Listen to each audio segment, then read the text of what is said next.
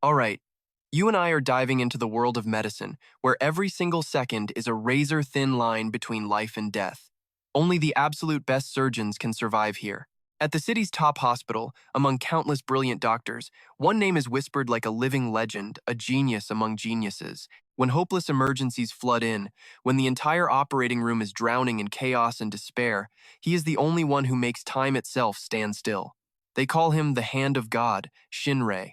We can still save him, he declares with absolute certainty. Operating on a patient just pronounced dead? To anyone else, that's completely insane. But that's just how it is, because Shinrei is the gold standard of medical technique. He's the man who can literally drag people back from death. Once he picks up a scalpel, no surgery is impossible. And the celebration party tonight is proof of that. But even though he was the biggest hero of the day, Ray looks anything but happy. Frumment. At some point, he completely lost any time for himself. Every single day was just the same endless loop inside that familiar operating room. With the power to save even the dead, he earned the title Hand of God.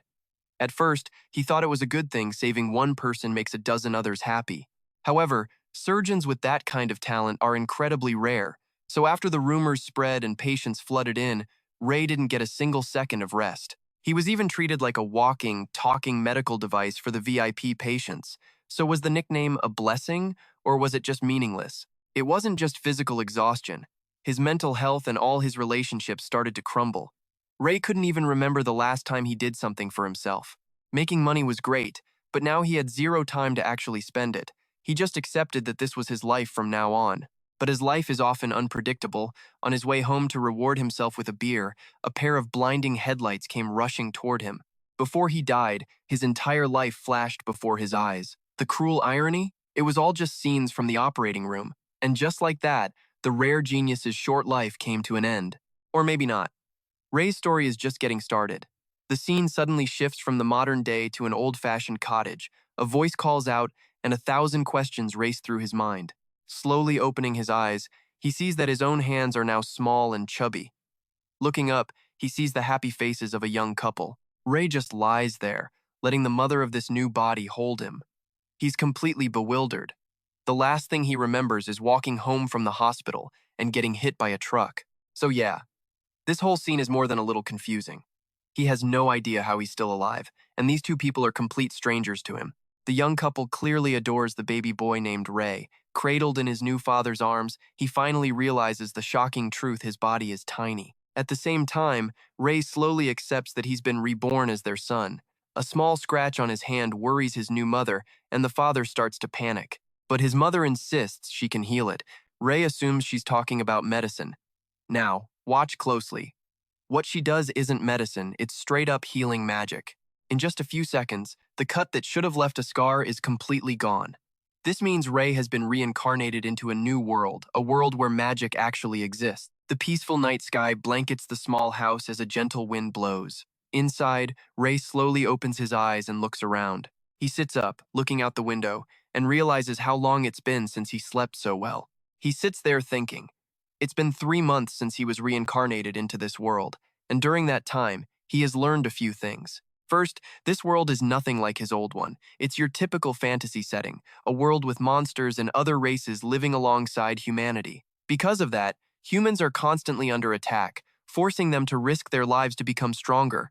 An interesting thing Ray realized is that they chose to develop magic rather than science, which he notices every time he needs something healed. It seems they rely on magic instead of medical techniques for even the simplest things. And the last thing he realized? This isn't a dream. This is his new reality. But for some reason, Ray was still able to retain the memories and knowledge from his previous life. He never thought he could be this free again. Looking back now, he never had a chance to live for himself because of his job. If it wasn't for the truck accident, he probably would have died from overwork anyway. So he just lies back and enjoys it. Since he's been reincarnated, he might as well savor these moments. When will he ever get to sleep this well again? The morning light shines on a potted plant in the room. This is the rare kind of peace he has now that he's been reborn as a carefree little boy. Ray closes his eyes to sleep again, but then realizes something. What's this? It feels like a thin thread passing through his body. What is this cold sensation? He feels completely refreshed. This must be the mana his parents mentioned, but it doesn't seem easy to control. If he tries to force it, it just scatters everywhere. Okay, And here's the part you and I need to watch carefully. He decides to visualize the flow of mana not as some vague energy, but like the human circulatory system. He tries to feel it filling his body. An endless stream of mana. No need to rush, just slow and steady. Slow and steady. Time passes. The autumn leaves fall, and soon the cold of winter arrives. The scene changes, and Ray is now holding a flame in his hand. He shouts in joy. Finally, it worked. He can't take his eyes off the fire, laughing to himself. Haha, to think he could actually do this. The technique to control mana and create a fireball was worth the 3 years he spent on it.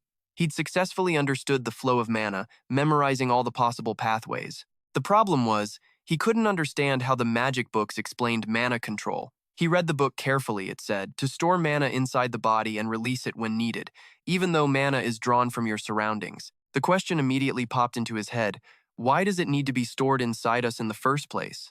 This seems to limit what you can do with it once it's stored. No matter how you look at it, it's just not efficient. So Ray came up with a hypothesis. What if you let mana move naturally without trying to store it? Wouldn't it be easier to just draw on the surrounding mana and use it directly? In that case, you wouldn't need to worry about the quality of the mana anymore. You could even avoid using magic circles. Even though this was a dangerous method not written in any book, it was worth a shot. He smiles again. I never thought it would give me results beyond my expectations. And you and I both know this is just the beginning. All right, let's drop in on our main character's parents, who are currently spying on him. His mom whispers, "Look, I can't tell you how proud I am seeing Ray pick up a book every single chance he gets." She covers her mouth and giggles. "I'm telling you, our boy is definitely going to be a mage," but Elle just shoots that down. "What are you talking about? With his physique, he needs to train as a swordsman." She waves her hand dismissively. "If that happens, my sweet Ray will be forced to become a meathead just like you." Elle just sighs. A handsome meathead, at least. Meanwhile, Ray can hear every single word of this, thinking to himself, if they're going to talk that loud, what's the point of even trying to hide? Sion then gets a little worried. "Even though I'm proud of our little Ray, don't you think he's a bit too focused on books? What do you mean?" She continues. "Shouldn't kids his age be outside playing with their friends? I'm just worried that all our Ray wants to do is read." Elle reassures her. "Come on, there's nothing to worry about. Most parents are worried their kids don't read enough, right? You even said you wanted to raise him to be a great mage, so what's the problem?" Sion just looks at her little boy, unable to say anything more. Back with Ray, he thinks, this still isn't enough. I need to create a perfect path for mana to flow through, as perfect as it can possibly be. The next morning, Sion bursts through the door, full of energy. "Is our adorable Ray in here?" Holding a book, Ray looks up and replies, "Yes, I'm here." And her worries resurface. He's reading again. "Even though I'm proud he's reading, I wish he'd meet kids his age and play. Maybe it's because I haven't made time to play with him." Seeing his mom go silent, Ray gets a little confused.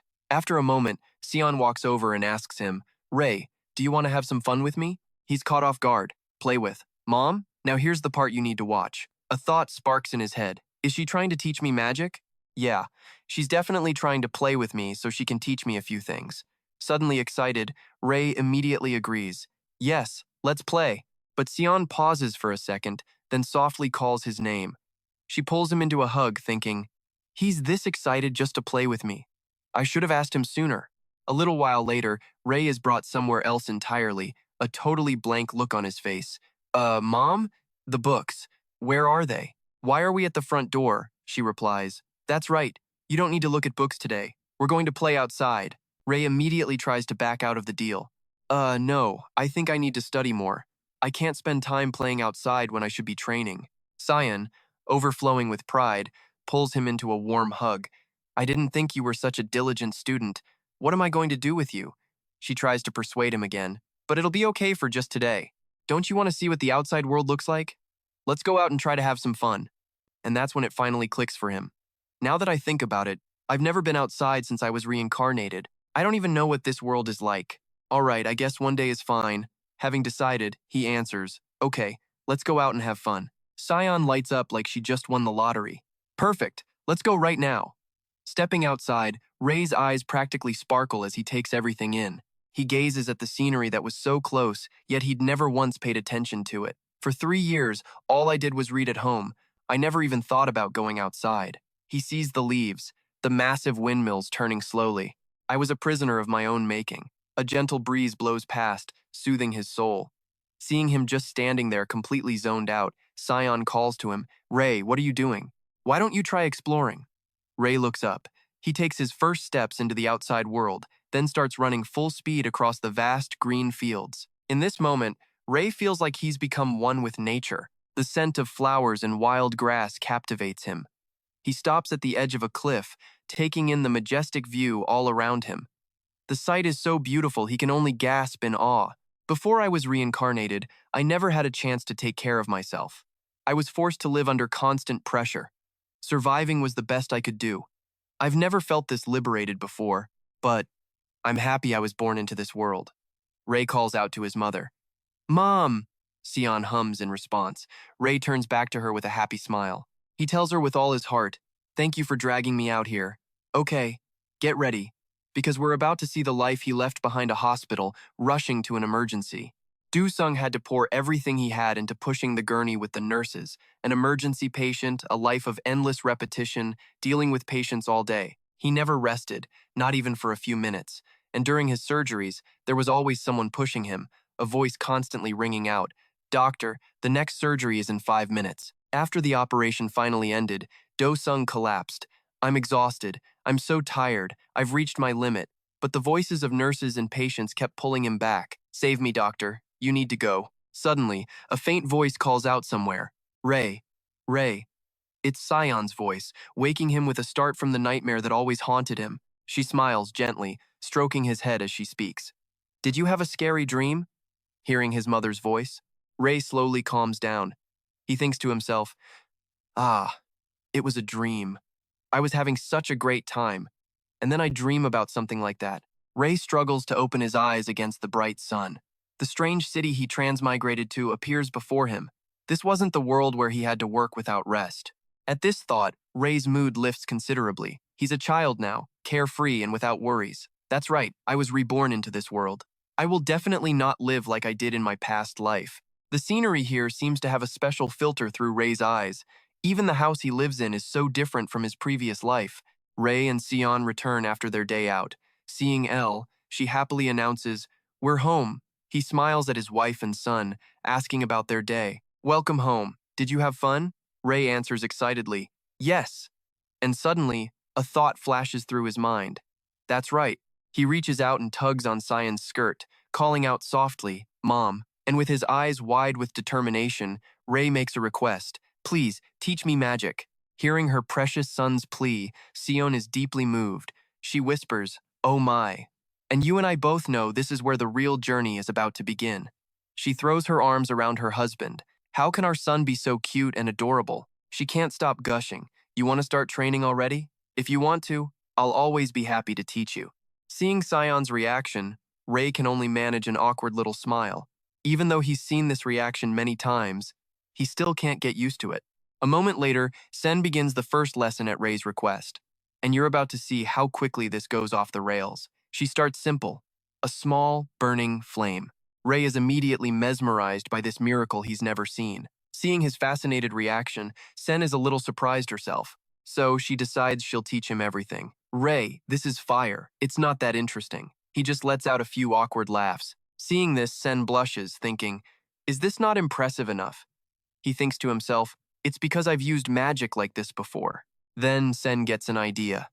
We should probably sit down first, right? Ray obediently replies, Yes, ma'am. Once they're settled on the bed, she starts again. The thing about magic is, a central light source gathers the surrounding energy, creating whatever the user wants. You then transform that into usable mana. The formula for success is an activation word plus an activation gesture. See? It's easy, right? After that, she uses the earlier flame as an example. Just follow the formula, focus your mana, point into the air, and shout fire and a flame appears. Hearing how basic the formula is, Ray's curiosity peaks. Mother, I have a question. Sen nods.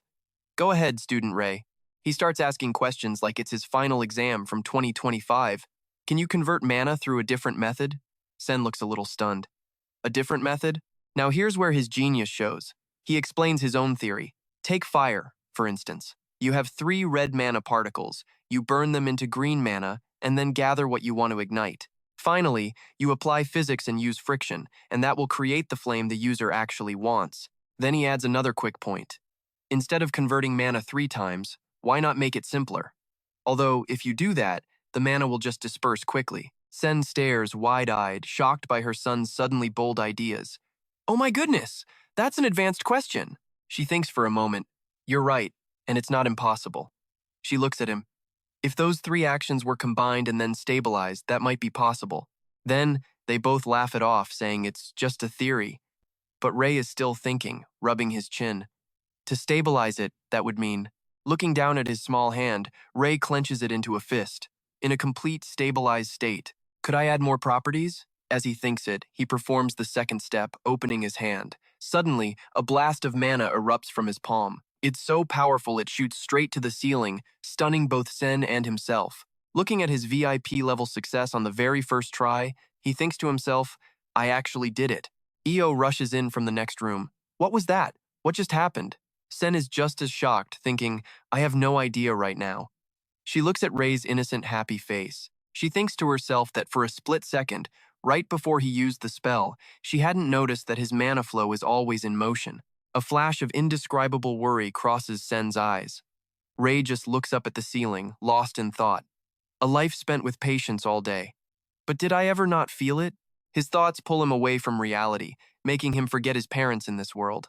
He starts muttering to himself, just as I predicted. It's easy to understand when you think of it like an atom, and if you start combining mana like a compound, you don't even need to add more.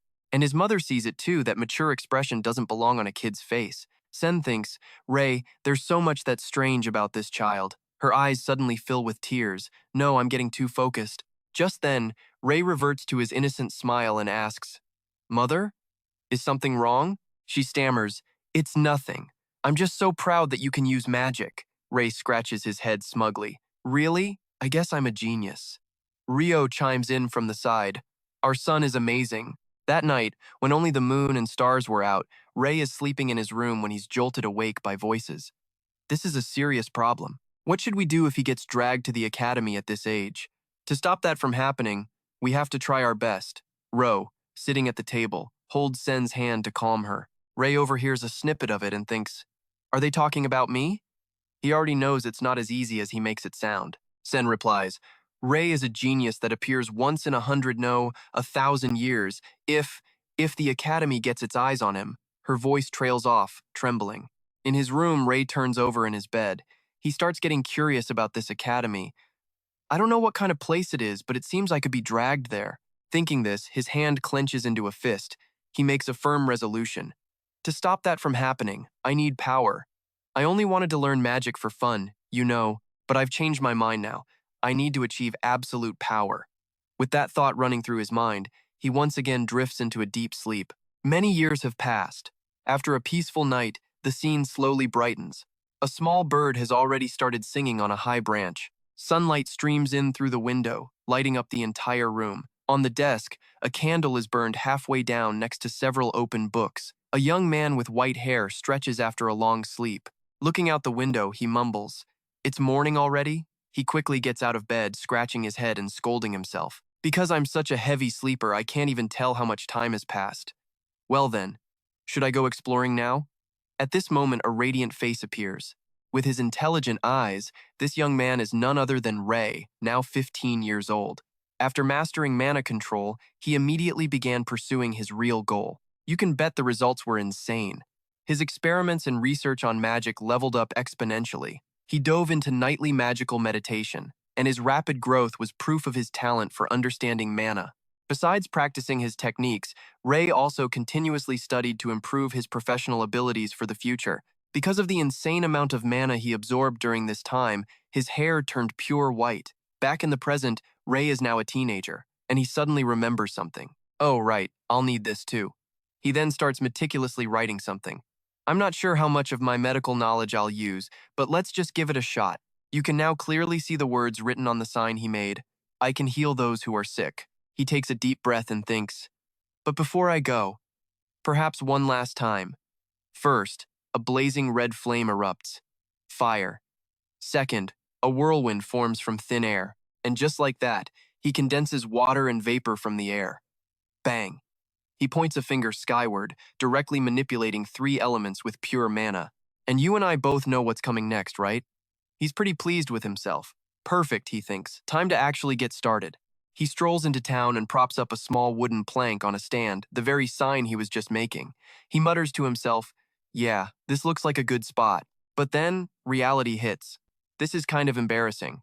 He blushes a little, clearing his throat. Then, taking a deep breath, he starts screaming like a total lunatic. I can heal anyone who's feeling unwell. Bring me anyone. The townsfolk just find it hilarious. This kid yelling his lungs out. What a kind young man, one says. They all start whispering to each other. I haven't had a laugh like that in a long time. Me neither. A kind man from the crowd gives him some friendly advice. Hey kid, go play saint somewhere else. You shouldn't be messing with sick people like that. Seeing their reactions, Ray is a little taken aback. Who do these people think he is? After a few seconds of shock, does he regain his composure? Nope. He totally expected this. Just wait a little, he thinks. And that little wait lasts from morning until dusk. Still not a single customer. And there it is. Failure on day 1. I can't believe no one came. He gets up, defeated. Guess I can't be helped. I should just go home for today. But just as he's drowning in disappointment, someone appears before him. A voice asks, "Can you really heal sick people?" He was about to cry, so the question catches him completely off guard. It's a young girl, probably his age, dressed like she's from a high-class family. She asks again, no matter what kind of illness, right? Seeing Von Elysia, he thinks to himself, is this going to be my first patient? But before he can even answer, she presses him for a 3rd time. Can you really cure them? Ray shuffles back a bit. Well, I'd have to examine them first. The girl bites her lip, her eyes sizing him up, staring straight into his. Von Elysia doesn't hide her distrust at all. I knew it. Now, pay attention here, because this is where everything changes. It's ridiculous to think a fool like you could cure anyone. That one hits him like an arrow to the chest. Ray is officially pissed. Oh, really? Hey, shorty. Von Elysia turns to leave but gets yanked right back. Annoyed, she glares at him. What? Shorty?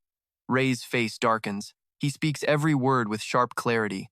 I might look like some useless 15-year-old kid on the street, but there isn't a single patient in this world I can't cure.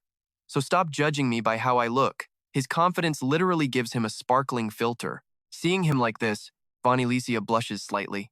He's just an ignorant little brat. Little does she know, inside this 15-year-old's body is a veteran doctor who spent more time in a hospital than at home. Looking at his face now, Von Elysia thinks, but what is this strangely trustworthy feeling? With that, she reconsiders. Right, you're right. I apologize. Von Elysia holds her blue dress, gives a slight curtsy, and bows her head to introduce herself. Allow me to formally introduce myself. I am the only daughter of Viscount Gath Von Elysia. After her introduction, she narrows her eyes and adds, not Shorty. Ray just gives an awkward laugh. My name is Ray, he thinks to himself. She's a noble? No wonder her clothes look so expensive. The two have a short conversation as the sun begins to set. Why are you suddenly using such formal language? Just talk like you were before. All right, Von Elysia says softly. Anyway, the patient I mentioned before is my father. Ray's eyes widen as he recalls the name Viscount Gath. She sadly recounts her father's condition. First, the skin on his chest turned red and developed into a lump. Then it swelled up into a ball. Hearing these symptoms, a thought flashes through his mind. Could it be a malignant tumor? He frowns, looking like a real doctor. Then we should go take a look. If this is an emergency, but suddenly, his expression darkens. However, if it's already a tumor the size of a ball, it might already be too late. With that thought, he breaks into a run, chasing after Von Elysia towards her home. A moment later, she stops. She's led him to a massive walled mansion. Von Elysia looks at him. We're here. Let's go inside. Ray calms himself down. Of course it's big. This is a noble's house after all. But before she can even reach the door, an elderly man runs out, calling to her. Young lady, you've returned. Butler, Von Elysia replies. She runs up and grabs the old butler's arm, her voice trembling. How is my father? The man stammers in response. Young lady, about the Viscount. Okay, I know what you're thinking, and it gets even worse. His condition suddenly took a turn for the worse, and he has passed away. She can't believe what she's just heard. You're lying. Immediately, Von Elysia breaks into a sprint towards her father's room. The butler calls after her helplessly. Young lady! Von Elysia runs as fast as she can, her mind racing. No, no. She throws the door to the room wide open, crying out, tears streaming down her face. Father! The Viscount is lying motionless on the bed, while the Viscountess weeps uncontrollably. She whispers, Elysia. Von Elysia collapses, sobbing her heart out. No! Father, please! Just then, Ray appears and observes the situation. May I take a look? A black aura floats in the air, and a dark tumor sits on the Viscount's chest. Ray focuses on the tumor's faint pulse. He thinks, it's weak, but I can still feel it. And then, a glowing orb of mana appears in his palm. He declares, he's still alive. The Viscountess and the captain of the guard stare at him, stunned. Von Elysia gently grabs his sleeve and whispers, Ray, my father. She looks at him with tear-filled eyes. Please, save him. Ray gives a slight smile. He looks at her with a completely reliable expression and replies with 2 words. Don't worry. Ray's presence has made everyone in the mansion deeply curious. A man steps forward and asks, Who is that kid? The Viscountess next to him replies, I'm not sure. I think he came with Elysia. Hearing this, the man gets agitated. How could a nameless commoner be allowed inside a Viscount's mansion? And that's where we leave it, because you and I both know this is where the real show begins. After hearing Ray could save him, the guard's eyes go wide. Wait, did he just say he can save the Viscount? The maid chimes in, calling him a common fraud, probably here to steal the family silver. But the lady? She's too worried about her husband to even care. She's barely holding back tears, clinging to one last sliver of hope that maybe, just maybe, this kid can actually pull off a miracle. Seeing his insanely confident face, she decides to bet everything on him. Now, you and I are about to see if that faith pays off. Ray glances at the tumor on the Viscount's chest, thinking to himself, It's incredible this thing grew so massive and rotted completely black. Then, a razor-sharp blade forms from his fingertip as he focuses his mana into a perfect scalpel. The guard and the butler see this, and their faces go ghost white. The captain immediately screams, What in the hell do you think you're doing? The shout is so loud it practically rings in Ray's ears. Ray turns to him. What does it look like? I'm trying to save him. The captain just roars back. Don't be ridiculous. You can't heal him like that. Tired of the patient's family doubting the doctor, he gives them an ultimatum. If you don't trust me, I can stop right now. That threat shuts the guard up instantly. Damn. Seeing his captain overreact, the lady finally calls out to him. She looks at him, her face etched with sorrow. For now, just trust the boy. The captain has no choice but to stand down. Yes, my lady. Ray gives the guard a dismissive wave. Right. Now shut up and get out of the way. You're disturbing me. The captain can only seethe. This arrogant little brat. Back to the task at hand, he takes a breath, but when he prods the mass, pus oozes out instead of blood. He reconsiders his diagnosis. This isn't a tumor anymore. This is a patch of flesh that's gone necrotic from poison. His eyes flash with concern. A surge of blue mana suddenly surrounds Ray. He rolls up his sleeves. All right then, let's begin. He channels his mana into a razor-sharp surgical blade. First step is to cut away all the dead tissue. And watch closely, his technique leaves everyone speechless. With the mass removed, he moves to the next phase. Open chest surgery. He makes a clean incision across the sternum, but something stops him cold. Behind the man's rib cage, both of his lungs are a deep, dark red.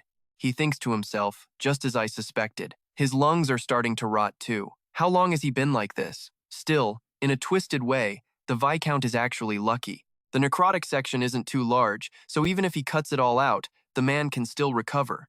A new stream of mana appears, illuminating the Viscount's chest cavity. With the root cause handled, he begins to generate medical sutures from pure mana. Time to stitch up the incision. Using the mana thread, he's completely focused on closing the wound. The onlookers are frozen solid, barely daring to even breathe. The butler stares at Ray's back, whispering to himself, The boy that the young miss brought here. He trails off. I am truly speechless. Looking at his intense concentration, the old man can only think one thing. It's not just his aura, it's the absolute mastery in his hands. His hands, cloaked in mana, move without pause. A single glowing thread extends from each of his 5 fingertips. After a few basic passes, he plans the final step, absorbing the stitches. Watching him work, the butler thinks he's like a master puppeteer. No, not a master. More like a god of puppetry. But Ray couldn't care less what they think. He's just focused on the job. The butler murmurs, Maybe that boy really can perform a miracle. The maid beside him glances over, her own eyes wide. The maid looks back at Ray. She thought he was a total con artist, and I can't blame her. But now? Oh yeah, she's definitely changing her mind. I agree. A moment later, Ray finally stops, wiping a bead of sweat. All right, almost finished. The tumor is gone, replaced by perfect stitches. All that's left is restarting the heart. He then begins chest compressions to get the heart going. Time to use mana for some emergency resuscitation. His mana crackles, becoming the equivalent of a defibrillator's shock. Ray thinks, I just need to help his heart get started. One press. The current shoots into the man's chest, a single, strong beat. Then another, stabilizing. Hearing that first thump, Ray breaks into a huge grin.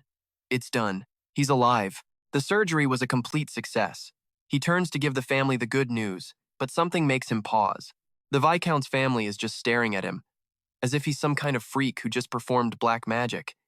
Ray looks back, confused. What's with that look? Then he glances at the Viscount. Blood is trickling from his mouth. Ray realizes what's happening. Ah, blood is suddenly circulating again. He's hemorrhaging. To an outsider who doesn't get it, this looks bad. The guard captain snarls. You monster. He points a shaking finger. I knew it. You're nothing but a quack. Seeing the captain lose his mind, Ray just holds up his hands with a casual smile. Oh, you again? Sorry about that. Just let me explain for a second. But the captain cuts him off. Still trying to make excuses for what you've done? Ray points to the Viscount. But he's alive now, isn't he? The guard completely ignores the results and just screams, Are you still going to lie to our faces? The captain is getting more and more hysterical. What part of him looks alive? All I see is a body covered in blood. Ray is helpless. It's fine. He's really alive. But nobody's listening. Silence! I can't believe you actually dared to cut open a nobleman's body. Are you even human? Ray lets out a long sigh. Look, just wait a minute. But as things get chaotic, a soft voice speaks up. Ray, you told me you could definitely save him. Von Elysia finally snaps. I believed in you. Ray instinctively takes a step back, trying to explain again. Just wait a second. He's really not dead. Staring at her father's motionless body, she whispers. But look what happened. Tears stream down her face. My father is dead, and it's my fault. Yeah, you and I both know this looks bad. Seeing her completely break down, he tries to reassure her one last time. Von Elysia, he's fine. Just wait and see. Ray is having a full-blown existential crisis right now. After all that work, is everyone here just completely clueless about what surgery even is? But before he can even process that, a sharp sword is pointed straight at his chest. Trust me, you're about to see the most ungrateful patients in Manhwa history. The captain orders his men to surround him, ready to pin the whole crime on Ray. Wasn't desecrating the Viscount's body enough for you? Hearing that, our guy can only bite back his bitterness. Taking a deep breath, Ray speaks, his voice dripping with disappointment. I pour all my effort into saving his life, and instead of a thank you, I get a sword to the face. He stares the captain down. What did you just call me? A con artist and a murderer? His eyes narrow, glowing with anger. You people have picked the wrong guy to mess with. The guard's blind arrogance is starting to seriously tick him off. Still, he stands his ground, one man against a whole squad. He knows that by this world's medieval standards, their reaction is, depressingly, pretty normal. His face darkens as he repeats, word for word, I'll say it again. The surgery was a success. Now, if you'll excuse me, I'm leaving. And he starts walking straight for the door, but not before shooting a glare at the guards who threatened him. And I warn you, do not get in my way. The captain, personally offended, completely loses his cool. You arrogant brat. And now, watch closely. This is the moment they all regret being born. With a single word, bind, he unleashes his magic, and chains of pure mana erupt to ensnare the captain completely. The captain recognizes the spell instantly, his eyes wide with shock. A binding spell? But how can someone like him use this kind of magic? The other soldiers just stand there, totally bewildered. Commander? The captain roars at them. What are you doing? Get him now! He adds. He can't use multiple spells at once. Go! His men snap to attention. But then, Ray's other hand opens, and that same word echoes again. Bind. In an instant, the entire squad of armored soldiers is wrapped tight in their own set of mana chains. The captain can only stammer in disbelief. Dual casting. The sheer amount of mana pouring off Ray is insane. Dual casting at his age? The captain thinks. Absolutely floored. Just what in the hell is this kid? A moment later, the mana recedes back into Ray. The chains dissolve, freeing the soldiers. He leaves them with one final message. Last warning, stay out of my way. Finally free from that disaster of a house call, he sees it's already gotten dark. The gap in medical knowledge here is just vast. But this is just ridiculous, he mutters to himself as he walks. Reaching his front door, he's still fuming. That guard treated him like some worthless, know-nothing scammer. Still, he was my first real patient in this world. Unlocking the door, a small sense of accomplishment hits him. Then he steps inside, sighing, "My medical skills are just wasted here." Suddenly, while he's lost in thought, a voice cuts through the quiet. "Ray, you're home awfully late." He freezes. Someone else is here. "Oh no," he thinks. "I was so preoccupied I completely forgot. It's his mother, and she is not happy. And what time did I tell you to be home by?" He stammers. 7. She cuts him off. "And what time is it now? Do you have any idea how dangerous it is out there? You're grounded for 2 days." And just like that. No matter the world, the grounded debuff from a mom is absolute. You and I both know there's no counterspell for that. He has only a single, crushing thought. Even in another world, I'm still treated like a child. And so, the night deepens. The last lights in the house are snuffed out. But while Ray sleeps, chaos erupts back at the Viscount's estate. A groggy voice echoes, "What in the world happened to me? And who was that boy?" Von Alicia whispers. Yep, the Viscount is awake, and he looks incredibly confused and uncomfortable. Von Alicia and the Viscount's wife whip around in shock. The guard captain's jaw hits the floor. The Viscount, he's alive? But how is that possible? The captain is still frozen in the pose Ray left him in, his face turning pale. He's actually alive? The Viscountess can only let out a heavy sigh. Her own daughter, Von Alicia's desperate words flash through her mind, her crying, "How am I supposed to believe you?" Then, the image of the captain pointing his sword at Ray's throat, calling him low-born trash. The Viscountess feels so ashamed she wants the ground to swallow her whole. "I failed to even recognize our own savior," she says, her voice trembling. "We've made a grave mistake." She immediately orders a search for Ray. "You will take full responsibility for this. Find him. Our family's honor is on the line here." The captain stammers, completely baffled. "Me?" Suddenly, he realizes he can move again. "The spell!" he shouts. The magic is gone. He loses his balance and collapses. The Viscountess turns away in disgust. "Find that boy and apologize for your insolence." The captain just mumbles, "Yes, I understand." The family butler, however, looks thoughtful, truly fascinating. How could a boy so young perform such a miracle? Suddenly, a maid chimes in. "Perhaps he is a saint." Her words hang in the air, and everyone stares, repeating in awe. "A saint?" The room erupts in discussion. "But I've never heard of a saint who could use combat magic. Neither have I." Meanwhile, the Viscount is now sleeping peacefully. Someone points out, "Look how peaceful he is. It's certain he's only sleeping now." Everyone in the room nods in agreement. The guard captain then declares with newfound certainty, "If he's not a saint capable of reviving the dead, then what else could he be?" And that's the big question you and I are left with, isn't it? According to the ancient records, they are individuals chosen by the gods themselves, blessed with immense divine power. They can supposedly hear the gods' voices, acting as their mortal agents, or are even reincarnations of the gods. The Viscountess is skeptical. But really, that young boy? I've never heard any rumors of a saint residing in our kingdom. Perhaps he is one who has yet to be discovered? Von Alicia suggests, echoing her mother's thoughts. And he was right. This was the sickness even the archbishops couldn't cure. Another guard chimes in, certain the one who healed the Viscount had to be a living saint. The steward looks at the captain, his voice shaking.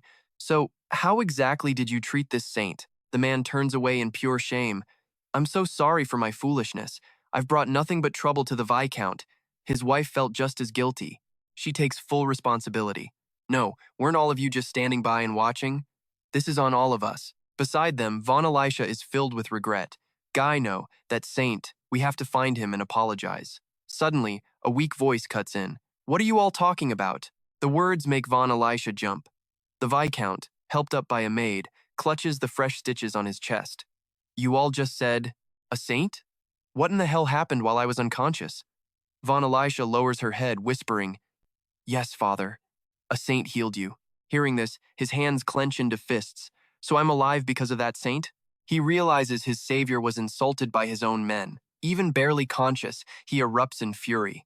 And you dared to be proud of your disgusting rudeness? Suddenly, a sharp pain lances through his body. What the? Seeing this, a guard screams. Lord Viscount! The Viscount just snarls back. Stop yelling! Staring at his trembling hand, the Viscount gives his order. Use every single person in this mansion. Use any means necessary to find him. Now! The command echoes through the hall. Meanwhile, let's check in on our so-called saint, who feels his ear itch while reading. Is someone talking about me?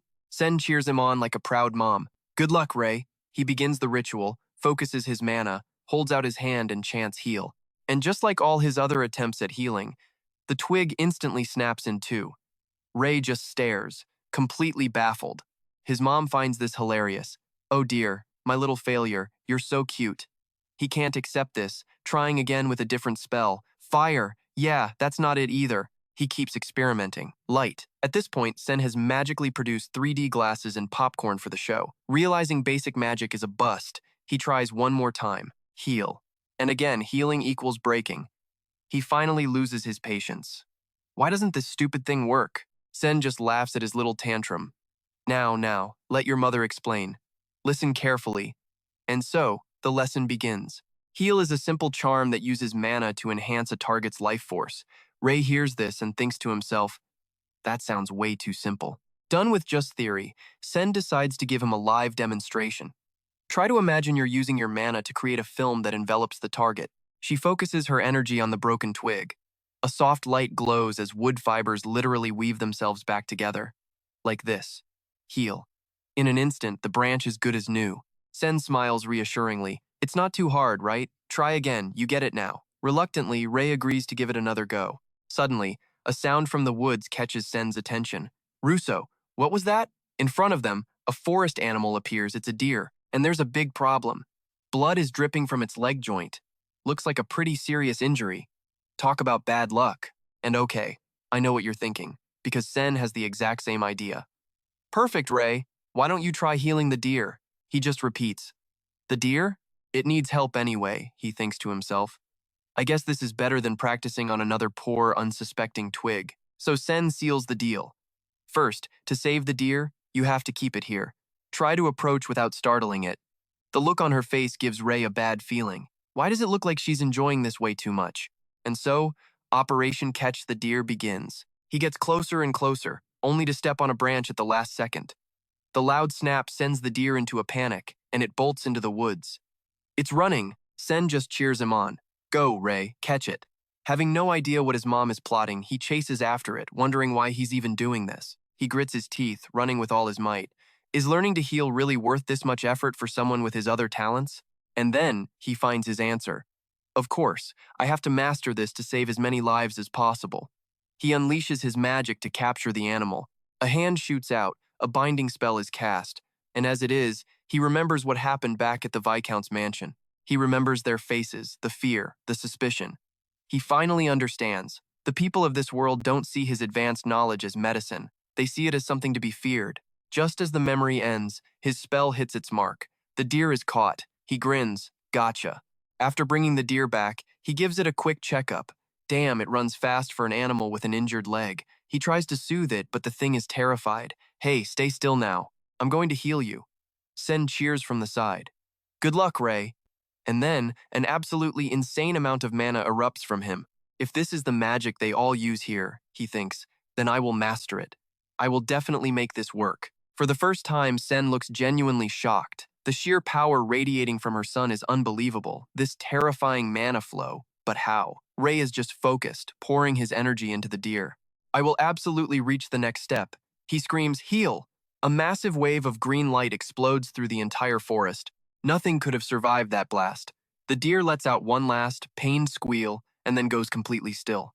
Ray and Sen just stare at his very lucky patient. It takes them a solid 3 seconds to process what just happened. The deer has been healed straight to the afterlife. Oh my god, it died instantly. What happened? It was supposed to be treated, and that, my friends, is what we call a catastrophic failure. He racks his brain. Use mana to create a film and enhance vitality. Isn't that what Mom said? Looking at his mom's still smiling face, he just can't figure it out. Why can every other mage do this simple spell, but for him, it's a weapon of mass destruction? So our main character, Guy, is thinking about his unique mana. And stick with me here, he comes up with a truly twisted theory. What if he used heal on a really old dude? The old man would plead, "Young doctor, can you please help me?" And Guy would just go through the motions. Of course, one moment, heal. And the old man would smile, thanking him. Heavens, how can I repay you? Right before exploding into a fine red mist, then his family gets to buy him a nice tombstone. Just thinking about it sends a chill down his spine. He has to stay away from healing magic from now on. He can't risk anyone getting vaporized. After that whole mana-assisted deer birth incident, Guy finally brought some peace back to the forest. Later that night, back at Guy's house, his mom Sen made a seriously good-looking steak. His dad, El, is stunned, asking, "Is there a special occasion? What's with the steak?" Sen just gives him a mysterious little smile. She turns, pinches her son's cheek and brags, "What's this? Our genius son can't use healing magic? That's what I heard. So cute." This makes El almost choke on his food from laughing. The two of them just burst out laughing, mercilessly teasing their son. Damn it. And in that moment, Guy's resolve hardened. He would never, ever learn healing magic. The scene then shifts to a bright morning in the Holy Empire. We see an exquisitely carved statue of a goddess. A man kneels before it, whispering over and over, "My goddess, my love." His pupils shrink.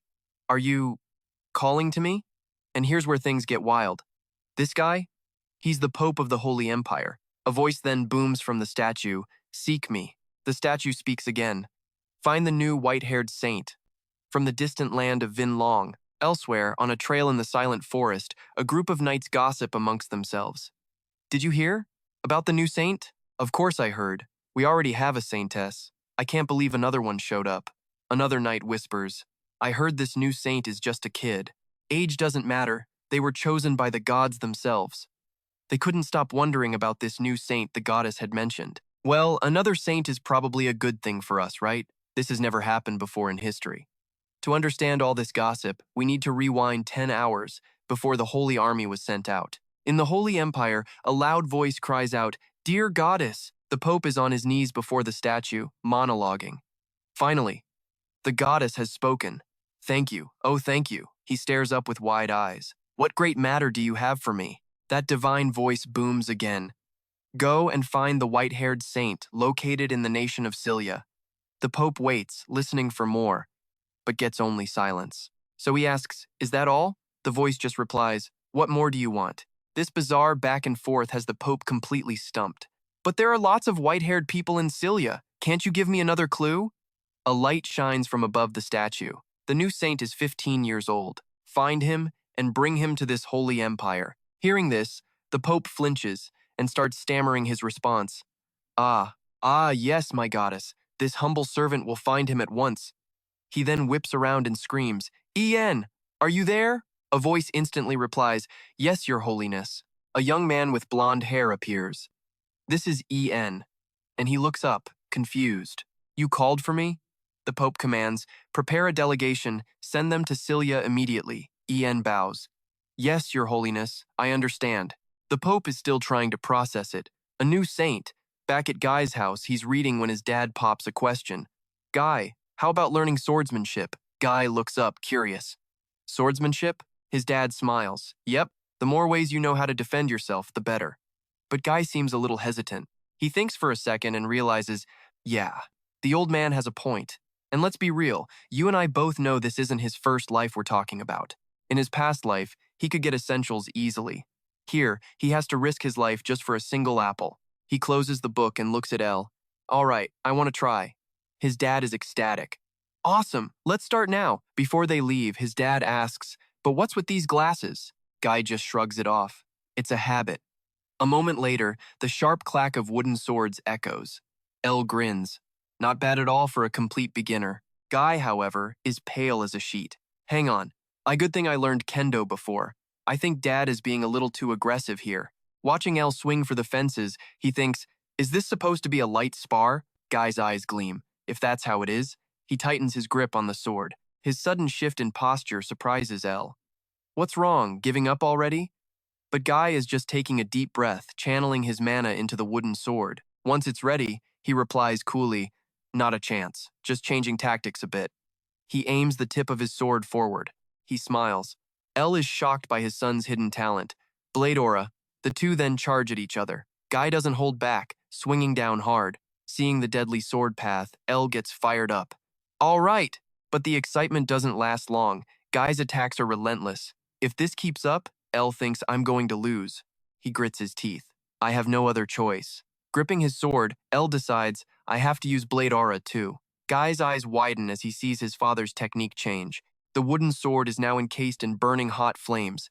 El spins the blade and unleashes his attack, a direct hit. Guy gets knocked flat on his butt, hurting. Seeing this, El immediately feels bad for his son. Suddenly, a voice shouts, Guy, and the scene shifts to a bustling town market. Nearby residents are whispering to each other. Aren't those people from the Intelligence Guild? I've been seeing them a lot lately. I think the guild is looking for a person or an item.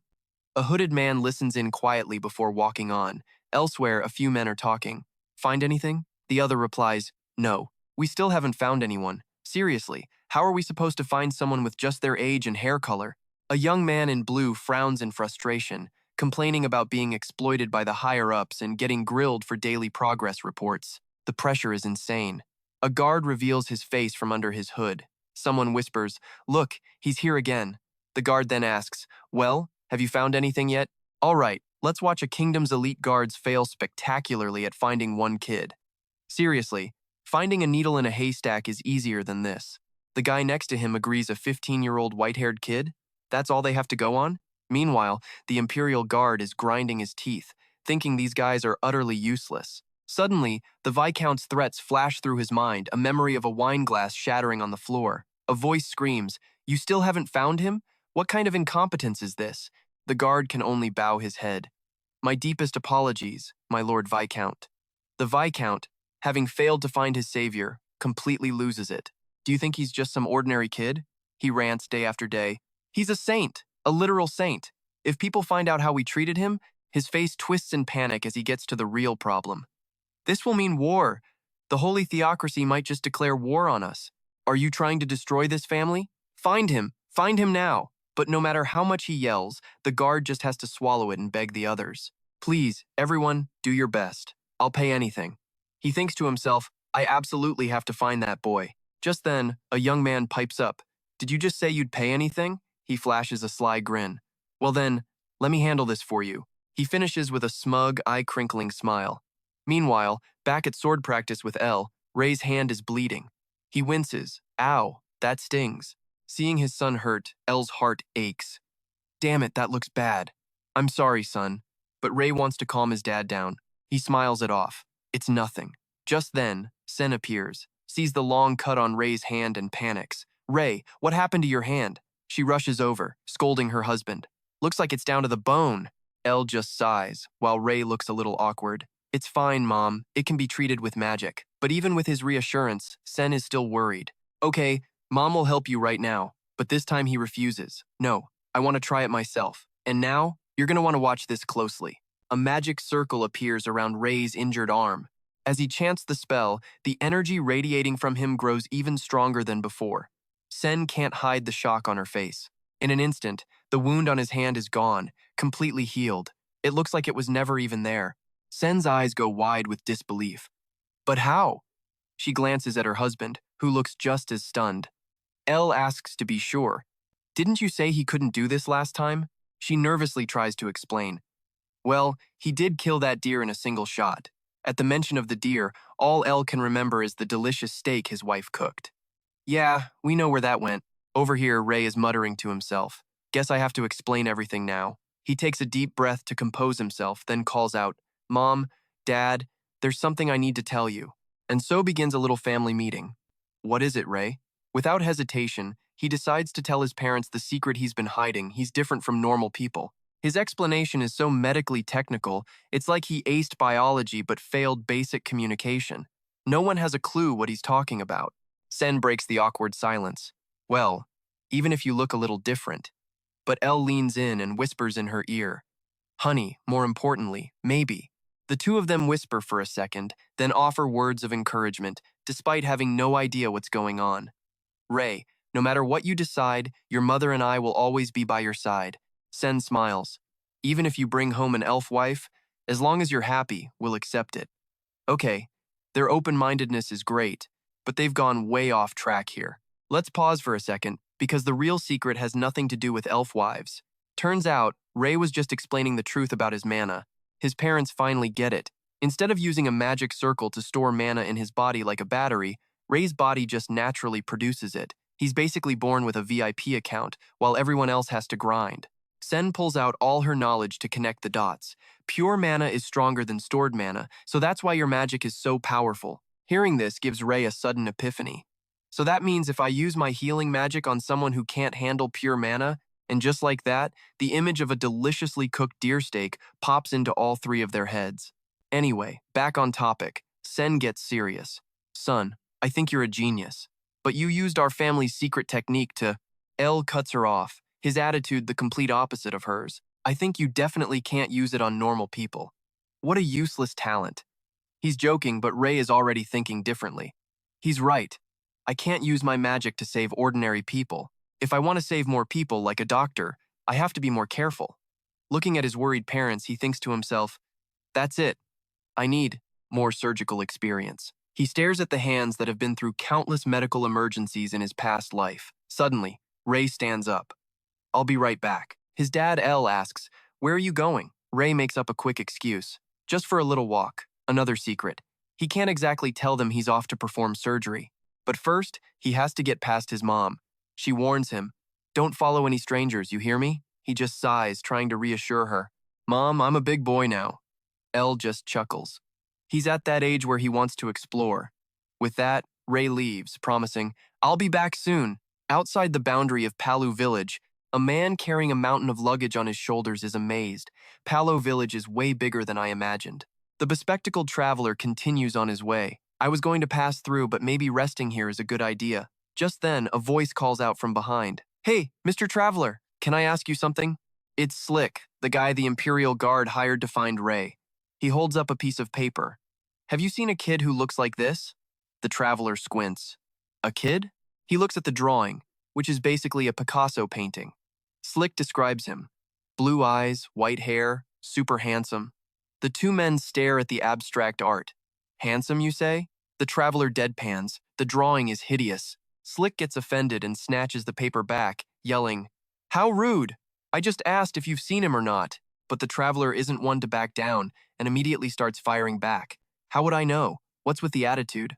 As Slick and the traveler argue, neither of them realize the person they're looking for is standing just a few meters away. This looks more complicated, Ray thinks. Wait, listen. The Viscount. Ray thinks, is it because there are more people? And trust me, this is the moment he pieces it all together. He remembers what Slick just said. Viscount. The guy was even flexing. He's paying a ton of money to find this person. The traveler replies, No, that's why I'm asking. Just who is this kid? All right, stick with me here, because this is where our main character gets dragged into a mess he never asked for. This agent, Maju, hears a dumb question and is about to snap, when suddenly, he spots someone. Meanwhile, Ray is just minding his own business, wondering who the Viscount is looking for. Hopefully not him.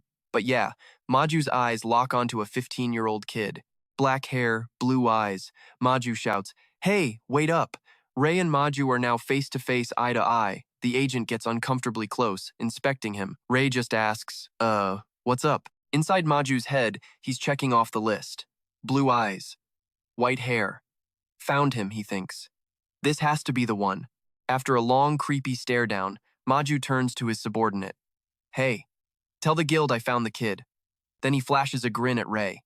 Yo, kid, I'm not a weirdo. I work for the Information Guild. Before he can even finish, Ray just cuts him off. He already knows the Viscount is looking for him, so he agrees. I get it. I'll go with you. Maju is a little stunned that this kid shows zero hesitation. He can't help but ask, Didn't your mom ever teach you not to follow strangers? Ray gives him a weird look and shoots back. Would a stranger ask me something like that? Fine. I won't go then. Seeing Maju's baffled face, Ray explains, You said the Viscount is looking for me, right? I have to check on the patients, so I'll go. The agent just says, I'll call a carriage, wait here. And so, they head off. In the carriage, Ray gets curious. Hey, can I ask you a few things? Maju, sitting across from him, asks, What did you mean by patients? You mean the sick people at the Viscount's place? Ray struggles to explain it simply, stammering, Yeah, that's right. Suddenly, Ray's whole vibe darkens.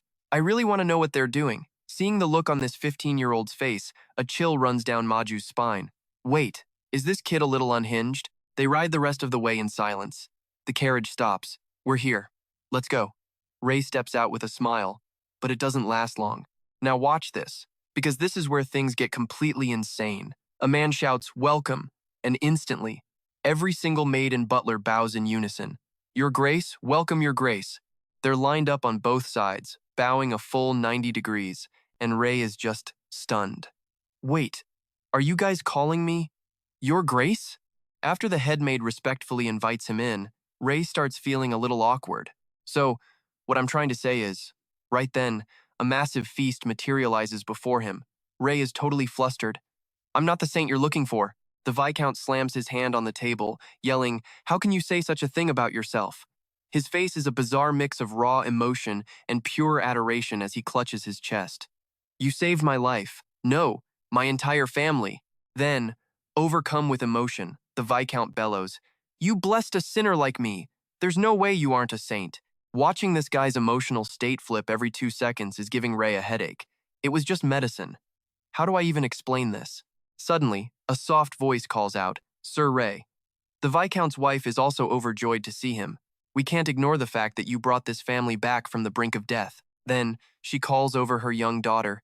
"That's right, Alicia, come and greet him."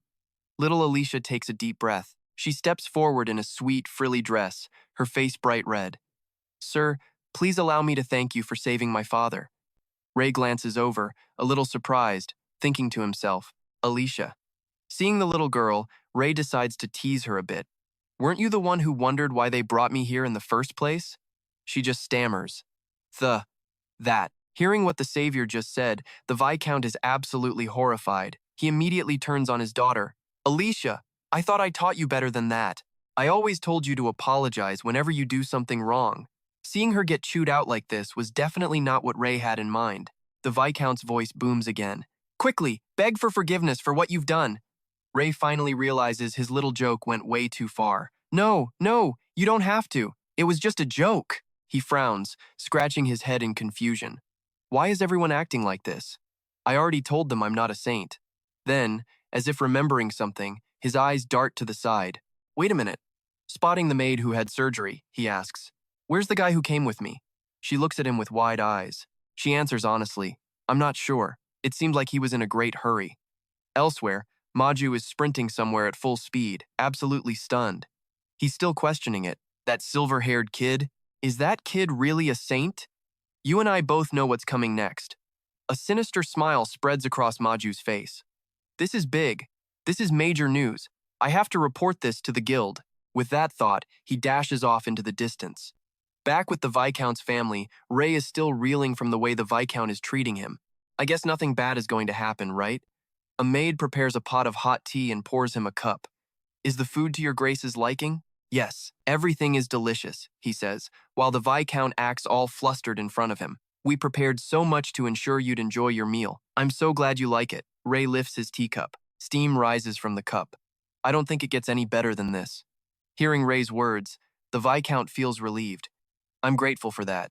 There's no need to worry, because you'll be enjoying meals like this every single day in the Holy Nation."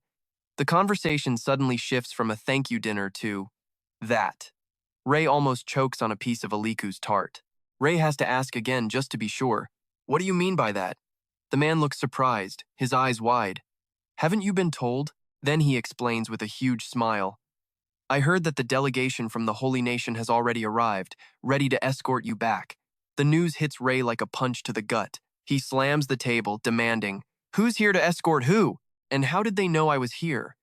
The Viscount seems a bit cautious now. We've heard many rumors that the Pope himself received a message. The confusion is written all over Ray's face as he grows pale. What kind of message would make him need me?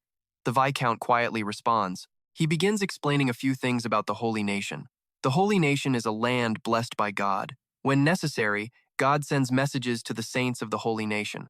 Ray asks, curious, so God can communicate directly with people? The Viscount isn't entirely sure. Communicate isn't quite right. It's more like he leaves signs or sends prophetic dreams. I've heard that those suspected of being a saint have a halo that follows them. If you're considered a saint, you're quite different from everyone else. A new saint, huh? How ridiculous. Ray thinks to himself, now there's a halo involved? He's still in shock, so what's going to happen to me? The Viscount, oblivious to Ray's panic, just beams. You're going to the Holy Nation. Congratulations, Sir Ray. Ray freezes, the word congratulations hitting him like a ton of bricks. That night, at Ray's house. How's Ray? A woman asks her husband. He must be exhausted, he hasn't come out of his room. He replies, worried. It's best to just let him rest. And trust me, you and I both know this is just the calm before a massive storm. All right, let's start with our hero Ray, who is currently sprawled on his bed, his soul just about ready to leave his body. That night, everything is dead silent, except for Ray's inner monologue screaming. All he wanted was a chill, second life in this fantasy world. The next day, at the Sulia Palace, whispers travel down the luxurious halls. Hey, have you heard who's staying in the special annex? No, who? One of the maids leans in to spill the tea. I heard it's the saint of the Gale, Holy Nation. The other gasps, a saint? Here in our kingdom? As they walk, they keep gossiping. I wonder what she's like. They say she was blessed at a very young age. I've heard that too. This legendary saint is described as having hair that flows down to her waist and eyes that sparkle like rubies. The other maid adds, rumor is, she's so beautiful it's like a spotlight follows her everywhere. Really? I'm so curious. If we're lucky, maybe we'll get to see her. That would be amazing. And just like that, this became the hot topic for every servant in the palace. As the two maids leave, inside a lavish room, a curtain is gently pulled back and a soft voice calls out, My lady, may I come in? The long-haired girl replies, Yes, come in. The door cracks open, showing a shoe bearing a cross emblem. Thank you. It is almost time for the banquet. The girl's voice has a sharp edge. They really are keeping me under wraps. The young man bows his head, clasping his hands. If you would please prepare. The girl cuts him off. I get it. I'll be there in a moment. Suddenly, she stops as if remembering something important. Ah, right. This is her, the woman with an air of elegance and a distant gaze. The saint the maids were gossiping about, Iriel of the Gale Holy Nation. She looks at the young man. What about the news I asked for? He replies, Ah, yes, I have good news. He then places a white cloth on her shoulder and whispers something in her ear. The corners of Iriel's mouth lift slightly, her face lighting up. She thinks to herself, He's finally appeared. Now, pay attention. The person Iriel's been waiting for, the one she thinks will understand her, is our boy Ray. And he's not having a good morning. He just sits at the table all day, clutching his head. I've tried, but I can't think of anything. If the Holy Empire catches me, it's all over. Just thinking about wearing white silk robes with a halo light stick taped to his head is enough to drive Ray insane. This second life, meant to be peaceful, is already harder than his first. He'd have to spend the rest of his days bowing and praying to some god he's never even seen. He can't help but scream in panic. No, I won't do it. His mom, Zen, hears him and asks, Ray, what's wrong, sweetie? He looks at her, wondering, should I tell them to run away with me? But commoners can't fight royalty. It's no use. Even if we tried, there's nowhere safe for us to run. He clenches his fist and slams it on the table. No matter how hard I run, the Holy Empire will just hunt me to the ends of the earth. Seeing Ray acting so strangely, Zen rushes over. You've been acting weird since last night. What happened? Ray just stares, torn between telling her the truth and staying silent about the royal decree to drag him away. Suddenly, he bolts out the door, throwing a quick, I'll be right back, over his shoulder. Ray. Watching his retreating figure, Zen and Elle look at each other. Something's definitely wrong with him. We cut to a peaceful field, where a voice rings out. So this information is correct, right? Two men are talking on a castle wall. That kid is the one the Holy Empire is tearing apart the world to find. Maiju glances at the paper in the other's hand, repeating the word, saint. The paper shows let's call it an abstract art portrait of Ray. The man is skeptical. Maiju gives him a dead serious look. You know you can trust that I gave you this information first, right? The other man, Maceo, cracks a grin.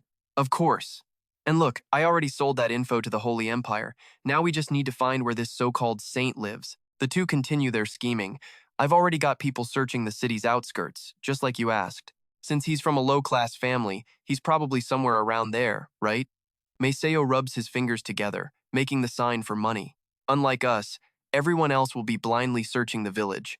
That's why high-quality intel is so important. It saves time. Maiju glances away, and as we agreed, I'll be back as soon as the Holy Empire pays up. He stares toward the distant forest. Maiseo gets curious. What are you thinking about? He points directly at a ring of light far in the distance. Have you guys investigated that forest yet? Maseo is surprised. You're looking into that place too? Maiju answers dismissively. That's why I brought it up. Wouldn't it be the most convenient place for a saint to hide? An image of a demonic archer flashes in Maceo's mind, his face filled with pure terror. No way. If the saint is hiding there, he's already dead. He's talking about the elves, of course. You know how much they hate humans. Maiju frowns in agreement. You have a point. Looking at the forest one last time, he thinks. Couldn't be. He can't be in there. Right? But what they could never guess is that deep inside that sun-dappled, quiet forest, a figure with silver hair is taking a casual stroll. I hope a nice walk will help me think of something. But as he walks, his mind is still blank. No good escape plans. At this point, a new thought pops into his head. Is running away my only option? But Ray immediately shuts it down. That means I'd be on the run my entire life. I hate that idea. Finding a nice rock to sit on, Ray lets out a sigh. Okay, let's just cool my head for a bit. Trust me, this is where his peaceful walk ends. Suddenly, his pupils constrict as a chill shoots down his spine. He instantly leaps to his feet, ready for a fight. From the dark woods, something is coming. He narrows his eyes, guessing. The Holy Empire? This soon? But after waiting a while, nothing happens. Ray sits back down, thinking, I can't sense any presence anymore. Suddenly, a sound from a different direction grabs his attention. He quickly runs over to check it out. Standing before a massive tree, a voice suddenly speaks out. A human? Ray is stunned, his nerves stretch taut. The voice booms again. Little human, what are you doing here? A few more questions pop into Ray's head. What is this? A forest god or something? He gives a nervous laugh and replies, I was just trying to get some rest. The tree doesn't mince words, bluntly telling him to get lost. Then leave, human. This is our territory. All right, let's watch our boy Jay finally try to catch a break, only to be interrupted by a mysterious voice telling him to get lost. He sighs, ready to go, but asks for a minute to rest. The voice just gets louder. I said go, now. It's getting on his nerves, especially since it's coming from a giant tree. But whatever, he trespassed on its territory. Being a reasonable guy, he gets up to leave. First, the Holy Empire, now this. Can a guy get 5 minutes of peace? He points at the tree. Fine, I'm leaving. You happy now? But, he adds, like a kid making a threat, let me see your face first. To prove he's the king of being difficult, Jay sits right back down. Otherwise, I'm just gonna sit here, all day. The tree gets even angrier. Get out now, but Jay's done caring. He just lies down and closes his eyes. From behind the tree, a figure peeks out, her voice a final warning. Don't say I didn't warn you, human child. Jay couldn't care less. You think you can kick me out when you won't even show your face? He scoffs. For a moment, the forest is completely silent. Suddenly, a flash of killing intent. A girl attacks him out of nowhere. Jay's eyes fly open as he throws up a mana shield, deflecting the blow just in time. The attacker lands gracefully on her feet. Well, Jay finally gets his wish, coming face to face with the person who tried to evict him. Damn, he thinks to himself, a small smirk playing on his lips. If my mana wasn't active, I'd be toast. He actually seems to be enjoying this, and then he gets a good look at her. Pay attention, because you're looking at a slender frame, a bow in hand, and long, pointed ears.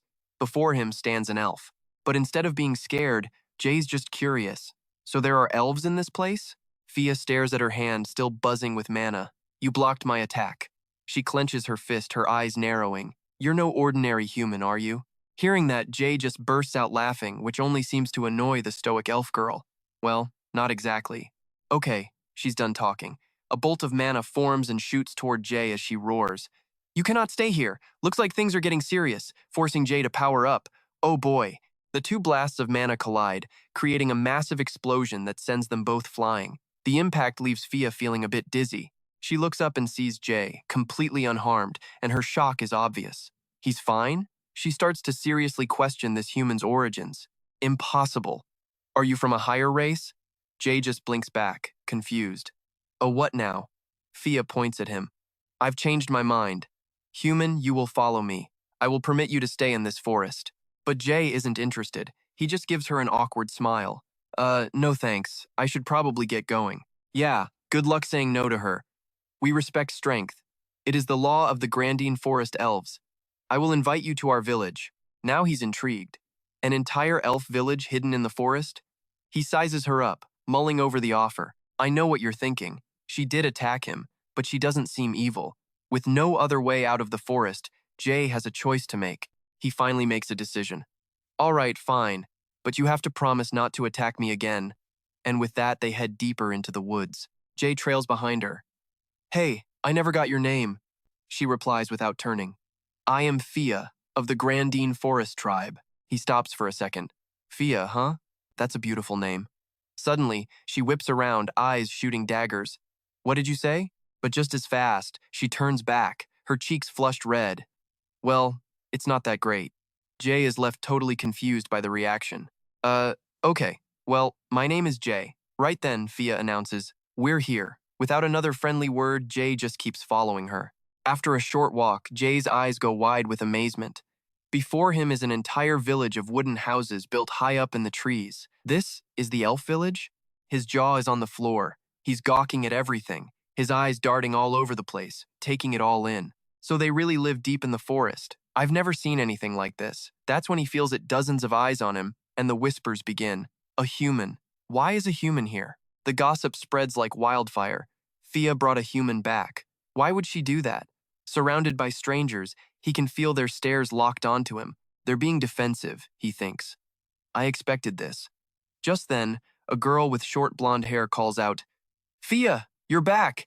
Fia simply replies, Silly. Silly eyes Jay curiously. Who's this human kid? An assistant? Fia doesn't even hesitate. Yep, his skills are decent, so I brought him back. As other elves surround Jay with questions, Silly looks a little skeptical. She whispers to Fia, an assistant? The kid looks like he can't even protect himself. Fia understands her doubt. I thought so too at first. I tried to chase him away, but couldn't. He's much stronger than he looks. Silly is stunned. Your attack had no effect on him? That's impossible, unless but Fia cuts her off. She glances at Jay, who's somehow already blending in with the villagers. I already checked if he was from a higher race. He's not. Silly gives Jay one last suspicious look. Really? Fia changes the subject. How is Ira? At that name, both of them instinctively look up at a particular house in the trees, one that's always closed up tight. Silly's voice drops. He's still not awake. Fia nods. I see. Then Silly remembers. Oh, right. The elder is looking for you. I'll go right now. She turns and calls out, Let's go, Jay. He runs to her side. And trust me, you're definitely going to want to see this meeting. Fia raises an eyebrow, annoyed. What did you expect? Who do you think is vouching for you here? Watching her back, Jay gets the message. Right, you're saying you're a trusted person here. Fia then leads him to a much larger house and knocks on the door. She announces herself to the person inside. Elder, it is Fia. The door opens, revealing a surprisingly young woman who smiles warmly. Come in, Fia. I've been waiting for you. The elder steps aside to let them in. But Fia notices the tired look on her face and asks, Elder, are you all right? She agrees, but suddenly, the elder's eyes lock onto Ray, and you already know the question she's going to ask. Is that boy a human? Fia answers without hesitation. Yes. I brought him here thinking he's strong enough to be my aide. Now, this is news to Ray. He immediately raises his hand. Like, hold on a second. Whoa, hold on a minute. I don't remember agreeing to be anyone's sidekick. A moment later, the elder sets down a strange red drink. Fia starts her sales pitch trying to get Ray on board.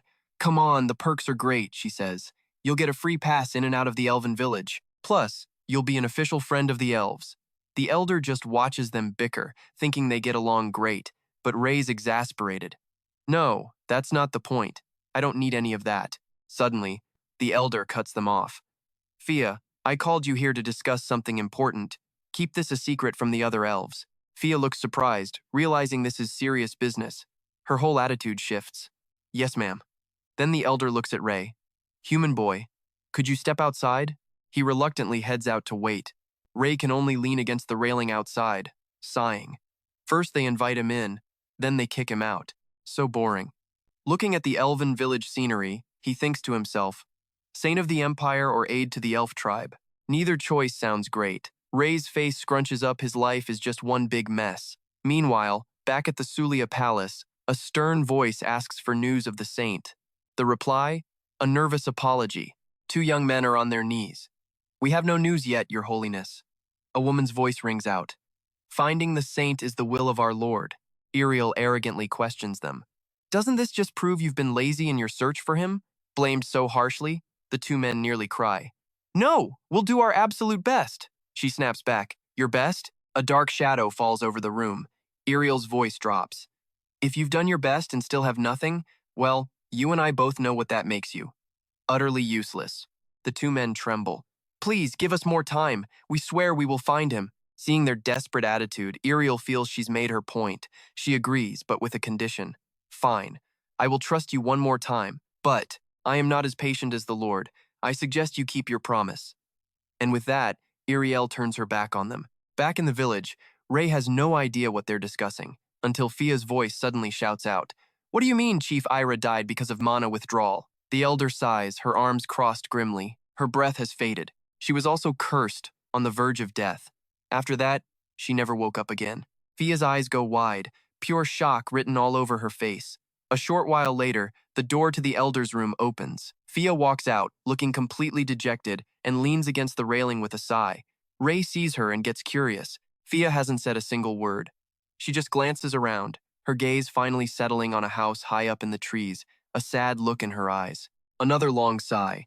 Ray can't help but ask, Is the person in that house sick? She whispers, Yes, she's very sick. Suddenly, Fia realizes something is off and jumps up. Wait a minute. You heard all of that? Ray answers calmly. Sorry, I didn't mean to eavesdrop. Then, his gaze shifts back to the treehouse, and he lets out a small sound of concern. Seeing this, Fia gives him a sad smile. Are you worried? A human like you, worried about an elf? We're different species, you know. Ray looks up and quietly agrees. You're right, we are different. How can we understand another race when we barely understand ourselves? He grips the railing tight. And let's be real, this next part is what defines him, but that doesn't mean I can't care. Who I worry about is my choice no matter what species they are. The aura around Ray changes completely. He's no longer a 15-year-old kid, but a reliable young man. His words strike a chord with Fia. Back in a small house in the village, Fia can't stop staring at Ray, even while he's just drinking tea. It's like she's looking at him through a rose-tinted filter. Her heart skips a beat. Realizing her own unusual state, she starts to panic a little. Fia quickly grabs her head, questioning herself. What's wrong with me? Just then, Ray turns to her. Hey, Fia, I have something to ask you. She's blushing bright red, stammering. Go ahead, he asks. About the elf, Ira? You said she's dead, right? Ray decides he has to try. He says boldly, Can I help her? His tone and his words catch Fia completely off guard. He sees her blank stare and explains, I want to heal people who are sick. It doesn't matter if they're a different race. At this, Fia narrows her eyes suspiciously. And you think you can do that? He looks down. I'm not sure if I can. But even so, I'll do everything in my power to help that elf. Fia squints at him, her eyebrows practically touching. Your words aren't very convincing. He looks at her, speechless. Ray's expression becomes incredibly calm as he mutters, All right then. Then, out of nowhere, a sharp blade of pure mana erupts from his hand. This bizarre move makes Fia flinch back instantly, drawing her sword, ready for a fight. What the hell? Ray offers zero explanation. He just grabs the mana blade with his free hand and shoves it straight through his own thigh. Blood splatters everywhere. His face twists in pain as he grunts out. Fia is completely baffled by this self-destructive act. What in the world are you doing? She rushes to his side, staring at the gaping hole in his thigh. What do I do? She asks frantically, but before she can panic, Ray is already chanting. Heal. A brilliant light floods the entire room. Fia can't believe what she's seeing. Her voice is just a whisper. The mana, Instantly, all that light converges on his thigh. The massive wound begins knitting itself shut. He grits his teeth, fighting through the agony. Outside, other elves feel the surge of power. What's going on? That mana. From their perspective, an immense source of power is radiating from inside the house. A moment later, he stops. The healing process complete. Fia is absolutely floored. The gaping wound has vanished without a trace. She stammers. The wound.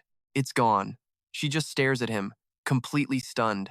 Having finished his little demonstration, Ray stands up. If there's anyone in this world who can help your tribe, he declares, it's me. After witnessing that miracle, Fia runs to get the elder's permission, but the elder's answer is a flat no. I will not allow it. Fia, losing her composure, asks why. The reason? It would tarnish the late Chief Ira's reputation, and in this village, reputation is everything. So what do you and I think happens next? This is far from over. So, that old guy is the clan leader, Ira, a woman who commands an insane amount of respect from her people. Fia pleads that even with good intentions, using some unknown treatment on the leader is a no-go, but she won't give up, desperate to convince the elder they have to save her. But the old man just raises a hand, cutting her off. End of discussion. He gives her a cold, hard stare and tells her to leave. Fia can't do anything else, her eyes dropping in defeat. Beside her, Ray is thinking, what good is all this respect if she just dies? The sun is setting, casting a golden hue over everything. Fia's voice is soft. Sorry, I failed. She's clearly ready to give up, thinking they actually had a chance. But Ray just reassures her, saying it's fine, they'll find a way. Hearing his encouragement cheers Fia up a little. Then, Ray suddenly laughs and asks if he can keep exploring the village. Fia, getting her spirit back, tells him of course he can stay. It seems the other elves have finally accepted him. Ray just smiles, thanking her, but another plan is already forming. I think I'll head out for a bit, he says. Fia's eyes widen in curiosity. What? Really? He just keeps that calm smile on his face. Yeah, I still have a few things I need to take care of. With that, Fia has no reason to keep him, figuring she has no other choice. He waves goodbye. I'll be back tomorrow, so don't be too disappointed. Hearing that, Fia's face turns deadly serious. Who said I was disappointed? Hurry up and go before I change my mind. Ray immediately gets the hint and bolts. Yep, see you tomorrow. As his back fades away, Fia can't help but crack a small smile. Ray follows the path from this morning, but after he's gone, the sadness returns to Fia's face. She turns back to the village, completely missing Ray, suddenly veering off in a totally different direction. His pace quickens, and from the treetops, he looks down at the house that's always kept shut. A plan is clearly brewing in his mind as a golden light glows from the roof. Ray narrows his eyes, thinking, I can't just abandon a patient. He boldly grabs the handle and pushes the door open. Inside, a massive forest filled with flowers. Ray can't believe his eyes. This place is huge. Looking at the door ahead, he realizes a whole treehouse must be inside here. He opens it and steps through, and what he sees makes his pupils shrink. In the dead center of the room, a figure lies perfectly still. Her face is stunning, her platinum hair framing her like some kind of sleeping beauty. Ray immediately realizes who it is. That elf is Ira, a young woman in a white dress, her long legs hidden beneath the delicate fabric. All right, let's get into it. Ray finds Ira asleep and almost shorts a circuit. He literally has to slap his own face to snap out of it. Guess that's what happens when beauty is a status effect. Stay professional, man. Once his thoughts are in order, he gently takes her hand, leaning in close to her face to check her breathing. And he quickly makes an assessment. Her pulse and breathing are totally normal. Guess he'll have to check for something else. Ray changes his grip on her hand. A blue light glows as he thinks, I'll use my mana to check her from the inside. The mana spreads out like a net. After a full scan, he frowns. Her body is completely fine. Is she really just dying of old age? No way. He feels a wave of frustration, muttering under his breath. He can't believe there's nothing he can do for this patient. Looks like he'll have to study this world's diseases. Just then, a dark energy suddenly appears, slithering through the air. Ray's eyes narrow as he senses it. Wait a second. He glances back at Ira, thinking, what is that smell? Without hesitating, he gently turns her over. Impossible. He's stunned to see grotesque purple patches all over her back. Bed sores. The kind that come from total neglect. Ray's face is a mix of pure fury and disbelief, and here's where it gets infuriating. They never even checked her body this whole time? They called this reverence? What a load of crap. Ray mutters that he needs a disinfectant, and then he starts planning his next move, picturing a pool of water in his mind. In his hand is a bowl made of leaves. Ray leans down, scooping it full of water, and begins to cast a spell on it. Heal, he thinks. Using healing magic directly on her would be way too dangerous. Then, while enchanting the water, he calculates his next step. Disinfection. He has to do this one step at a time, dipping his hands into the water. He then slowly reaches toward Ira's back, thinking to himself that Chief Ira is a person who receives a lot of respect, even with good intentions, using an unverified method. I can't let that happen to Chief Ira.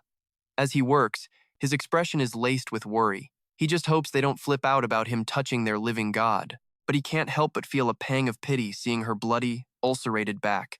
Rei lets out a furious sigh. They did absolutely nothing to save her. They just abandoned her like this. They have no right to say a damn thing to him. He then begins to carefully treat her wounds. Rei works in silence, losing all track of time. It's not until the sun goes down that he finally looks up, muttering, "It's already sunset." He wrings out a white cloth in his hand, looking back at Ira's back and thinking, "Until I find the real cause, this is the most I can do."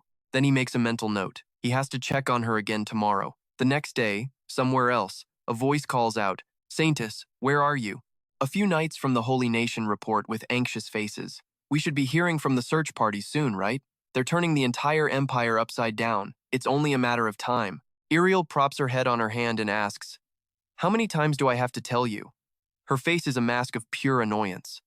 "I told you I'm not patient. Are you trying to test me?" Seeing her attitude, the two men start trembling and try to explain. "No, that's not it. Please forgive us." Iriel bluntly refuses as she stands up. "Forget it," she declares. "I don't believe a word you say anymore. I'll have to act myself. Get ready." And with that, she gives the order. Meanwhile, Rei is wiping sweat from his brow, letting out a sigh. His eyes fall on Ira's back, which is looking much better. The sores are improving. At this rate, they'll be gone in about a week. After that day, time flew by. He'd sneak into Ira's house to treat her. First, he would clean her with disinfected water. Then, he'd help her stretch her stiff muscles. In the remaining time, he studied the books in her library to learn more. He brings a book over to read next to Ira, then comments, "She read this? The handwriting is terrible." But no matter how much he tried to talk to her, there was never a response. Still, he kept talking to Ira. About his journey here, about what happened with Fia, even the smallest thought that crossed his mind, he told her everything. "You and I are basically watching a one-sided therapy session." And just like that, a month passed. One day, like any other, Rei quietly opens the door with a greeting, "Ira, I'm here again." He continues with a smile, "Fia has the day off today. I had some tea with her before coming over." But the atmosphere around Ira feels different. Rei is instantly confused. "Huh?" He quickly rushes to her side, calling her name. "Ira!" Rei worriedly observes that her breathing is getting weaker. The woman in front of him is fading fast, her breath, it's running out. Rei panics, leaning down beside her, his voice full of concern. "What do I do? I didn't see this coming." He glances around frantically, trying to find something to help Ira, who's now covered in a faint aura. "Where's the oxygen mask?" The moment the words leave his lips, Rei remembers he's not in his old world anymore. His hands clench as a bitter truth hits him. That's right. This isn't a hospital. He grits his teeth, almost shouting in helplessness. "The only thing I can do right now is nothing." Then Rei's eyes snap back to the clan chief. The motionless woman's condition suddenly takes a turn for the worse. Rei frantically grabs her shoulders and starts shaking her, yelling, "Ira, you can't die! Wake up! Ira!" His eyes are wide with fury, a storm of questions raging in his mind. Why? What's the problem? There are no external injuries, no signs of poison, and her vital organs are still working fine. So why is this happening? Ira's mouth falls slightly open as she struggles to breathe. This just fuels Rei's anxiety. He mutters, "There has to be some way to help her." A moment later, his eyes widen as a plan forms in his mind. The only way, Rei looks at his own hand, wondering, can I use it? Healing magic? But Rei is still worried about the potential consequences. Can Ira's body even handle the sheer force of his mana? The thought makes him laugh a bitter, self-mocking sound. Rei scolds himself as he turns back to Ira, his resolve hardening. "I risked my life to become a doctor so I could save people.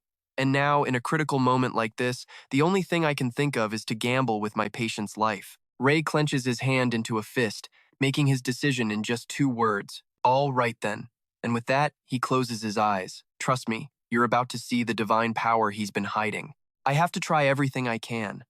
Magical circles of time itself begin to appear, weaving into a massive formation right over Ira's head. Model. Mysterious runes and ancient spell language materialize inside Rei's mind as swirling lights begin to gather in one spot. This disturbance immediately alerts the townspeople, who all turn to stare at the massive spell formation, asking that powerful mana, didn't it appear once before? Rei directs the light onto Era, his expression hardening with focus as he strains to comfort her. "Era, my goddess, please just hang on." And with a shout, the spell unleashes a blinding flash. And here we go. A strange phenomenon occurs around Era's body as light completely envelops her, then lifts her into the air under Ray's control. The light solidifies, creating a powerful cocoon of energy around her. The crowd of onlookers draws closer, their voices rising with anxious excitement. What is happening? Then, seeing the light Ray created, one of the people in the crowd, Fia, stares with her jaw on the floor.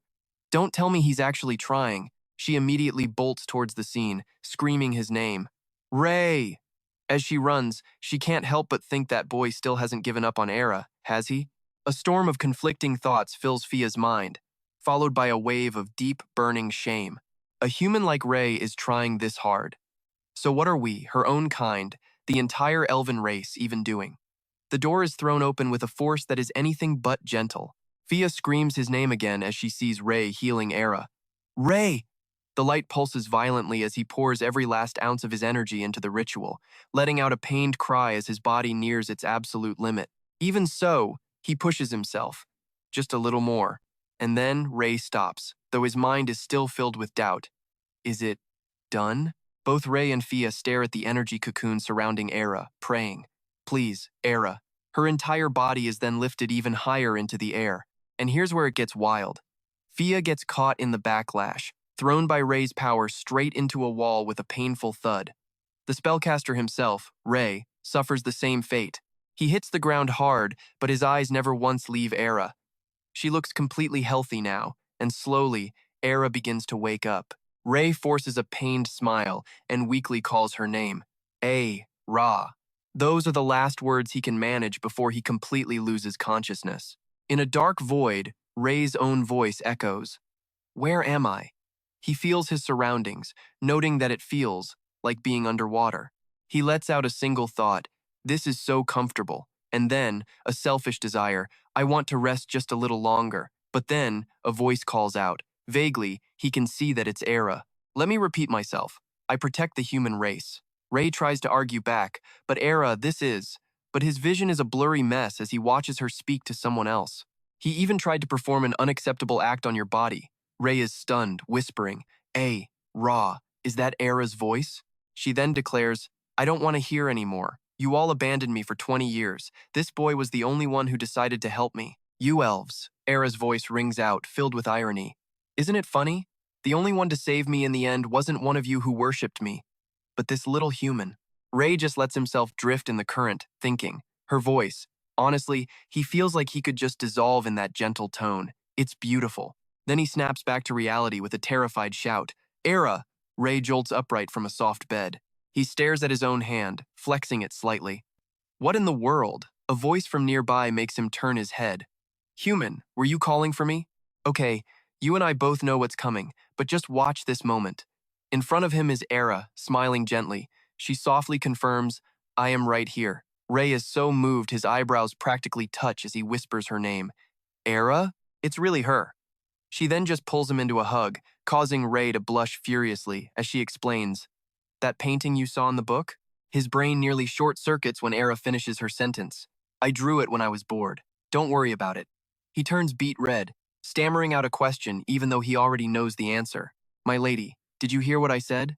She leans her face close to his, smiling as she confirms it. Of course. I heard everything.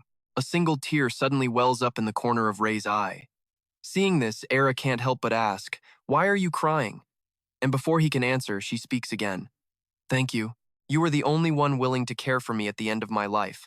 If you had given up on me, we probably never would have been able to meet like this. She tilts her head, changing the subject. Now that I think about it, I still don't know your name. He smiles politely and says, my name is Ray. Era pauses for a moment, contemplating the name. Ray. Then she gives him a gentle smile and a compliment. That's a beautiful name. Inside a house covered in green vines, Ray is lost in thought. He glances over and speaks up. Era, since you're awake, shouldn't we go outside? The other elves must be worried sick about you. She doesn't seem too keen on that idea, running a hand through her hair as she says, they didn't bother to visit me once in 20 years. What is there to be worried about? Her eyes turn terrifyingly sharp as she questions him back. Did you really think I would be swayed that easily? Her attitude leaves Ray a bit stunned. Curious, he follows up. When did you regain your consciousness? This question just confuses Ira.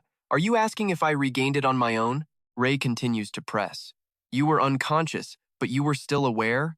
Ira explains it simply. I've been conscious from the very beginning. I knew everything that was happening during that time. This answer leaves Ray absolutely floored. With wide, disbelieving eyes, he asks again, You mean you were really conscious while you were comatose? He then realizes the horror of it. So you were just lying there, unable to move your own body all this time, just waiting. He looks at her, his voice filled with awe as he takes her hand. You truly fought so bravely and won. Era is immediately hit with a look of shock, confusion, and tears begin to stream down her face. Era thinks to herself, I hate humans. From the very beginning, they were the ones who started everything, and they still show no remorse. That's why I despise them so much. Ray's hand gently takes hers, tenderly wrapping it in his healing light. But through Era's blurry vision, she sees Ray. There's nothing wrong with her body, so is it just her lifespan? Impossible. She thinks, this person said he would heal me. He touched me. At first I was so angry, but he's different from the others. And that's where we leave it for now. Era finally realizes he wants nothing in return. He just gave her all the love and effort she had never received before. He was the one. So, it seems the elves have a bit of a sweet tooth, huh? Ray concludes that their tea is a little too sugary for his taste. Ira continues, saying there's a flower in the books called a dihi, planted out front. He's just like those flowers, isn't he? To sacrifice and smile, that's the meaning of the dihe flower. As her words echo in his mind, she asks, You drew this? It's so ugly. The blunt comment makes her blush. I mean, she knew her drawing wasn't great, but hearing it so directly is still weird. Ray just turns and gives her this gentle smile that makes Ira wish, just for a moment, that she could be the one he's talking to. A single tear falls, then another. Ira breaks down, overwhelmed with gratitude. He doesn't stop her. In her heart, she thinks, thank you, Ray. She throws her arms around him, her actions saying everything she can't. Thank you for not leaving me behind. Beneath the trees of the living forest, Ray sighs. Still a long way to go.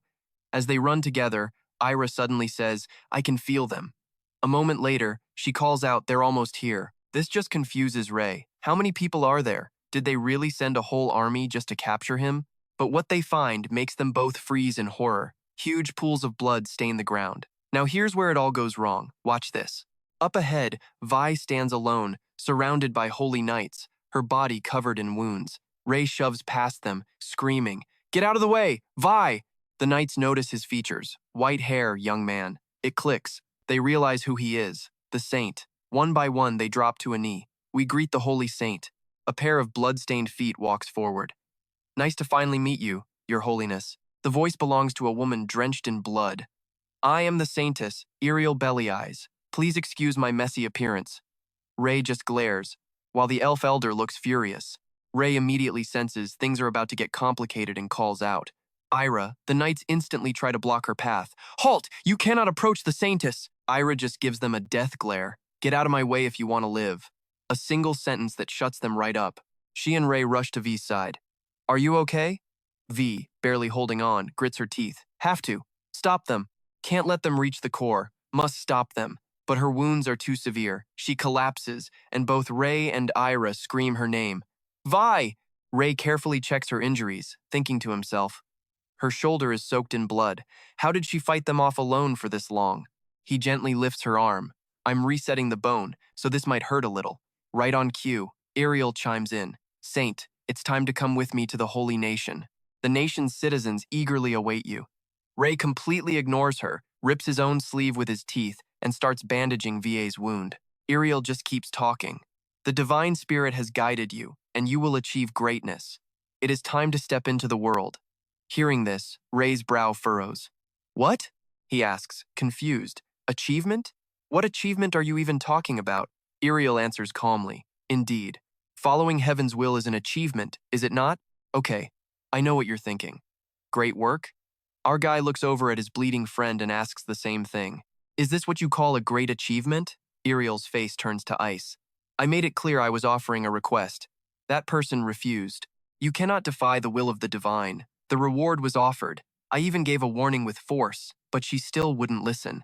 She acts like nothing's wrong, adding that he isn't dead yet, before asking him a sharp question. So, if you're not given permission, You'll just invade our land and take me by force? Iriel, sticking to her ideals, responds coldly. There's no other way. Seeing they're on different pages, Ray calmly asks, You think I'll just follow you quietly? Iriel's eyes flash with a cold, threatening glare. I don't want to use force on a saint, and that's when Ira, silent until now, finally explodes. I can't believe what I'm hearing. You cause a scene in our territory, and now you dare threaten our benefactor with violence? Well then, I'll show you that prideful power of yours just once, she declares, her voice pure ice. Hearing this, Iriel scoffs with open contempt. An elf is threatening our holy nation? Seriously? Ira's face darkens as she steps closer. You're about to find out if my words are courage or just arrogance. Iriel is unimpressed. Let's see it then. Experiencing it firsthand is faster. The knights with her charge at Ira in a rage. How dare you talk to the Saintess like that? How dare you be so disrespectful to your superior? And then, in a single instant, all of their swords shatter. The knights are stunned. No way. Ira, radiating pure killing intent, glares at them. Want to try again? The entire squad freezes, completely overwhelmed by her aura. Then, knowing their place, they drop to their knees at Ira's feet. Mercy! Please, spare us! Her expression is pure disgust. So, this is the mighty force you're so proud of? You'll achieve greatness with these things? Iriel looks at them like they're trash. Their faith was always weak. Ira just scoffs at that. So stubborn. It seems the gods only blessed you with power, but left you completely blind to the fact that you're just a puppet on their strings. Feeling insulted, Iriel wastes no more time and starts gathering power in her fist. Then she lunges at Ira. Enough of your rambling! Ira does nothing but whisper a single command. Bind. Instantly, countless iron chains erupt from the ground, wrapping tightly around Iriel. She's completely immobilized. Ira puts a hand on her hip, mocking her. How does it feel? The power of the holy nation you trust so much, completely bound by a single elf. But Iriel is still stubborn, spitting back defiance. The holy nation's power is more than this. We will take the saint back to our lands, even if we have to drag his corpse. And then a loud crack echoes. One of Iriel's cheeks is swollen and red. The one who hit her, Ira, warns her with a low voice. Don't you dare speak so carelessly with that filthy mouth. The saint's body you want to take? It's more important to me than my own life. Even now, Iriel can't seem to believe what just happened, her eyes darting around. Ira gets right in her face, threatening. I could wipe your pathetic kingdom right off the map. Just then, Ray's voice cuts in. That's enough. That's enough, Ira. He calmly repeats himself. I already told you. I'll go to the holy nation. A look of pure joy flashes across Iriel's face. Well then, but before she can celebrate, Ray adds 2 words. However, he finishes coldly. There are conditions. Iriel is instantly thrown by his words, asking back. Conditions? Ray holds up one finger while she's still bound by Ira's chains. First, I won't become a saint just because your god said so. He boldly states his terms. I will become a saint by my own will, and I'll stop whenever I feel like it. Iriel is immediately unhappy. Stop being a saint? That's not allowed. Before she can finish, Ray holds up a second finger. Second, if something like this ever happens again, I don't know what will happen. Iriel is confused. What will happen? He replies casually. I told you, I don't know either. I'll probably just leave the holy nation, and maybe try being the saint for the enemy kingdom instead. He drops this bombshell so casually it floors Iriel. What? Her mind reels. A saint betraying God? And then Iriel tries to calm herself. It's fine. If he betrays God, all the holy magic he has will disappear anyway. Then she continues to press him. Is there anything else? Ray crosses his arms. Of course there is. He adds a third finger. 3. Give me access to every single library in the holy nation. Finally, a condition Iriel is happy with. That's simple enough. But Ray immediately throws cold water on her by raising another finger. 4. Iriel yells, There's still more? He lays out his demand. I must be paid for my work. That's a given. But clothes, food, housing. You'll provide all of that for me, right? Iriel is on guard, asking suspiciously. Paid? Paid with what? Ray makes a coin symbol with his fingers. Do you really have to ask? With money, of course. This greedy attitude leaves Iriel speechless.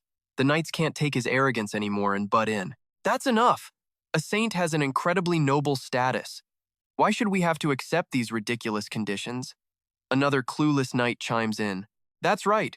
Besides, what kind of saint demands money? God must have made a mistake. That last line was the trigger for Iriel. Her killing intent explodes as she growls, "You dare say God made a mistake?" The two knights, Kebnev and Shin, shrink back. "Our apologies." After that, she starts negotiating. "Among the conditions you just listed, I'm not sure about the first one, but I'll accept all the rest." Ray lets out a frustrated sigh. But the first condition is the most important one." Iriel is at her wit's end with his attitude. "Oh, for heaven's sake." Then he gets back on topic. "And fifth," Ray extends his hand towards her, who's been sitting by a tree. "Apologize to me," he adds, formally. Then he turns and orders Ira. "Ira, let her go. She's not happy about it, but does as she's told." Once she's free, Iriel hesitates. I can't apologize." She has a troubled expression. "Please understand. I am just a Saintess carrying out God's will." Ray sighs. He's not letting this go so easily. "Understand you? Then who was it that refused to see things from their perspective and threatened them first?" Iriel tries to defend herself. "I had to do that to get you to come with us, because you ignored all of our previous requests." Before she can finish, Ray cuts to the point. "So at the end of the day, you just can't apologize, right?" Iriel closes her eyes and confirms. "Correct. Trying to de-escalate," she explains. "If a simple apology would solve this, I would do it 1,000 times. But our responsibility is immense. A single word could invoke God's wrath." Hearing that, Ray is done talking. "Is that so? All right then." He turns around and speaks coldly. "Then this is over. Go home and tell your God to find someone else." "All right. Let's watch what happens when sorry is the only word that matters." Ray turns to the elf elder. "Era, let's go. We still have to treat Fia." She agrees instantly. "Okay." The two of them completely ignore the Saintess, walking over to help Fia to her feet, leaving Iriel to just stand there, stunned. "Wait." She reaches out, desperate. "Please, wait." With a hand over her heart, she pleads, "I can't apologize, but I will do everything in my power to heal her, so please, have mercy." Ray cuts her off, his voice like ice. "Nobody needs your help." He glances back at her. "All I wanted was an apology." And with that, he turns his back on her, leaving her looking like she's about to cry. With Fia on his back, Ray just calls out, "Era, let's go." As the sun sets through the trees, Era finally asks, "Are you really sure about this?" She tries to reason with him. "It's not too late. Just say the word and they will welcome you." But Ray stands firm. "I have no regrets. If that's a place full of people who can't even apologize for the mess they caused, I want no part of it." Hearing this, Era is confused. "But why would you sacrifice so much for people who aren't even your own kind?" He lets out a small smirk. "I'm just doing what I want." She presses on. "And what is that?" He doesn't hide it. "A happy life." That answer just confuses her even more. "Then shouldn't you want to become the saint?" Ray doesn't deny it. "Yeah, being the saint would be good," he adds. "But even the small things make me anxious. Helping someone who's sick. Living like that isn't so bad, right?" He smiles, looking up at the sky. "Living in a small place but feeling happy. That's more than enough for me." Era smiles back, helpless against his logic. "You truly are special." The sun finally dips below the horizon, bathing the sky in a deep orange. Iriel stands motionless, lost in her own thoughts. She recalls Ray's final words to her, then just end it. "Go back and tell your masters to find somebody else to be their saint." Iriel says nothing. Suddenly, one of her knights approaches.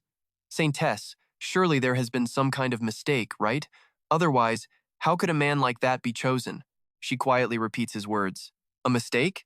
Then she starts taking off her armor, stunning the knight. "Saintess, what are you doing?" "And here's the part you can't miss," she declares. "I'm going to the elf village." In the village hidden deep within the forest, two young elf guards are gossiping.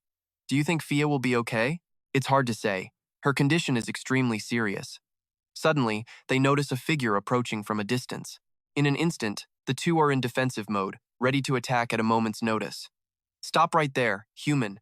You are forbidden from coming any closer." Iriel raises her hands, quickly explaining, "I'm not here to fight. I'm here to see the saint you all like." The two elf youths are puzzled. Our village has a saint? Though they're suspicious, it's not like they can just let anyone wander into their village. They not only reject Iriel's request, but they warn her too. "Even if what you say is true, we can't allow a human into this village. Get lost, now. If you take one more step, we will consider it an attack." Iriel takes a step back, conceding. "If that's the case, then at least help me deliver a message to this saint that I've come to see him." The elf holding a bow immediately refuses. "No, go back." She humbles herself one more time, Then please, allow me to wait here. She gives her word. I promise I will not bring any harm to you. The two young men exchange a glance. After a moment, they agree to a compromise. Fine, wait way over there. If you get any closer, we will attack. Iriel bows gratefully. Thank you. I won't get any closer, do not worry. They stare at her small figure as she walks away. After Iriel is out of sight, one of them speculates, a saint? You don't think she means Ray? Finding a suitable spot, Iriel settles on the ground and removes her shoes. Then she begins to pray. And let this sink in, the mana inside her immediately flares to life. In that moment, a brilliant golden holy power envelops Iriel's entire body. Seeing this, one of the elf guards realizes this is not a normal situation. First things first, we should probably tell Ray about this, he says. The other guard nods in agreement, as the sun finally vanishes deep in the elf village. Fia has had her injuries treated with extreme care, but based on her condition, she's still in a deep coma. For now, though, Ray lets out a sigh. She's past the crisis point. We can finally breathe a little easier. Suddenly, a voice calls from outside the door. Ray, are you in there? He goes to open the door. What's going on? One of the two elf guards from earlier reports, there's someone outside the village here to see you. Ray's heart drops. They followed me all the way here? He completely misunderstands. How many? 10? Or 20? The young elf is confused. Huh? It's just one person. Ray freezes, a suspicious look on his face. Just one? A little while later, the sky has turned completely dark. He goes to meet the other elves. I'm here. They immediately cheer. Ray! One of them happily throws an arm around his shoulder. Where did the guest of honor run off to? Ray lets out a strained laugh. Having fun without me, are you? He quickly gets back on topic. Ahem. So who was it that came to see me? The elf hesitates. Ah, about that. He points off in one direction. She's over there. Ray follows his gaze to see Iriel, still in the exact same praying position from when she arrived. He can't help but click his tongue. What on earth is she doing all the way out here? He walks over to her and speaks. Hey, Saintess, you looking for me? Iriel doesn't answer. Another elf comes over to tell him, it's useless. She's been like that since the sun went down. It's been at least 3 hours now, right? Ray is speechless. He watches Iriel, muttering to himself, she'll have to get up soon. Should I just wait? And he actually waits. For the entire night. Finally, as the sun rises the next day, Iriel lets out a long breath. And you and I both know this conversation is about to get intense. She rolls her stiff neck, sore from holding one position for over 10 hours. Just then, Ray's tired voice cuts in. How on earth can a person pray for an entire day straight? Iriel's eyes snap open to see Ray's incredibly impatient face. She's so shocked she can't process it, stammering out, Saint, he cuts her off. Saint, what? What are you doing here? Iriel can't bring herself to look him in the eye. She turns her face away. I have something I need to tell you. Ray gets straight to the point. Is it an apology? She struggles to speak. I can't apologize, but instead, I want to do something to show my sincerity here. Jay's not buying it for a second. So she's not here to apologize, just to fix her PR mess? Okay, stick with me here, because this is where the excuses start. Iriel panics, trying to get up. That's not what I meant! But Jay cuts her off. Then how are you going to prove you're sincere? She claims that because of her position, she can't actually say sorry. Instead, she'll atone here until every last elf forgives her. Jay calmly picks her logic apart. If you go missing, the Holy Nation will come looking, won't they? Which means our two sides will just end up fighting again. Have you even considered that? He asks bluntly. Iriel quietly answers, Of course I have. That's why I've been praying. I spoke with God, so the Holy Nation won't just come looking for me. Her words sound a little too convenient. Jay is practically radiating skepticism. And why should I trust you? She sighs. You're right. There's no way to make you believe me. But then she adds, Still, if I were lying, wouldn't the elves here know it? Besides, there are enough of them to take me down in an instant. Jay stares her down, weighing his options. Trust her, or don't. After a long moment, he makes his choice. Fine, but he gives her one condition. Do what you want, but it has nothing to do with me. If the elves tell you to go back, you go back. Iriel's face absolutely lights up with relief. Deal, thank you so much. Jay just scoffs and turns his back, but Iriel quickly calls out, Hey, Saint! Annoyed, he glances back. What now? She hesitates, clearly embarrassed. Covered in dirt, she asks, If I wanted to bathe, where would I go? Jay grinds his teeth, thinking this woman is way too much trouble. Another day begins, gentle sunlight filtering down into the ancient forest. After getting cleaned up, Iriel goes right back to praying, and holy energy completely envelops her. Nearby, two elves are standing watch. One says in disbelief, "She's been kneeling like that since yesterday, all day long." The other wonders aloud, "Doesn't she get tired?" Just then, they spot someone approaching. "Oh, Jay, you're back home." With a bag slung over his shoulder, he replies, "Yeah, thanks for the hard work, everyone." An elf asks, "So, Jay, are you just gonna leave that girl like that?" He looks over at Iriel and wonders, what in the world did she do to deserve all this? As sunset falls on the small house by the forest, Jay opens the door and walks in, calling out, "I'm home." Inside, he's greeted by the sight of his parents being all cutesy. Elle greets him casually, "Jay, you're back." He just smirks. "Don't mind me, carry on." His dad tries to explain.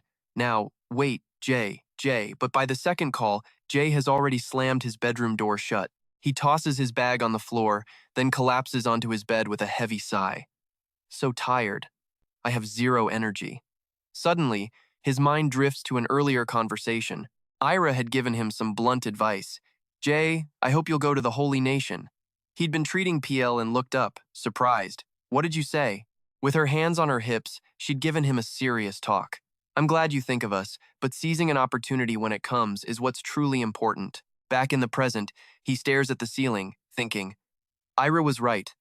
I promised I would go to the Holy Nation, study medicine, and cure all the sicknesses we can't treat here. Now here's the part where everything starts to shift. His mind made up, Jay sits bolt upright. He pulls a book from his bag, muttering to himself, "That's it, that's right." A new determination fills him. "I can't let this chance slip away." A moment later, a sharp cry comes from the other room. "What? What did you just say?" Followed by the clatter of a fork hitting the floor. "It's Sen." She asks in total disbelief, "You're going to become a saint? What do you mean you have to go to the Holy Nation?" Jay stays quiet. He doesn't try to hide it. He simply admits the truth. He's leaving. Sen knows her son. Tears well up in her eyes as she covers her mouth.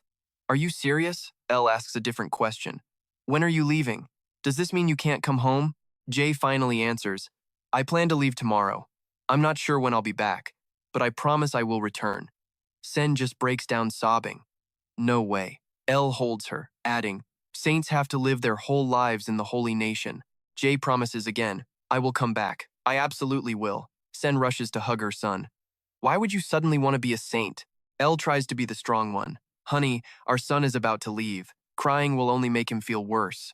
But as he says it, his own face is already soaked with tears. "Until you get back, Dad will take good care of Mom, so don't worry about a thing. Just go and come back safe." Jay's eyes are misty too, but he flashes a bright smile. "I'll take care of myself." His dad sees the tears and teases him. "Didn't cry when you were little, but you're crying now that you're grown up?" Jay shoots back, "I'm not crying, and you're one to talk." The next morning, back in the elf village, Iriel sits on the ground with a deep sigh. Her stomach is practically screaming. Iriel clutches it and lets out a pained groan. The hunger is making her mood turn dark. Earlier, Jay had pointed to a plant. "That's edible. Go ahead and eat it." Then he waved, turned, and left with one final piece of advice. "Good luck fending for yourself." Iriel stares at the weird plant Jay pointed out, which is radiating a sketchy-looking aura. "Eat that?" She picks one, and some sticky goo immediately starts dripping all over her hand. "Okay, let's be real. This looks like a terrible idea." She's disgusted, but starvation wins out, and she shoves it in her mouth. Her eyes fly open wide. The look on her face says it all. Spicy and bitter, disgusting. And then her stomach starts to revolt. Iriel breaks out in a cold sweat, clutching her gut. The two elven guards witness this whole train wreck and turn pale. "What? She ate it raw? Is this what penance is supposed to be like?" As for Iriel, one single thought is screaming in her mind. Water. Luckily, there's a lake nearby. Iriel makes a desperate sprint toward her only possible salvation. She doesn't hesitate for a second, diving right in, burying her face in the surface to gulp down the water. An image of Jay's smug face flashes through her mind. Iriel is filled with pure rage. "Saint, what in the world did you make me do?" Now, under a clear sky, Iriel is just sprawled on the ground, completely drained. The look on her face is pure exhaustion. "Maybe I should just give up and go back." She lets out a heavy sigh, before trying to psych herself up again. "No, This is a trial from God. I must persevere. Right then, a shadow falls over her. Hey, Saintess, get up.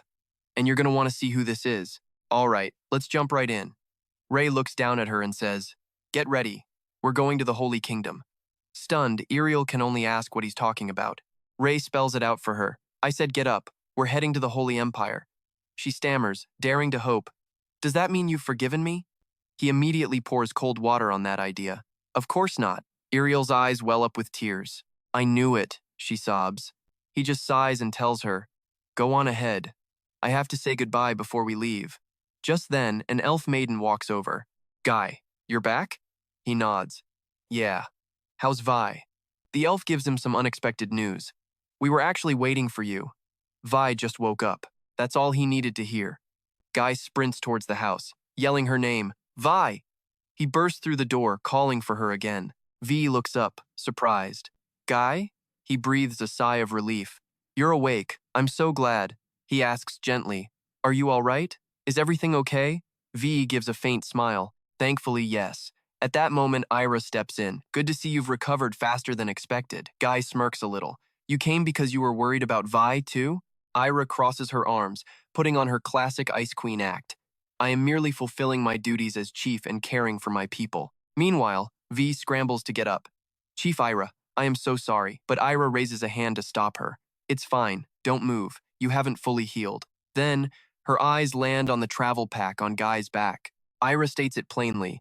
It seems you've changed your mind. Guy doesn't bother hiding it, replying calmly. Now this is the moment that sets everything in motion. Yes, he confirms. I'm going to the Holy Empire. An opportunity like this may never come again.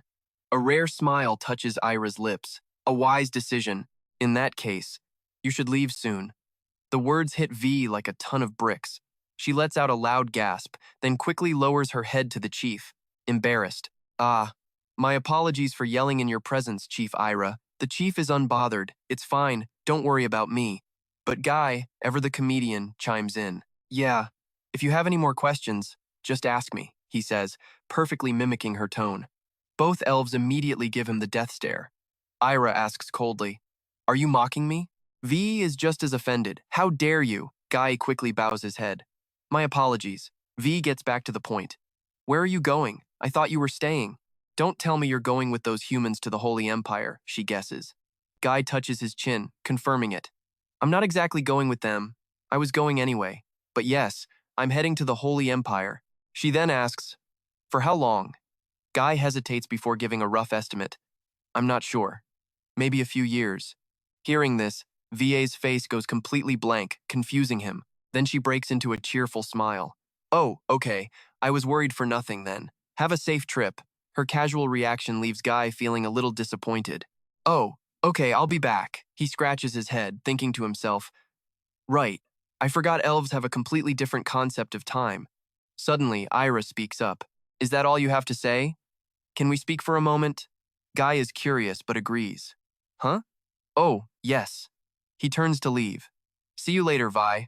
Inside Ira's home, her expression is unreadable. I want to give you something. Please accept it. A gift? Guy's eyes light up. You want to give me something? What is it? Ira simply says, Give me your hand. He does as he's told, placing his palm in hers. Like this, she places her other hand on top of his and begins to chant. This is my mark. It will serve as proof that I am always with you.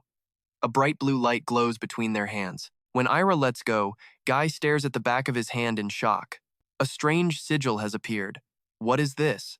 Ira places a hand on her chest and calmly admits, It's me.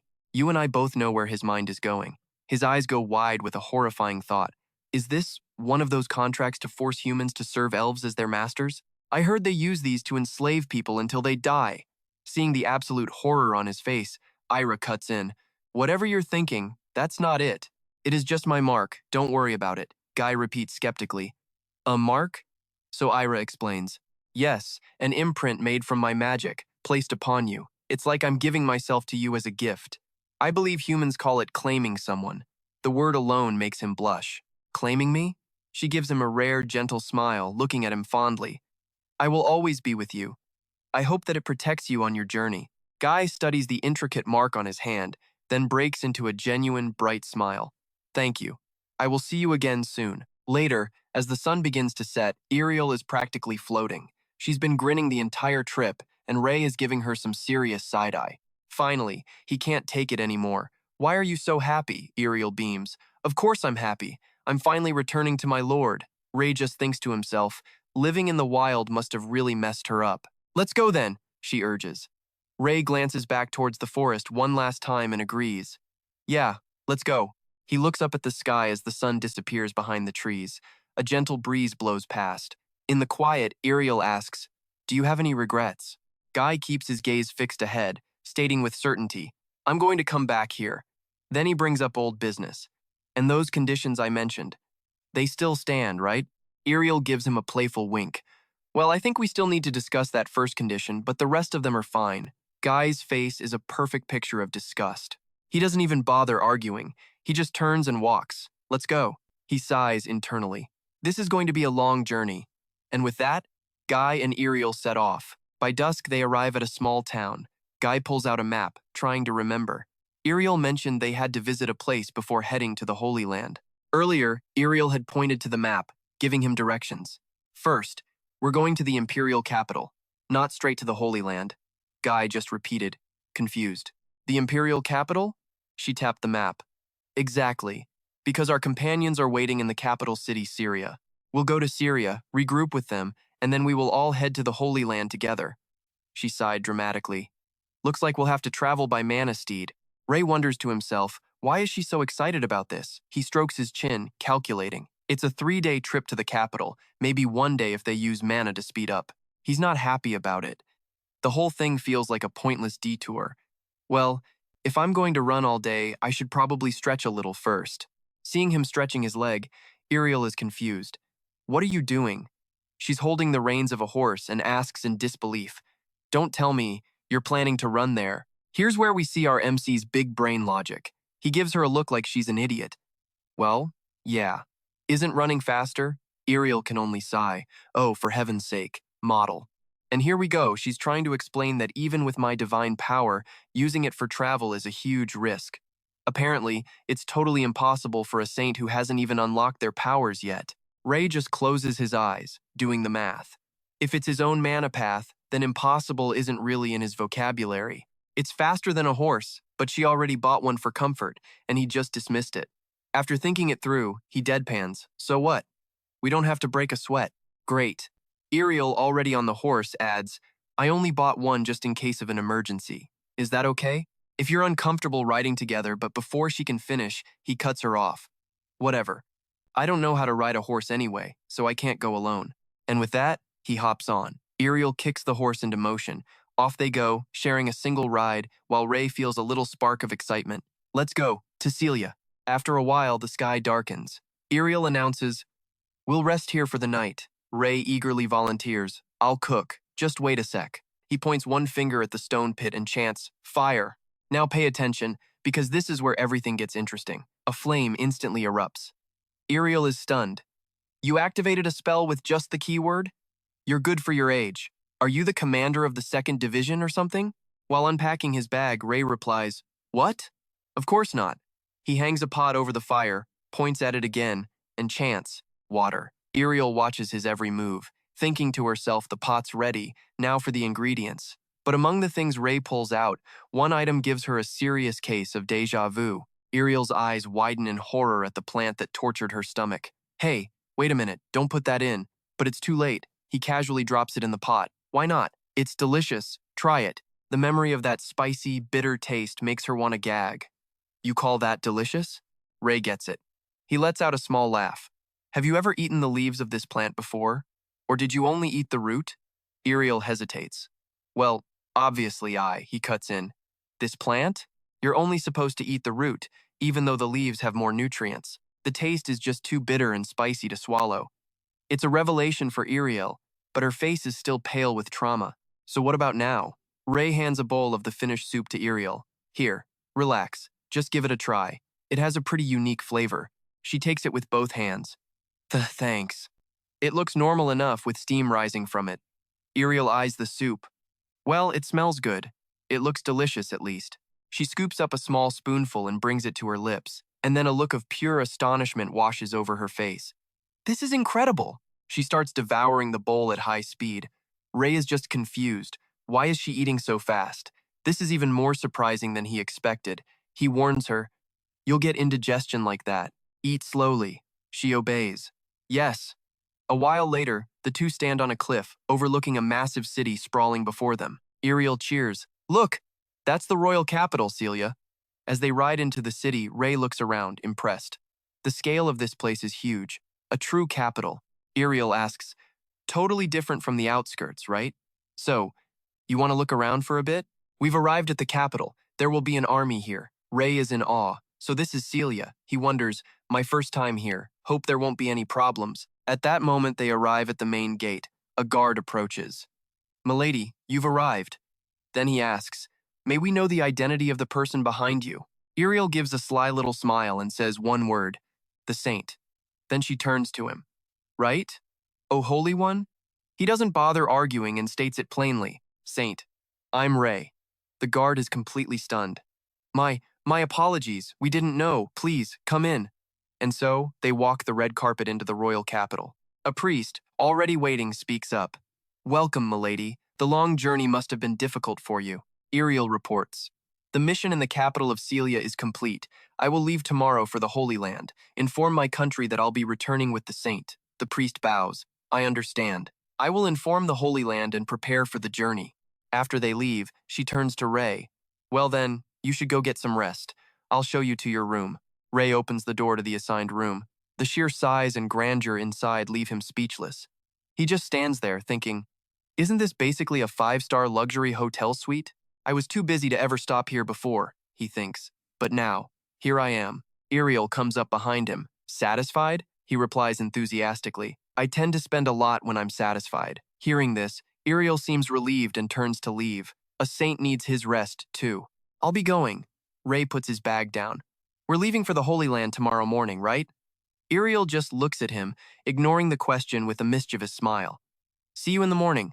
Rei watches her leave, totally confused. Huh? What was that about? Something feels off. A moment later, he sits on the bed and lets out a sigh. Now in his sleepwear and sprawled out on the bed, he thinks, tomorrow, I'm really going to the Holy Land. It's the place he'll be living from now on. But what's it even like? Before he can figure it out, he drifts off to sleep. The next morning, Rei gets dressed. A voice calls from outside his door. Saint, are you awake? Still a bit groggy. He walks out. Yeah, I'm ready. Let's go. Iriel smirks. If you're ready, then let's head out. She's also changed into a fancy formal dress. Time to greet the king, she says with a smile. Rei responds calmly, then let's go greet the king. Then it hits him. Wait, he asks again. Where did you say we're going? To see who? Iriel stares him down, eyes wide. To see the king of the royal capital, Celia. His mind is screaming. Why do I have to do that? He resigns himself to his fate, but still protests. You should have told me first, if you had mentioned this last night. Iriel just gives a breezy laugh. Don't worry about it. It's mainly to say thanks and report that you'll be leaving. Rei scratches his head, flustered. No, I can't just do that. If I'm meeting a king, I need to prepare myself mentally, for etiquette and manners and stuff. She feigns deep concern. I didn't tell you so the saint wouldn't lose sleep and struggle with the upcoming schedule. Is there a problem? But Rei isn't buying it for a second. His guard is way up. Her being this nice is super suspicious. This is bad. And so, they really go to the royal palace. Please enter. You've been through a lot, someone asks. Are you the newly chosen saint? Rei sweats, looking ahead. Yes. And okay, let's pause here. Because the man sitting on the throne in front of him is none other than King Diogater of Celia. And you and I both know this is where things get complicated. Welcome. You both must be tired after your long journey. Someone else replies, Thank you for allowing us to rest before this audience, Your Majesty. Iriel bows respectfully, but Rei just stands there like a statue. Iriel shoots him a look. The Holy One gets the message, groans, and quickly bows as Iriel sighs, while Rei glares back thinking, You just wanted to humiliate me, didn't you?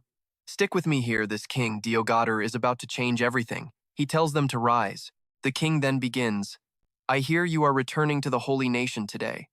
The two of them reply together again. Yes, that is correct. Iriel replies, oozing confidence. We can return safely only because of you. On behalf of the holy nation, I thank you. Hearing this, Diogater just waves his hand with a smile. I did nothing. The Holy Guard protected you on your journey. Iriel places a hand on her chest. It's because you allowed us to stay here in the kingdom of Cilia. Because of that, we found and returned safely with the Holy One. We will certainly repay this debt. At this, Diogater looks intrigued, stroking his chin. Repay a debt, you say? I'll remember those words for when I might need them. He continues. Ah, speaking of which, you must be the newly chosen Holy One? Ray looks surprised and introduces himself.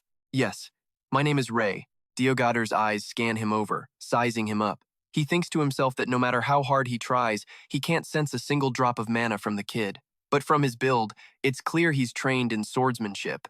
His face grows thoughtful. I was worried another Holy One had appeared, but it seems I have nothing to worry about from this boy. What a relief. He then says aloud, I never expected to meet the Holy One and a Saintess at the same time. What an absolute honor. Ray looks a little surprised, but Iriel calmly replies, Thank you, Your Grace. Ray raises an eyebrow at her. Hey, Saintess, shouldn't we be leaving now? Just as another voice begins to speak, Diogater suddenly cuts in. Oh, Saintess Iriel, you did say you would repay a debt, correct? And here it is. The moment we knew was coming. The king is cashing in his favor. A brief memory flashes by. Then he explains, To be honest, my cousin, the daughter of the Prince of Silos, is ill. Many priests have seen her, but none can cure her. They don't even know what sickness she has. I was hoping you could repay your debt by visiting her, Saintess Iriel. Hearing this, Ray freezes up, thinking, What? No way, just say no. Ray grits his teeth, signaling Iriel. They have a long journey ahead, refuse him now. He sees her silently respond. I understand. And then she replies, Of course, my lord. How could I possibly refuse your request? Ray is absolutely stunned, whipping his head around to look at her. What? Diogater is pleased with her answer. Thank you. I was worried. But with the Holy One by her side, I'm sure you two can handle it. Thank you, Saintess Iriel. She forces a smile, her expression darkening. This is not what I had in mind at all. Later, outside, Ray lets out a sigh. Seriously? Why is the road to the Holy Nation getting even longer? Iriel doesn't know what to say. In an awkward spot, she flashes a confident smile. Oh, about that. She scrambles for an excuse. It's because you're a member of the Holy Nation now. You can follow me and learn how to use your holy arts. In the long run, it'll be a great help to the entire world. Ray raises an eyebrow. Won't it take even longer if we detour to the prince's territory first? She quickly replies, well, yes. Okay, let's pause. I know he was complaining, but deep down, our MC is a good guy. He agrees, smiling softly at Iriel. Someone's sick, right? If we can help them, why not go as soon as possible? We go where we're needed, as long as we can help the patient. That is the true duty of a doctor. Elsewhere, a priest speaks up. My apologies, Saintess. He looks worried. We've already informed the Holy Nation that we are on our way back. If you're saying we're visiting the prince, I cannot allow this. I'm sorry, Saintess. Iriel quickly explains. It was a request from the King of Cilia. Forgive me, but I was in a position where I simply could not refuse. The priest asks, The king? What did he promise in return? Iriel answers, He promised nothing. This is just to repay the debt for letting us stay here. Hearing this, the priest sighs. Well, since he had reason to make such a request, I suppose we have no other choice. I will contact the Holy Nation and inform them we will be returning to the kingdom later than expected. Iriel feels guilty. Thank you for understanding. We'll leave at once to save time. Ray looks annoyed, hands on his hips. On the road, Ray thinks to himself about people's reactions to his medicine. After my first patient was treated, their reaction was unexpected. I wonder how my second patient in this world will react. As the sun begins to set, the priest announces, We will make camp here for the night. The priest picks a spot. This way. Meanwhile, as Ray is busy cooking, voices start buzzing around him. Hey, look over there. Is that the Holy One? The whispers continue. He's way more handsome than the rumors said. Go talk to him. Then, someone approaches Ray, stammering, Excuse me, Holy One. She tucks her hair back, her face blushing. Do you need any help? Ray politely answers, No, I'm fine. Another girl musters her courage. If it's no trouble, may we sit next to you? We were just wondering what you were doing. Surrounded by beauties, Ray is absolutely beaming. Of course, I don't mind at all. Please, sit wherever you feel comfortable. Hearing this, the girls' hearts start pounding. Thank you. More girls gather around him. What is this? Ray starts to explain. Oh, this is a plant from the elf forest. A while later, he finally escapes them, scratching his head, exhausted. Man, those kids have too much energy, and that's where we'll leave it. You and I both know this detour is where the real story begins. ATNS model. Just then, a voice catches Ray's attention. About the new saint. He's so young. Does it really make sense to follow him? He's just a brat who does whatever he wants and makes demands of the holy nation. Another knight replies, remember that time the Saintess got slapped by an elf? Ray, hiding behind a tree, is fuming. Seriously? They think it's okay to gossip like this? The woman continues, we'll only know for sure once we get to the holy nation if he's nothing more than the Saintess's puppet. Suddenly, Iriel appears behind them. What was that you were saying about me and the saint? Why don't you say it to my face? She smiles, but it's terrifying. A puppet of the Saintess. Did I hear that correctly? Her eyes look absolutely demonic. Could you tell me why you're talking about us? Maybe I missed something. Why don't you continue? It seemed like you had a lot more to say. They both freeze up, dead silent. She presses on. If you don't say anything right now, then I'll just assume everything I heard is true. And if that's your official opinion, I can do whatever I want, correct? The man stammers, we were just. We thought it was important to remind everyone of all the things you've done. Iriel's glare intensifies. All the things I've done? What does that have to do with you? Did I tell you to go complain about it to everyone? You say you did it for me, but did I ever once ask you to do that for me? A priest rushes over to intervene. Saintess, he's sweating bullets. These children just made a mistake. They still have much to learn. They meant no harm, please, forgive them. He shoves the knight's head down. What are you doing? Apologize to the Saintess right now. Iriel's voice is flat, and you think a simple apology is enough? You dared to slander the saint and call him a stupid child. You even called him a know-nothing puppet, and now you want me to just forgive them? Faced with her relentless questioning, everyone is terrified. Iriel glares at them. The saint is chosen by God. Disrespecting him is the same as disrespecting God himself. Therefore, this is blasphemy. She continues, do you really think a sincere apology is enough to solve this problem? However, if you fail to make me understand your reasoning, Ray just keeps listening from behind the tree. Iriel's voice drops. I truly don't know what will happen next. The woman from before is shaking, unable to speak. Saint Iriel, please forgive me. I shouldn't have said those things. Iriel just screams back in a rage. And trust me, you and I both know she's apologizing to the absolute wrong person. You insult a saint chosen by God and can't even apologize properly? Through gritted teeth, she adds. Some people can't apologize even if they wanted to. Ray's ears perk up.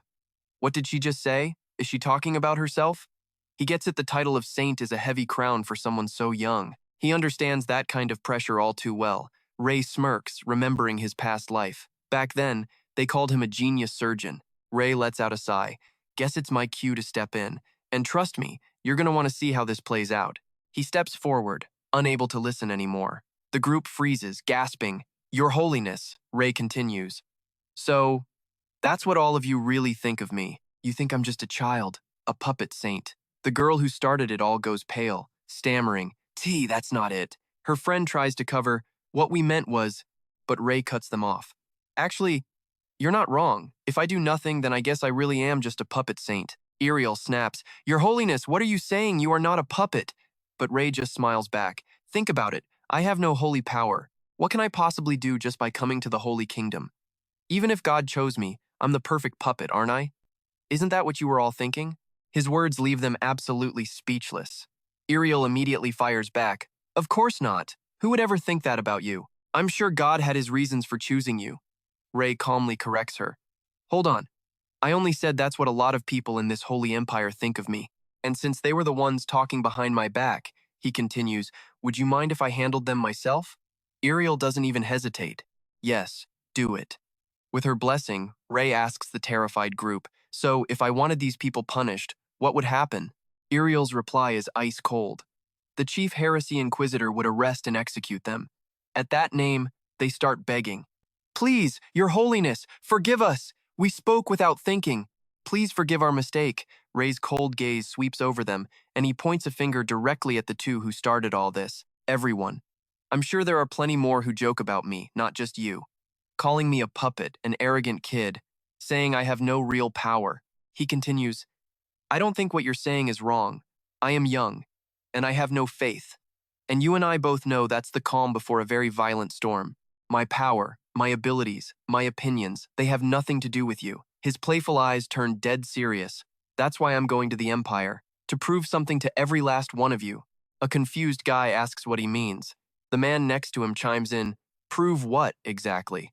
Ray turns his back, clenching his fist. To all of you who talked behind my back, I will make you regret it, and I'll make you remember this moment as proof, a promise for that day. He holds out his hand. But I won't punish anyone here today. Hearing this, the two men are overwhelmed with emotion. One of them even starts crying.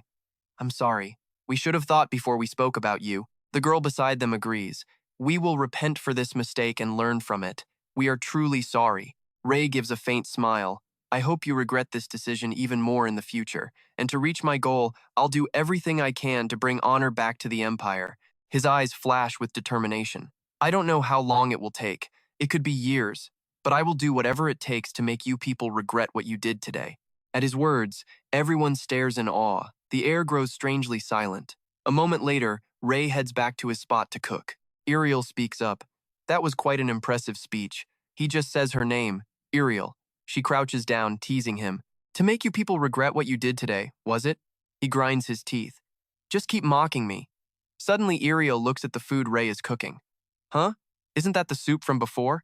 He answers cheerfully. Yep, the Chancellor ate my portion too. I'm pretty hungry after all that. Want some? It's better hot. Iriel smiles. Yes, please. Just then, the sky fills with shimmering shooting stars. Iriel gasps. Hey, look, shooting stars. Now, let's pause. From death threats to stargazing, this girl grins. It's been a while since I've seen the night sky. Do you think seeing a shooting star is a good omen? Ray looks up, thinking to himself, a shooting star. His name in his past life meant shooting star. He closes his eyes, enjoying the moment. But I'm used to the name Ray now. He slowly opens them. You know, back in my homeland, they say, if you make a wish on a shooting star, it'll come true. Iriel is shocked. Really? She immediately clasps her hands together to pray, which just confuses him. What are you doing? Are you actually praying? Ray wonders to himself. A Saintess believes in old superstitions. The two of them eat their soup while watching the starry sky. Iriel speaks up. Now that you mention it, we have a saying like that in the Empire.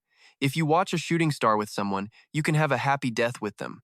Ray looks puzzled. A happy death? Iriel immediately scoffs. Of course, I don't believe in that stuff. How can a death be happy? Ray finds himself agreeing with her. Yeah, I don't believe in it either.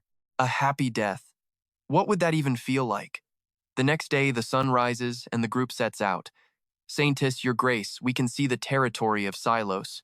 The reports continue. It looks like we'll be entering Silos territory soon. The vicar turns and asks the two of them, where should we head first when we arrive? Iriel answers, we're in a hurry, so we must meet the dukes all at once. She stares out thoughtfully. We don't have much time. She continues. We'll treat them as quickly as possible and head straight to the Holy Empire. Things will get complicated if we're late for the baptism. They soon arrive at the Duke's residence. He's already there to greet them. Welcome, I've been waiting for you. I've been looking forward to this ever since I heard you were coming. The Duke is beaming with joy. I can't express how happy I am that you came all this way for my daughter.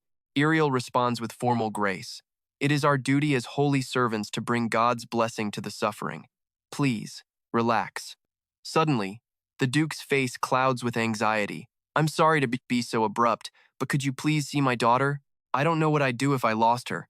It breaks my heart seeing her struggle with her illness. Iriel replies, I understand. We can examine her condition right away. Hearing this, he clasps his hands in pure happiness. Now, get ready to see what a Saintess can really do. The Duke is ecstatic. Thank you. Thank you so much. I'll do anything if you can just treat her. Ray glances at Iriel, thinking, she hasn't done a thing yet, and they already trust her this much. She's good at being a Saintess and at being a person. They finally approach the girl's room. This way.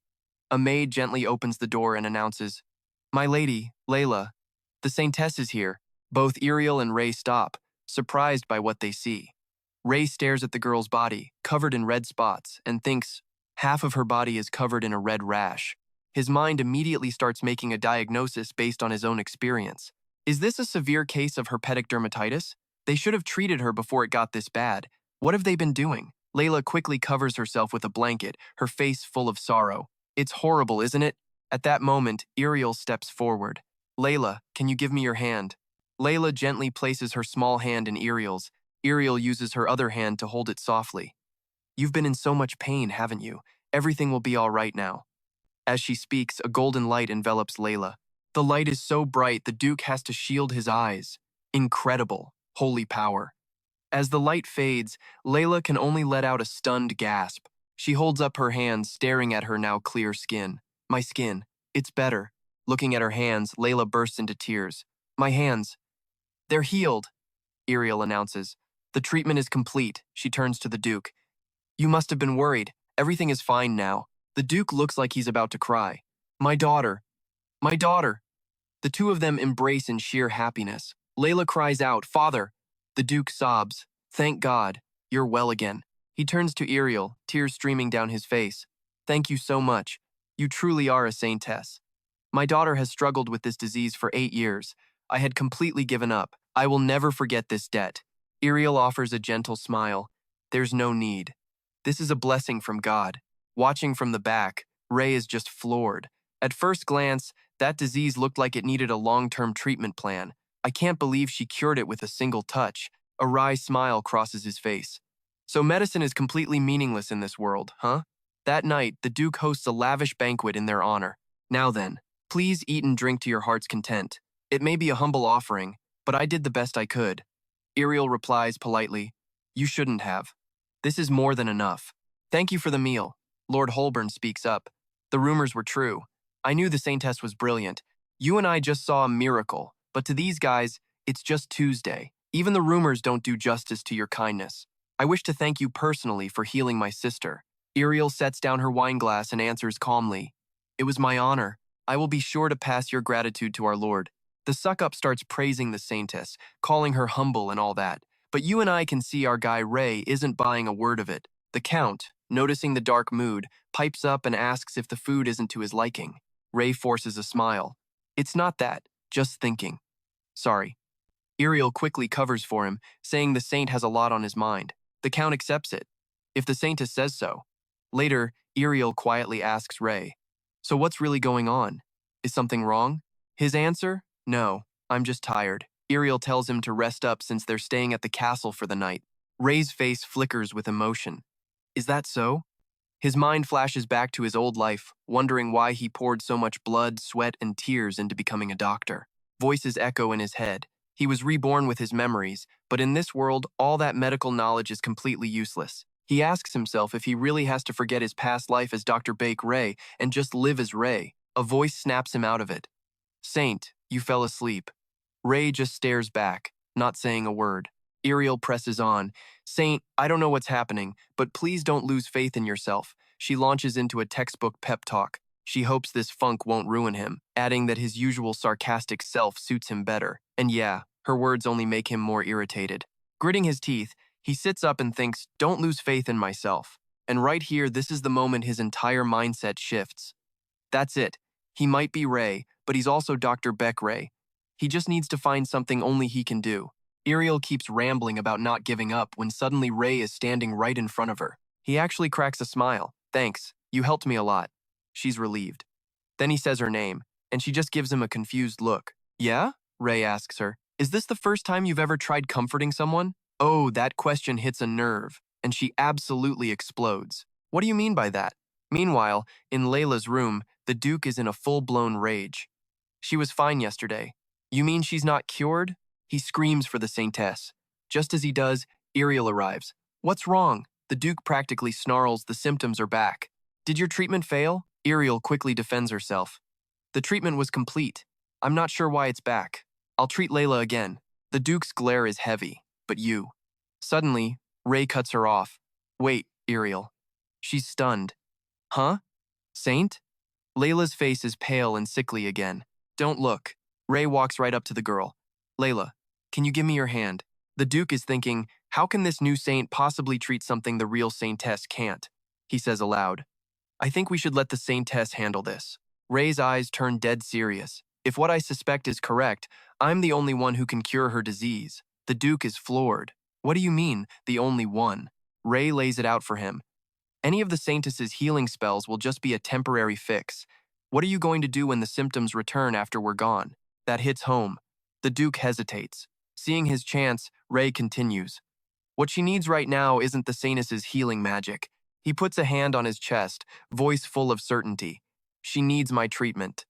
The Saint's treatment. The Duke is worried. But I heard you don't have any holy arts. What exactly do you plan to do? Ray's reply is cold. My treatment doesn't need holy arts. I will use all the knowledge I possess to cure this disease. That's how I'll treat her. Just then, Leela herself decides to speak up. Father, the Saint is right. If we don't trust him, I don't think we have any other choice. The Duke is shocked by his own daughter's words. Layla, she continues, we've already tried everything else. If there's a way to finally cure me, I want to put my faith in the Saint. Hearing that, her father finally relents. All right, if that's what you want, I'll allow it. Then his voice breaks. Please, save my child. From the bottom of my heart, I beg you. Ray replies with absolute conviction. I promise. I will cure her. The very next day, the investigation officially begins. First on the list is hygiene, the most fundamental step to good health. He checks everything. But they wash all the bedding, tablecloths, and clothes every single day. So, he can rule out hygiene as the cause. On top of that, a magic shield protects the castle, so it's safe to assume external parasites aren't the problem either. But then he spots it. A problem with her meals. There's one ingredient that shows up in almost everything she eats. Wheat flour. Even the meat dishes are coated in it, and here's the clincher, her condition always flares up right after she eats. With these clues, he has a prime suspect. Wheat flour contains a protein, gluten, which is insoluble. Her disease is a form of dermatitis caused by gluten sensitivity. It's a skin condition caused by an allergy. Not that hard to treat normally. Ray starts racking his brain for a way to create a treatment for her. Unfortunately, there's the one massive problem you saw coming. This world has no useful medicine. It's a world where medical science hasn't even begun. He tells the maids that trying to create a medicine using plants he's not familiar with would be way too difficult. So for now, the only thing he can do is change her entire diet. He begins to explain, from now on, remove everything on this list from her meals. In her room, a tired Layla is curled up in a blanket. A maid calls out to her. Lady Layla? The girl weakly responds. What is it? From outside the door, Ray speaks. My lady, this is Ray. May I come in? Hearing his voice, Leela lets out a small gasp. She sits up and fixes her clothes. Saint, please come in. Ray replies. Sorry for the intrusion, as he enters with a radiant smile. All right, let me show you what happens when modern medicine gets mistaken for holy magic, and it is absolutely hilarious. Our healer knew immediately that her diet was the problem. Layla, however, just glares back and says, Fine. So Ray lays down the law. There are a few things you need to be aware of. Things I need to be aware of? She asks. He gets serious. That's right. From now on, you're to avoid any food with flour, like white bread. And even if your body feels itchy, you have to try your best not to scratch it. Layla is completely floored. What? Avoid bread? Ray just gives a slight smile. Well, this is all I can do for you. She can't believe what she's hearing. No way. Bread is her favorite food. Is this guy lying? Maybe she should just call the guards. Layla pushes back. So you're not going to do anything else? Like use healing magic? Ray's deadpan reply. What I just told you is a type of healing. And to stop the spread, he continues, once a day, we'll have to pop all the blisters. I'll do it myself, since I need to check on your condition anyway. He then backs away slowly. That's it, get some more rest. The most important thing is to stay healthy. Layla is left wondering if not eating bread can really cure her. It sounds ridiculous. Just as Ray leaves, he runs into Iriel waiting outside the door. She immediately asks him, Your Holiness, how is her condition? His expression turns grim. It's gotten worse. And here is the classic part you and I were waiting for, the expert who thinks they know better. Iriel argues, wouldn't it be better if I treated her? He just stares back. You already did, and it came right back. If they try her method of treatment one more time, it's just going to relapse again. Iriel refuses to accept it. But to say changing her diet will cure her? If that's true, why didn't we do that in the first place? I trust you, she says. However, the king doesn't share that trust.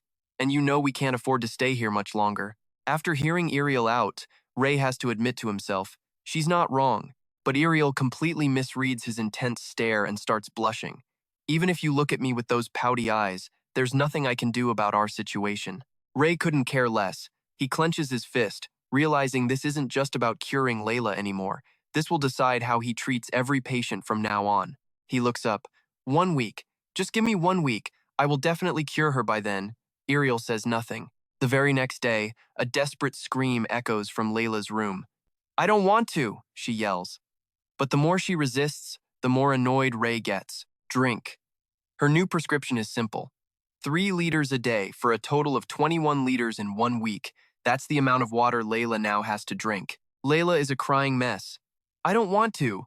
How can drinking water possibly work? It's not even holy water, so why does she have to drink so much? Ray calmly explains. When you're having an allergic reaction, drinking water is the best thing for you. Trust me and drink up. He explains that when a foreign substance enters the body, the immune system creates a chemical. It's meant to be a defense mechanism, but for people with allergies, this chemical is overproduced and can cause toxic reactions. He pushes the cup towards her again. Now, drink. When that happens, drinking enough water allows the body's cells to function properly, minimizing the allergic reaction. Therefore, it's the best way to fix her condition. I know what you're thinking. Is this a cure or just creative torture? Layla certainly thinks it's torture. How is he a saint? She cries. He's just a handsome psycho. And just like that, 4 agonizing days pass. Layla is only allowed to eat salad. At first, after being banned from carbs and forced to drink gallons of water, she absolutely hated him. But with no other choice, Layla decided to trust him. And the result? She stares into the mirror, shocked. Your Holiness, look. Is this real? My skin is back to normal. Ray calmly replies, I promised I would cure you, didn't I? Layla smiles, amazed. The symptoms really did get better after I drank water and stopped eating bread. Unbelievable. He gives her a little wink. Even so, we still need to be careful. We have to continue with this treatment plan. Understood? Layla's initial hostility has been replaced with cheerful acceptance. Yes, Ray thinks to himself. He was worried that people from this world would react differently, but it seems there's no need for that concern. Now, her recovery is just a matter of time, or so he thought. On the 6th day, another problem erupts. Layla is throwing her food everywhere, smashing plates and bowls. She's wailing for bread. She's going through carb withdrawal with all the classic symptoms: stress, anxiety, and mood swings. The maids are completely helpless. In this world, carbs are the cornerstone of every person's diet. So when someone tries to avoid them, withdrawal is inevitable. But if she eats carbs before the treatment is finished, Ray's face turns demonic. Absolutely not. All the progress they've made would be for nothing. He needs something that can help reduce these symptoms. Fast. Layla is literally crying a river because she craves bread. Don't cry, he warns. You'll get dehydrated. Then, he calmly takes out a knife and starts carving a chess piece. Just then, Iriel walks in. She's confused seeing him just staring at the wooden piece in his hand. What on earth are you doing? He replies, I'm creating opponents for a game. How does this look? She's even more confused. A game? But why all of a sudden? Here, take a look for me. He holds out the piece. What do you think of when you see this? She has no idea what he's talking about. Trust me, you're going to want to see where this is going. Iriel squints and guesses. A castle? Does this represent the Holy Kingdom? It also kind of looks like a crown. Ray's eyes light up. So you think it looks like a crown? Iriel just shrugs. Yes, but... Before she can finish, he's hit with a sudden flash of inspiration. And it worked. Iriel with me, he says, but she's still just staring blankly, completely lost. Before she can even blink, Guy is gone. Iriel is furious. How dare he just ditch her like that? Meanwhile, in Layla's room, Hoppo arrives. Your Holiness, I was told you sent for me. He's a bit suspicious. This is the first time you've ever summoned me directly. How can I be of service to you, sir? Guy grins. Spot on. Hoppo, I need your help. What I'm about to show you should help with Lady Layla's withdrawal symptoms, but I need your assistance. Layla stares at the pawn in his hand. You're talking about that thing? Hoppo asks. What is it? Guy lays out the pieces. This is a game called chess. Hearing the strange term, they both repeat. Chess? Guy begins explaining the rules. Correct. From now on, you will each command your own army. The rules are simple. All you have to do is capture the enemy's king by moving your pieces. This is a game to see who is the superior commander. He holds up the king piece. However, there are movement rules for each piece. Layla, Iriel, and Hoppo just stare blankly. Rules, sir? Guy nods. Yes. What I'm holding now is the king. Just as a real king maintains his dignity and avoids unnecessary movement, this piece can only move one square. The queen, on the other hand, is completely different. As long as she hasn't been captured, she can move any way she wants. Every piece has its own rules. I'll explain each one. Hoppo strokes his chin. Interesting. The rules are simple, yet there are so many possible moves. This is quite complex. It could even be useful for training real troops. Layla says excitedly, I bet father would love this. Guy cuts them off. All right, that's enough explaining for now. Let's play a game, shall we? Lady Layla, how about a match against Iriel? And so, Iriel and Layla sit down at the board. Iriel begins. Shall we start the game? Layla replies, full of excitement. Of course, Saintess. I won't go easy on you. Guy watches with his arms crossed, thinking to himself, good. She seems really into this. As long as this holds her interest, it should distract her from the symptoms. Suddenly, Iriel's voice cuts through. Check. I believe that's the correct term, she says with way too much confidence. So, what now? This is the power of a Saintess of Ray. Even if you run, there's no escape. Then she gives Layla a smug look. Why don't you just give up? I'll forgive you if you become my loyal subject. Her words nearly bring Layla to tears, who finally has to admit it. She's lost. Iriel just laughs out loud. This game is so much fun. Just then, Hoppo steps up. Saintess, please allow me to challenge you to a match. Iriel just sneers. Trying to get revenge for your master, are you? Then she confidently accepts. I welcome all challengers. You can even have the first move. In the end, everyone will kneel before the power of a saint. Guy watches this all unfold, thinking, this is going better than I thought. They really seem to love this game. But then a single word cuts through his thoughts. Checkmate. Iriel slumps in defeat, forced to accept reality. The Duke of Silos, you truly are formidable. Hoppo just smirks.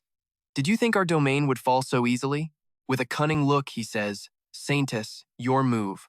Let me show you what our territory is really made of. Guy interrupts them. All right, let's not get too carried away. He thinks this is the perfect way to distract the young lady from her condition. But then, an unexpected change occurred. A loud voice booms through the room as the Duke enters, looking at the board, a game called chess, created by His Holiness himself. Hoppo immediately starts bragging about it. It has a complex system. It's a brilliant game, Hoppo says happily. Father, you could even apply its strategies to commanding the army. The Duke stares at the board, thinking, he created such a perfect game. This boy truly is a child chosen by God. Incredible. If we could use these strategies properly. After the Duke became obsessed with chess, things started to get weird. Guy thinks to himself, the agreed-upon festival has passed, so why haven't I heard anything? Then, something catches his eye. Who are these people? He sees the maids and butlers playing chess and is completely baffled. Even the servants are playing chess now? Then he spots some craftsmen. Are they making chess pieces? Why? Everyone is swarming around chessboards. I just noticed. Why is absolutely everyone playing chess? Voices echo through the halls. What are you doing here? Waiting for a chessboard to open up. He just stares at the absolute madness. Chess was only meant to help Layla's withdrawal. And then he says it out loud. What the hell is going on? I never thought it would spread through the entire Silos estate. Guy and Iriel are brought before Duke Silos. The atmosphere is tense. Iriel speaks first. We came as you requested. The Duke replies politely. Greetings to you both. His eyes are locked on Guy, his mind racing with disbelief. 1 week. His Holiness cured Layla's illness in such a short time, and he even created this masterpiece of a game called chess. It's unbelievable he could do all this at such a young age. He then speaks with sincere gratitude. I can see that Layla's condition has improved immensely. I want to thank you both for everything you've done. The Duke sits and bows his head deeply. As a father, it pained me to see my child suffering like that. Please, allow me to thank you for ending her misery. Iriel glances at Guy and says formally, I did nothing. It was all thanks to the treatment from His Holiness here. The Duke replies, please don't downplay your efforts, but yes, I am most grateful to His Holiness. He gestures to a servant who brings forward a box.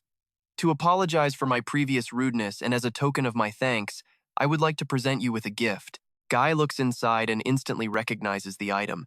The Duke introduces it as a ring passed down through generations of lords in his domain, a gift they received after saving a dwarf. Guy holds the box with both hands, acting shocked. This is. Why would you give me such a treasure? The Duke answers bluntly, this is my apology. Please, accept it. Outwardly, Guy looks conflicted. I couldn't possibly accept something so valuable. But inside, he's practically drooling. Yes, a rare item. The Duke reassures him. Please, do not worry, just accept it. He adds, don't just take the box, put the ring on. Guy obeys, sliding it onto his finger while saying his thanks. Thank you so much. The Duke watches, secretly pleased. He's wearing it. All right, stick with me. Watch how even a simple gift gets a major upgrade for our main character. As if reading his mind, the ring immediately tightens to a perfect fit, making him gasp. It shrank to fit my hand. The Count just laughs, explaining its dwarven magic. Ray smiles. Thank you, but are you sure I can accept such a precious gift? The Count replies, I'm certain the dwarf who made it would be honored to know a saint is wearing it. He quickly changes the subject. I heard you two head to the Holy Empire tomorrow? Ray confirms. That's the plan. The Count insists. Then allow me to sponsor your trip for maximum comfort. A journey that far is exhausting, so please rest up. Again, my deepest thanks. Night falls. In their room, Ray and Iriel are chatting. Glad that all worked out smoothly, huh? He's so polite, isn't he, she says? Or maybe he's just trying to suck up to you? Ray just gives her a look. Seriously, why so cynical? Suddenly, a knock at the door. And here's where the night takes an interesting turn. Iriel is confused too. I don't think so. Who could it be this late? The door opens. Two familiar faces. Hotbo bows. My apologies for visiting so late. Layla adds, I heard you're leaving tomorrow. Ray says, Lord Hotbo. Lady Layla. Hotbo gets straight to the point. You cured my sister and even invented chess. We had to show our gratitude. Ray gets all awkward. It was nothing, really. Iriel just smiles. We were very happy to meet you too.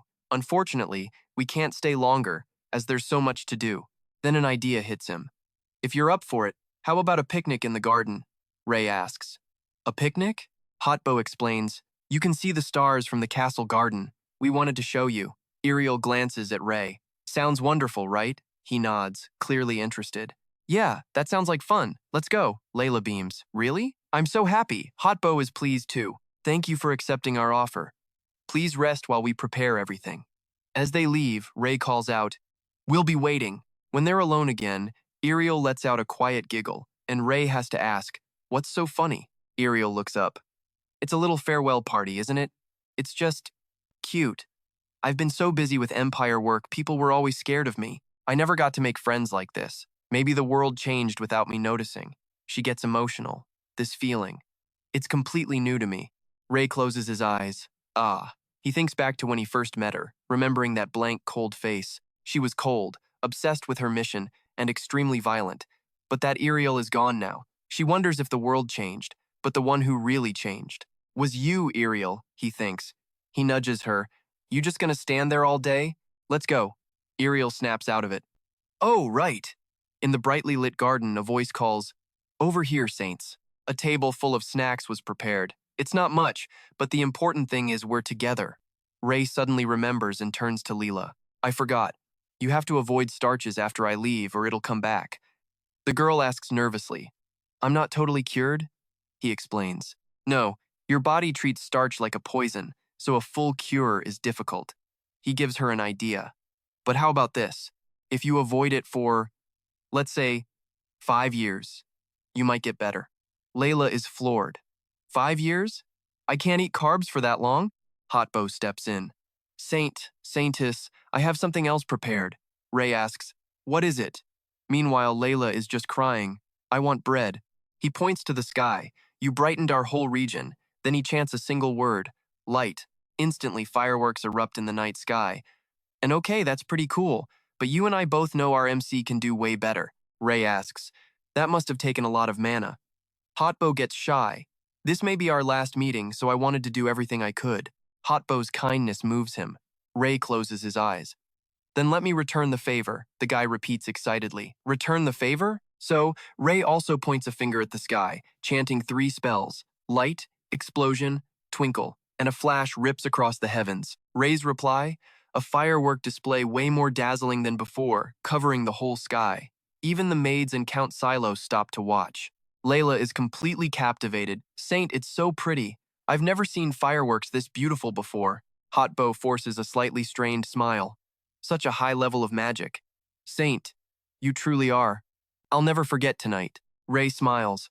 I'm glad we could make this memory together. He thinks to himself, I've had doubts before, tempted by the ease of magic, but now I'm certain my medical skills have purpose. And right there, watching the fireworks, you and I see his resolve get cemented in stone. I will continue my journey saving people. And so, they finally set out for the Holy Empire. Ray and his holy escort were officially on the move. Though there was still a long road ahead, thanks to the Count's support, their journey started off smoothly. Everyone in the group knew this was all thanks to Ray. His followers cheered. A feast out here in the wilds? Unbelievable. Thank you, Saint. As time passed, Ray's reputation grew. He looks up at the sky, thinking he's gotten used to camping out again. Suddenly, someone calls out to him, Hello, Saint.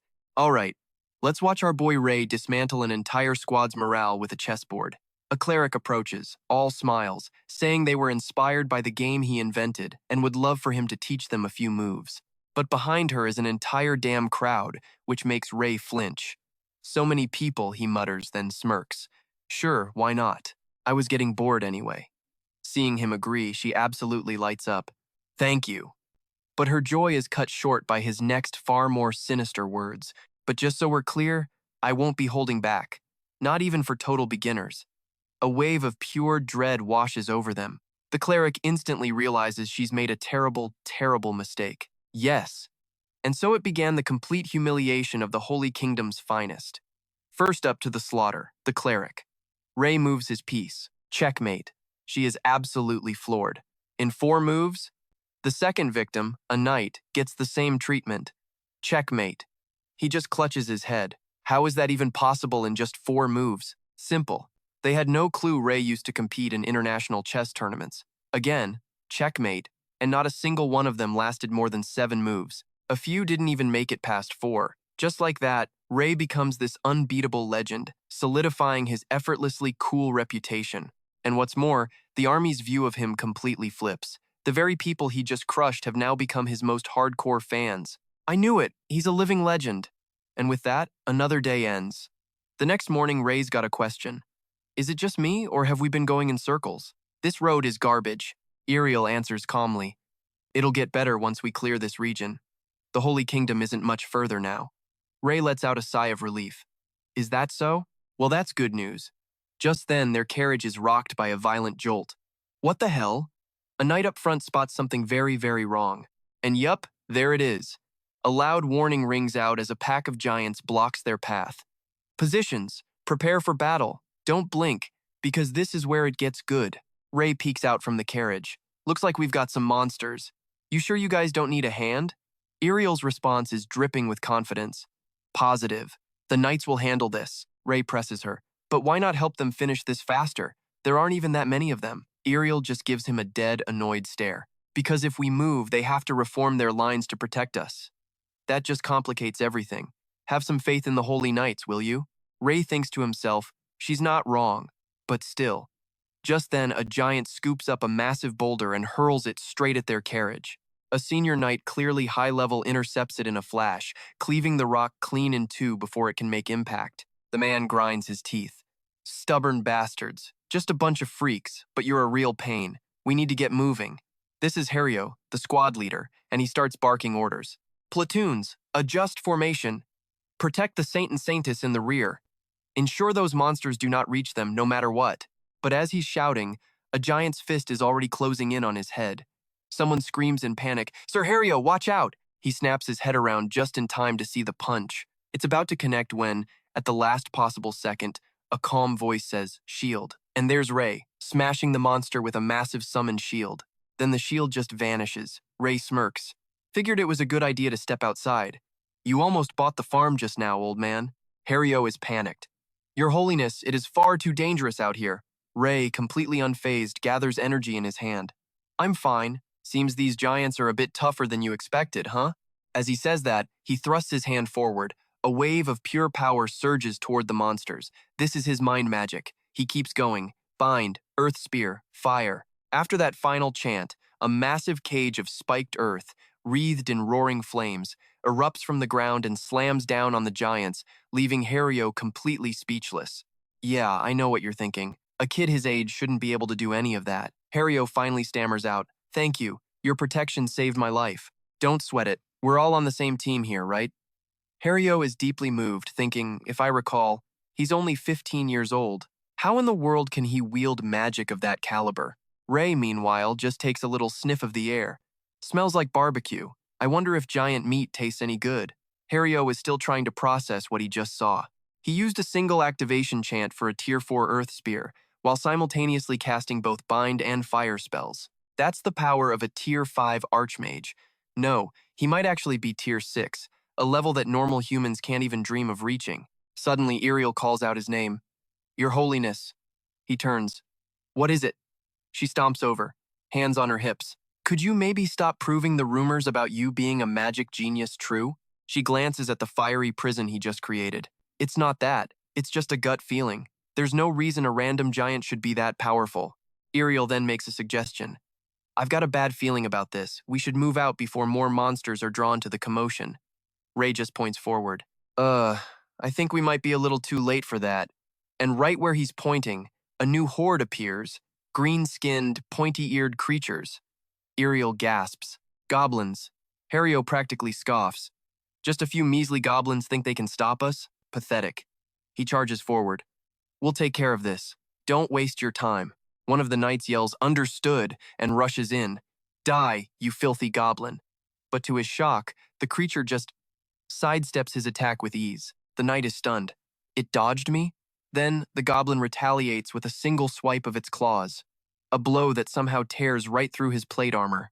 How? How can a mere goblin have this much power? This is impossible! And look, there's another one in the back, and it's chanting a spell. Ray watches the chaos and makes an observation. Looks like these are a bit stronger than your average goblin, huh? Iriel sighs. Seems so. As much as I hate to admit it, it looks like we have to handle this ourselves.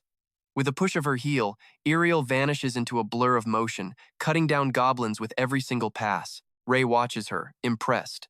When it comes to pure physical combat, she's definitely way out of my league. Just then, a knight screams a warning. Your Holiness, one's on you. And sure enough, a goblin is diving straight for his head. Without even flinching, Ray casts Windblade, instantly blasting the creature into pieces. After a while, Ray and Iriel end up back to back. She offers an analysis. No matter how many of them we kill, they just keep appearing out of nowhere. Yep, Ray agrees. If this keeps up, we're going to get overwhelmed, Iriel thinks out loud. If only we could wipe them all out in a single blow. And on that note, you and I are going to have to wait and see what broken skill he pulls out next. All right, you and I are about to see our boy Ray suggest a plan so simple. It's got to be genius. Iriel's completely baffled. Before she can even ask what he's doing, he screams, Hey, you ugly goblins! Ray then sticks his tongue out, taunting them, and just like that, the idiots take the bait. They charge right at him, but Ray just keeps on taunting. Bet you can't catch me. Iriel just stands there, face completely pale. Wait, does our saint even have any magic? Ray takes off at an impossible speed, becoming a blur as the goblins roar in fury behind him. Suddenly, he stops by a tree and spins around. The monsters instantly surround him. Ray thinks to himself, okay, there are way more of them than I expected. He glances back, wondering if he's far enough from the knights. Then, Ray calmly summons a single fireball. The goblins just point and cackle, basically saying, Is that it? What a joke! Ray just points at the tiny flame and smirks. Oh, you're not impressed? Is this little thing not enough to entertain you guys? So, to humor them, he summons a few dozen more. Ray, ever the gracious host, grins. So, do we have an understanding now? I prepared one for each of you. Don't want anyone feeling left out. The goblins are frozen solid, and then a rain of fire and a massive explosion. The shockwave hits the night squad, even from a huge distance away.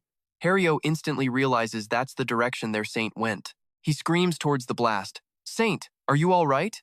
When they arrive, they find a massive crater still radiating heat from the ground. Hario is just stunned. What is this? Through the dust, a figure emerges. Don't just stand there. We've still got a long road ahead of us. Ray casually dusts himself off with a smile. Let's get out of this forest. I'd rather not run into any more of those things. Hario finally snaps back to reality. Ah, right, we'll move out immediately. Later that night, by the campfire, Ray speaks up. Iriel, I was wondering something. He asks by the flickering flames, Are monsters normally that strong? She replies, Not at all. That's why the knights were so bewildered and struggled to fight them. But Iriel brings up another point. Speaking of which, Saint, About your mana. Ray looks confused. Huh? What's wrong with it? Okay, pay attention, because this is the moment the entire story pivots. She tells him, after your baptism, your mana will disappear. Iriel holds up a finger. When you're baptized in the Holy Kingdom, the goddess herself grants you divine power. But, as you know, a human body can only hold one type of energy, and divine power is very similar to mana. She explains that if divine power entered your system while your mana was still present, your body would literally explode. That's why all your natural mana must be completely purged to make way for it. Ray asks a question. What about people who are born with no mana at all? Then the divine power can enter their bodies without any problems, Iriel says. He's stunned. Seriously? So mages can only hold mana because of their internal magic circles. But normal people without those circles can't, right? Iriel is impressed. That's a very good question. He follows his line of thought. So does that mean someone without a magic circle can't receive divine power? Iriel quickly corrects him. No, that's not right.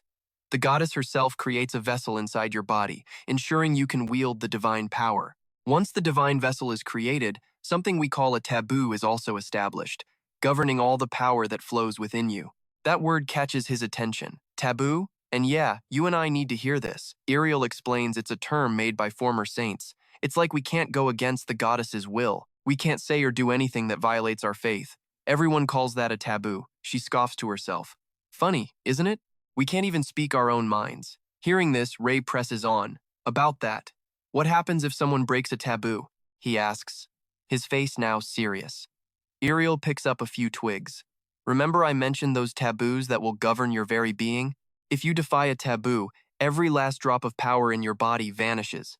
She tosses the twigs into the fire, and so do you. Watching the twigs turn to ash, she adds one final detail. Forever. Ray is stunned. One wrong word and you just vanish?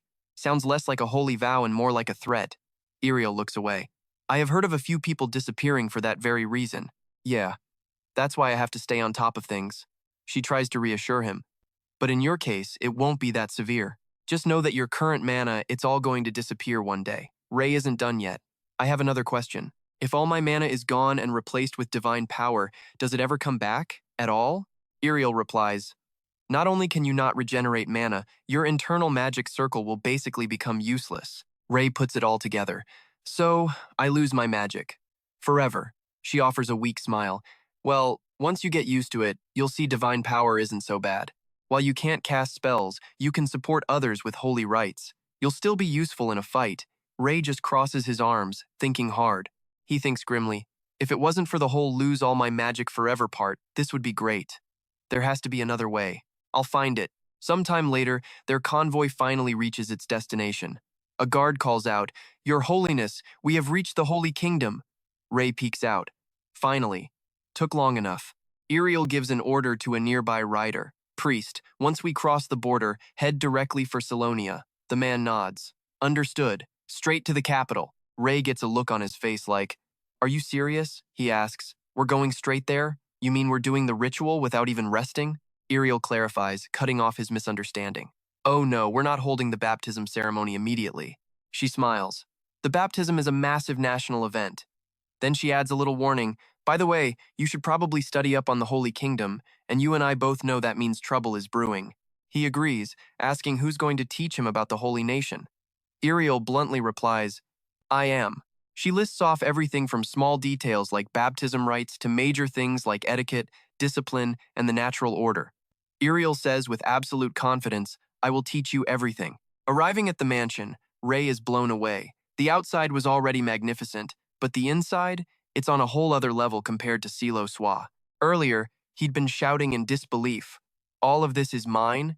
As they stood before the ridiculously opulent estate, Iriel had explained, this is the residence of all saints, a sacred place that even the Pope needs permission to enter. The staff are all carefully selected, powerful individuals, so you have nothing to worry about.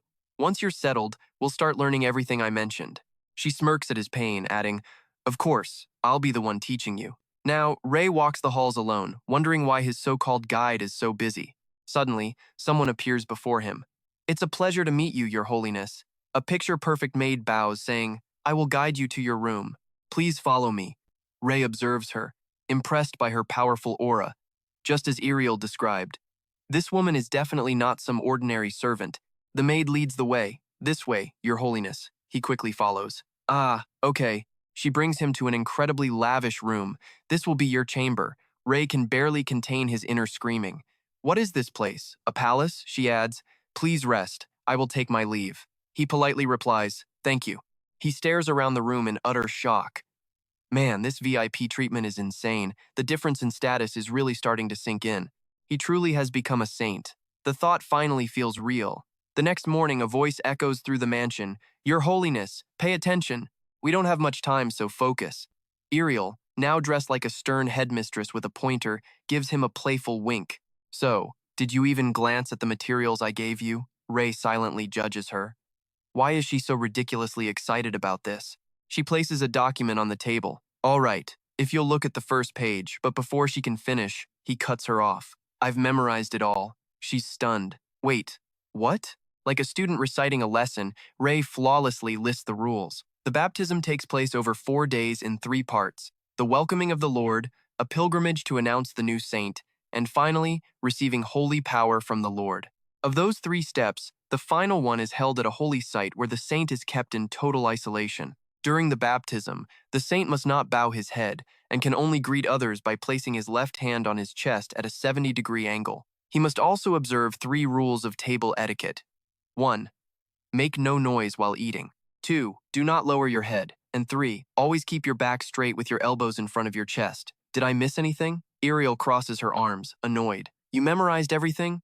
Are you even human? Ray then asks a question. I have a question about the 3rd part of the ceremony. What exactly do I have to do? The documents weren't specific. It just says I have to show my sincerity to the Lord. What did you have to do? I'd like a reference. Iriel's answer is a total curveball. I did nothing. Ray's face scrunches up. Nothing? Stop joking around, I'm being serious. Iriel calmly confirms it. It's true. I just ate and slept for an entire week. After that, the flow of mana just appeared on my body, and I could feel the holy power inside me. She says it like it was the easiest thing in the world. Ray is completely skeptical. Holy power and a mana flow just appeared? For real? But Iriel just snaps back. You recited the rules perfectly, but your attitude is the real problem. She lectures him. Even with a superhuman memory, you can't just adapt to these customs instantly. Knowing and doing are 2 very different things. After her little speech, Iriel takes off her glasses. It's time for lunch. Why don't we use this as a practice session? Ray has no choice but to agree. Fine by me. At the dinner table, Ray uses his knife and fork to cut his steak with perfect form. Iriel is speechless and a little disappointed. You're doing pretty well, he smirks. Of course. Not willing to give up, she declares. There's still a lot more to learn, so just you wait. Her aggressive attitude just confuses him. What's with her? Is she trying to pick a fight? He puts a piece of meat in his mouth and asks, Why are you so strict? Iriel, who was just waiting for a mistake, seizes the opportunity. Hey, cover your mouth when you speak while chewing. Ray is annoyed. But why? Iriel winks back. Because of moments just like this. Petty nobles will scrutinize your every move. To stop them, everything we're practicing now has to become second nature. Ray's mood plummets. Seriously? Just take a break, he says. But Iriel has a sly look on her face. How can I rest when I have such an important mission? Besides, I want to stay here with you. Suddenly, someone calls out to her. Saintess? The maid from yesterday enters the room. I am truly sorry to interrupt, but please allow me to say something. Iriel looks curious. Yes? What is it?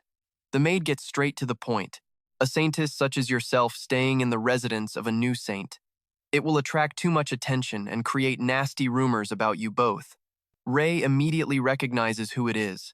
Oh, it's her, she continues. I know this may seem rude, but please understand, I am only trying to help you avoid unnecessary trouble. Iriel studies the maid for a moment before speaking. What is your name? The maid seems to just realize her oversight. Oh, I am. She introduces herself. Bella Croy Seer Oakleus. The name makes Iriel pause. Did she just say Bella Croy? From one of the 3 great noble houses? Among the many noble families in the Holy Empire, the 3 great noble houses are the ones who directly serve the saints. On top of that, 6 other families have been given special titles for their achievements. Iriel wonders why someone so important would be chosen as a simple maid in the saint's residence. Understanding the situation, she says, Even if I was joking about it, I understand the need to be careful. Ray, eager for a break, quickly chimes in. I guess you should head back then. Iriel coolly agrees. All right, goodbye then. Go on, quickly now. She glances at the maid. And you? You're the youngest of the Belacroix family, aren't you? I'll remember you. Thanks for the advice. It is my honor, she replies humbly. Ray repeats the name in his head. Belacroix. He thinks, if she has a title, she must be a noble. A noble is working as a maid? Man, being a saint is a bigger deal than I thought. That night, Ray's bedroom door creaks open while he's fast asleep. Oaklea stands silently by his bed, staring down at him with terrifying killing intent. Your Holiness. She reaches out a hand, but halfway there, stops and clenches it into a fist. Ercleus gives nothing away with that deadpan stare, then just turns and walks off. The next morning, Ray sips his tea like nothing ever happened. He heaps praise on her, saying her tea brewing skills are top-notch. Oaklea humbly replies, Thank you, sir. It's made with petals from the serene flower. See, the night before, Oaklea had slipped silently into his room so quietly that even the perceptive Ray didn't notice a thing. But she did absolutely nothing. The next day passes peacefully, as if nothing happened at all. Iriel, however, shoots a suspicious glare at Oaklea, who's whispering with another nun. Something about her is definitely off. A moment later, she approaches Ray. Your Holiness, I've been told that everything for the ceremony is ready, if you are. Please, follow me. He's a little caught off guard. I thought we were starting this afternoon. Why are we going now? Iriel jumps in to explain, there are still a lot of things to prepare before the main event. Ray, still clueless, repeats, Preparations? Iriel just grins slyly. You have to impress a lot of people today. A little while later, Iriel is fawning over him. That robe suits you perfectly. What a surprise. Who could possibly look away now? It was my fault. I will gather everyone and train them properly. Ray just walks past. Don't worry about it. So, we're here, right? Oaklea stands before a grand door and confirms, Yes, sir. The Pope and all the high-ranking nobles are waiting for you inside. Ray stiffens up. Man, I'm getting nervous. Guess I have no other choice. Time to just roll with it. The doors swing open, and an announcer bellows, The Saint and Saintess are now entering. Immediately, the entire room is filled with doubt. That's the new saint? That little kid? But then, a single thought unites them all. This is their chance. Two nobles rush toward Ray to suck up. It's a pleasure to meet you, Your Holiness. It is my honor. If you don't mind, please allow me to introduce myself. Then, a hand shoots out, blocking them and shielding Ray from behind. Iriel gets serious. I understand you're all excited to meet the saint, but this is highly improper before the ceremony has even begun. I'm sure you'll have a chance to greet him properly afterward. The two nobles' faces instantly sour. The Saintess is right. Oaklea adds her 2 cents. Please maintain proper etiquette with the saint before the ritual and refrain from any rude behavior. Someone in the crowd recognizes her as the young lady of House Belacroix, and just like that, nobody dared to make another sound. Yes, apologies. Still, they all have the same question, why is a noble lady dressed as a maid? Oaklea steps forward. This way, Your Holiness. I will lead you outside. Ray forces a smile, but we're already outside. She instructs him. When we arrive, please be ready to say a few words about officially accepting your duties as the saint. Ray just about has a heart attack. You want me to give a speech? He shouts. This is the first I'm hearing of this. Why didn't you tell me sooner? Oaklea calmly replies. Is that really so important? And just like that, it clicks. So this is what Iriel meant by impressing people. She offers a single, reassuring sentence. Do not worry, sir. Iriel and Oaklea chime in together. You can say anything you want. Just be comfortable, because everyone will automatically interpret it as what they want to hear. Seeing them in perfect sync, Ray sighs. The ruling class really does think alike. Finally, he accepts his fate with another heavy sigh. All right, then what I'm planning to say is Iriel cuts him off with a bright, encouraging smile. Your Holiness, good luck. Ray just smiles back. Yeah, I got it. Under a clear blue sky, hundreds of people are gathered below. He feels the pressure, though it's a little better now. He can't help but wonder, why are there so many people here? Did the entire population of the Empire just decide to show up? Oaklea speaks up. Your Holiness, please take this. He glances at it. What is it? She explains it's a magic tool. If you hold this in your hand, your voice will carry much farther. Hearing this, Ray flat out refuses. Oh, I don't need something like that. Oaklea insists. With all due respect, sir. I don't think they'll be able to hear you. But just as she finishes her sentence, Ray uses his own magic to cast an amplification spell. Oakleus is in absolute shock. Magic? And with that, he begins his speech. I send my warmest greetings to everyone present here today. A citizen in the crowd mutters, "Did he just say warmest?" Ray continues, "My name is Ray, and I am the chosen successor, the saint. God has chosen someone as young and inexperienced as me to be the saint. And honestly, I don't know what else to say. I'm just an ordinary boy who grew up in the countryside, and yet, I was chosen. And I promised that I would choose a few of you before I arrived here. That promise was to ensure the holy nation will stand at the pinnacle of this continent. Now allow me to declare that vow to every single person standing on this land. I swear that I will make the holy nation of Gaon the mightiest kingdom on the continent." Ray flashes a perfectly confident smile. I'm sure hearing such a grand declaration from a child must seem a little ridiculous to you all. But then, something appears behind him, making Oakleus gasp. The audience is just as stunned. Ray places a hand on his chest. As long as you believe in and support me, I will also use all my strength to support you. A massive fireball materializes, hovering in midair. The crowd below erupts. A meteor. Is that a shooting star? That's a ninth circle magic spell that only an archmage can cast. The new saint is a genius mage, and in that moment, everyone was won over, chanting in unison, "All hail the saint! All hail!" Ray casually snaps his fingers. Cancel. The fireball vanishes on command. The cheers from the people grow even louder. All hail! Long live the saint! With that all settled, he turns to Oakleus. "So, where do I go now?" Still a bit stunned, she replies, "Please follow me, this way. Also, if possible, perhaps next time you could speak a little softer." That volume was a bit deafening. Ray is flabbergasted. "You're telling me this now?" At the chapel's altar. A small platform sits in the center. Ray pipes up. "Is this it?" "Yes," Oakleus confirms. "Please, sit inside the circle." He does as he's told. She instructs him, "When you feel spiritually ready, ask for an audience with God." Ray repeats, confused. "Ask for an audience? What do you mean?" He lies down, thinking to himself, "I don't even know what I'm supposed to say." Then, Ray closes his eyes and starts to focus his thoughts. "Should I start with a greeting? Hello? God? Can you hear me? Excuse me? God?" A moment later, his eyes snap open in shock. He'd fallen completely asleep. The so-called God didn't even bother to show up. Guess he's just gotten used to sleeping in a warm, comfy bed these past few days. Okay, let's start with our so-called saint waking up with a sore back. You and I are about to see his amazing acting skills firsthand. He glances around. "Where did Euclid go?" "Nope, she's still in the exact same pose." He sits up, lost in thought again. "I guess I woke up because of Euclid, not because my back was killing me." Seeing him awake, she immediately asks her question. "Did you answer the call of the Lord?" Ray puts on his most convincing face. "Of course." His voice is still echoing in my very soul. Hearing his passionate declaration, Euclid seems genuinely impressed. That's quite something. Even Iriel took a full day and night to achieve that. Ray is in too deep to back out now. "Oh, really?" Euclid lavishes him with praise. "You are truly a real saint." He just offers a strained, humble smile. "I didn't do anything special." That's what he says. But inside, his conscience is screaming. Should I really tell her the truth about what happened? Meanwhile, in a deep dungeon, a voice rings out.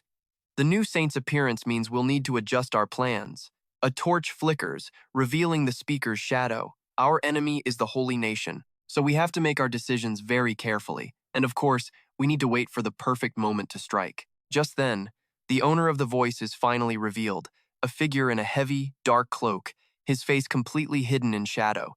However, when the time comes, we must ensure the holy nation is crushed into a million pieces at any cost. Elsewhere, a panicked voice cries out, "He actually completed the ritual?" Another, calmer voice speaks up. "What are you getting so worked up about?" This is why the rite had to be performed properly. The hothead still looks confused. "So what? The rite is all set."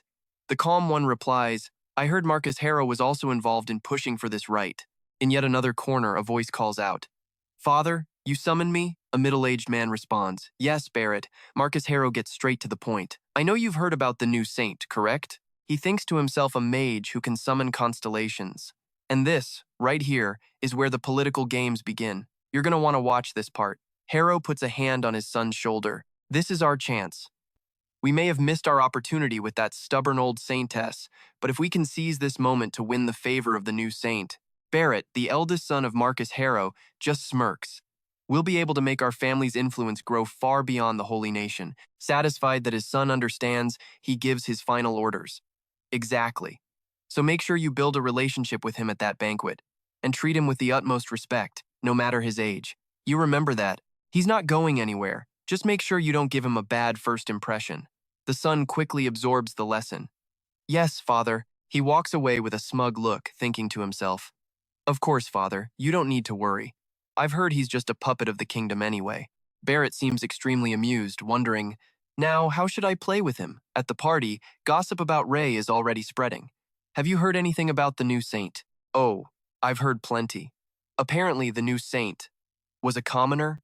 He must be incredibly lucky to be chosen and promoted like that. That's about the size of it, Barrett adds. Perhaps we should teach him a few basic rules. But Graham, from the Grain family, notices something. That person, Barrett grinds his teeth in disbelief. That damn pest. He never shows up to banquets like this one. So why would he suddenly appear here of all places? An announcer calls out, Zeke from the domain of Che has arrived. Barrett offers a greeting. Welcome to the banquet, Lord Zeke. He glances over, and Barrett immediately gets sarcastic. I wonder what wind blew a stray like you in here. Zeke just lets out a long sigh. And yeah, you can just feel the rivalry in the air here, can't you? Lady Sareth of House Kraylin cuts in. I didn't come here to see you, Barrett. Then she turns her attention to the newcomer. Are you looking for someone, my lord? Lord Zeke asks bluntly. Has the saint not arrived yet? Sareth acts surprised. Oh my, I assume you haven't met the saint yet. Barrett interjects. He will be here soon, so why don't we all wait for the saint together? Graham immediately chimes in. He must be busy with something urgent and couldn't make it right away. Barrett forces himself to play along. Yes, that must be it. While internally cursing, that useless bum. In Ray's room, a voice says, Was this made especially for me? He changes into another suit, shocked. This is so comfortable, it's like the tailor measured me himself.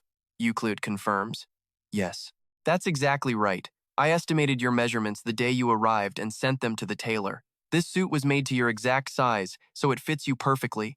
Hearing this, Ray is even more impressed. You could get my exact measurements just by estimating them on your own? Euclid responds humbly. With enough practice, anyone can learn to estimate like that. He flashes a brilliant, grateful smile. I knew you were talented from our first meeting, but you're even better than I thought. So cool. Euclid pauses for a moment, then replies with a completely deadpan expression. Thank you. I will now guide you to the banquet. Please follow me. Ray's smile becomes a little strained. He thinks to himself, no reaction at all. She's like a real machine. Back in the luxurious banquet hall, Graham comments, This saint is slower than I thought. Sareth agrees. Well, I guess he needs some time to prepare himself. Barrett jumps in. Anyway, did you hear about what happened during the ritual? Graham grins. I heard, but I don't know the details. He hazards a guess. It seems we're about to hear a very impressive speech from the saint. That's what he says, but Barrett thinks smugly, he's just a commoner anyway. Just then, an announcer calls out, Attention, ladies and gentlemen, the saint has arrived. Barrett, Graham, and Sareth all turn toward the door. He's here. Ray walks in confidently, followed by Euclid. Barrett thinks to himself, so that's the saint. He's a little different from what I expected. Completely unlike what I imagined. That calm confidence, everything is perfect. Then Barrett approaches him and offers a stiff greeting. Hello, Your Holiness. I am Barrett, the eldest son of Marcus Harrow. Ray smiles. So you're from the Harrow family. A pleasure to meet you. He shakes his hand firmly, his mind racing. I can't find a single flaw in him. At the same time, a few other people approach to greet him. I am Graham of the Grain family. I am Sareth of the Marcus Grellin family. Ray responds with perfect etiquette. A pleasure to meet you all. Barrett grinds his teeth. Damn it, if this continues, my plan will be ruined. And then he speaks up. I heard that the saint was once a commoner. Is that true? And you and I are about to see just how badly this is going to backfire. Rayan doesn't even try to hide it. That's right, I'm from a small village in the Cillian kingdom, he replies. So I take it, this is your first time at a banquet like this? All right, let's watch how our so-called commoner saint handles the snakes in high society. This noble, Berith, oozes hostility, but Rayan just meets it with a calm smile. It is my first time, just as you said. Commoners aren't usually allowed at these parties, after all. Barith practically drips with sarcasm. But you're not a commoner anymore, are you, Your Holiness? So the rules don't apply. Tell me, are you feeling a little overwhelmed? Rayan thinks to himself, there's always one of these guys, never satisfied with what they have, always needing to be the center of attention, clawing their way up the political ladder. In his head, utter trash. Out loud, he just fires back a question. It seems you believe a person's origins define their worth. Why do you think that way? Barith scoffs. It's not a belief, it's just common sense. Rayan looks amused. A flicker of excitement sparks in him. Guys like this always have one thing in common. They talk so much, they end up digging their own graves. This is gonna be good. Rayan plays along. I'm not quite used to this lifestyle yet, so it's a bit difficult to understand everything you're saying. Barith smugly replies, That's right, I forgot. One of his knights lowers his voice, Your Holiness, and Rayan knows. It's starting. Barith is sweating, but still musters the courage for one last jab. You were just a commoner like them before. Before Rayan can even move, a sword is drawn. And right here, the whole room just explodes. Zik's blade is less than 2 inches from Barith's neck. Luckily, Rayan reacts instantly, stopping the steel with holy power. Barith finally realizes he was a breath away from meeting his maker. The guy looks like he's about to pass out. Rayan raises his voice. What do you think you're doing? That was way too dangerous. It's a good thing I managed to block it. Zik's voice rings out. Your Holiness, I am deeply ashamed. I sincerely apologize for this first impression. He drops to one knee, but then adds something more. However, I could not allow this fool to continue disrespecting you. I know it was improper, but I simply couldn't restrain my anger. I beg your forgiveness. Rayan is just wondering what the hell is going on. Then Oakleus chimes in. Your Holiness, permit me to speak. What this man from the Marquis family just said was pure blasphemy. How dare he overstep his authority and mock you in such a way? Zik immediately backs him up. Indeed, I believe we should cut out this Barith's tongue and ensure his family is properly punished. We must make an example of them. Barith's face drains of all color. Huh? Then Rayan speaks. Anjin is not wrong, he says calmly. Oakleus, bring Marquis Harrow here. She obeys without hesitation. Understood.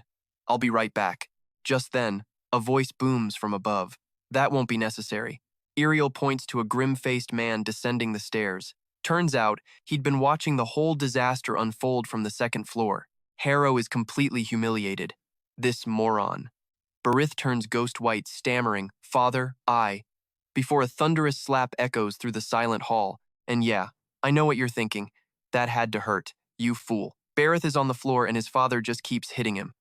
You stupid, idiotic son. What did I tell you? How dare you disrespect the saint like this? You are garbage. Even your words are garbage. Barith screams for his life. Father, please stop. The whole scene leaves everyone stunned, but they all share one thought.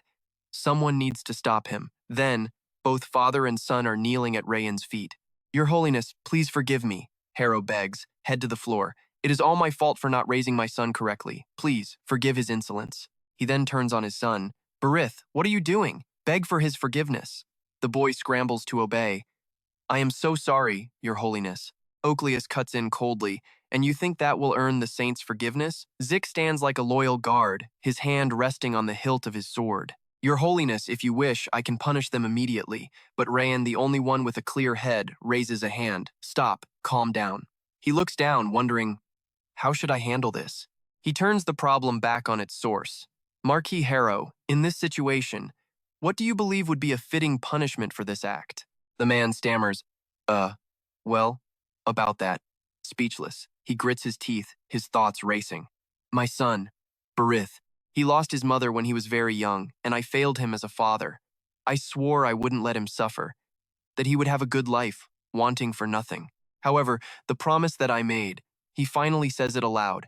If you would grant us your grace and forgive my son for his actions, as an apology and a sign of my repentance, I will renounce my title and donate my entire fortune to the church. Rayan replies, that doesn't solve the problem of Barith's punishment. You must also bear the blame for your son's misconduct. He studies the man, thinking, so he'll only give up his title and fortune to protect his son when he's pushed to the absolute edge. A classic move. Then, Rayan calls out loudly, Barith. The boy looks up. Yes, Your Holiness? Rayan asks him. Do you understand what you did wrong? The arrogance is gone, replaced by honesty. I have disgraced your name with my blasphemous words. Seeing Barith's change in attitude, Rayan softens. He'd have punished Harrow if he were as foolish as his son, but the man seems to have some sense. Punishment is unnecessary, he thinks.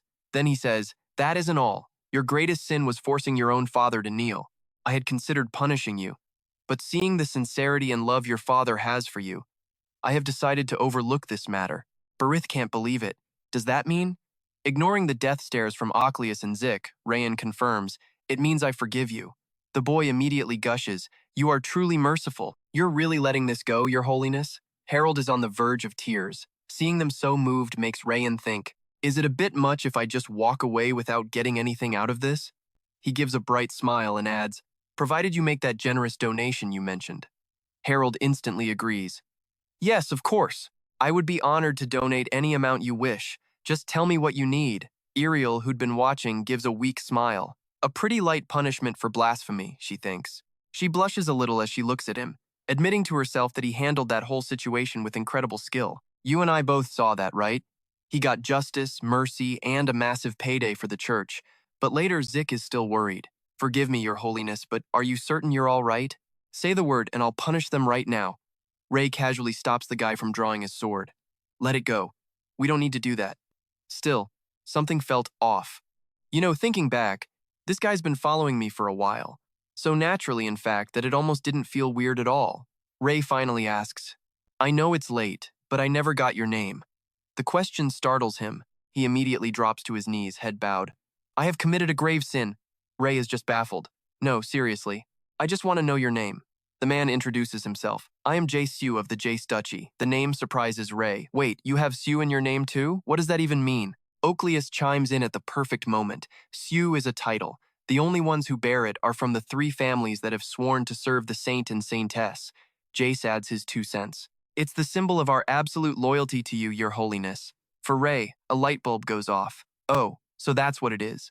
But do I really need this many people? He adds, I don't think I require 3 whole families to serve me. 1 is probably more than enough. Ocleus gets serious. Sir, this is a tradition formed in ancient times. Please don't feel pressured by it. Just think of it as the will of the heavens. Jace, of course, doesn't miss his chance to bootlick. If you truly feel 3 families are too many and you only need 1, then please choose me. I swear I will do my absolute best. Ocleus gives him a death glare. Ray quickly breaks it up. I'm not firing any families, so stop fighting. Then he asks, so where's the other family? Why is it just you 2? Ocleus explains. The final family is tasked with protecting you from the shadows. Their true identities are a secret from our enemies. Not even we know who they are. However, we know they are always within range, ready to protect the saint at a moment's notice. And right then, Ray notices something. On a nearby tree branch, a figure cloaked in black is sitting silently. It clicks for Ray. So that's him? Now pay attention, because here's where it gets wild. Ray realizes if I focus, I can feel their energy. He starts counting. 1, 2, 6. Then he blurts out in shock. Huh? There are 7 of them. Above everyone's heads? A giant question mark. Ocleus asks Jace, did you see anything? He's just as confused. No, I didn't see a thing. The figure hidden on the branch just mutters to himself. I knew it. Even at his age, His Holiness is already an incredible archmage. The next morning at Ray's residence, someone calls out, Good morning, Lady Ocleus. She replies calmly, Morning. She stands before her family crest, lost in thought, a memory resurfacing. Ray, you are a Bella Croy. If you can't even do this, do you think you deserve to carry that name? A younger Ocleus, her small hands bleeding from sword practice, answers, I'm sorry, Father. The man she calls father lectures her. Those who serve the saint cannot be weak. Pick up the sword. Her tiny, bloodied hands grip the hilt again. There has never been a time when 2 saints existed at once. I assumed that since a saintess was already here, there would be no new saint. But to serve one, I had to try. I had to endure the harshest training. 100 times a day, I would question the very reason for my existence. But then, a few years later, as if the heavens themselves were answering my prayers, a new saint appeared. A voice snaps her out of her thoughts. Ocleus. The Saintess Iriel stands behind Ray. She asks, Iriel will guide me to the next part of the ritual? What's that supposed to mean? Iriel just smirks. I already told you. The prettier one gets to guide you. What's so hard to understand? Oakleus thinks, Ray, my saint. But out loud, she humbly says, if you would allow me to explain, sir. Except for special occasions, only the saints themselves can enter the ritual grounds. It has absolutely nothing to do with looks. Ray gives a judgmental look. Is that so? Iriel, no longer laughing, just sticks out her tongue and fakes a cough. He's then led to a dense forest. Ray marvels, wow, it's nice to be outside. I didn't know there was a forest like this behind the castle. Oakleus says flatly, this way. Iriel adds, we're almost there. Ray asks bluntly, and he looks at the knights around them, thinking, wait, there are swordmasters guarding this area? Well, it's a holy site, so of course it's heavily guarded. Question marks fill his head again. In front of him now is a long, winding staircase. Iriel announces, sir, this is the entrance. You just need to walk all the way to the top. His heart sinks. Are you serious? Iriel gives a dazzling smile. Since this part of the ceremony shows your respect to God, you are absolutely forbidden from using magic to ascend. And yeah, I know what you're thinking. A holy trial with no magic? This is going to be rough. Ray can't help himself and yells. What? I have to do that? Under the sunset sky, he's still climbing. Hold on, he says, his face pale. Iriel, wait. Can we take a little break? She just laughs mockingly. Come on, we just started and you're already tired? Your stamina could use some work, huh? Ray protests. I spent all of yesterday traveling the entire holy nation. You saw me, and stopped talking down to me. Oh, 1,000 thanks to you, your holiness.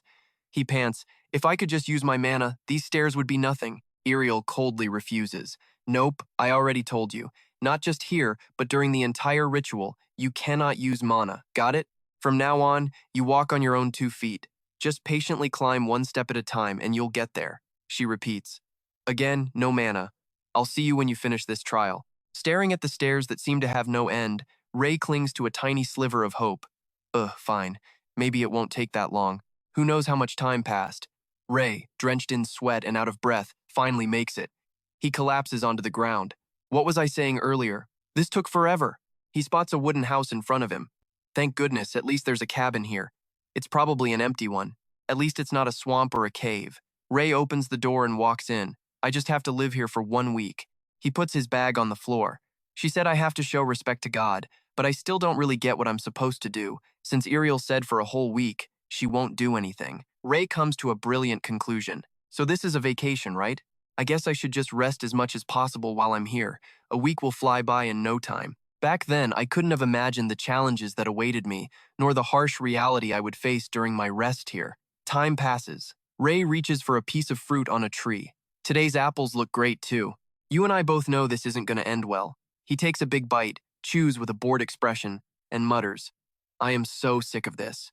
And then he furiously throws the apple. That's it. This is just cruel. He screams that he'll survive without mana, using nothing but fire, wood, and leaves. They even made him catch his own food, but never told him the rules. He cooks it himself, thinking it's just for 1 week. But a whole month passes. He's furious. What was that all for? Someone at least tell me what the hell is going on. Ray screams in the middle of the forest. Did they bring him here to teach him survival skills? What a joke. But then, he feels something strange. Wait a second. Is this holy power? It appears out of nowhere, shocking him. So, you finally answer me? Is it because I'm angry? And just like that, the power lifts him clean off the ground. A pillar of light erupts. He shouts in pure joy, I have holy power too. Then he lands and realizes something is very wrong. With a serious look, he thinks, my holy power. It's gone. And then it flickers back into existence. Oh, just kidding, there it is. And it's gone again. Are you serious? Then it explodes back, stronger than ever, only to vanish once more. Now I know what you're thinking. And yes, it gets even weirder. Ray's face is completely deadpan. What is this? Is God trolling me? As time passes, the holy power returns, but he's become gaunt from the effort. Utterly defeated, he thinks. A whole month of grinding and still no stable holy power. He grabs his bag, done with all of it. A little flicker means nothing. It's even more annoying that he can feel the air around him get colder from it. He's never been this disappointed in his entire life. The dream is officially dead. Can anyone help me? As if on cue, a voice calls out, Your Holiness. It's Iriel. He's shocked, shouting her name in his head. He's so moved to see another person after a month, he figures she's here to comfort him. But in Iriel's eyes, our main character is completely engulfed in a blinding aura of holy power, so much so that she can't even see his body. She turns pale, while Rei is clueless. Huh? What's wrong? She asks, stunned. You mean you can't use mana or holy power? I haven't even tried using holy power yet, he admits. She eagerly asks if he wants to try, but Rei points out her dirty dress. What happened to your clothes? She gives a weak laugh. I sensed an overwhelming holy power, so I rushed here. Hearing this, he holds out his hand and chants, clean. Instantly, her dress is good as new. Rei is even surprised at himself. Seems I can still use mana just fine. Iriel sighs in relief. Thank goodness. He strokes his chin, muttering, I can use the mana in the air. So why can't I use my own holy power? Iriel smiles and says, it's a shame, but so what? He's still the one chosen by God, and an amazing mage on top of that. If anyone spreads rumors, just teach them a lesson. She adds that his holy power makes the air feel pleasant, and there's also some kind of sweet smell. Iriel leans in closer, sniffing. He's confused. A smell? What do you mean? She describes a warm fragrance that just makes people want to get closer. That one comment helps Rei make up his mind. I think I should keep my distance until I can control this.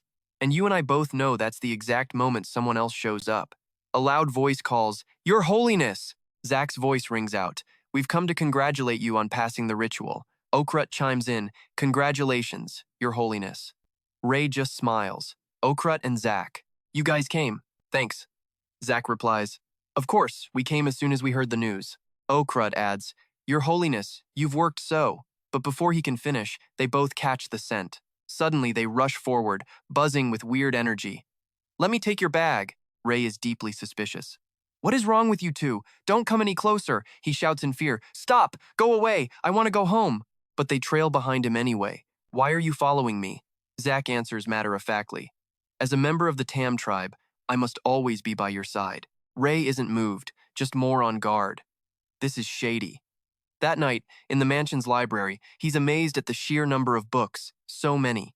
This might be useful for now, he thinks, placing a stack of documents on the table.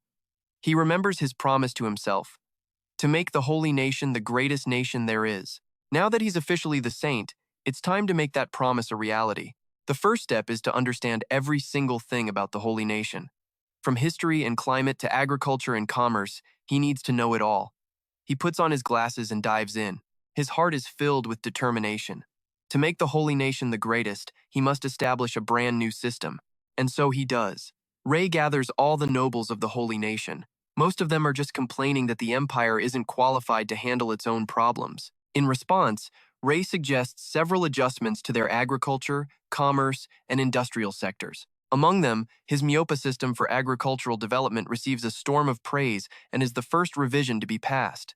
Myopa is an ancient farming system. Baron Green is the first one to raise an objection. Your Holiness, about the clause written here. What do you mean by using priests as mercenaries? Rei just smiles. It means exactly what it says. It's an idea to maximize their resources and reduce the number of hired mercenaries. He can feel the alarm bells ringing in the room. Here we go. The next to speak is Harold. So you want to send priests to the battlefield? Rei confirms. Yes, that's correct. Baron Wren speaks up. In that case, the sacrifice of priests will lead to the collapse of our nation.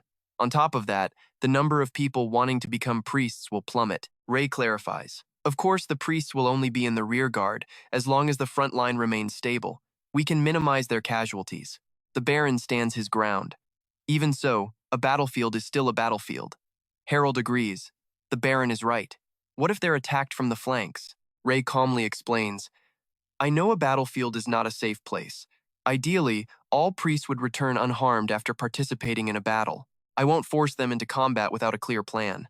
I intend to dispatch the cavalry to accompany them. With the cavalry there, their safety can be assured. But he adds, using priests as mercenaries is just a contingency plan. Even if they don't fight, they can still provide support and boost the soldiers' morale. And you and I both know those nobles are just getting started. Trust me, you're about to see how a brutal war zone can be the best training ground for a bunch of priests. Viscount Wren argues back, saying, sure, priests are necessary in battle, but there are tons of other ways to make money or get famous. Rei just crosses his arms. Using priests as mercenaries isn't just about cash or clout. In fact, those are just minor perks. What they're really after is support from other empires. The Viscount, confused, repeats him. Ray lays it all out as a nation needing the Holy Land's backing, they can't afford to put them in danger. And since they're just lending out their fighting force, they can demand compensation if any of their troops get hurt. The Viscount is starting to get it, but he's still skeptical. It gives them more control, sure, but isn't it still way too risky? Just then, a voice cuts through the tension. Using the lives of our priests as collateral. I think it's a fine idea. Iriel steps forward with a smile, raising her hand. I agree with His Eminence. Her sudden appearance shocks everyone. The Saintess. Turns out, she and Ray planned this whole thing. Looking at the strategy, she admits that while his ideas are brilliant, there's always a risk in using priests as soldiers for hire. So Ray asked her, what's the best way to win the trust of the nobles? Iriel answers like it's the easiest thing in the world. Simple. We help people. She puts her hand on the table. We don't need to win their trust, we just need to overwhelm it. Iriel lets out a laugh, setting her price. A simple trade, for a cheap price. Just say, oh beautiful Lady Iriel, please help us. Ray scoffs a little. But seeing her show up now, he's got to admit, her power is the real deal. Iriel's influence is insane. The entire noble society of this country is basically on her side. So with her backing him, yeah, it's a dirty trick, but it's his best and only option. He puts his hands on his hips and faces the room. All right, then it's settled. Anyone else have ideas for the Holy Nation's development? Speak freely, and just like that, a few nobles are already won over. I think his idea is pretty good. I agree with His Eminence. And so, the Holy Nation's plans move forward. To test the new farming methods, they started with a small, controlled territory first. And the public didn't protest using priests as mercenaries, especially after getting glowing reviews from the priests themselves. Soon, kingdoms were lining up, requesting priests for support, and the Holy Nation started making a ridiculous amount of profit, which fueled even more innovation. The nation was growing stronger by the day. Ray takes a breath, looking out the window. To make sure every sector improves, he needs experts. He needs a specialist for every single field. Finding the right people? This was going to be tough. He'd have to think on it. Meanwhile, at the Holy Nation's library, a woman approaches the nervous librarian. You look exhausted. The librarian quickly stands. Ah, Lady Eckley, you've returned. Yes, it's been a while, hasn't it? It's been about 3 months, right? The librarian nods. Yes, roughly. Eckley looks around, confused. Wow, the library is packed. That's strange. The librarian whispers that His Eminence, Ray, has been coming here almost every day. Eckley is surprised. His Eminence? The librarian points to Ray, who's lost in a book. I guess they're all just here to stare at his handsome face. A moment later, Eckley walks over and pulls up a chair right in front of him. You're the Holy Eminence? He looks up. Yes. Can I help you? He has no idea who this is. Eckley glances at the stack of books he's read, all of them about medicine. And let's be real, you and I both know this isn't just a friendly chat. This is a test. Yes. What do you need? She asks, picking up one of the books and gesturing towards him. If you've read all of these, you must understand them pretty well. So tell me, how would you treat a wound from a rusty sword? Ray takes off his glasses. Use holy light to stop the necrosis, and then heal it like a normal wound. Correct, Eckley probes, but do you agree with that method? Ray answers flatly. No. That gets her interested. Then how would you treat the patient? Ray leans back. I'd cut away the dead flesh around the wound. Eckley is stunned. Cut it away? Why? He explains. Everyone thinks a wound from a rusty sword is like being poisoned, but we can't be 100% sure the effects are the same. When a rusty sword cuts flesh, it's not poison that's the problem. It's the wound itself and the cells around it being destroyed. In that case, just stopping the bleeding with holy light and healing it normally won't be a complete cure. It's better to remove the damaged flesh around the cut and then proceed with the standard treatment. He lays it all out, but Eckley zeroes in on one word. These cells you mentioned. What are they? Ray panics internally. Crap, he forgot. The concept of cells doesn't even exist in this world. Before he can answer, she keeps going. Anyway, even if holy light can't heal these cells, isn't cutting away the rotted flesh a bit too barbaric? Ray actually agrees with that point. You're not wrong, but it's the best method we have. Hearing this, Eckley leans back, satisfied. So as long as the patient is cured, the method doesn't matter, right? He quickly tries to object. That's not what I meant, but she slams her hand on the table and stands up, cutting him off. I understand you completely. Eckley extends her hand. Please, allow me to join you at the library. I'm sure we can have much deeper discussions there. Then, she finally introduces herself. Forgive me. My name is Eckley, head of the conservative priest faction. And boom. Just like that, Ray freezes. Eckley, the head of the entire conservative faction? You and I both know this is the last person he expected to meet here. This might be our first official meeting, she says, but I've heard many stories about you. Eckley gives him a warm smile. If you have any questions about medicine, feel free. I am curious, though. Why is a saint like yourself studying such a useless field? Ray glanced at the books. You say that, but why study medicine if it's useless? Eckley simply brushed her hair aside. Revealing her other eye, she sighed. I was hoping it could help me fix this. But Ray? He didn't even flinch. Were you born with it? He asked calmly. Eckley was stunned by his reaction. He wasn't shocked at all, but on the outside, she just smiled. Yes, she said. I've been like this since birth. Ray pressed on. Can you see with it? Is there any pain? No pain, she replied. And I'm not blind. He hesitated for a moment. Would it be okay if I took a closer look? Without a second thought, Eckley agreed. Sure, go ahead. He stepped closer to examine her eye. Oh, he said casually. This is a cataract. She stared back, confused. A cataract? What's that? Instead of answering, Ray followed up. I can't be sure, but what about at night? Can you see in the dark? Actually, my vision is a little better around dusk. Then it's definitely a cataract, he confirmed. If you want, I can explain the condition. Grabbing some chalk, Ray turned to a blackboard in the room. Look here. What I'm drawing is a normal human eye. This is the pupil, and this is the lens. When we look at something, the lens focuses light, making the image clear for us to see. However, in your case, the lens is cloudy. This condition, where the lens clouds over, is called a cataract. Eckley gently touched her eye. So, why can't it be cured? Now, this is the part where you and I need to pay close attention. If it's just a disease, why can't medicine or even holy magic fix it? Ray explained the flaw in their logic. Holy magic heals injuries. But what if your body doesn't register your eye as an injury? That could explain why healing spells don't work on it. Eckley pointed to her eye. But it's not right that I can't see properly. That's for a normal person, he countered. Since you were born this way, your body doesn't recognize a problem. To fix it, we need to make your lens clear. Clear? How? Ray stated it with a deadpan face. Surgery. She jumped back. Surgery? You mean on my eye? That's only part of the process, he added calmly. We need to remove the clouded part of your eye, and then we need a replacement for it. Though his true thought was, this world doesn't have artificial lenses. Even if he successfully removed the cataract, she'd just be completely blind. Eckley saw his troubled expression and offered a small smile. It's okay. Don't worry about a chronic illness. I'm sure I'll find a cure someday. Ray's face hardened. Him, unable to cure this? Even in another world? Unacceptable. Eckley, he said with total conviction, don't worry, I will absolutely find a way to cure you. She couldn't help but laugh. You're a funny one. All right then, she said. Get to it. Follow me, there's a place I want to show you. The two of them walked to another room, filled with equipment and chemicals. This is my research lab, she explained. The Holy Kingdom provided it for my medical research. Feel free to use it whenever you want. Really? Of course, she said. It gets lonely here. This is the least I can do for a colleague in the same field. Ray beamed, genuinely excited. Thank you so much. And with that, he began his research at EGG's headquarters. 1 month later, let's see. This is ogre blood. Okay, let's watch the mad science begin. He took out a small tube and carefully poured its contents onto a glass dish.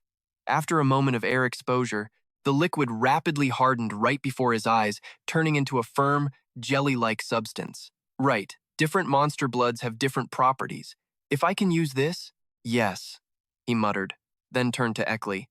But is it impossible to mix the blood of different species? Yes, she confirmed. Their bodies are too different. They would die instantly. Ah, but there's one special case, she added. Ogres. Because of their incredibly high adaptability, it might be possible to mix their blood with another species. Ray's mind started racing. High adaptability. How could he test that? The scene shifts. It's late afternoon, in the forest just behind the Grand Palace. Ray was focused on gathering some useful herbs and plants. After collecting enough, he stood up and let out a sigh. That should be enough for today. Just then, a rustling in the bushes caught his attention, along with a dark shadow. Huh? What's that? He walked over to find an orc and an ogre, both knocked out cold. Looked like they just had a brawl. He quickly noticed the orc's pained expression. What? This one's still alive? Looked like it was in shock from massive blood loss. It fought an ogre bigger than itself, and somehow, miraculously, it was still breathing. After that, his eyes shifted to the massive ogre lying motionless on the ground. Ray couldn't help but recall Eckley's words. Unlike other species, ogres have incredibly high adaptability. A wicked smile spread across his face as he reached into his bag. This is the perfect chance to test my theory. Let's not waste it. Suddenly, the orc let out a groan and its eyes fluttered open, landing on the ogre, then on him. Tears welled up in its eyes as it stared at Ray. "Oh, you're awake?" he asked casually. The orc immediately started to panic. "Stop," Ray commanded. "Don't move. Stay still." He quickly used magic to bind the orc's limbs. "Calm down. I'm not here to kill you. I'm saving you. You lost too much blood, so I transferred the ogre's blood into you." He paused. "Wait, I'm not done." He suddenly noticed a white fluid seeping from the orc's wound. "Huh? What is this?" "The blood. Why is it clear?" "Wait a second. Clear! It's becoming transparent." A wild, excited grin broke out on Ray's face, and right here, you and I just witnessed the eureka moment. Perfect. With this, I can do it. As he walked away under the golden sunset, he thought, when I put the ogre blood into the orc, it turned clear. I never thought mixing two different monster bloods would create such a perfect result. All right, you and I are about to watch our main character try to fix blindness by brewing up some monster blood. If he pulls it off, Egley's cataracts could be cured. First up, he needs to hunt down some Cho and Oroch. He'd already asked Eckley where to find these specific monsters. After a moment, she pointed him in the right direction. An abandoned village called Ge-Hio, apparently crawling with Oros and Cho. Without wasting a second, Ray was on his way. And yeah, Eckley wasn't exaggerating. The village was a complete ruin, everything crumbling and ancient. He scans the area, a little on edge. Nightfall makes any ghost town 10 times creepier. So this is Ge-Hio, he thinks. Guess it really was abandoned. Suddenly, something catches his eye. Over in a dark corner, two small children are huddled together. Abandoned too, he wonders. One of the kids spots him immediately, but Ray doesn't hesitate and slowly walks toward them. "Hey there, want some of this?" He pulls out a piece of dried meat. "Go on, it's not poisoned or anything, I promise." He swears it. The girl, still wary, takes the offering. Ray manages a small smile, thinking at least they trust him that much. "The only thing I can do is give them food. And this." He digs into his bag again, pulling out a small pouch. The girl opens it to find a pile of shining gold and silver coins. "Take this and get to Seloniati," he says quietly. "This is enough to get a room and buy some food for a while."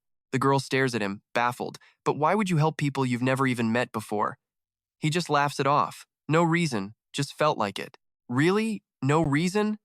The girl frowns, completely unable to understand this guy's logic. But they take the money and leave. Ray doesn't stick around either, and keeps scouting the ruins. He can't believe this is happening right outside the city walls. The law here is a complete joke. Those kids. I'll have to investigate more.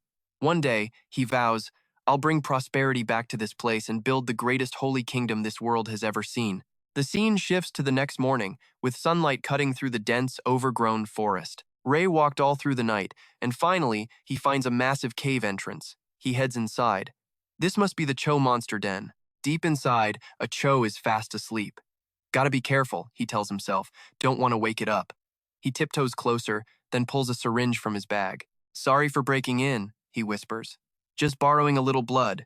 With the sample secured, he heads off towards the orc territory. "Hey," at the sound of his voice, the whole tribe turns to face him. "I'm here to ask a favor." The orcs immediately get hostile, charging straight at him as Ray just cracks a smile. "Not even going to hear me out?" He casually casts a binding spell. "Gotcha." But as he looks at the captured orc, he recognizes him. "Wait a second, it's you. Remember me? I saved you when you were half dead. Now calm down and listen to what I have to say." He smiles, pointing to a nearby pile of animal carcasses. "I just need one little thing. I'll even pay you for it. Deal?"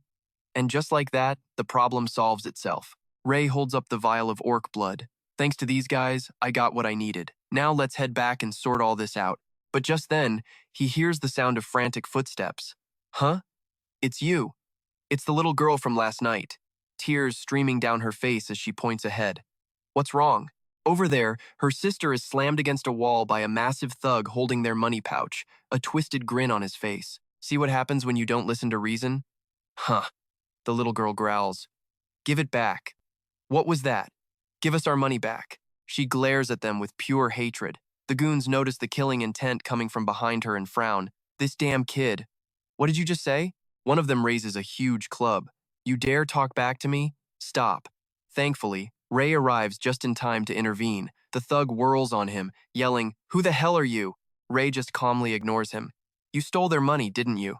Now pay attention, because you and I both know these idiots just made the biggest mistake of their lives. The leader screams, "Get him!" and the whole mob charges, but Ray just flicks his wrist, and the first attacker goes flying. He took him down in one hit? Someone whispers in shock. Ray's voice is cold. Anyone else? You really thought this would go your way? But they don't give up. Attack! A few seconds later, they're all sprawled out on the ground in a cloud of dust. The older girl rushes to her sister's side. Ray stands over them. Are you two okay? I'm sorry this happened. Come on, I'll take you somewhere safe to rest. I'm sorry, sir, but no. A man at the gates of Clywood shakes his head.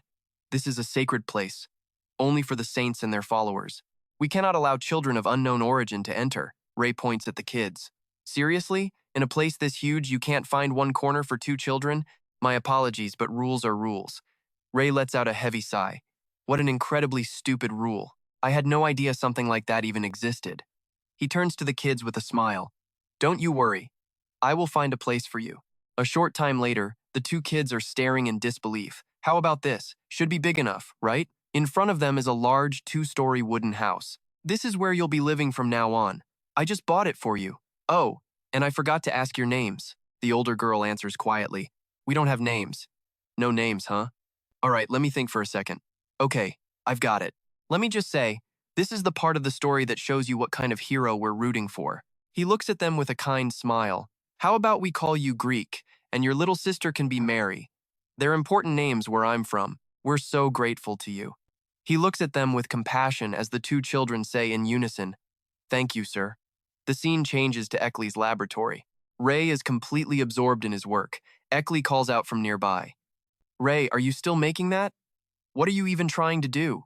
He answers without looking up. Just you wait. I'm doing all of this for you, Eckley. And then, it's finished. Using magic and a whole lot of other things, Ray has crafted a single, brilliant, emerald green eyeball. Now, pay attention, because this is where our MC goes from hero to mad scientist. She eyes it suspiciously. You said it was for me. Are you still trying to fix my eye? You can't still be serious about that idea. Of course I am, he says with a smile. I finally figured out a way to help you. Look at this. He pulls out a test tube. These are the components that can heal your eye. Eckley is speechless. That thing can heal my eye? What exactly is it, and where did you get it? This is troll blood. Troll blood? Yeah, she's not convinced. Ray calmly explains. I mixed it with the blood of an auroch. Just like you said, the auroch species can adapt to anything, unlike other races. I actually stumbled upon this by complete accident. When an auroch's body accepts other types of blood, it purifies it in the process. So, by putting troll blood into an auroch, we can create a clean blood that only leaves behind the parts that can repair tissue. So, you're saying that blood can fix my eye? Yes. However, I need you to trust me. Eckley is still drowning in doubt. I have to trust you? Ray gives a calm, almost chilling smile. Because we have to put it inside your eye for it to heal. She practically jumps back in shock. What? You mean you're going to do cataract surgery and then drop that blood into my eye? Are you actually serious right now? But he's dead serious. Basically, we'll remove the damaged part of your retina, then insert this to replace what we took out. He sees the conflicted look on her face and thinks to himself, she needs time to process this, of course. She never imagined a procedure like this could even exist. Ray purses his lips, thinking for a moment. Then, to Eckley's absolute astonishment, he suddenly bows deeply. She stammers, What are you doing? Do you have any idea what it means for a saint to bow his head? His voice is low. I understand why you're hesitant. It sounds impossible, like it can't be done. That's why I want you to trust me this one time. Your eye, I will take full responsibility and do everything in my power to fix it. Eckley is stunned by his conviction. I can feel the sincerity in every single word this kid is saying, the genuine desire to heal me and his goodwill. I can feel it in my heart. I think this is absolutely insane. she says with a small smile. All right, let's do it. It's not like I can use this eye anymore anyway. If there's even a tiny chance, I'll take it. After that, Eckley completely entrusts her fate to Ray. All right, you and I are about to watch some back alley, magic-fueled eye surgery. She lies perfectly still on the operating table. And then, Ray uses his mana to keep her eyelids open. After peeling back the retina, I'll remove the damaged section. Once that's all gone, I'll insert the artificial retina to replace it. This part isn't that hard, actually. But without the right equipment to help, this is a nightmare. I have to do it all by hand. Ray is intensely focused, but he's thinking, but who am I? I'm Baek Sung, the hand of God.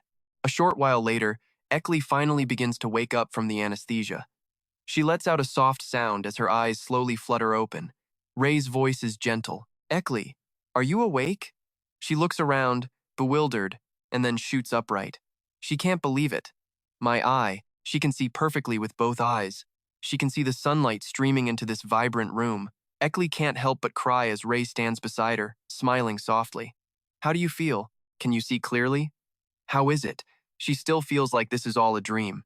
Yes, I can see everything clearly. Please, tell me this isn't a dream. Hearing that, he gently follows her gaze. The two of them watch the early morning sun together as white birds soar outside the window. And just when you thought things were getting wholesome, bam! Back at the temple, Harrow rushes in with urgent news. Saintess, it's an emergency. A large force is approaching the border. They're heading straight for the sanctuary.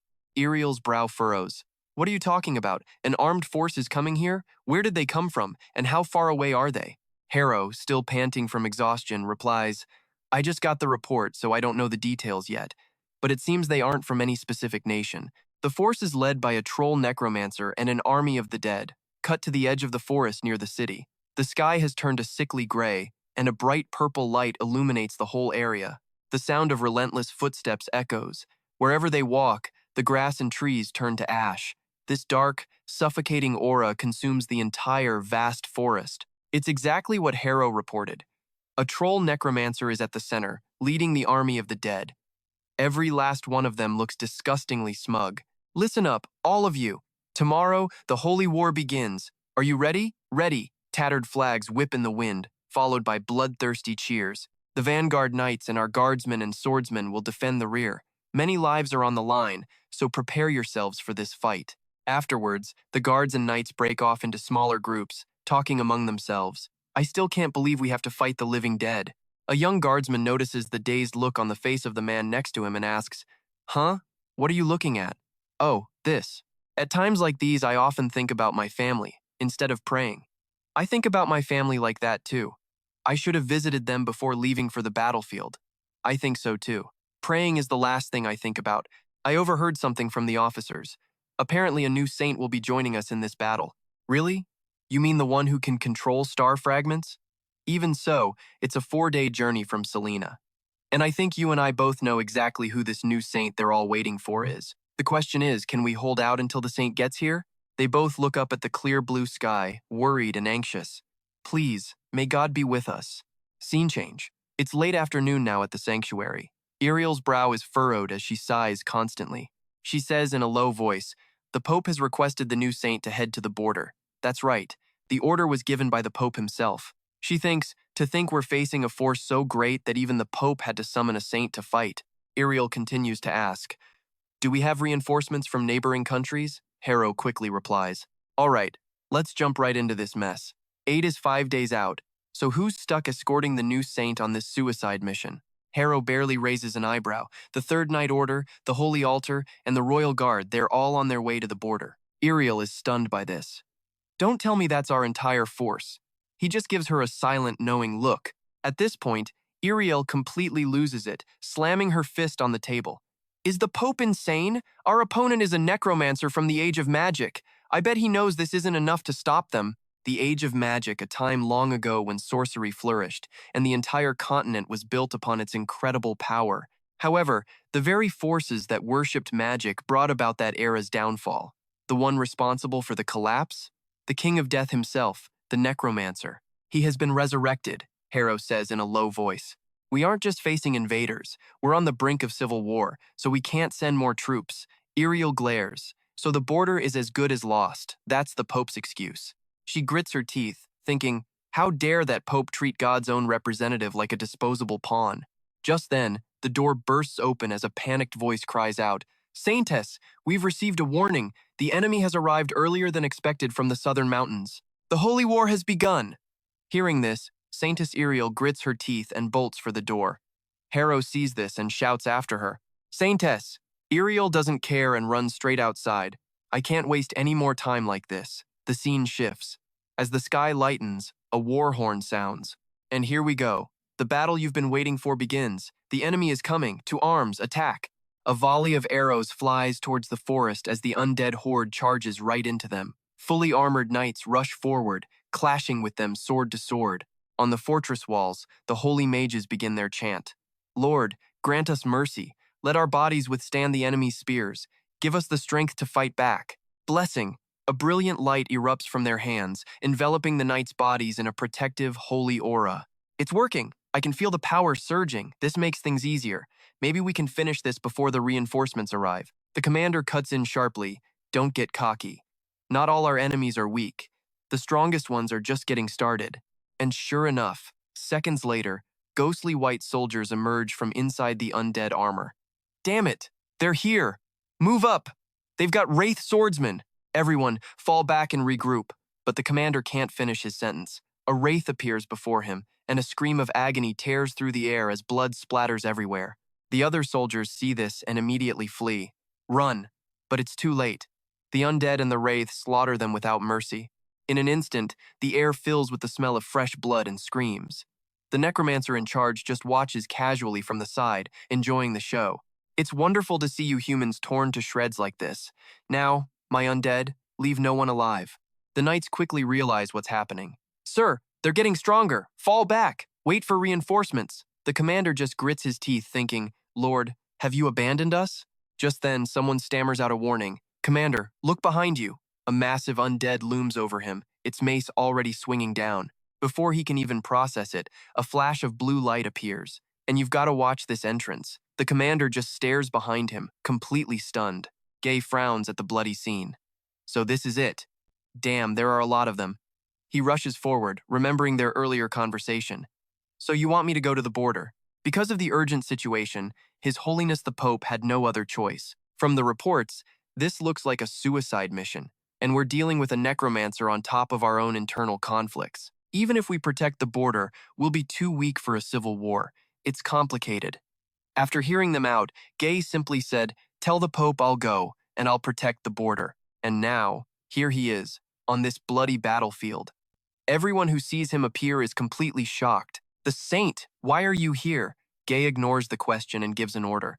Separate the wounded knights immediately and get them to the priests. Royal Guard, protect the Holy Army. Thank you, sir. But the commander and priests protest. If we split our forces to heal the wounded, we won't have enough strength to stop the undead army. Exactly. We should wait for backup. Gay asks quietly. Seems we're in a pretty bad situation, huh? What? Then they notice the nearby undead are just melting away. It must be the saint's holy power. I knew it. It's really him. Gay just frowns and lets out a sigh. He thinks to himself, become a saint, then die. I guess being sent to your death is just part of the job description. Suddenly, a loud roar makes him whip his head around. A wave of golden light erupts from him, instantly vaporizing the group of undead. Gay eyes the endless horde still coming. Even with my holy power, there are too many. I guess I need to clean house a bit. Fireball. A torrent of red flames shoots forward, incinerating everything. Out of nowhere, a massive explosion occurs. In the middle of it, the necromancer has created a shield, barely protecting himself from the blast. Guy casually asks him, "You look like the necromancer." The guy is having a complete meltdown internally. What is this? How can a saint use magic? This is no time to hesitate. I can't let my guard down. The necromancer begins his next chant. Refuse the call of hell and return from death. Let your regret make death itself kneel. Arise. He summons a whole new legion of Death Knight swordsmen. The commander screams, "There are so many Death Knights." But Gay remains perfectly calm. He just whispers a single word, "Heal." Immediately, a wave of blue power washes over the Death Knights, causing them all to collapse into dust. The necromancer witnesses this and is completely frozen. My Death Knights. He panics and shouts, "You can't stop me, Frostspike!" But in a flash, Gay's shield blocks the attack, and you and I both know this guy is about to have a very bad day. All right, let's watch our saint clean up. Chains slam tight, locking the necromancer's limbs down hard. The guy's eyes roll back in his head, absolutely floored by this insane power. This wasn't a saint, no way. This was something else, an angel, or even a god. Just then, a surprise fist connects squarely with the necromancer's head. A priest, just seething with rage, spits out his frustrations. "You bastard. Because of you, Gerenia, the pride of the Holy Knights, is ruined. You will face judgment." Ray scans the battlefield. Red flames still burn everywhere. On the ground, bodies are scattered across the dirt. He gets it now, even the fallen soldiers have been turned into the living dead. These undead were once someone's family, friends, or lovers. The least he can do is let them rest in peace. And that's why he offers them a final blessing, wide area healing. A gentle blue light shines down from above, covering the soldiers and priests who'd become mindless puppets. Their bodies slowly dissolve, fading away into that soft, calm light. Then, raindrops begin to fall, slowly extinguishing the raging fires. The rain gets heavier, as if trying to wash away all the carnage. The guards, swordsmen, and priests can't hold it back anymore, breaking down into tears. Ray bites his lip, asking himself if he could have saved them if he'd been faster, but he tells himself to calm down. Before that, there's another problem. He needs to deal with him first. Ray glances at the captured necromancer. In a low voice, he asks, "You sure talk a lot. After a lifetime among corpses, do you want to join them?" But the man just breaks into a fit of insane laughter. Hilarious. This isn't the end, you know. And here's where you and I need to start paying attention to the bigger picture. The necromancer says, "We should have conquered Zalonia by now. Why didn't you surrender?" Ray frowns, ordering the commander, "Take him back to the Holy Nation." "I need to return," he thinks grimly. "Just as I suspected an internal rebellion. I have to hurry." Meanwhile, back in a small town, screams echo everywhere. The living dead have invaded, pouring into residential areas. People are running for their lives, crying for help. In that moment, a sword flashes by, destroying one of the undead monsters. "Whoa, Jack. Impressive. A true swordsman, huh?" Thea just smirks, looking around. So serious. "I wonder where our dear Saintess is right now." Plumes of smoke rise into the night sky over the town. Hordes of the undead are swarming in, radiating a powerful, dark energy that feels suffocating to anyone nearby. The swordsmen shout out warnings. "The enemy is approaching! Everyone, fall back!" Iriel quickly uses her holy sword to cut them down. She frowns, thinking, "No matter how many I kill, they just keep coming in endless waves. They aren't just corpses anymore. They're like an invincible army." The other knights fight tirelessly, but the numbers are just overwhelming. Their options are quickly running out. Just then, a soft voice is heard, followed by a sharp, decisive slash. With that single strike, a whole group of the undead explodes into pieces. Iriel sees this and is stunned. That sword style? She instantly recognizes it. Faya? And Lord Zack too? Zack gives a formal, serious greeting. "Greetings, Saintess. My apologies for the late arrival, but I hope you can understand my situation." Faya, on the other hand, walks up with a cheerful smile. "But I'm here now, so please don't you worry about a thing." She clings tightly to Iriel's arm, but Iriel ignores it and asks, "Lord Zack, what are you doing here?" "What about the saint?" He immediately replies, "These were the saint's orders." "What do you mean?" Zack bites his lip, silent. Let's rewind a bit. Ray had flicked Zack right on the forehead. "Annoyed?" he asked. "And just where do you think you're going?" "You're staying in Salonia for me. If you come with me, you'll just get in my way." Zack, still seeing stars, manages to reply with perfect formal etiquette. "Okay, I know what you're thinking. A friendly request? Not even close." Zack says, "I will do my best not to be a burden, Your Holiness. So please, let me accompany you." Ray just lets out a tired sigh. "Then face me. You claim you're strong enough not to slow me down, right? Then prove it." Zack looks him straight in the eyes, his lips moving as he agrees. "Understood, Your Holiness." Then, as Zack swings his sword toward Ray, he thinks, "My deepest apologies for this, Your Holiness." But in a flash, Ray easily blocks the attack. Zack's eyes go wide with shock. "The blade aura?" Ray smirks. "Get it now?" Zack is in total disbelief. "No way. Even if he could control Blade Aura to block his attack so easily with such a small sword. Ray says it again. Seriously, you need to be somewhere else. That's where you're needed most. Back in the present, Zack quietly explains to Iriel. Being by his side wouldn't have helped. That's why I was worried and came to support you, Saintess Iriel. Faya notices Iriel's serious expression and calls out softly, Lady Iriel? But she doesn't respond, lost in thought. No way. He has to know how dangerous a necromancer is. She can't help but curse him internally. That idiot doesn't understand what a twisted situation he's in. But Iriel has no idea that Ray is already back in Salonia. What a shame. He stands there, looking at the bloody scene around him. I'm really worried about Mary and Chris, he thinks. Just then, a voice calls out, Your Holiness! Ray immediately turns around. Behind him, Mary is crying, clutching Chris. Both kids are covered in fresh blood, but Chris is lying completely still. Mary, Your Holiness! Ray rushes over to them. Mary, are you okay? What about Chris? He reaches out to check. No pulse, no signs of life. Judging by his condition, it seems he's already. Mary whispers through her sobs. Your Holiness, Chris. She's been weak since she was little. As her older sister, I should have protected her. Ray bites his lip. Mary, I was wrong to bring you here. It seems I've only caused you more pain. I'm sorry, the little girl quickly argues back. No, that's not it. You did your best to give us a better life. It's not your fault. Still, if only I were stronger. Could I have protected my sister then? I want to be stronger. Ray falls completely silent. He quietly looks at the corpses scattered around them, then at the dead knight behind the two kids. Those wounds weren't made by a soldier of the Holy Nation. And with that, you and I just saw our MC figure out exactly what went down. Based on the clues, it looks like Mary killed him. So the kid has talent. In a low voice, he says, You people hiding over there. All right, let's watch our boy summon his personal death squad. He calls them out, but gets nothing but crickets. Getting annoyed, he sneers, You dare ignore me? 2 on the roof, 3 under the trees, 1 by the well, and 1 still tailing me. You'd better show yourselves. Now, instantly, a group in masked uniforms materializes from the shadows. The Black Clan's 7 messengers. We greet you, Your Holiness. Allow me to introduce myself.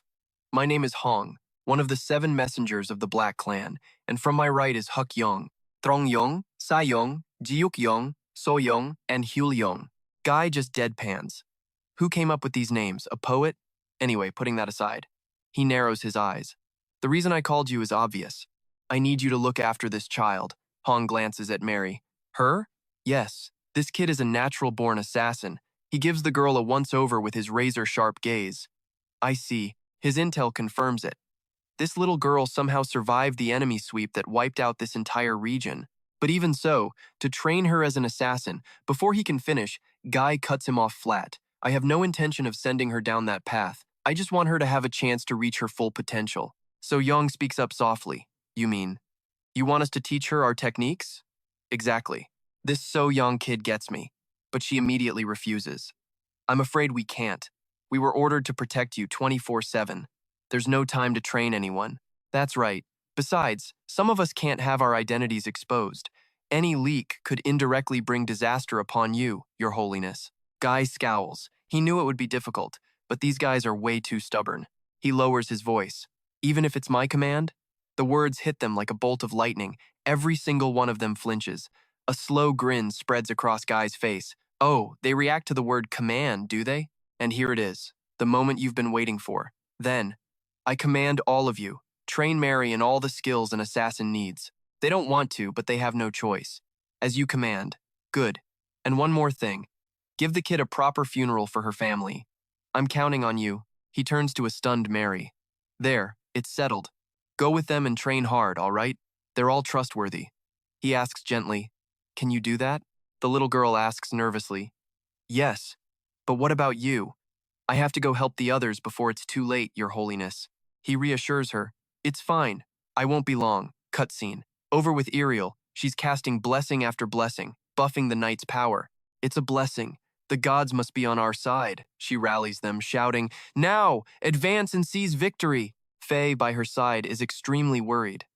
Saintess, are you all right? I think you've used far too much of your holy power.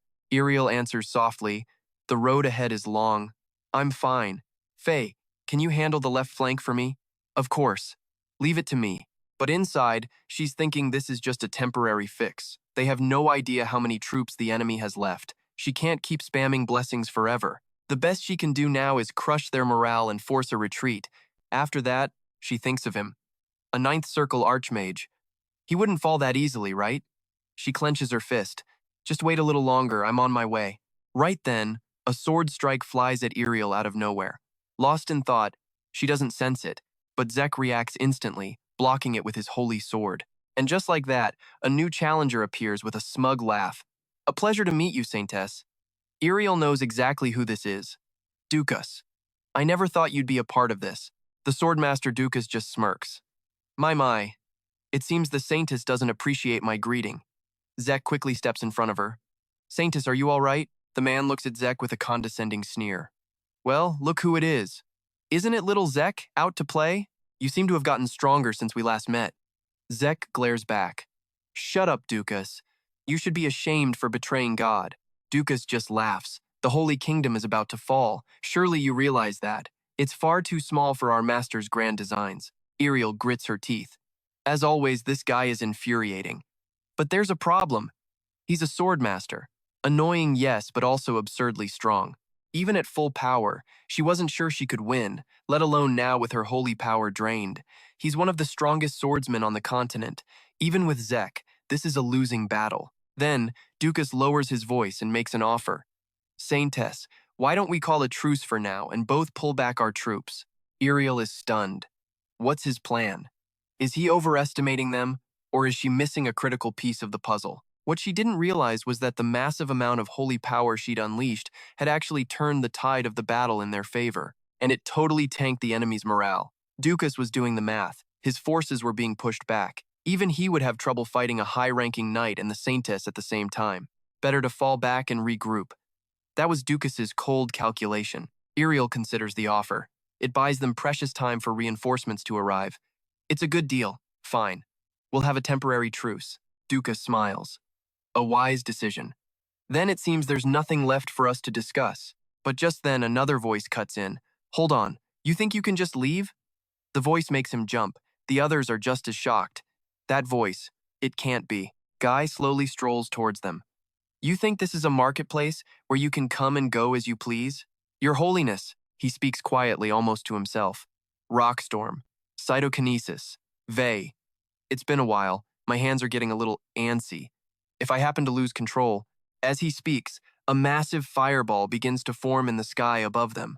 I can't guarantee you'll leave here in one piece. You see, while a normal human body can only contain one type of energy, saints chosen by God have their magical power converted into holy power, meaning they can no longer use magic.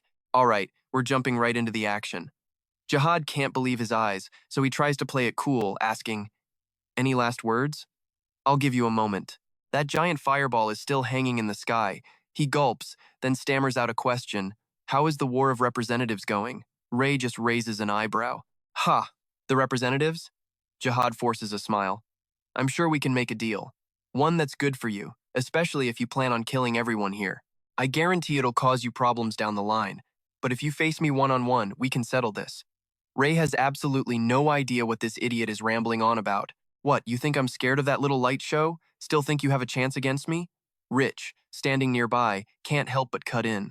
My lord, I advise you not to listen to him. He could be trying to manipulate you. Ray just yells back, I know, the best move is to wipe you all out right here. But I'll admit you've got some guts. With a single word, cancel. The massive fireball above them shatters into nothing. Rich gasps in shock. My lord. But Jihad's eyes light up. He smiles to himself. He actually accepted? Is he a complete moron? Hey, Jihad, right? Ray beckons with a single taunting finger. Come and get me. The guy is laughing on the inside. This kid has so many openings. This is my chance, he thinks. Even if he can summon a meteor, it's useless if he can't chant the spell in time. And with that, he dashes forward, leaping high into the air. I'll end this with one clean strike. But Ray remains perfectly calm. He just uses his magic to create another sword and parries the blow.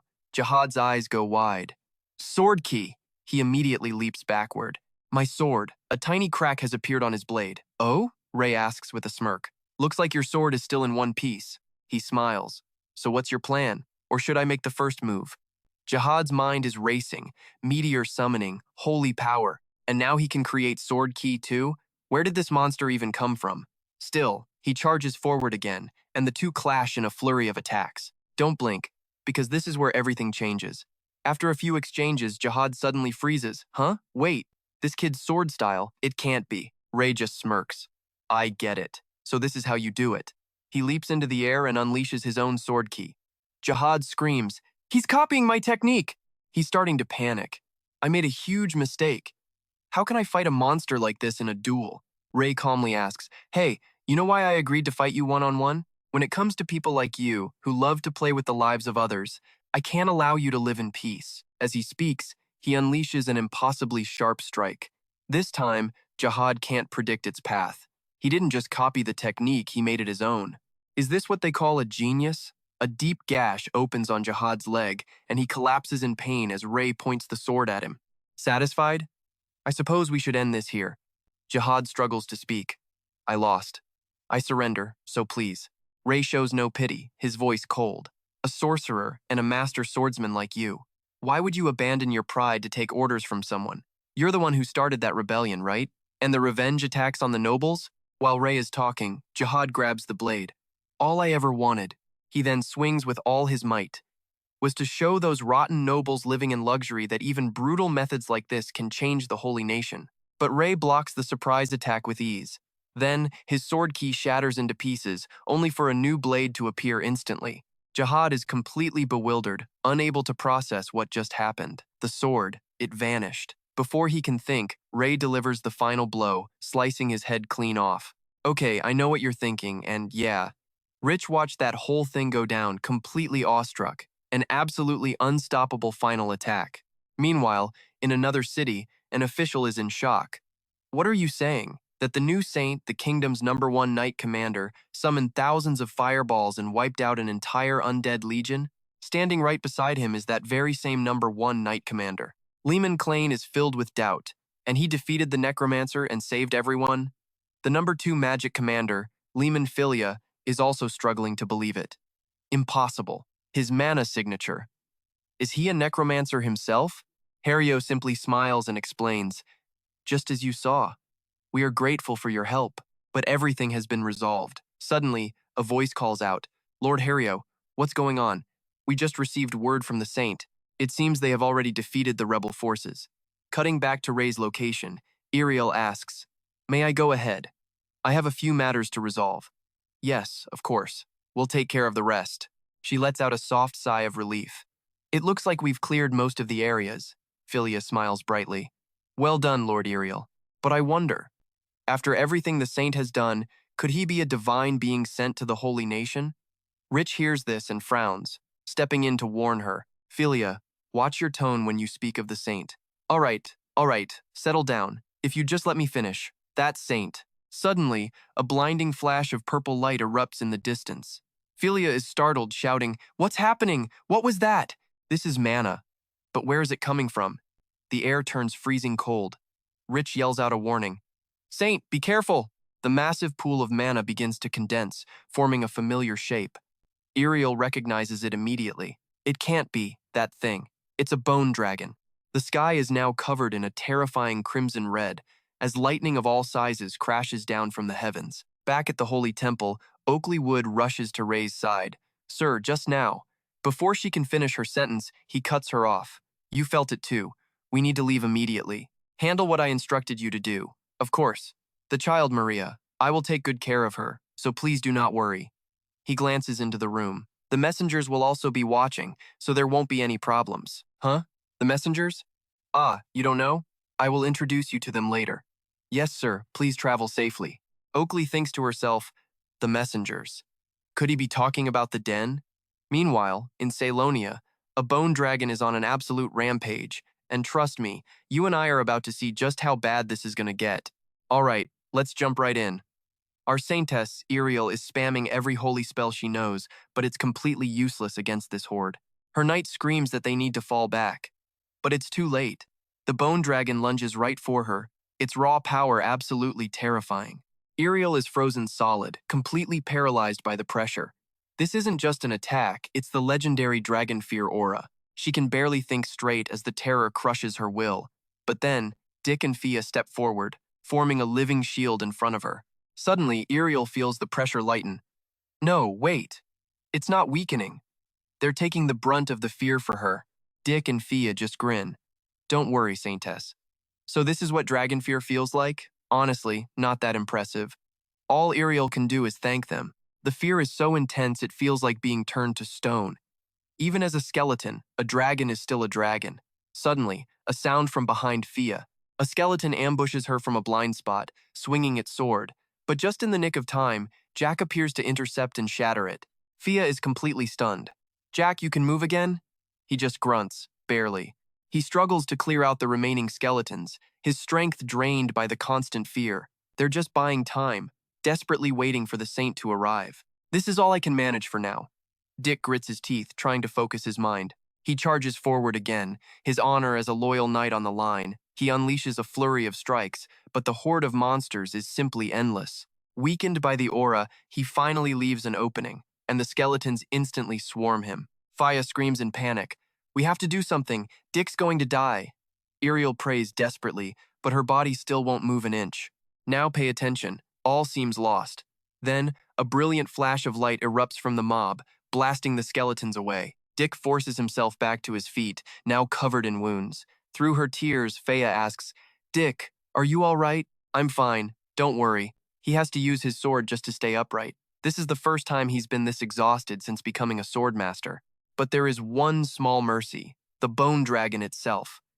It's just standing there, doing nothing but projecting that crippling fear. He prepares to fight again, his pride roaring. I'm a genius, the youngest swordmaster. And that's when a razor-sharp claw lunges for his back. Dick tries to counter, but his body just won't obey his commands. He feels utterly powerless. If only someone stronger was here. If only I were as strong as Ray. And that's his limit. He finally breaks. 3 skeletons strike him all at once. I don't have the face to see him again. Blood pours out as he collapses to the ground. My lord, forgive me. And you and I both know who just showed up. A calm voice cuts through the chaos.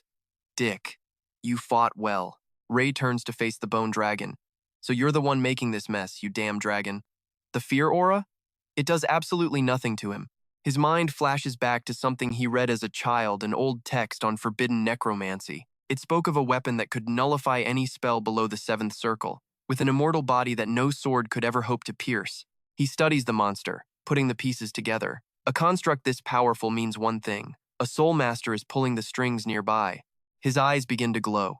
The dragon's aura is masking their presence, but he knows they're here, orchestrating this entire disaster. So Ray makes a decision. Once this is over, you're next. Then he speaks a single quiet word. Heal. Instantly, a wave of pure energy engulfs the dragon. The paralysis field shatters. Iriel is in absolute shock. Did he really just defeat a bone dragon with a simple healing spell? Fia tests her limbs. I can move again. The dragon fear is gone. But suddenly, the monster's eyes flare with a sinister purple light. It lurches and transforms into a bigger, deadlier version of itself. Look out! It's gathering its dragon breath. Dick screams, My lord, fall back! Before anyone can even blink, the monster fires a beam that rips a massive trench straight through the battlefield. Ray just calmly inspects the fresh crack in his mana barrier. Ho! To think it could actually damage my shield. What an interesting weapon. He steps in front of everyone. But that's as far as you go. Then he begins his assault. Heal, heal, and for the final blow, heal. A blinding flash of light consumes everything. Ray glances at a magic portal that just appeared, muttering, the Soul Master. Can't sense them anymore. They fled. Meanwhile, Iriel is desperately trying to save Dick. Recover! Sir Dick, please, wake up! Fia panics. Saintess, why isn't your holy magic working? Iriel's face turns grim. The demonic energy inside his body. It's rejecting my power.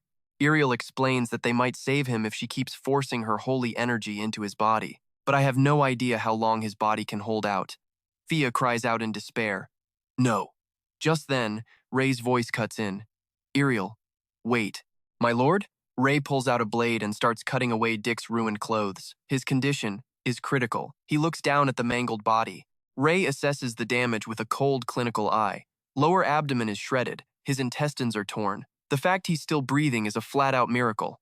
He then states with absolute resolve, "I will do everything in my power to save him." He thinks to himself, even if this is the worst possible place for a procedure. Wide area heal. You and I both know this isn't just healing. He's about to perform magical surgery right here on the battlefield. He gives an order. Iriel, form a barrier. No demonic energy gets near me. Understood? Though still in shock, she nods. Yes, my lord. Ray pulls out a scalpel, ready to operate. Fia panics, but he cuts her off with a sharp Fia. Iriel is stunned silent while the other girl watches, holding back tears. All right, you and I are about to watch a so-called healer perform modern surgery with zero tools, just raw magic. His only option is to reconnect the damaged organs as fast as humanly possible, but the real problem is the demonic energy coursing through Zik's body. So be it. He places his sigil-marked hand directly on the wound. Looks like there's no other choice left. Instantly, waves of demonic energy surge through Ray's hand, flooding out of the body. He grunts, even this corrupt power is just another form of mana. He decides to use his healing magic on the areas with the least corruption first. As those wounds close, he can move on to the more heavily damaged sections. This is the only way he can slowly siphon the evil energy from Zik's system. He lifts his hand, now coated in a sickening black aura. Damn it, there's too much. What happened to you? A quick look shows the corruption inside Zik's body is already clearing up. Time for phase 2. Okay, part 1 is done. He successfully pulled the demonic energy from the minor wounds. No time to waste, let's begin. And he starts chanting again. Heal. While he works, he runs a mental checklist. Reconnect the aorta to get the heart pumping, then repair the veins to restore full blood circulation. As he moves to the abdomen, a searing pain makes him cry out. He glares at his corrupted hand. Damn this demonic energy. It hurts. He glances over at Zik's face. He's looking better. The color returning to his skin tells the whole story. Looks like he can handle the strain. I knew a swordsman like him could pull through. Ray chants again. Heal. His hands glow. Next, the abdominal surgery begins. His focus is absolute. The small intestine is a complete mess, but at least there's no infection. The organs look stable. I can save him. Standing back, Iriel watches Ray work frantically on Zik, her mind racing with 1,000 thoughts. Your Holiness. Her thoughts are a battlefield. Honestly, I didn't trust you. I even tried to stop Fia. I couldn't accept these methods to save Lord Zik. And yet, I can feel it. Lord Zik's life force is returning. But here's where you and I should start getting worried. His left hand. It's turned completely black. Is he going to be okay? After what feels like an eternity, he makes the final stitch. It's done. He slowly rises to his feet. I'm finished. But the next second, his entire body gives out and collapses. She rushes to his side, shouting, Your Holiness, and immediately tries to use her power on him. Purify! It's far harder than she expected. No, the demonic energy has already seeped into his bones. I'd need perfect control of my holy power to cleanse this. Alone and desperate, Iriel starts to panic. I can't do this by myself. If only there was a healing specialist here. And just like that, someone appears. Iriel stares at a group clad in red. Their leader immediately barks orders. Geo, Yan, protect the Holy One, Iriel asks. Are you the Holy One's protectors? The leader's reply is ice cold. We are, as of now. Then she issues a demand. We will take His Holiness to Salonia. We request that you accompany us to continue his treatment. Iriel doesn't argue and simply agrees. Understood. I'll meet you at his mansion shortly. But a chill runs down her spine. These people, they're right here, but their presence feels terrifyingly unreal, like ghosts. The woman nods politely. Thank you. Iriel then turns to Fia. Handle things here. Fia nods firmly, trying to sound confident. Of course. Once I'm done, I'll be right back by Zik's side. But Iriel's worried expression doesn't change. She whispers his title, Your Holiness, as Ray is carried back to his usual luxurious bed. In his dream, voices echo, Doctor, Doctor, it's his old colleague Yu Sung. We need to get to the OR. What are you thinking? An assistant hands him a chart. You can rely on the patient's vitals, sir. But Ray cuts him off, calmly slipping on his scrubs and heading into the room. Right. The heart surgery patient is confirmed. He walks in, thinking. For some reason, his morale feels low. Surgery, monitoring charts, everything feels off. In the dream, Zik is on the table wearing a modern hospital gown. Ray looks at him confused. This patient, He looks familiar. He shakes his head. No, no way. Focus. Like clockwork, he asks for a scalpel. But the response is pure confusion. You and I can see his old life is bleeding into this one. His two assistants, hands glowing with magic, look at him like he's crazy. We just use magic for this. And with that, Ray jolts awake with a shout. As his vision clears, he looks out the window, confused. Where? A voice answers immediately. It's McLeod and Mary. McLeod greets him formally. You're awake, Your Holiness. Mary is just overjoyed, tears in her eyes. Your Holiness, thank goodness you're finally awake. Ray gently pats Mary's head. Thank you, Mary. She chides him softly. Why were you so reckless? He then looks over at McLeod, who's barely holding back her emotions. Model. She looks worried, but tries to brush it off with a dumb excuse about losing her job. He's just thinking, can you not try to be cute with me right now? But then he remembers something. He asks them both, Sig. Now that I think about it, where is Sig? Mary just stammers Sig. Well, about him. Oakleus, on the other hand, gets a dark look on her face and starts snitching.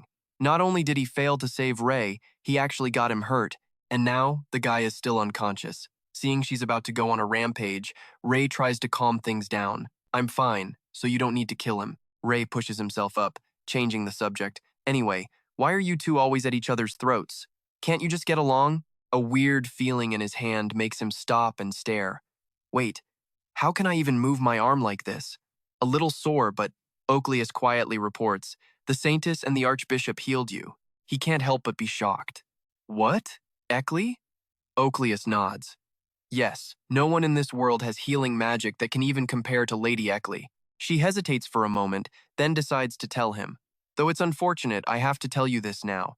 There are a few things I need you to see. Ray is curious. Things I need to see? What is it? Oakleus replies, it's in the basement. If you want to see it, follow me.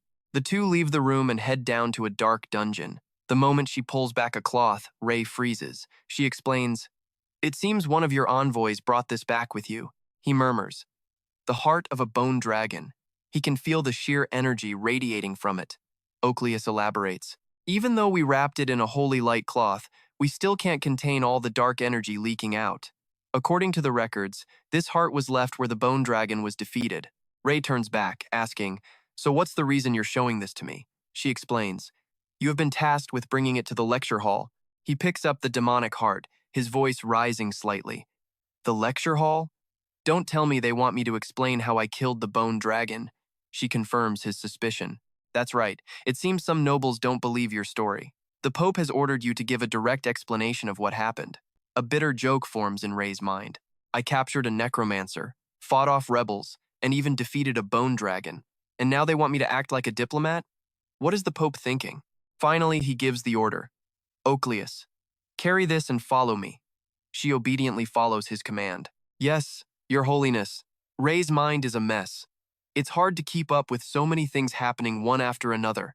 Cut to a grand lecture hall. Almost everyone is already here, the whispers echoing. He defeated a necromancer by himself? That has to be a lie. This whole thing feels like a show he put on. Someone approaches Eckley and whispers in her ear. She responds quietly. Really? All right. Then, Archbishop Eckley stands before everyone and begins. Now, everyone, please calm down. I'm sure there are many answers you all want to hear. But someone cuts her off. No. Before that, Archbishop, do you really think any of this is possible? It's not just that he defeated a bone dragon, but the rumor is he used mana to do it. The speaker is a Viscount from the Vibond Kingdom. Eckley calmly replies, we don't know the exact details ourselves. Only God knows the truth of it. The old man immediately gets angry. Isn't it the Holy Nation's job to find this out and explain it to the rest of us? Just then, the doors burst open, and the man himself appears. Now, I'm sure you're all quite curious. Ray strides in confidently and declares, ask your questions, I will answer them. A red-haired woman speaks up first.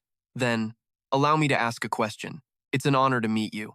Your Holiness, I am Marcus Filia from the Lyman Kingdom. I heard that you used magic to single-handedly defeat the necromancer and the bone dragon. Is that true? He asks, getting straight to the point. Yes, she's stunned.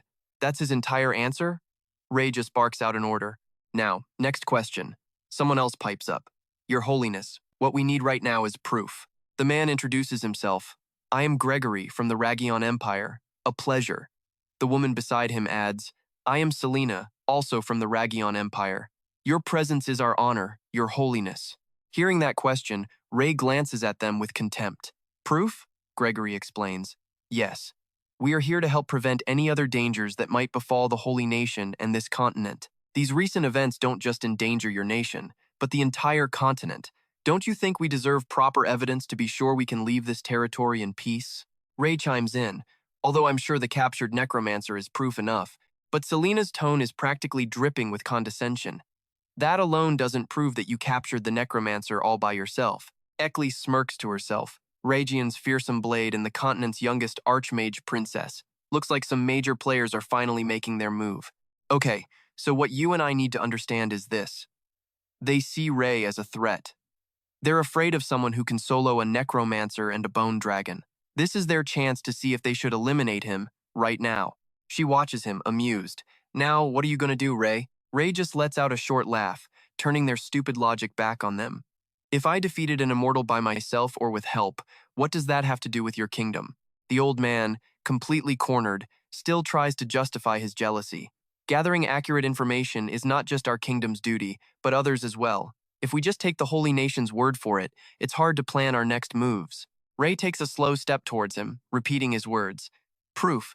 You requested proof. Before he can even react, a sword is pointed directly at Gregory's throat. Is this enough proof? The old man stumbles back in shock. Sword aura. He's so fast. Selena sees this, but still has the guts to ask. Is this an official declaration from the Holy Nation to the Ragion Empire? Ray extends his hand and gives a command. An official declaration? Interesting. Oakleus, bring it to me. She walks over with a white bundle. Yes, your holiness. Ray decisively rips the cloth away. He holds the dark heart in his hand, his every word a challenge to everyone in the room. Is this the proof everyone needs? The heart of a bone dragon. I'm sure you all know it's real when you see the dark energy pouring from it. The idiots just stare at it, dumbfounded. Is that really a bone dragon's heart? Ray simply replies, if you don't believe me, then touch it. Selena hesitates, looking at the heart being held out in front of her. But to prove he's a fraud, she grabs it with both hands. Instantly, a massive field of dark energy explodes from the heart. Yeah, you and I both know she just made a huge mistake. With an aura that could choke a dragon, Ray snaps back. The Holy Nation gave you full authority over the Soul Master we captured, correct? He yanks the heart from Selena's hand. And let's be clear, the Holy Nation has the power to crush something as pathetic as a bone dragon, easily. His expression turns to solid ice as he presses them. And this is the attitude you show us? I'm honestly struggling to understand your logic here. So tell me, are your actions today an official declaration of war from the Ragion Empire? The two nobles just tremble in fear, while Eckley watches with a tiny, satisfied smirk. They're finally forced to stand and offer a painfully respectful bow.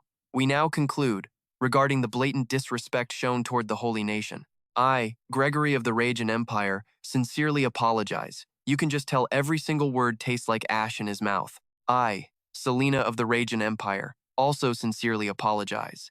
Ray hands off the wrapped heart, warning them, I hope you two understand one wrong word from you could have started a war. He clicks his tongue, clearly annoyed. I don't care what your title is back home. When you are here, you represent your entire kingdom. Try to remember that. Ray then turns to Eckley, hands on his hips. Was that performance sufficient? I was in the middle of something when I was summoned here, so I need to get back, she replies, completely satisfied. Yes, thank you, your holiness. The verbal smackdown went perfectly, leaving Eckley absolutely delighted as she wraps things up. So, does anyone else have any further questions? As sunlight hits him outside, Ray thinks to himself, maybe he should drop in and see Zik. But suddenly, Oakleus calls out to him, Your Holiness. Her tone is dead serious as she begins her formal lecture. As one who serves you, I have no objections to you showing us kindness. However, internally, it is best for those of unequal rank to maintain a certain distance, to ensure fairness to all. The reason I mention this is that I've noticed you showing favoritism lately. Ray is completely blindsided by this sudden heart-to-heart and immediately tries to deny it. No, all I did was check on the condition of a patient I'm treating. Favoritism? What are you talking about? Though inside he's a little surprised, thinking she must really crave his attention. Oakleus adds, and besides that, there's a very long list of people who wish to see you. Me? Why? She reports dutifully. After you left the hearing, rumors started to spread like wildfire. The one asking the most questions? Selena. And here's where the legend begins to spiral. Pay attention, she asks. The saint who defeated a bone dragon with magic alone. What circle level is he exactly? Eckley calmly answers each point. As of now, not even the Holy Nation knows His Holiness's true circle level. However, a smug smile plays on her lips. Our most recent estimates place him at a minimum of 8 circle mana, possibly even higher. This was just a guess based on some magic he used in a prior ritual. To put that in perspective, the head of the Magic Association is a 5-circle mage. The absolute peak of human potential is considered 6-circle. That one statement left a massive impression on everyone who attended the hearing, and Selena was definitely one of them. She's in absolute disbelief. Impossible. The Saint of the Holy Nation isn't 5-circle, not even the human limit of 6-circle, but 8? Because of this, she immediately proposes, "The Radiant Empire would like to extend our stay. We wish to confirm the High Priestess's declaration," and that, of course, kicks off a trend. If so, can the Layman Kingdom also extend our stay? The Vibon Kingdom would also like to remain. Eckley just smiles, completely satisfied with the chaos. Of course, anyone who wishes to stay is welcome. Inside, she's laughing. "Oh, Ray, you're about to be a very busy man." "Okay, I know what you're thinking. He's gotta love the fame, right?" "Nope." Ray just grabs his head, completely exasperated. "I knew this would happen. I just didn't think it'd happen so fast." Oakleus reports, "The Radiant Empire has requested a meeting with you, but before she can even ask for a time, he bluntly cuts her off. No. Ray gives a direct order. Cancel everything. We're going to the Duke's mansion right now." She hesitates, looking a little uncomfortable. "Your Holiness." Her tone is a gentle reminder. "As I said before, you really shouldn't show such obvious favoritism toward Zik." Realizing she's still on that, he sighs. "I already told you. It's not like that." Sunlight streams through the trees as the two of them finally get into a carriage and set off toward their destination. Ray looks out the window, remarking, "This mansion is pretty far out. It almost feels like we're entering an elven village." Oakleus asks, "Have you ever been to one?" He smiles faintly. "Yes, I lived in an elven village before I came here." A wave of nostalgia hits him as he looks at his hands, wondering, "I hope they're doing okay." The driver announces their arrival, and Oakleus turns to him formally. "We've arrived at Duke Zik's residence, Your Holiness. Shall we proceed?" "Okay," Ray replies cheerfully. The carriage door opens. As they approach the massive gates of the estate, Ray is genuinely impressed by the sheer scale of the place. "Wow, this place is huge. It actually reminds me a lot of Zik." Following behind, Oakleus clarifies. He designed the exterior of the mansion himself. The interior was already furnished by the previous owner, so the current master just had to choose. A maid waits at the entrance. Lord Zik is in his bedroom. "Please, follow me." He thanks her and glances at Oakleus. "Shall we?" Walking down the corridor, Ray remembers something. "By the way, why was Zik moved all the way out here? He could have recovered just fine at Silonia Castle." She explains as they walk. "When you were unconscious, Zik was the one who looked after you, despite being at his own limit." Ray is a little surprised. "Zik took care of me?" Oakleus confirms. "Yes, and he was protective." She recalls Zik shouting, "Who dares touch the saint's precious body with those filthy hands? Do you wish to die by my hand?" Oakleus recounts with clear irritation. "That's what he said, and he refused to let me get near you. He then claimed he was too weak in his current state to properly care for you, and so he returned here to recover on his own. He's a kind person, but that seems a bit extreme." Ray says, feeling a bit of sympathy. "You must really hate him, huh?" The maid stops, gesturing respectfully to a door. "We're here." And although Oakleus says nothing, her expression screams, "I don't hate him, I just intensely dislike him." Ray thinks, "All the great families are circling me. That must be why they're all fighting." He places a hand on the doorknob. "Can't delay this any longer. You and I both know this is where the real drama is about to unfold." Our guy walks in with a cheerful smile, calling out, "Zik, you in here?" The moment Zik sees him, he scrambles out of bed. The saint rushes over. "Hey, take it easy, you're not fully recovered." But Zik is already on his feet, protesting, "I can't! How could I lie down while your holiness is here?" RMC sighs, trying to reason with him. "I'm here to check on you. I can't exactly do that unless you're lying down, can I?" Hearing that, Zik finally gets back in bed and opens his shirt, revealing his chest. "Yes, I understand. Please, examine me as you wish," he says, a little embarrassed. "All right, thank you." Just one glance at the wound is enough to surprise our MC, and his mood instantly brightens. What is it? You've recovered quite well, haven't you? This healing speed is impressive. Is it because you're a sword master? Zik just blushes, saying, It's all thanks to you treating my wounds, your holiness. Oakleus, standing off to the side, looks completely annoyed by this scene and chimes in, Sir Zik, how long do you plan on showing off for the saint? I suggest you put your clothes back on. Zik immediately fires back with a sarcastic jab. And why is Lady Oakleus here? I didn't think you'd have the time to visit someone like me, she retorts coldly, not even bothering to look at him. I was merely accompanying His Holiness. Did you really think I came all this way just to see you? Seeing another argument brewing, our MC cuts them off. Please, stop fighting. He puts his hands on his hips, exasperated. Why are you two always at each other's throats? Are you going to be like this when it really matters? Oakleus immediately softens her tone. My apologies. Zik, on the other hand, can't resist taking another shot at her. Yes, your holiness is right. I believe the worst kind of person is someone who always picks fights. Our MC finally gets to his real purpose.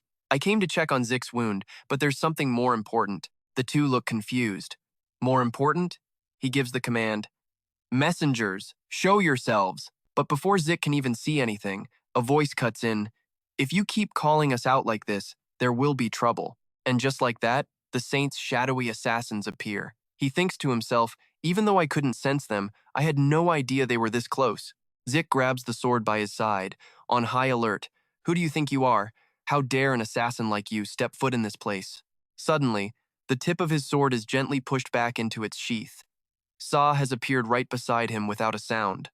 We are not your enemies, he says softly. Please, put away your sword. Zik is completely caught off guard. Another one? And despite their bickering, Oakleus is still sharp in a crisis. She's on guard, ready to strike. A swordmaster like Zik couldn't even react, despite his injuries. These people don't tell me they are. She yells out, fall back. But in that instant, Sa appears behind her, grabbing her hand and neutralizing the threat. Calm down. If we were enemies, you'd already be dead. Our MC finally steps in to calm everyone down. All right, that's enough. I take it this is the first time you two have met them, right? He makes the introductions. Say hello. These are the messengers of the Black family. Oakleus is stunned. Those people are from the Black family? The lead messenger finally speaks. Your Holiness, we wish to know why you summoned us. Our MC gets straight to the point. Okay, no more beating around the bush. I called you all here for one very important reason. They listen intently. Please, tell us. With everyone's full attention, he issues his command. This is an order. From this moment on, all of you. He pauses for a second, a smirk playing on his lips. And between these two rival groups, our guide declares, they will all have dinner together. Everyone is thinking the exact same thing. Dinner? Elsewhere, the atmosphere is a lot heavier. A voice roars in anger. A failure? Do you have any idea how much effort I put into that plan? A figure in a green robe retorts. Our identities have been exposed and the necromancer was captured. Don't you think we should just destroy the holy nation? The one in red adds, there's a monster in the holy nation.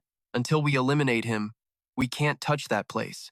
The man in yellow asks, a monster? Are you talking about the magic swordsman who defeated the bone dragon? The green-robed man speaks up, agitated. So what do we do now? How are we supposed to plan against a magic swordsman who can take down a bone dragon? The red-robed figure's voice drops to a conspiratorial whisper. I have a plan. We'll send the saint to another empire. Back at the barbecue, our guy has quickly whipped up some amazing-smelling skewers. He asks softly, why isn't anyone eating? Is it really that hard to swallow? Everyone is a little hesitant. Your Holiness. May I ask why you decided to hold an event like this? Hearing this, our MC just grins, urging them to eat, as he explains, I just wanted everyone to get to know each other. That way, we can cooperate better in the future. Isn't the point of a team to help each other and cover our weaknesses? Working separately like we are now isn't very effective. Of course, this might not mean much to you, since you're all so used to each other. It might not seem useful now, but you'll see the benefits in the long run. And of course, I'll help too. The lead assassin speaks up in a low voice. If that is what you wish, we are willing to comply. Our MC quickly interrupts. Hey, I want this to be voluntary, not forced. If you all feel that way, I'd rather just keep things separate like before. Just then, Zik speaks up with a serious, clear voice. My house will cooperate with everyone. Oakleus gives him a suspicious look. Lord Zik, doing this means you'll be breaking your family's traditions. I'm sure you understand what I mean, but Zik doesn't waver. The duty of my house has always been to protect the saint. I am simply making a decision that helps fulfill my family's sacred duty. The three assassins all exchange a look. The lead assassin raises her hand, making a decision. We will cooperate as well. The duty of the Black family is to carry out the saint's orders. Regardless of our other missions, the Black family will participate. Seeing this, Elcleus frowns, thinking, "Oh, this is going more smoothly than I expected. Now, all that's left is..." She speaks up, her tone serious. "I understand. In that case, the House of Belacroix will join as well. Our duty is to deliver information to the saint. My family will complete our mission and always be by your side." Our MC can only stare at Eucleus, a dozen question marks popping up over his head. Duty? Always by my side? She quickly picks up on his confusion and clarifies. "In other words, I will marry you, Your Holiness." The entire group, including our main character, completely freezes. He is absolutely horrified, with no idea what's happening. Marriage? The scene cuts to the next morning at the Holy Palace. I'm sure you've heard the pleas from the neighboring countries. Iriel notices our MC's dazed and exhausted expression and raises an eyebrow. "What's wrong, Your Holiness?" He just sighs wearily. "It's nothing." His gaze falls on Oaklea standing quietly nearby. "Let's rewind to last night for a second, because you and I both know this is where the real drama starts. A family mission? Is that what you call it?" Oakleus just lets out a dry little laugh. "This is exactly why I never wanted to mention it. Don't worry so much. Getting married is just one tool to complete the mission, that's all. It's not a requirement. Plus, I have zero interest in some 15-year-old kid." She shoots him a sharp look, for now anyway. Back in the present, Guy still gets goosebumps just remembering those crimson eyes of hers. Come to think of it, what's with that creepy stare she gives me every night? Iriel just frowns, completely baffled by his rapidly changing expressions. "Lord Gregory from the Ragent Empire is here to see you. Send him in." A moment later, Gregory walks in with an awkward smile. "I've come to see you both, Your Holiness. I wanted to apologize for my rudeness last time. Please accept this small token." "What is this? A necklace?" The Lord explains that on rare occasions, a small crystal will form at the tip of a wyvern's tail. This is a very rare occurrence, and this earring was crafted from that special crystal. Iriel's jaw drops in shock. A tear of Season? Guy, meanwhile, is totally lost. A tear of who now? She scowls at him. Season was a legendary elven artisan from centuries ago. This earring is one of the priceless treasures she crafted with her own hands. Even though only one remains, legend says magic can be used to find its missing pair. It's a legendary treasure. Gregory just smiles. "Please, Your Holiness, don't be alarmed. This is just a humble gift from us." But Guy just says flatly, "Hey, Iriel, what do you think? Would this look good on me?"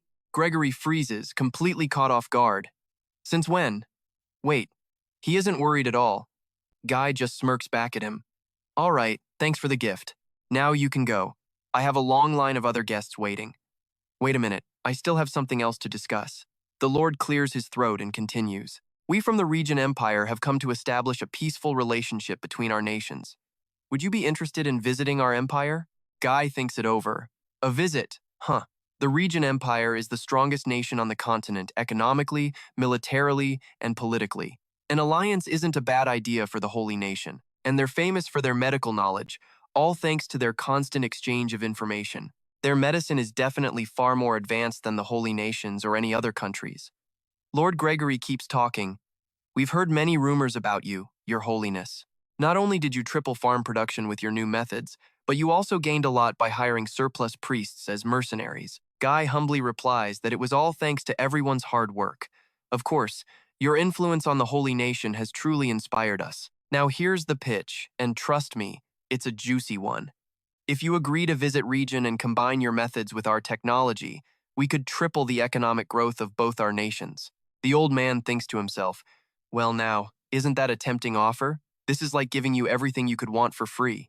If we get his attention, Region's tech is a small price to pay. The real prize is the boy himself." After a long silence, Guy finally speaks. "Thank you for the generous offer, Lord Gregory, but I'm afraid I must refuse. Right now, there are still too many things here in the Holy Nation that need my attention, and those things involve the ambassadors from other nations waiting right outside that door, so I have no plans to travel anywhere." The people outside collectively flinch when they hear this. Even Gregory couldn't have predicted this answer from him. "If that is your decision, Then there's nothing more we can do. Well, if you ever have the chance, please feel free to visit us. Our empire will always welcome you, of course. Thank you. Oakleus finally speaks up. You refused the invitation for the sake of the holy nation, didn't you? Guy glances at her. Obviously. The border between our countries isn't even clear. It'd be insane to go over there. Even so, it's not like you have anything urgent you need to handle, right? Of course I do.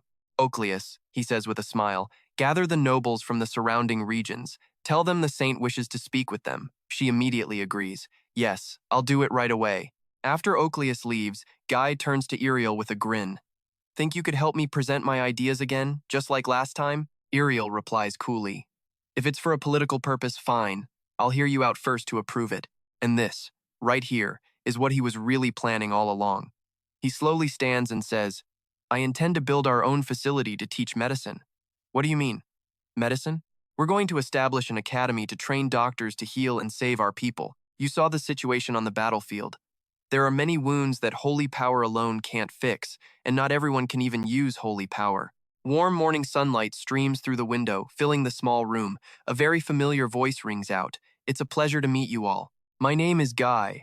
I've been appointed as a professor for this academy. While my specialty is medicine, we'll have a special magic lesson once a week. Thank you for listening. I hope we can all work hard together. The crowd below roars in agreement, while Guy quietly thinks to himself, why are there so many people here? Seriously, I don't think these are all just students. Aren't those other professors over there? What are they even doing here? He was right. The news of Guy becoming a new professor had created a massive buzz. A new instructor appointed with a high-level magic circle, the saint himself. And yeah, you guessed it, the rumor mill goes absolutely insane. Among all the stories, the one that got the most attention was about his appearance, his brilliant, silky white hair and sky-blue eyes. His smooth skin and sharp features, combined with that magical teardrop earring, created an image of absolute perfection. At an ordinary academy open to all social classes, Guy's god-tier looks were more than enough to capture the young student's attention. He lightly taps the board with a piece of chalk. All right, focus up. Our first lesson will be on the materialization of magic. The materialization of magic is one of the elements that defines a mage, and it is also their ultimate goal. So what does it consist of? Anyone care to answer?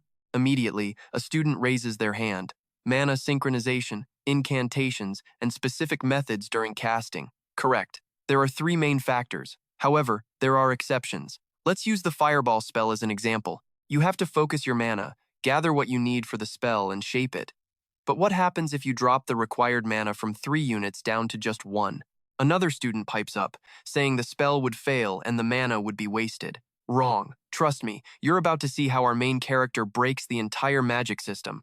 The spell actually becomes easier, and the mana needed is reduced. But by the time it's cast, it's almost impossible to identify what kind of spell it even is. Let's just say it'll take you a long time to figure it out, but down below, the students and professors just frown. One of them speaks up, Excuse me, Professor, but what you're describing sounds impossible. Ray doesn't waste time arguing, he just decides to demonstrate. Let me show you. Look at my right hand. And instantly, a red flame flickers into existence. Every student in the hall just stares, absolutely stunned. He cast that without an incantation. I didn't see a thing, not even a flicker of mana. He really did cast a spell with just a single gesture. Ray turns and starts writing on the board. As you can see, what I said is entirely possible. To make it easier, here's a diagram for a Tier 1 water spell. This is its mana before being shaped. And if the mana is gathered together just like this, you don't even need chance or special techniques. Casting a spell this way lets the mana blend together, making it far easier. If you don't believe me, go ahead and try it right now. Down in the crowd, Clarice, an ice attribute mage with a 4th circle magic level, is completely speechless at the display. I thought it was just a hypothesis until he brought it up. How could he even think of this? I mean, let that sink in. You and I are watching a master mage's entire worldview just crumble to dust. Just then, a student shouts out, "It worked! I can do it without an incantation." And then another, and another. I did it too. Look, it worked. It really works. Seeing this, Ray just gives a slight smile. I never thought I'd be teaching anyone, but seeing their faces. I'm actually proud. I just hope the medicine class goes this well. Suddenly, a loud voice cuts through his thoughts. Professor Ray! The other professors in the room are scrambling to get to him. I've never been in a class this incredible. Please, allow me to express my deepest respect. This is amazing. What is the name of this theory? Bombarded with questions, Ray just forces a smile. A name? Atomic theory. And that night, after class ended, a massive event rocked the academy. Professor Clarice, along with the other professors, stared with their jaws on the floor. He leveled up. Professor Clarice just became a fifth circle mage. After grasping the truth from Ray's lesson, he had finally broken through the wall of the fourth circle. The scene changes. The next morning, while it was still dark, Ray was woken up by a racket outside. Why is it so noisy this early? A constant knocking echoes through the door. Professor Ray. Annoyed, he goes to open it. What's wrong? It's still early, but before he can finish, he's cut off. He's awake. Outside, a huge crowd of students is waiting. Professor, can you repeat yesterday's lecture? I have questions about magic theory. Can you teach magic more often? I've already submitted a request to the school. Ray just gives them an exhausted, annoyed look before slamming the door shut. Then he chants, reinforce, lock, silence. The students cry out in disappointment, Professor! But he couldn't just ignore their demands. To get some privacy back, he had to increase his magic classes to 2 sessions a week. He was completely and utterly exhausted. Damn it, this is not what I had planned. Okay, let's pause. While our boy suffers from success, something important is happening elsewhere. An elder smiles and asks, Chief Ira, what should we do about the elven tribe's request to move in? Let them in, Ira says softly. However, tell them they have to finish everything by next week. 1 week. Yes, there's a place I need to be after all this. The elder just smiles, not pressing further. Understood, and tell Ray, I'm doing well, will you? Era's brow furrows and her face flushes slightly red. When did I ever say I was going to the Holy Empire? Oh, so you're not going? Being teased, Era gets extremely flustered and embarrassed. Fine, I'll pass on your greetings, she thinks to herself. It's been half a year. For an elf, that's nothing. But Ray, whenever I think of you, it feels like 1,000 years have passed. Back at the academy, Ray is teaching another packed class. He smiles and introduces Clarice. So, this is Professor Clarice, an ice attribute professor. He'll be my teaching assistant today. The students immediately start buzzing. Professor Clarice is the TA. Why is someone like him acting so approachable?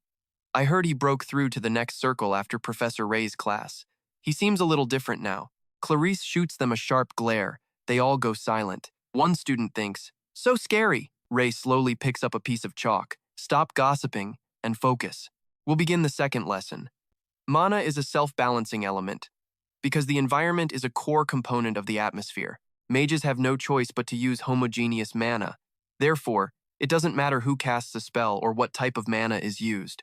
What does this mean? I'll show you. Ray smiles and looks at Clarice. Professor, hit me with your windblade.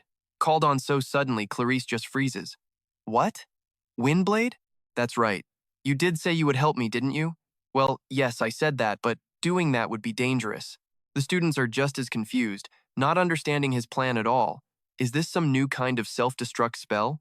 Ray's voice is firm. It'll be fine. If you're still worried, just aim for the board next to me. Though hesitant, Clarice finally agrees. Understood. He begins the incantation, become a blade of wind and strike my foe. Windblade! A sphere of cutting wind shoots straight at Ray at blinding speed, but in an instant, he just raises a hand to block it. Seal. And just like that, Clarice's windblade is completely stopped, causing no damage whatsoever. You and I are literally watching this world's physics get rewritten. Ray smiles at the students below. Exactly. If you can determine a spell's impact point and force the mana to collide there, you can seal it, even if someone else cast it. All the students are speechless. You can seal another person's magic? That's insane, Ray adds quietly. All right, that's it for class. For the remaining time, pair up and practice the sealing spell I just taught you. Huh? No way, Professor. Only you could ever do something like that. You and I are about to see our professor drop some serious wisdom on these kids. A mage's true power? It's the kind that spits in the face of logic. The moment you stop learning is the moment you stop being a mage, even if you lose your weapon. Forgetting your purpose is the ultimate sin. The students are completely starstruck. Professor, I'll start my SEAL training now. Me too. Ray just smiles as he leaves the room. All right, good luck everyone. Just his way of motivating the next generation. And with that, the second class of the day was over. Sunlight streamed through the academy windows, gentle and warm. Ray lets out a huge yawn. Staying up late is taking its toll not physically, but mentally. Still, he's ready for his new medicine class. He just needs students. Medicine just isn't as flashy as swords or sorcery, so how is he supposed to attract anyone? But then, something nearby catches his eye. Not too far away, a group of burly guys has a female student completely cornered. The girl stammers, "Please, just let me go." But the biggest guy of the bunch just leans in. "It's been 276 days since I confessed to you, Greya. I, Minos, need an answer." The others just cheer him on. Ray narrows his eyes. Who are these guys, and are they seriously harassing that girl in broad daylight? Greya looks totally lost, unsure of what to do. Well, just then, Ray's voice cuts through the tension. "Hey, why are three of you ganging up on one girl? Can't you see you're scaring her?" Minos completely panics. "Scaring her? Greya, that wasn't my intention." Finally finding her voice, Greya speaks up. "Minos, I'm sorry. I'll be honest. Muscular guys like you just aren't my type. I can't go out with you." "Wait, Greya, is it because—" Minos points right at Ray. "Is it because of that pretty boy? Are you rejecting me for him?" Ray just stands there, completely baffled. His slender arms and legs, that dumb, soft face, "You're dumping me for a pampered noble?" Ray can't help but scowl. "Okay, was that a compliment or an insult?" Greya hesitates for a second before answering. "It's not that. But he's still better than you." Ray shouts, "Hey, why would you say that? You're just adding fuel to the fire." Minos is seeing red. He summons a sword. "Damn you, I won't forgive this. Fight me." "Oh, what's wrong? Scared of me?" "You should be." He then tosses a glove right at Ray's feet. Then he bellows, "Rank 30, level 3, royal sword style. I'm gonna send a weakling like you flying." But before he even finishes his sentence, a wooden stick smacks him straight across the head. The whole crew immediately bolts. "We'll remember this." Ray tosses the stick aside, muttering, "Who does he think he is? Calling me a weakling. So annoying." Suddenly, other voices pipe up. "That was amazing. Are you new here?" Ray glances behind him. "Huh?" A crowd of students had gathered, and they were cheering.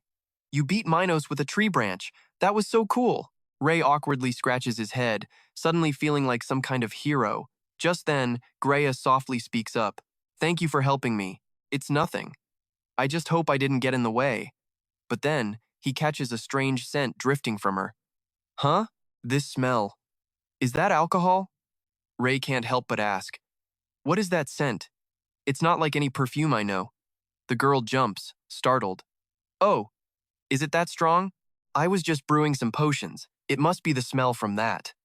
This student brews her own potions? Ray carefully asks. "If you're making your own potions, you must be interested in medicine, right?" Greya's face lights up. "Yes. Actually, I'm really looking forward to the upcoming free medicine class. With that class, even students from the Swordsmanship Academy like me will get a chance to learn. Really? It's great to meet you. Call me Ray." He's got his first student. "Oh, Ray? You have the same name as the new professor from the medicine department. By the way, my name is Greya. You can just call me Greya." "All right, it's nice to meet you, Greya. I'll see you in class." "Okay." As they say their goodbyes, Ray walks off with a smile. For some reason, he feels like things are going better than he expected. The moment he's gone, another girl runs up to Greya. And here's where it gets good. "Greya, what were you talking about with Professor Ray? He's so much more handsome without his glasses." The girl just stares blankly. "Wait, Professor? That was the professor? Huh? You didn't know?" "No, I didn't recognize him. What do I do? What if I was rude to him?" Her friend just grins. "What are you so worried about? Don't tell me you've already got a crush on the teacher." To her surprise, Greya just blushes and says nothing. Her friend's jaw drops. "Wait, for real?" The scene shifts back to Ray's room. He collapses onto his familiar bed. Phew, why can't I have just one peaceful day? Seriously though, what was he going to talk about for an entire class? It's one problem after another. Just then, another voice rings out. Saintess Iriel suddenly crawls out from under his bed. She glares at him. "What were you doing out there? I was having trouble just hiding here, you know." Ray is so shocked he nearly jumps out of his skin. He yells, "Huh? What are you doing under there? What about the Holy Kingdom?" Iriel casually replies, "Who do you think I am? I took care of everything before I came here. Then why are you here? Is something wrong?" "Nothing. I was just worried about how you were handling things at the academy." "Seriously? Don't you think you're already doing way too much for me?" Iriel just smiles. "To be honest, you're right. I came here to see you. To see you, my saint." She corrects herself, no, I should call you Ray, as she steps closer to him. Suddenly, the seal on his hand begins to glow. A moment later, a magic circle appears, and Ira calmly steps out of it. And just when you think the day can't get any crazier, trust me, it does. Ray's jaw hits the floor. Ira, what is this? Is there some special event today? Iriel is just as shocked to see the high elf appear. Ira, what are you doing? Ray thinks to himself. Was that instant teleportation? So cool. Ira gently touches down on the floor, her voice laced with ice. After all this time, is that really all you have to say to me? All right, let's watch our MC try to handle a surprise visit from two walking, talking calamities. Ira forces a smile. I'm here because I want to see you, isn't that obvious? Ray just glances at Iriel. Right, but what are you doing with this human? Iriel snaps right back. Is there some law against me being here? While they bicker, Ray, from out of nowhere, pulls out two white cloaks and hands them over. First, take these and let's get ready to go. Iriel just looks confused. Huh? Cloaks? Ray just grins. Yep, we're getting out of the academy. In his head, he's just groaning. If he's caught walking around with a Saintess and a high elf, he'll cause a massive scene. He just wants just one peaceful day.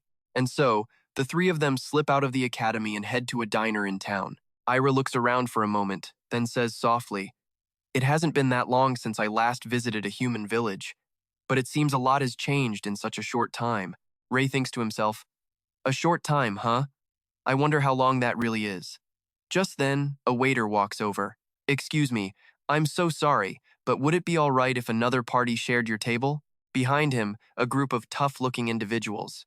I don't mind, I'm fine with it. Guess we don't have a choice. Thank you so much. So, is this way all right? The tallest guy in their group asks in a low voice. Thanks for letting us join. We've been waiting for a table for a while. Ray gives a friendly smile. No problem. Are you four adventurers? He silently sizes them up, reading the flow of their mana. Looks like one mage and three swordsmen. The man gives a wry smile. Adventurers? Not exactly. We're mercenaries. The bearded man next to him mutters, You could call us that, I suppose. One of the four, a female swordsman, introduces them. We are members of the Boloko Mercenary Corps. Ray thinks to himself, Boloko. I've heard that name before. Most of their members are seasoned veterans, and they've been expanding rapidly. They're basically the hottest mercenary group on the rise right now. Iriel smiles and asks them, I've heard a lot about you all. What brings people like you to a village like this? Oh, about that. We received a mission directly from the Holy Nation. We were asked to suppress the local resistance forces and the monsters in the area. Both Iriel and Ray's faces go blank when they see the mission request on the table. She forces a diplomatic smile. Is that so? How impressive to get a request straight from the Holy Nation. Ray just gives her a silent, knowing look. I thought you already took care of this. Turns out, she just pawned it off on some mercenaries. At that moment, Ira speaks up softly. Maybe it's because I've always lived in the forest, but I'm very interested in your stories. Please, tell me more. The men just stare, jaws on the floor, completely mesmerized by her beauty. And so, the mercenaries start talking about their experiences. From their stories, Ray gathered some useful intel. First, after he arrived at the academy, the resistance and monster numbers dropped sharply. However, that only applies to low-level monsters. The mid-tier ones are still at full strength, and it's like someone is controlling them. They've started working more efficiently, even using tactics. Ray's face gets serious. It would be tough to use his own people against an enemy like that, so that's why she hired mercenaries. Iriel actually thought this through. Suddenly, outside, powerful winds begin to whip through the streets. All the staff in the diner look out the windows in alarm. In just a moment, everything descends into chaos. It's monsters. Iriel says urgently, Ray, let's go. Okay, I'm right behind you. The mercenary group is already outside, their mouths hanging open at the sight before them. Wyverns, dragon-like beasts are circling in the sky. Everyone's face goes pale. They're frozen in place. And yeah, that's when everyone freezes solid. You and I are about to see the difference between pros and, well, gods. How interesting. A wyvern that uses fear, Ira says, calmly stepping forward. She holds up two fingers. First of all, fear is only a trick for the weak. Instantly, the wyvern screeches and dives straight for her, mouth roaring. But Ira doesn't even flinch. She just gently flicks her hand, and the wyvern just drops out of the sky, crashing into a nearby market stall. She frowns in disgust. How dare you use that on a superior opponent? The beast is completely enraged now, roaring non-stop. But in a flash, Ray hits it with a sealing spell, binding it tightly. They both look down at it, frowning. This wyvern, it managed to create a curse after experiencing my fear. Iriel adds, strange. It's like it has no consciousness. Ray, more monsters on this side. I'll handle them. He furrows his brow. There are more? I underestimated this situation. There's definitely someone besides Ross pulling the strings here. Meanwhile, in a dark dungeon somewhere. Let's check in on the real villain of the story, shall we? A group of interrogators surrounds the captive necromancer. He's still silent. I admire your loyalty. Do dark mages usually endure pain this well? But the man remains completely resolute. I can't let my grand plan be exposed so easily. There's no other way. Let's try a mental spell. You there, Philia. I understand. Allow me to assist. Let us read his mind. Mind reading. But the necromancer just smirks calmly. Do you really think such magic will work on me? I don't know where you found this 6th rank mage, but the low-level curse she's using is absolutely pathetic. Now, don't you think you should bring the Saintess here for me? He thinks smugly. You think I don't know what's happening outside? I used my dark magic to learn that the Saintess has come to the academy. If she comes here for information, I'll target areas she can't protect. With a monster tamer, this is possible. Then, we'll use the Merchants Guild to pressure the Holy Nation's economy. Soon, it will be destroyed. Just then, Echlei's voice echoes through the cell. You want to meet the Saintess that badly? Perfect. I've received information that she is here, and it seems you're misunderstanding something. Whatever you've planned doesn't matter. Don't you get it? She smiles at him. Your plans are nothing but a pipe dream. The necromancer just laughs back, not losing an inch of ground. Then do what you want with me. We'll see who's laughing by sunset. His maniacal laughter fills the dungeon. By now, it's late afternoon. Ray and Ira have taken down almost all of the monsters. Looks like we've handled most of them. Why would monsters cause an incident like this? That's what we need to find out. We need to reinforce the Academy's defenses for things like this. But what should we do with all these bodies? Iriel replies. Just leave it for the reinforcements. The hides can be used to make some pretty good armor. Ira's face suddenly tightens. Day notices and asks her what's wrong. She leans in. Day, I need to talk to you. Alone. He raises an eyebrow. Right now? The two find a quiet corner, and Day gets straight to the point. So what's up? But instead of answering, Ira throws up a soundproof barrier around them. And you and I both know when a magic barrier goes up, things are about to get real.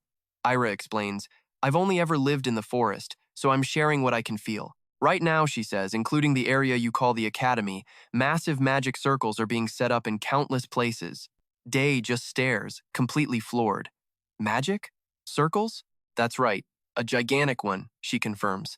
The mana flow was weak at first, but it's gotten way stronger right after those monsters were captured. He lowers his voice. What kind of magic circle is it? Ira looks at him grimly. I don't think you know. I can only detect a faint trace of its power. But, she warns, breaking a formation this massive won't be easy. At the very least, we have to assume several entire districts will be annihilated in the process. The sheer scale of the threat finally hits Day. Can we just take it down right now? He asks, desperate. Ira shakes her head. That's pretty much impossible. To destroy a circle, you have to wipe out at least 30% of the formation. In this case, since they have no clue what was used to draw it, things get even harder. Exactly, she continues. If it was drawn with something simple like chalk, it would have been gone ages ago. An active circle means it's been hidden well, and its size is a major problem. Day's mind races. How could he not even sense a magic circle of this level, and now he's supposed to erase it? Forget erasing it, he doesn't even know if it can be stopped. Pay attention, because this is where the panic sets in. He makes a call. We need to evacuate everyone, immediately. And as soon as Fia hears the news, she calmly starts mapping out a plan. The Academy is split into north and south. The north sector will evacuate to Garen, and the south to Sullian. There's just one problem. A huge mountain range sits between the north sector and Garen, making it impossible to draw an accurate map of the area. Day puts Fia in charge of the north evacuation, since she knows the Holy Nation's terrain best. He tasks Ira with protecting the people from the south. He looks around frantically. We need to get the word out. Is there a high place around here? Should I climb a roof or something? Ira just smirks. Day, just stand still. In an instant, a massive pillar of earth shoots up from under his feet. Thanks, Ira. He then uses amplification magic, his voice booming. Everyone, evacuate to Garen, immediately. The The citizens all look up at him, completely baffled. Evacuate? What is he talking about? Wait, that voice. Isn't that? Day rips off his cloak, revealing his identity. I am giving you all a direct order. In the name of the Holy Nation, leave this place at once. This entire area is in danger, but the crowd just keeps murmuring. That's Saint Day. Why is he telling us to leave? He grits his teeth. No time for talking. No other choice. He secretly creates a massive explosion down below, finally sending the crowd into a panic. An explosion! Run for your lives! Day continues to set off explosions and tremors. No time to explain, he thinks. This is the only way. After the chaos finally clears, he stops. Whew, that should be enough. All right, I'll leave the rest to those two. Time to head for the outskirts. He leaps off the pillar and rockets forward at blinding speed. I have no idea who is behind all this, but they better not think for a second that they're getting away with it. The scene shifts. The sky is now pitch black, and Iriel is moving deep into a dense forest, an emergency evacuation. It will take at least 3 days. Before riots break out over resources, they absolutely have to meet the essential food demands for the entire city. And that's not even mentioning the north sector. They have a longer, more dangerous journey, monsters, or maybe something like the people who are chasing her right now. She glances behind her, on high alert. Their mana signatures are strong, 5 of them, she figures, at least supporter class, maybe even higher. After running for a while, Iriel finally stops in a clearing. This place will do. She pulls down her hood, scanning the area. Do you all have some business with me? And right on cue, a gang of masked thugs emerges from the woods. Whoa, a real Saintess. Don't talk to the enemy. Who cares? I know what you're thinking. Damsel in distress? Not a chance. She's gonna be dead in a minute anyway. Iriel coolly sizes them up. 3 young guys with 2 older men hanging back. The 2 older men. Their mana levels are on par with a top-tier knight. This is gonna be annoying. One of them grumbles, I'd rather fight a duke than a saintess. Iriel stays perfectly calm. Things like this happen even when you know my face. If I punish you, will you tell me which kingdom sent you? They quickly surround her, swords drawn. Don't you dare look down on us just because you're some saintess. One of the hot-headed kids can't wait and lunges at Iriel. We've silenced countless priests who acted all high and mighty just like you, but in a literal flash, she sends the entire group flying with a single blast of magic. Annoying. Just lie there and count the stars. I'll get around to killing you soon. Now they're screaming, save me! Just as she's about to land the finishing blow, another figure darts in, blocking her attack with impossible speed. Iriel instantly analyzes him. That level of swordsmanship and power flow, just as she expected. This is a high-level swordsman. But what kingdom would dispatch 2 high-level swordsmen, she wonders. The Legion Kingdom, maybe? But they've got no reason to target her. Plus, they couldn't handle the consequences. They wouldn't be that stupid. A shadowy organization with necromancers, bone dragons, and top-tier swordsmen? No time to think about this now. She shrugs off her outer robe, tossing it aside. One wrong move, one tiny slip-up, and she's dead. Iriel takes a slow step forward. Her own sword has a longer reach than a standard blade. She can close the distance, little by little. But before she can even act, the man vanishes. He and another fighter suddenly appear on both sides of her, attacking at the exact same time. She was not expecting this. They're attacking simultaneously while I was focused on one, she thinks. Was this a planned maneuver to lure me out and hit my blind spot? Is one of them really prepared to die? And not just some grunt, but a high-level swordsman? She scoffs. Amateurs, Iriel roars, and you and I both know this fight is just getting started. And just like that, a blinding golden light erupts, forcing both men back. Yeah, this was a really bad move on their part. In a fight against a master swordswoman, any hesitation is fatal. She chains her spells instantly. Blessing, Holy Seal, Holy Lance. That tiny moment decides the winner. Iriel, dual-wielding holy swords, moves like a blur, exploiting the opening to slice off one of the guy's hands. He crumples to the ground, blood pouring from the stump. Iriel's voice is low. You throw away your life so easily, like a piece of paper. He grits out, "You're strong." She replies instantly, "Because I worked for it." He pushes on. "But what if you face a power so immense you're helpless?" "What then?" "I'd try to negotiate or compromise," she says. The man just gives a weak laugh. "But you know that power doesn't do negotiations. Then all that's left is destruction, even if they're stronger than me." Iriel almost smiles at him. "For me, that might be impossible, but I know someone who can make the impossible happen. Do you have any last words?" The man manages a faint smile back. No, that's all. In the next second, a spray of red paints the ground. One more life. Snuffed out. Iriel lets out a soft sigh. 3 guys left. They ran in that direction. No matter what, I can't lose their trail. In the forest, Frost is furious. Damn it, who knew that Holy Saintess would be that strong? Panic is starting to set in. Even 2 master swordsmen couldn't take her down. How are we supposed to capture someone like her? His buddy next to him looks just as terrified. If we go back now. But a voice cuts them clean off. No, that's not happening. Iriel steps out from the shadows, and you can tell from this pose right here, she is not messing around. Just as I thought, you couldn't have gotten far. All right, get over here. Iriel keeps that ice-cold expression and asks, why didn't you just follow me quietly when I was being nice? Oh well.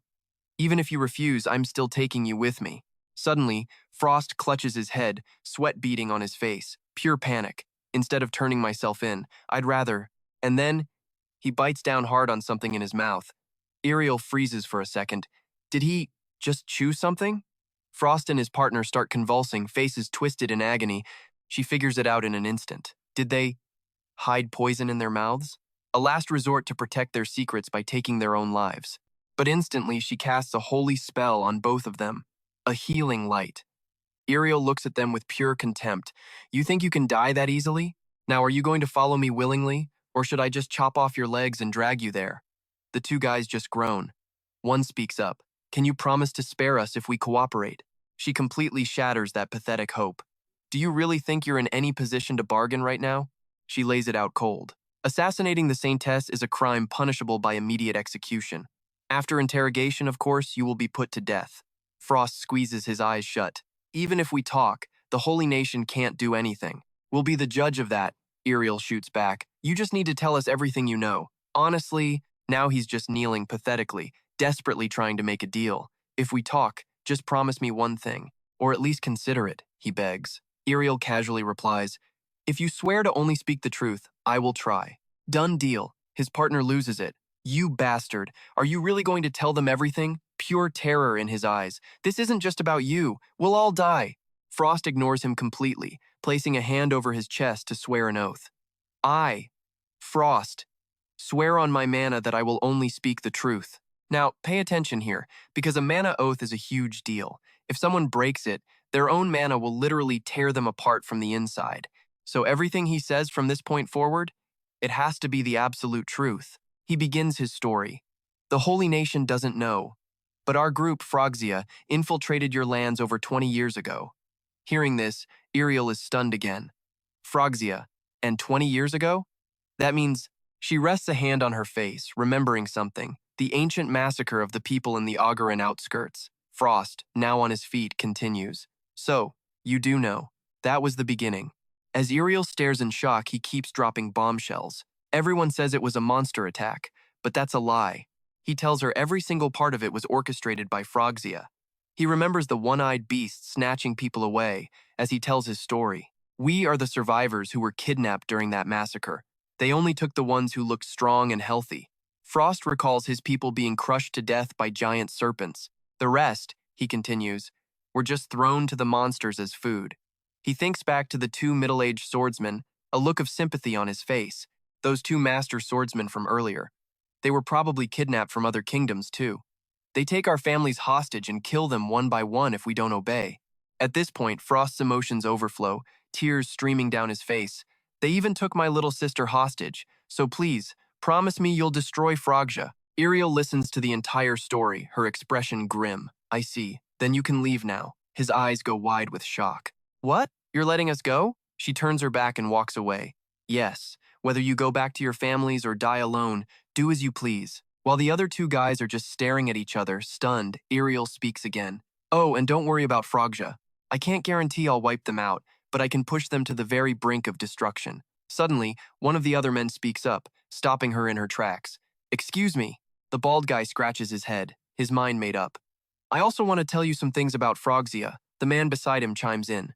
Me too. Iriel looks back. All right then, follow me. You can tell me on the way. Meanwhile, on the outskirts of the academy, Ray is thinking to himself, this is strange. I don't see any kind of magic barrier, but there's definitely a magical reaction here. He seems worried. If I don't break this magic seal soon, more spells will keep activating. He looks around the academy grounds, putting the pieces together. Signs of explosions, mana usage, and blood on the streets. And on top of it all, the townspeople have vanished. Strangely, not a single building was damaged in all this chaos. It's like they intentionally avoided any property damage. And right here, you and I watch as Ray figures out the horrible truth. No way. He remembers Chief Ira's warning. To break a magic circle, you need to destroy at least 30% of the formation. But in this case, they don't know what was used to draw it, making things even harder. Ray concludes it wasn't chalk or bone dust, but a massive circle like this still wouldn't be broken. He quickly casts a spell, blast creating a huge explosion. Staring at the flames, Ray's suspicion is confirmed, just as he thought. It's faint, but he can feel the magic circle dispersing. His theory is proven when a massive barrier appears. The entire village itself is one giant magic circle. Suddenly, a voice shouts out, "It's about to collapse! Run!" Ray freezes. Someone still here? He turns to the two figures. Everyone was ordered to evacuate. Why are you two still here? The two men stare in shock. My God, it's a saint. The one in blue speaks up. We weren't disobeying orders. It's just... The man in yellow cuts in, panicked. People were turned to stone and killed. The other one chimes in. Yeah, that's right. We thought we'd turn to stone if we evacuated, so we couldn't run. Ray asks, is that so? Who turned them to stone? The two then recount the story. Well, I'm not sure if you know, but there's a monster called a Tengu. They use black magic. We sent some of them running around the village. Ray nods as if he understands. I see. Monsters. The man in yellow forces a strained smile, thinking to himself. We hid so we wouldn't interfere with the magic circle's activation. He winces, torn. I can't believe some people started destroying buildings, and who knew that Psycho would be the monster saint? Suddenly, Ray cuts in and asks them, but why didn't you two try to catch the monsters? You're both support class players, aren't you? Now watch this. The two men go pale, he knows. Ray continues, and that red blood on your clothes. It can't be from ghosts, which don't have blood. Besides, you said you were hiding inside the whole time. At this, Ray's voice turns cold, his face hardening. So you murdered the warriors fighting the ghosts and helped the monsters escape. And after wiping out the reinforcements from the Holy Nation, you laid low in a building. Is that right? The yellow-clad man knows he's caught and bites down on something in his mouth. If we've been found out, we have no choice. As he speaks, their bodies begin to melt, releasing a strange gas. Ray is stunned for a second. They're melting. Is that poison? Staring at the two puddles of bubbling poison where the men once stood, Ray's mind races, a toxin that can instantly melt a body. He's never heard of a poison like this. To think they'd kill themselves to protect their secrets. Who is the mastermind behind all this? He clutches his head, frustrated. Damn it. I need to find the culprit, but there's no time for that now. First, I have to break this magic circle. Ray's expression shifts. 30% of the city. Blasting it won't be enough. He activates his mana detection eye. Meanwhile, he quietly comes to another conclusion. Those two were probably the last people left in this entire area. As he finishes, a magic circle appears around him. I need to end this quickly by drawing out as much mana as possible. Ray creates a green orb of mana. He launches it forward, triggering a massive shockwave. Earthquake. Instantly, the holy temple ahead shatters into pieces and collapses. Elsewhere, Frost speaks up. That's how we were kidnapped by Frostia. Following behind Iriel, he scratches his head awkwardly. After that, we went through some harsh times. I think we've done every dirty job imaginable. Okay, let's pause here. Iriel's face is blank listening to him, but inside her mind is racing. They were low-level grunts, so they don't have much intel.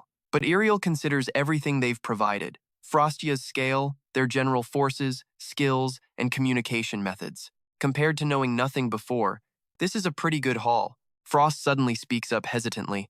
Excuse me, Saintess, but what about you? Iriel looks confused. He scratches his head, explaining, I mean, when you were young, you look like you grew up in a wealthy family. Hearing this, she falls into a deep thought. When I was a child, the memory takes her back to a peaceful, sunlit house. A gentle voice calls out, Iriel, are you there? A younger Iriel smiles sweetly, holding up some clothes. Beaming, she replies, Yes, I'm here. In a church full of orphans on a small island in the Holy Empire, there lived a beautiful little girl named Iriel. With her brilliant pink eyes and soft, sparkling blonde hair, Iriel stood out amongst the other orphans. She was like an angel, with a brilliant mind and a kind heart. One day, Iriel, would you like to see the outside world? The outside world? Priest Jock smiles kindly. You've always been curious about the village. Don't you want to see the world? Iriel replies, I am curious, but what would I do?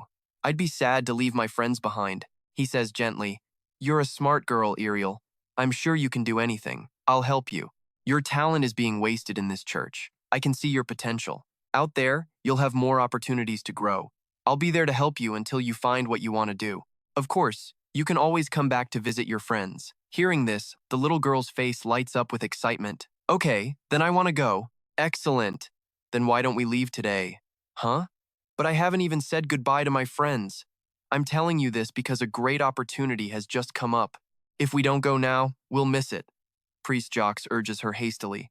Now hurry up. Iriel feels a bit confused. Okay. She thinks, Father did say I can come back any time. Soon, they're in a carriage waiting outside. And trust me, you and I can both feel she's heartbroken about it. I'm so sad I didn't get to say anything to my friends, she says. Priest Jocks just chuckles and replies, It's all right, you can always write them letters. You're right, everything will be okay, won't it? As she speaks, her eyes widen, taking in the unfamiliar scenery outside the carriage window. Trust me, you're about to see the most twisted betrayal.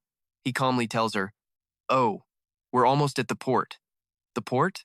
Yep, we're taking a ship to Gio. It's a huge city, way better than our old village. You'll have so much to explore. Time to go. Hearing these sweet words, Iriel wonders, better than our village? I'm so curious. What's Geo like? Next, Joss leads Iriel onto a massive wooden ship heading for the open sea.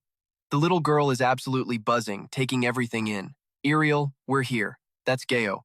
Before them is a massive, unfamiliar city bustling with energy. He smiles, asking, Do you like it, Iriel? She excitedly shouts, It's amazing! Let's go see the tea house. The two of them quickly disembark onto the docks. We need to go talk to someone for a bit. Oh, Iriel, here. As he speaks, Joss pours water into a cup. Iriel takes it, ready to drink, but can't help asking, Huh?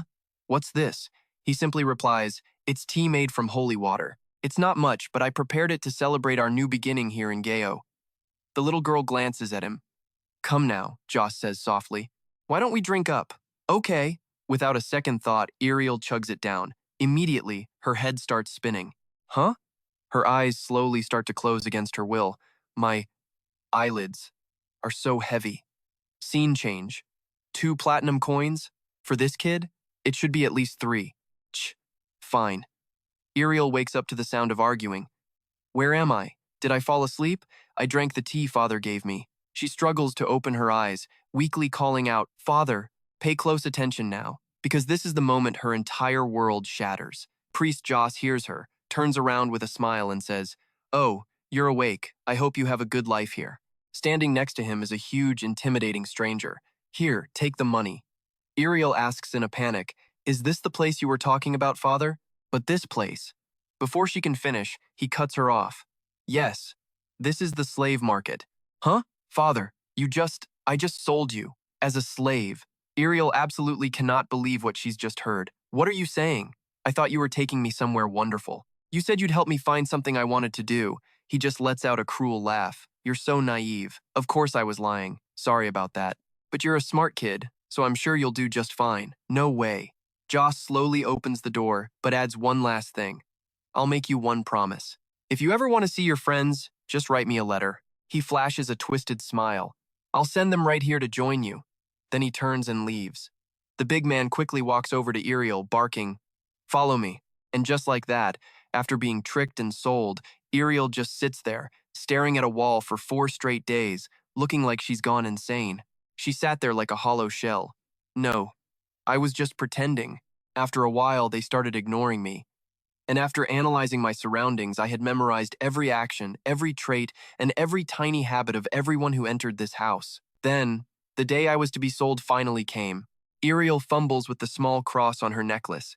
Iriel, I'm so sorry. As a mother, I should have protected you. But always remember, as long as you hold this, the goddess Gaia will always be by your side. That is why you will never be weak. Iriel, become stronger. She grips the holy cross in her hand. Okay, you and I both know what's coming. Time for the tables to turn. Outside, the slavers start chatting. This one's special cargo. She'll sell for a high price. Iriel narrows her eyes. It's time. I've been debating for 4 days, but I only have one choice. The large man grabs a lantern to check on her, just like always. That stupid priest. He really only took 3 platinum coins for this kid? That's the slave manager. I can't beat him in a fair fight. And even if I got lucky and escaped, a little girl like me could never outrun a grown man. The man sees Iriel slumped against the wall and calls out, "Huh? Is she asleep? Hey, wake up." She doesn't move. Is she dead? This is why I had to make him let his guard down and kill him to escape. She quickly pulls the cross from her necklace and drives it straight into the man's throat. Back in the present, Iriel holds that same cross in her hand. She says coldly, "That past probably makes me a murderer." Froud forces a smile. "Is that so? Oh, we've arrived at the front gate of Gio." Instantly, Priest Joss drops to his knees, bowing his head in reverence. "Greetings, Saintess." Iriel looks down, completely emotionless. "Long time no see, Priest of Gio. Or should I call you Father?" Hearing this, sweat pours down his face, his eyes filled with pure, unadulterated terror. In a certain town, night falls. A shout rings out, "The little brat went this way." A man with a scar over his eye yells, "I'll definitely catch her this time." Behind him, a bald man with a long scar on his cheek looks absolutely furious. Iriel remembers those dark memories. Father tricked me, sold me into slavery. Then, for the first time in my life, I killed someone and ran. The slave traders chased me relentlessly. A tiny Iriel hides behind a wall, clutching a rope, bracing for the pursuit. That painful past floods back into her mind. They chased me for months on end, and every single time, the slavers are running straight into a tripwire she set up. They fall face first into a pile of sharp, broken glass. Horrified screams echo through the alley. She remembers how she survived that nightmare. I escaped them using the same method I used the first time, while they're screaming in agony on the ground. Little Iriel leaps out, a silver knife in her hand. The memories keep coming. The most grievous sin I was taught in the church was murder. Little Iriel brings the knife down again and again. She reflects on her past. As my body became covered in more and more blood, the stains clung to my hair, just as the sin seared itself into my soul. A small, guilt-ridden Iriel stands there, her hair still stained with the blood of the slavers. Back then, she was like a blind person with no way out. And unlike the bloodstains, the memory of those sins never faded. They only got sharper, while the guilt slowly disappeared. Her eyes turned dark and empty. Eventually, I began to resent the world for putting me in this situation. That once innocent soul was now hollow. Little Iriel was filled with nothing but hatred. The port, the ships, the island city, Father Joss. You bastard. I have to kill. Why did this happen to me? And that's how we end it. A soul's complete descent into darkness. Iriel thinks back. By the time I reached my destination, my soul was already that of a killer. But even in total despair, destiny has a funny way of intervening. Stick with me, because this single moment redefines everything. She remembers that vision clearly. For whatever reason, the goddess chose her. In her hollow eyes, a tiny spark ignited, pulling her away from her path of pure destruction. Before that gentle light, she realized just how precious life was, and how utterly pointless her quest for revenge had become. Her thoughts drift back to the present, and that, she muses, is why she can stare into the face of this smug snake of a priest. In fact, Iriel has truly let go of her hatred. She feels nothing. How strange. She thinks to herself, her face a perfect, emotionless mask. Meanwhile, on the other side of town, Ray is leveling buildings one by one. But he's not just breaking things for fun. He's constantly casting, using his mana to map out every single magic circle hidden throughout the city, identifying their purpose. With a single spell, arcane symbols flare to life on each building, confirming his suspicions about the city center's entire structure. The weight, the shape, the design of every single floor, it all works together to form one massive, interconnected magic circle. He figures there are at least 6 of them he needs to pinpoint. But just as he's closing in, his nose starts bleeding and the mana around him just vanishes. A colossal magic circle materializes overhead. He looks up, stunned, as a storm of violent purple energy closes in on him. It lashes out, tearing into him. He feels the mana of another circle lying in wait. Yeah, you and I are seeing this right. They stacked magic circles to hide them. The city's own magic was designed to disrupt his mana flow, completely blinding him to this trap. He realizes this is a curse-sealing formation, An active circle like this would just amplify the sealing magic, making it even stronger. But even surrounded, he stays cool, analyzing the problem. The issue is, his mana reserves are shot, and while he's inside a seal like this, he can't project any power outwards. Suddenly, a dark aura radiates from ahead. He recognizes the energy, and more importantly, that scent. No way. He knows it instantly. This is the same magic that took down Ira. Just then, another circle erupts from the ground. From it, bottomless pits tear open, and grotesque monsters begin crawling out one after another. He's stunned. They're summoning monsters, too? Faced with this absolute nightmare, a flicker of panic hits him. There's no way he can fight them off in his current condition. But as one of the beasts lunges, his resolve hardens.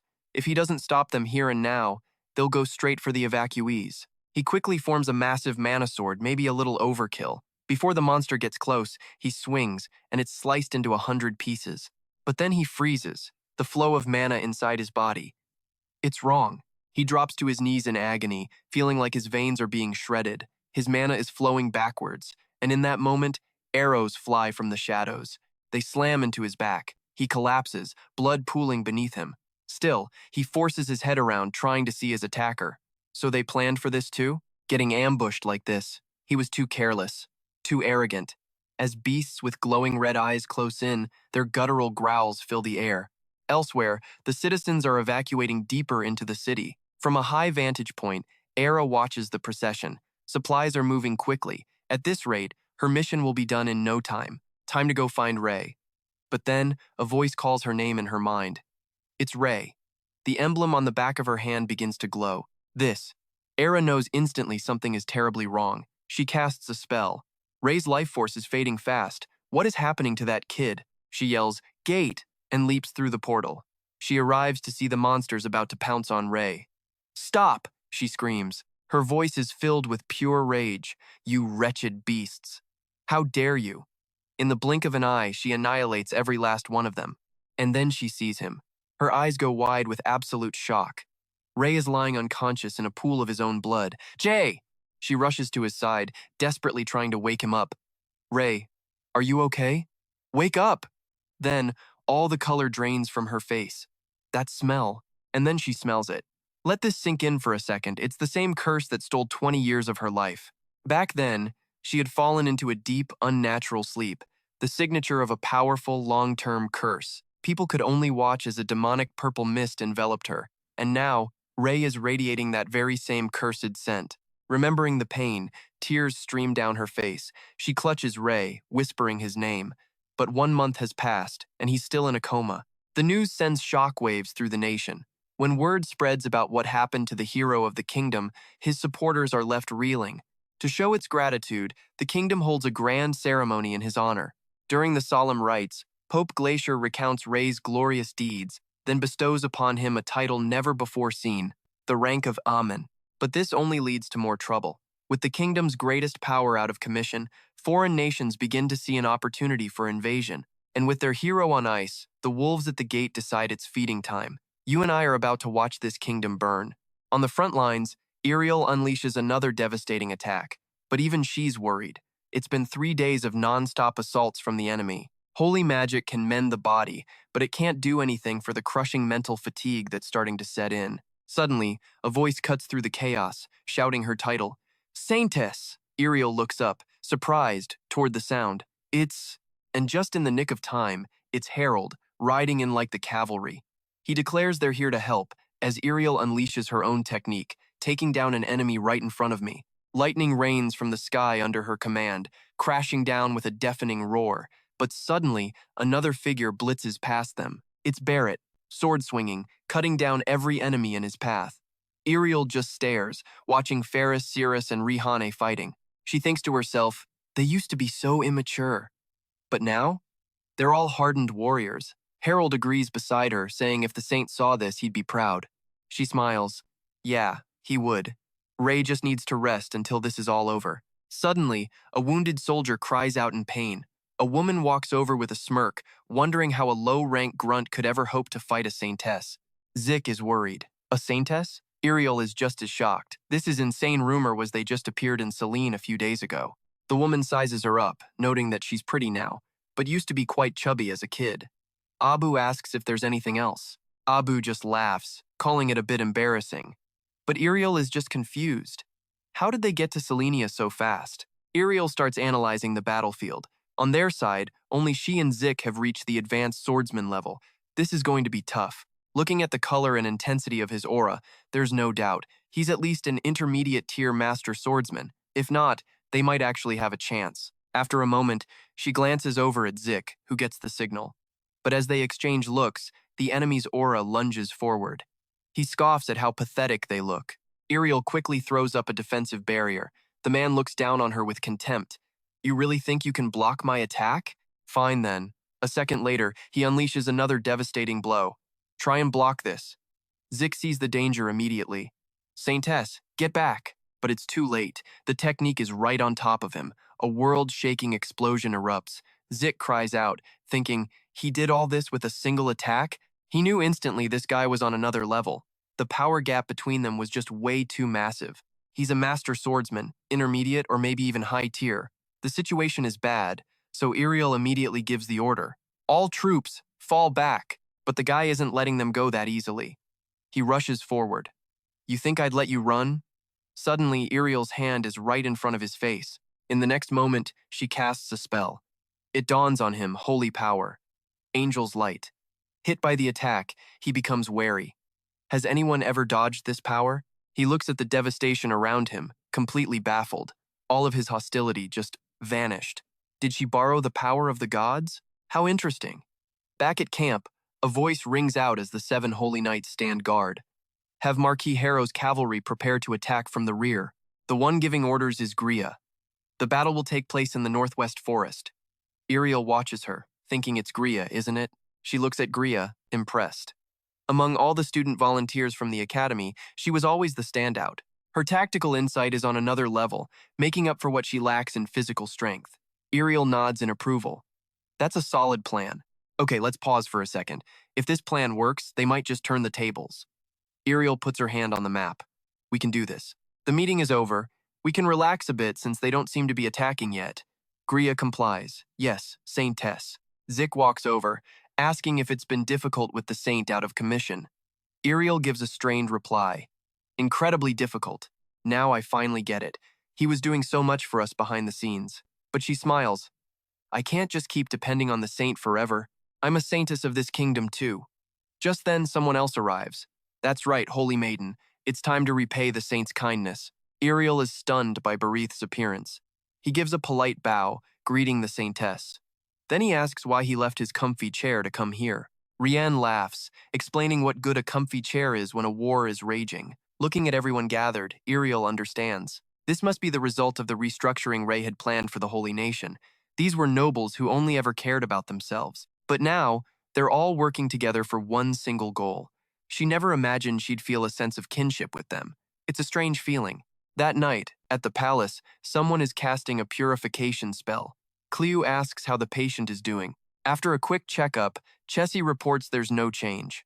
His mind is awake, but his body is still completely paralyzed. She advises her to stay and talk to him. Before leaving, she adds a warning. I'm going now. Take good care of Ray. What's good for him is good for you. Alone in the room, she looks at him sadly. A human who received the love and care of high-ranking gods. No one else could do that. No one but you, Saint. Cleo fixes his hair. And you know how many people are worried about you, right? So please, she begs into the night, wake up soon. Suddenly, his finger twitches. At the same time, a dark purple aura emerges from his arm. Now, listen close, because the stories about this guy are always legendary. Ray's way of absorbing mana is bizarre. He doesn't need a magic circle. He just absorbs and uses mana directly from the air, meaning he has 0 reserves in his body. However, right now, 2 types of mana exist inside him. A massive amount, in fact. One is bone dragon magic. The other is an earth-type sealing magic, just like Ira's. Even Ray's recovery method is different. It's the same one used to treat Ira. The source of the cure is the curse magic still left in his body. The key to that method is simple. Use healing mana on the outside, while a flood of images flashes through his mind. And you and I both know what's coming. He knows what he has to do. Just like that time, he has to purge the curse from his own body. But his mana control is completely jammed, so he can't just force this curse out. Ray starts thinking, What if he could just nudge his own mana enough to activate his dragon art? And just like that, the dragon code reacts. It's staring down its new roommate, utterly confused, because now magic is just chilling inside it. Naturally, it doesn't like this one bit. By its very nature, mana can't coexist with this kind of curse in the same space. So the two powers start tearing each other apart. The dragon code trying to kick the curse out, Ray watches this internal war, thinking if his dragon art gets a little help, it'll win. Right now, it's an even match. But no matter how strong his magic is, his enemy has been using this powerful seal for decades. If that damn seal magic beats his dragon code, he's finished. Not wanting to leave it to chance, Ray has to act, hoarding as much mana as he possibly can. He knows the risks, knows this insane internal battle could just tear his body apart from the inside out. Even unconscious, Ray's mind is crystal clear. I don't know who made this seal, but when I find them, they are going to pay. Outside, a voice echoes through the halls. Is it true Frogja is that close?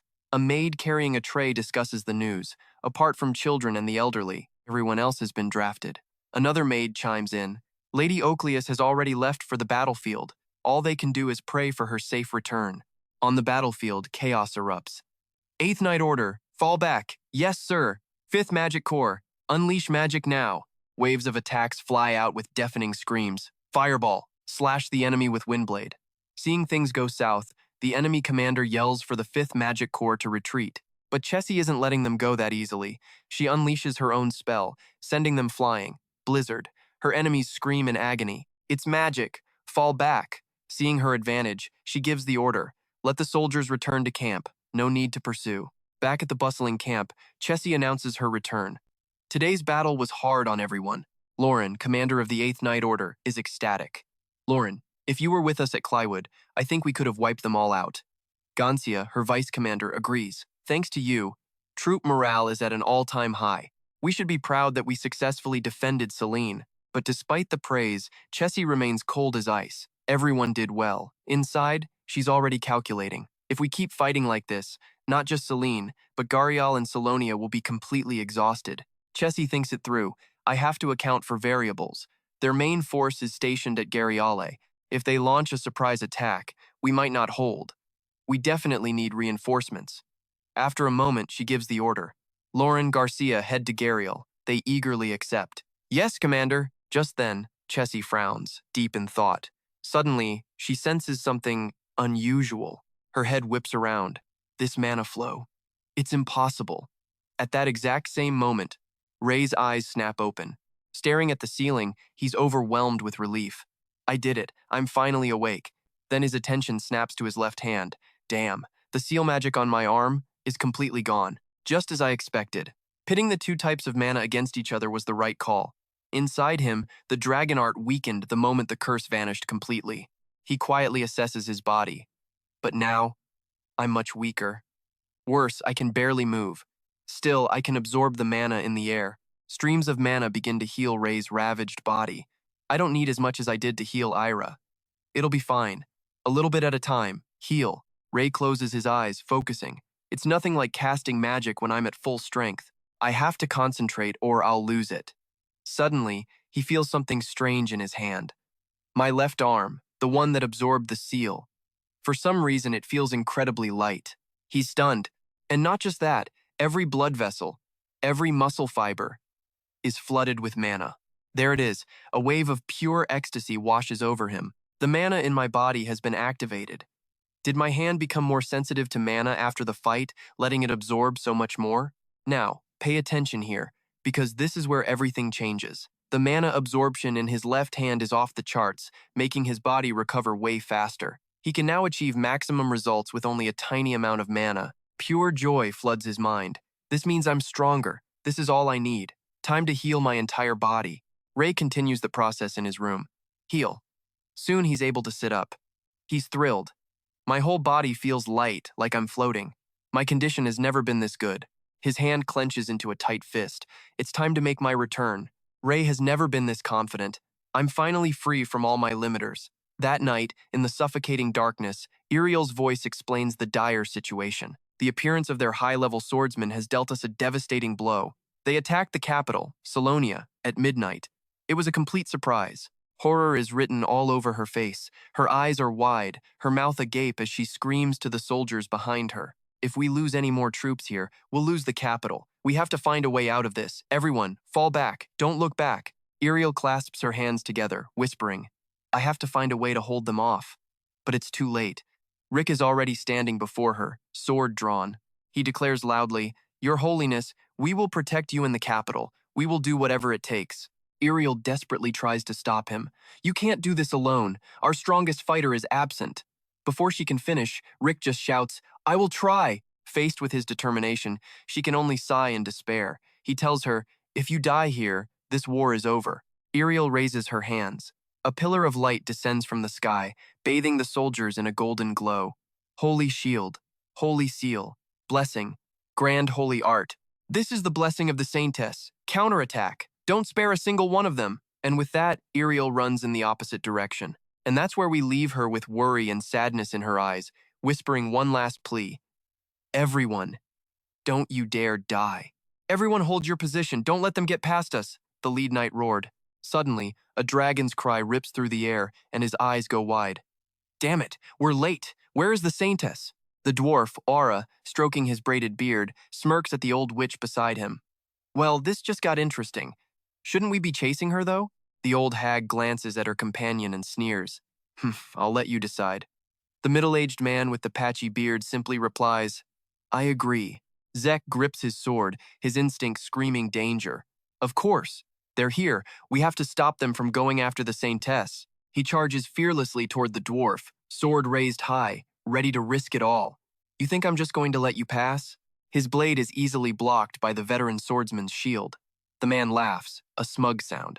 I heard you're the youngest master swordsman on the continent. Is that so? His eyes look down on Zek like he's an insect. I'll take good care of you. That title makes Zek flinch. He wants to deny it but can't find the words. No, that's not true. The old witch glides towards him with a sinister gaze, her voice a low, creepy hiss. Go easy on him now.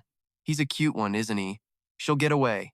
Their swords clash again and again, sending sparks flying with a deafening shriek of metal. Zek grits his teeth, forcing himself back into the fight. Sweat pours down his face as he struggles to even breathe.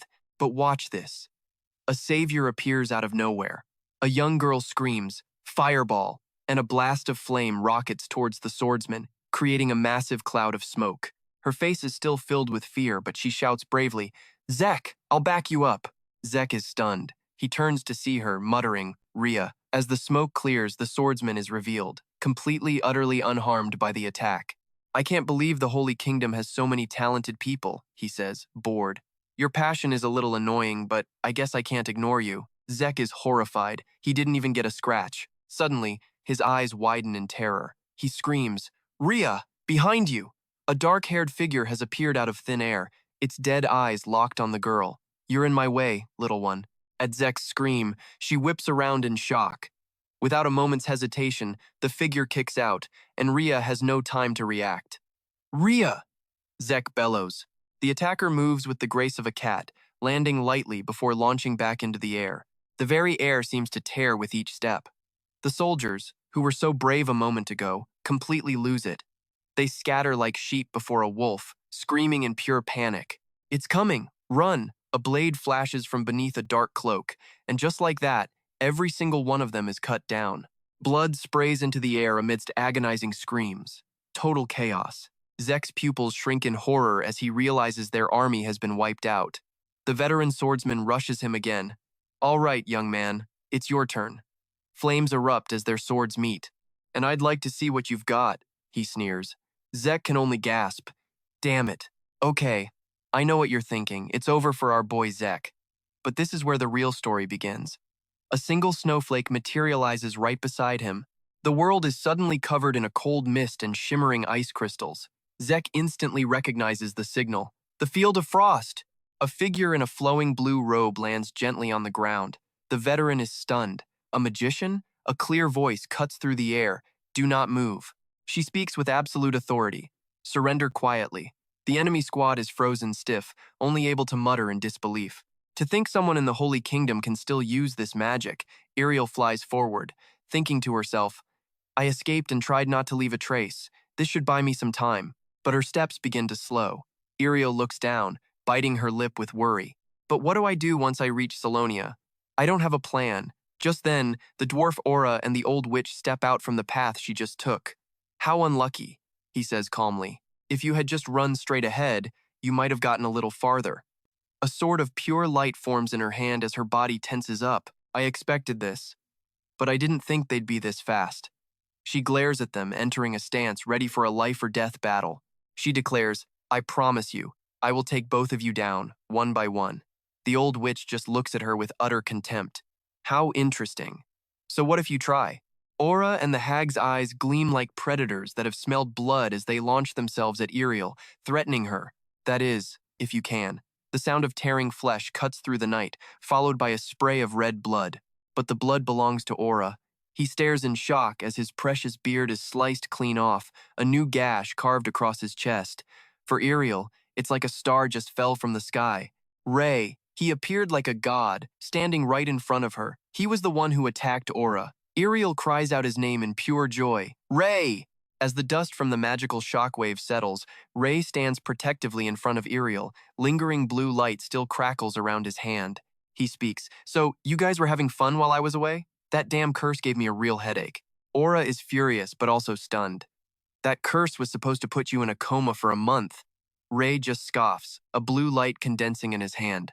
Only a month? It felt like a whole damn year. I thought I was going to die of boredom. The orb of blue energy in his hand grows larger. He says flatly, I'm a busy man, so I'll just kill you both at the same time. The old witch stares at the display of power, horrified. This enormous flow of mana. I've heard stories, but I never believed he was this strong. Aura and the witch exchange a silent look. In a flash, they both lunge forward and grab Ray by the shoulders, shocking him. And that's where we leave it. You and I both know this is no simple attack. What is their real plan? The witch cackles with glee, her face smug as if she's already seen the end. It doesn't matter if you have tons of mana, you're still just human. There's no way you have more mana than 2 high-level mages. Die. Jace just closes his eyes, easily figuring it out. They're trying to make their mana sources collide, hoping the loser's energy flow will shatter. His eyes snap open, glowing with a blue light. With cold confidence, he thinks, you picked the wrong opponent. In the middle of the forest, a pillar of pure blue energy rockets into the sky, lighting up the entire region in a flash. At Jace's feet, the bodies of the 2 fools just drop. He walks past them, speaking softly. You should really figure out who's off limits before you start a fight. Even as they fade, the witch and her partner can't believe it. But he's the only one left standing. Jace calls out to Iriel, snapping her out of a daze. He tells her, we don't have time. I'm going to Geralt first. Follow me as quickly as you can. She just replies, ah, right. But the battle elsewhere is reaching its grim conclusion. Zeg is already covered in wounds. He's gasping for air, struggling to grip his sword. Oakleus sees his condition and panics. She screams out, Zeg, can you still hold on? Before she gets an answer, Oakleus is forced to throw up a barrier to block another attack. A cloaked figure with black hair is relentlessly smashing against her defenses. Oakleus whispers her incantation, her mind racing with worry. This anxiety is causing her to make mistakes, but Zeg is on his last legs. She can't stay calm. Sharp shards of ice materialize, shooting toward the black-haired assassin. Ice Lance. She grits her teeth, making her decision. At any cost, we cannot let this fight drag on any longer. The black-haired assassin dodges the ice with fluid grace, analyzing her from afar. A mage, he thinks, his eyes locking onto Oakleus. As I thought, that's no ordinary spell. He notes her incredible composure and the way she chains her attacks, dispelling one spell just to instantly weave another in response. Her control over the angle, timing, and casting speed of her attack spells is absolutely astounding. So this is a level 6 archmage. But then a scream from Zeg's direction sends a wave of pure panic across Oakleus's face. And this is where it all goes wrong. On the other side of the field, Zeg has been run through by the middle-aged man's sword. Blood pours from his throat and chest, and his situation is now beyond critical. The light is fading from his eyes. He collapses, motionless, as his comrade screams his name. The middle-aged man yanks his sword free, speaking with grim satisfaction. You held on long enough. Well then, I guess. He turns towards Oakleus, his eyes filled with a predatory, bloodthirsty hunger. He sneers. It's your turn, my lady. Oakleus doesn't even have time to grieve. Her face is tense, teeth clenched. Just you try it. She makes her choice, there's no other way. A spell radiating a bone-deep chill forms on her lips. Prosaya. The enemy soldiers suddenly break and run, screaming in terror. "Everyone run!" One of the soldiers shouts, "He's here!" And with a ground-shattering impact, someone lands, making the very air explode. From within the cloud of dust and rock, Jace emerges, the faint light of his magic still clinging to him. The middle-aged man stumbles back, a dreadful thought dawning on him. It's that guy. Jace ignores the soldiers completely, walking right past them toward Zeg's fallen body. The ground around him is stained dark red with blood. He reaches out, touching Zeg's neck, lost in thought. His body has already lost its warmth. Jace's face darkens, his expression unreadable. He died about 20 minutes ago. His voice echoes. "Tell me." Jace asks, "Who killed Zeg?" Oakleus looks down, her face full of shame and guilt. "I'm so sorry. It was due to my own limitations." Jace cuts her off. "No, that's a meaningless question." His eyes are now burning with raw killing intent. "I'll just tear them into 1,000 pieces myself." The middle-aged man warns his partner, "This guy's mana is explosive." The black-haired assassin agrees. "He's dangerous. We need to fall back. I'll create an opening." The assassin starts to give orders to his partner, "Protect the front line," but the words die in his throat. A blue blade has materialized right next to his eye. Blood from his partner splatters across the middle-aged man's face, and he freezes solid in shock. Jace slowly walks out from behind him, analyzing the wound. Judging by the angle and size of the cut, it definitely wasn't her. He turns, his murderous gaze locking onto the man. "It was you." Absolute terror grips the man. His voice comes out as a strangled whisper. "Is he a monster?" Red sprays into the air. "And yeah, you and I both know what that means. Payback has officially arrived." On the ground lie the two fresh corpses of the man and the assassin. Jace asks calmly, "Can I entrust this battlefield to you?" Oakleus bows her head. "Yes, your holiness. I will manage this place so you won't have a single worry." Jace carefully lifts Zeg's body, saying, "Thank you. I'm counting on you." "Thank you, my lord," Oakleus replies quickly. She watches him leave, completely bewildered. "His holiness, Jace, what is he planning to do with Zeg's body?" Later, magical light illuminates a corner of the forest. Zeg's armor has been removed, his body carefully cleaned, and his wounds have been stitched closed by Jace. He looks down at Zeg's body, muttering to himself, "I've reattached the severed spinal cord and stitched his kidney, but there's no way to transfuse blood. There's just no way." Iriel approaches and calls out, "Your holiness." Her voice is filled with despair. "Has Zeg really gone to the gods?" Jace remains silent. Iriel tries to console him, her hands glowing with a golden light. "He should have departed in a better state than this. The world will forever remember Zeg's great deeds." The warm golden light covers Zeg's body. But then, something makes Iriel's eyes go wide with absolute shock. Jace whispers, "We can save him." She's stunned. "What?" He raises his voice, firm and resolute. "We can save Zeg." A different voice suddenly rings out, "I'm sorry, Jace, but holy magic is not all-powerful. It may seem obvious, but you cannot resurrect the dead." Jace's own voice replies in the darkness, "I know that." Right now, Jace's face is a mask of perfect calm. In his hand, streams of blue light begin to condense, forming a surgical scalpel that floats in the air. He says calmly, "Holy magic might not be able to save him. And trust me on this one, you're not ready for what comes next. But I will." As soon as the words leave his lips, the floating scalpel dives down, making a clean incision across the chest of the body on the ground. Iriel screams for him to stop. "I completely understand how you feel right now. It's hard to accept because you cared for him so much." On the ground, Zeg lies covered in sweat, his body a gruesome canvas of stitched-up wounds. Iriel is still screaming at him to stop, but this is different. Zeg is really dead. Life and death are in God's hands, and mortals aren't supposed to meddle. Hearing that, Ray turns back, his face hard as stone, and says one word.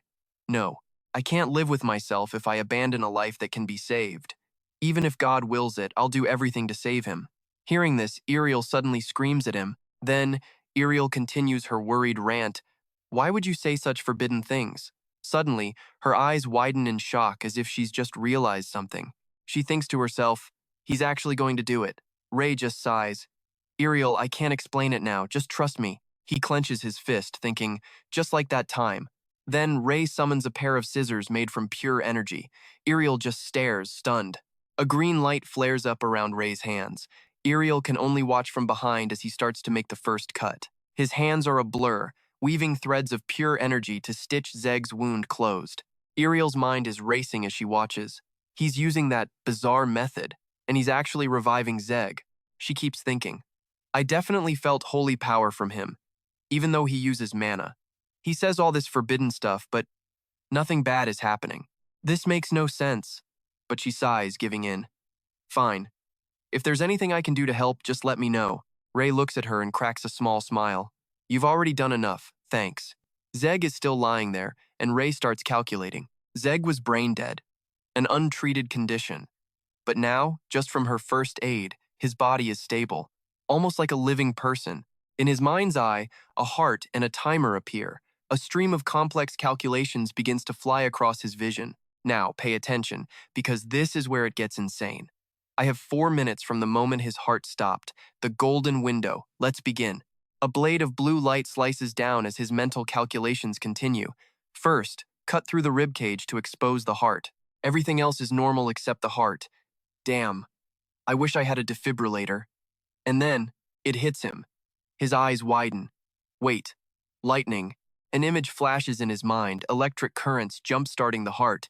The calculations keep running. Steady electrical pulses can restore cardiac activity, starting with the ventricles. A defibrillator just delivers a controlled shock to restart the heart, increasing survival chances. So, I'll use magic to do the same thing. Create a controlled electrical current, guide it straight to the heart, and sync it to a specific rhythm. Next, he visualizes his hand squeezing the heart, manually forcing the blood to circulate throughout the body. Ray's face is pure concentration as he works. In his mind, a single prayer repeats over and over. Please, please, please. Electricity crackles as it flows into Zeg's body. Ray is right there, silently pleading, come on, start pumping again. Sparks of golden energy flash across Zeg's body in the darkness. The constant shocks jolt the heart and it starts beating again.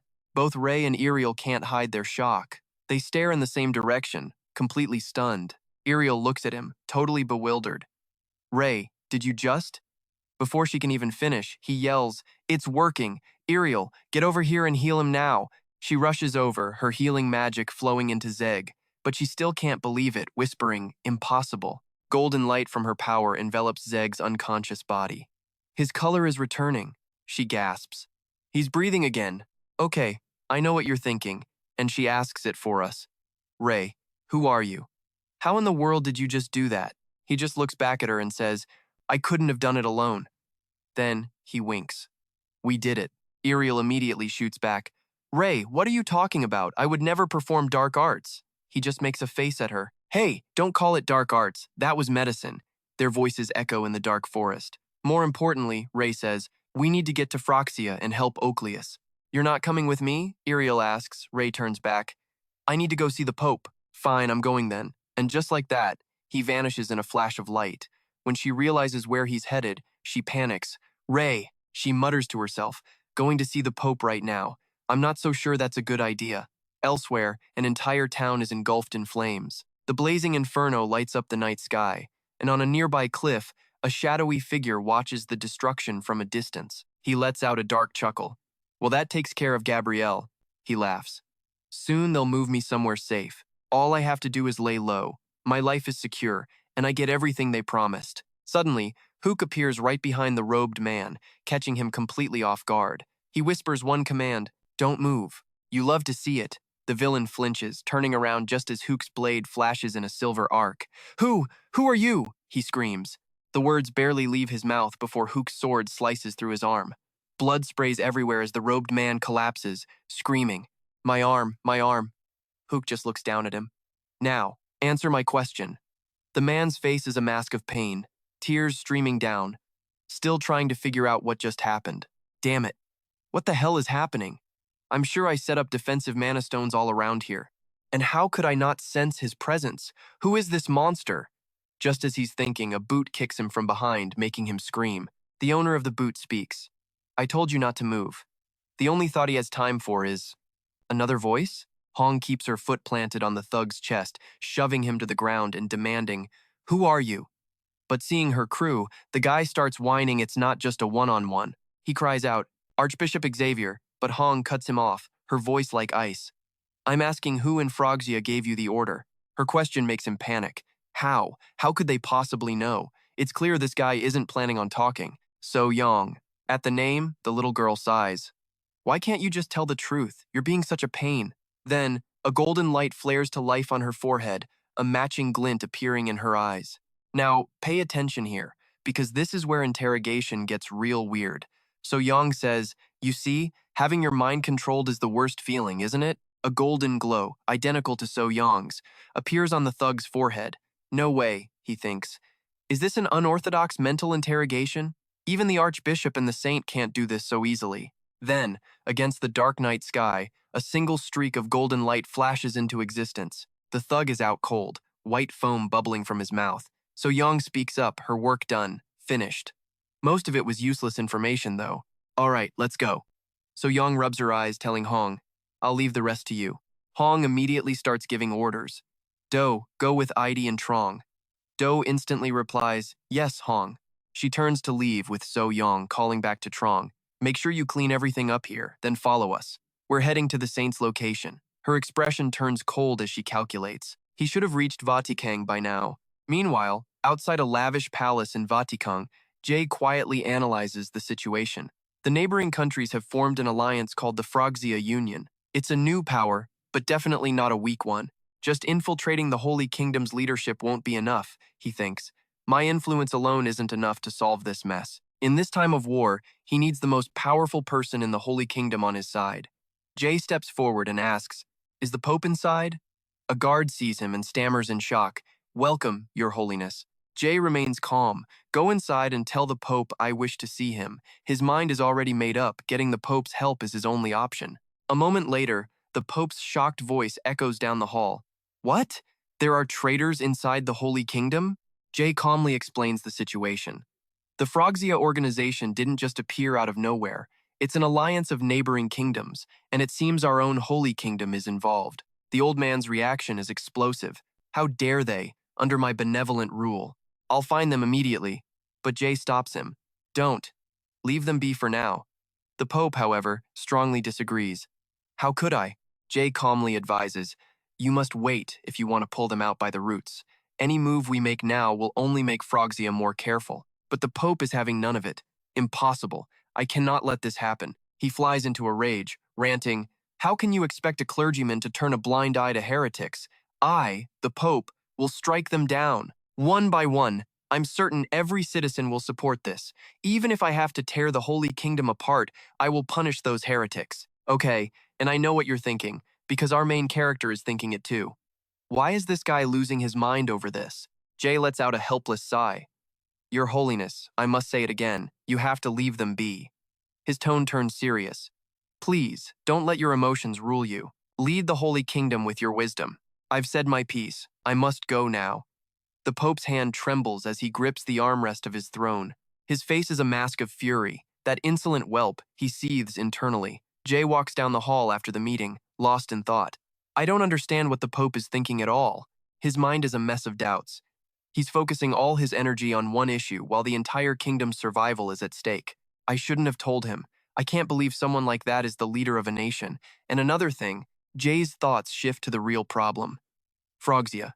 So far, we know they have 6 high-level swordsmen. Are there others at that level in their army? He breaks it down. An army like that could destroy a small country in an instant. If they attack another kingdom instead of the Holy Kingdom, they could grow too powerful to stop. He's grasped the core of the problem. An idea sparks in his mind. It would be best if I could predict their moves and intercept them first. But to do that, I need intel. He rubs his chin, pondering. Should I try it? As the sun sets behind the mountains, Rick rides slowly along a road outside the castle walls. His face is grim, his brow furrowed in thought. He remembers his earlier conversation with Iriel. Rick, she had ordered, you are forbidden from entering the battlefield from now on. He had protested immediately. What do you mean, with all due respect? Saintess, I am a high-level swordsman. Excluding me would be a great loss for our army. But she just raised a hand to cut him off. No, in fact, it's the opposite. Iriel analyzed the situation with a serious tone. The entire army sees a high-level swordsman as a pillar of support. That means you're always on the front lines. The enemies we're about to face could be even stronger. If you're the commander, you'll have to face those dangerous enemies again. I need you to rest. She emphasized each word with a pointed reminder. I'm sure you don't want the saint to have to resurrect you a second time, do you? Hitting his weak spot, Rick was left speechless. He bowed his head, only managing to whisper two defeated words. And so, Iriel declared, the three clans and I will hold the line. I want you to leave the battlefield and go find the saint. Which brings us to the present, with Rick riding alone as dusk falls. Rick reflects on his entire life. As a child, he was called a prodigy. He became the youngest person to ever achieve the rank of high-level swordsman in his country. You and I are watching a man whose fate was sealed from birth to serve God's representative, the saint. His absolute loyalty is unshakable. I never once doubted the saint, and I lived every single day proud of that fact. Jack recalls the fateful encounter. God had chosen a new holy one. I met him a bit too early, and he stopped my blade with his bare hands. The feeling was still fresh for Jack, his heart pounding. It was the first time he'd ever felt so overwhelmed. The thought was cemented in that very moment. I felt like I could offer him absolutely everything. I wanted to serve him my whole life, to be the sword in his hand. But reality hit hard. His hands on the reins trembled with agitation and self-blame. That was just a thought. Far from being his sword, I just ended up being a burden to him. Tears welled up in his eyes, his teeth clenched tight. Not once, but twice, he had to save me. Jack whips the reins, screaming at his horse to go faster, his mind a storm of self-hatred. What kind of pathetic knight am I? High up in a tower, Iriel closes the window after watching him ride off. She lets out a small sigh. Will he be okay like this? She furrows her brow, thinking to herself, I've taken Jack off the battlefield just as you asked. But what exactly are you planning? Ancient bricks lined the dungeon walls. Ray walks up to a cell and speaks. It's been a while. The man inside just laughs, completely unsurprised. I knew you'd come eventually. The old soul master states it like a fact. The Holy Nation isn't doing so well right now, is it? Ray honestly confirms it. You're right. Whether it's Frogzia or someone else, everything is a complete and utter mess. Ray gets straight to the point. That's why I'm here, to ask you a few things. The man's attitude is still defiant. You think I'll just obediently tell you everything? And here's where we see what kind of saint our main character really is. He doesn't flinch. Instead, he just scoffs with a look of pure contempt. Of course not. You think I came here to ask politely? Then, Ray starts listing off every single physical ailment the man is currently suffering from. Creaking joints, failing eyesight, wrinkled and aging skin. His hand digs into his coat pocket as he continues listing off his symptoms. Muscle and cardiovascular system degradation. The coronary arteries, kidneys, urinary organs, immune system, and so many more are all failing at once. Your body isn't what it used to be, is it? What if I were to fix all that for you? As he says this, a sinister glint flashes in his eyes. He pulls out a small, sharp-looking saw. Then you wouldn't be able to control that mouth of yours, and you'd tell me everything I want to know, right? Ray's voice gets creepier by the second. You know, I've always been curious about how orcs and ogres have bodies so similar to humans. Which species do you think is more compatible with the human body? That look on his face sends the Soul Master into a full-blown panic, sweat pouring down his face. He screams, "What the hell are you planning? Wait!" But Ray is an expert in modern medicine. He knows countless ways to inflict unimaginable pain. A blood-curdling scream echoes through the entire dungeon. A little while later, the Soul Master is sporting a swollen, puffy face, teary eyes, and a shiny bald head, begging for mercy. Stop! I'm begging you, please stop. I'll talk, just let me tell you. The true identity of Frogja is the magic fortresses. Ray is still holding a syringe and a vial of strange liquid. Why didn't you just tell me sooner? I still had so many things I wanted to try. The man just screams, curses at him. You monster! Giving you the title of saint was a complete waste. Ray doesn't care. Oh well. Fine. Continue. Tell me everything. They were thought to have vanished when the age of magic ended. The Black Fortress, Red Fortress, Green Fortress, Gold Fortress, and Yellow Fortress. A total of 5 magic fortresses. They maintained the balance of power and magical order between nations. However, fearing their growing power, an allied army from across the continents attacked the magic fortresses. That war dragged on, with the Black Fortress summoning bone dragons and hordes of the undead, destroying countless kingdoms and ending the age of magic. The Soul Master's face is now as smooth as a young girl's as he frantically spills every secret he knows. Afterwards, the remaining magic fortresses joined forces. They're waiting for the day they can get their revenge on you people. Frogja still has 15 high-ranking swordsmen, 7 Tier 6 mages, and humanity's very first Tier 7 archmage, all sharpening their blades for vengeance. The man lets out a huge laugh, absolutely confident. No matter how strong you are, there's no way you can stand against them. But let's be real. You and I both know that's the worst thing to say to an overpowered main character. Ray just ignores his rant and asks the next question. All right, so where is their base of operations? The Soul Master's lips curl into a smirk. He answers, the Grandia Mountains. The Grandia Mountains. The largest mountain range on the entire continent. It's home to both dwarves and elves, a neutral territory that cooperates with no kingdom. A rich land with fertile soil and endless resources. However, that's also why the dwarves and elves are constantly at each other's throats, and it's why humans find it impossible to live there. Ray ponders this. It's true. It's hard to think of a better place for them to gather their forces and build their organization, away from the prying eyes of the other kingdoms. He weighs his options. Part of me just wants to drop a meteor shower on that mountain range and be done with this damn problem, but I can't let the innocent dwarves and elves get caught in the crossfire. So, by the way, another question pops into his head. 15 high-ranking swordsmen, 7 Tier 6 mages, and the first Tier 7 archmage, huh? Things were starting to become crystal clear. Ray's eyes were deep in thought. I see why the Soul Master was so cheerful. With a lineup like that, conquering the entire continent isn't just a dream. This battle is going to be tougher than I thought. Suddenly, he calls out to his subordinate. Hongyi, are you there? She was standing right behind him and immediately responds. Present. Awaiting your orders. He turns to her and gives a serious command. Each of you will go to the neighboring countries. I want you to monitor Frogsia's activities there. Report everything to me, no matter how small.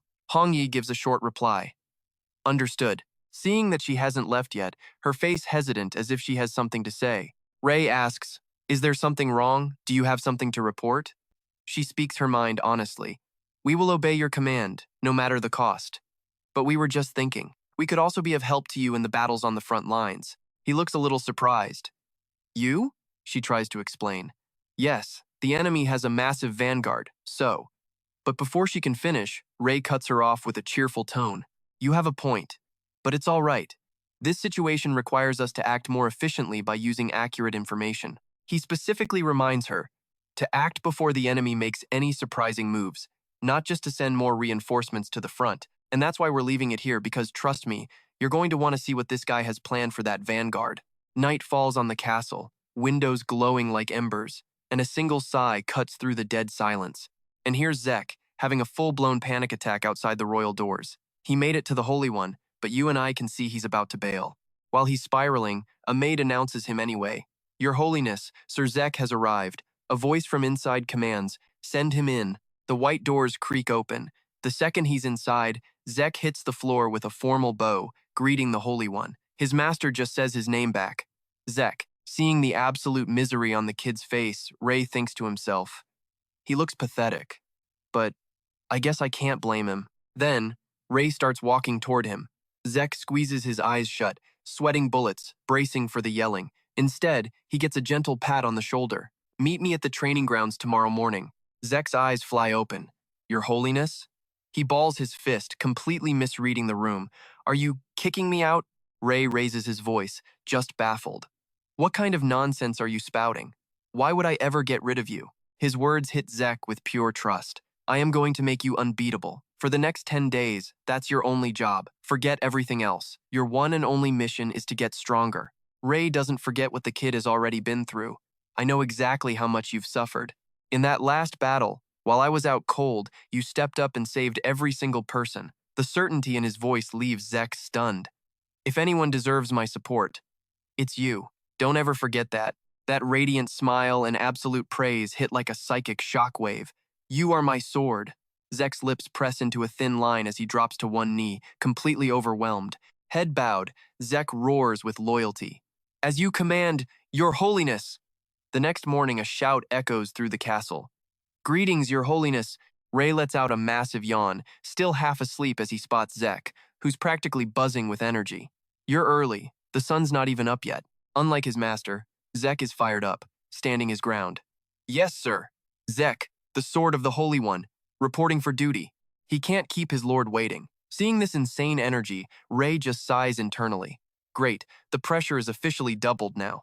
Still, he's not about to kill the kid's vibe, so he gives him a task. All right. First, create a wind sword, the usual way. Zek snaps back instantly, yes, sir, but as Zek summons a blade of raw, burning crimson energy, Ray immediately shuts him down. No, Stop. He steps in close to give him the details. It's time to drop your old habits. This isn't just about forcing your mana into the shape of a sword. According to Ray, the wind sword is all about one thing: balance. It's a new concept for Zek. Balance? Ray continues.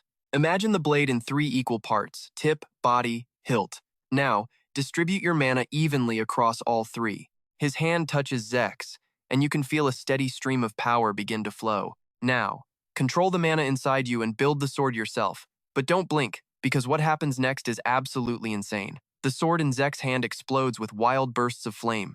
Even Ray can't hide his shock. He can tell instantly the power in this blade is on another level entirely. It's like the very air is being vacuumed toward the sword. Who knew a little balance could turn his aura into this? All right, Ray asks. You feel that? Try it again. Zek just nods. Yes. Zek focuses, pouring all his energy into the blade, trying to recreate that exact same feeling.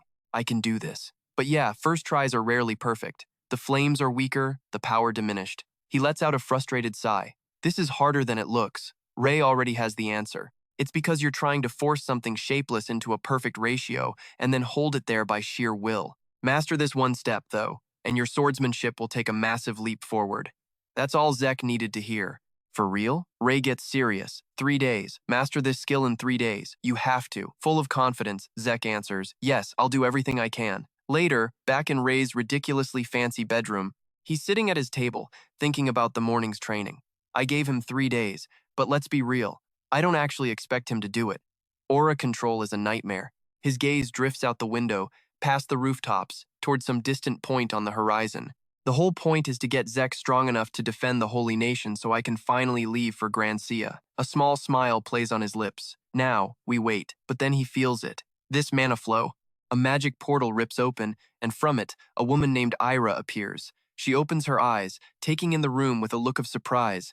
Okay, I know what you're thinking. And yes, things just got a lot more complicated. Seeing her, Ray leaps to his feet, a huge smile on his face. Ira! She's just as emotional, crying out his name. Ray! And then she launches herself into his arms for a desperate hug.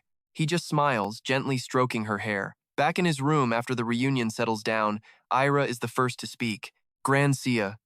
He confirms her thought. Yes. Do you know anything about it? She taps her chin, answering honestly. I don't rule the mountains in that region. That territory is governed by another high elf. Ray's reaction is instant. What? His brow furrows, anxiety flaring up.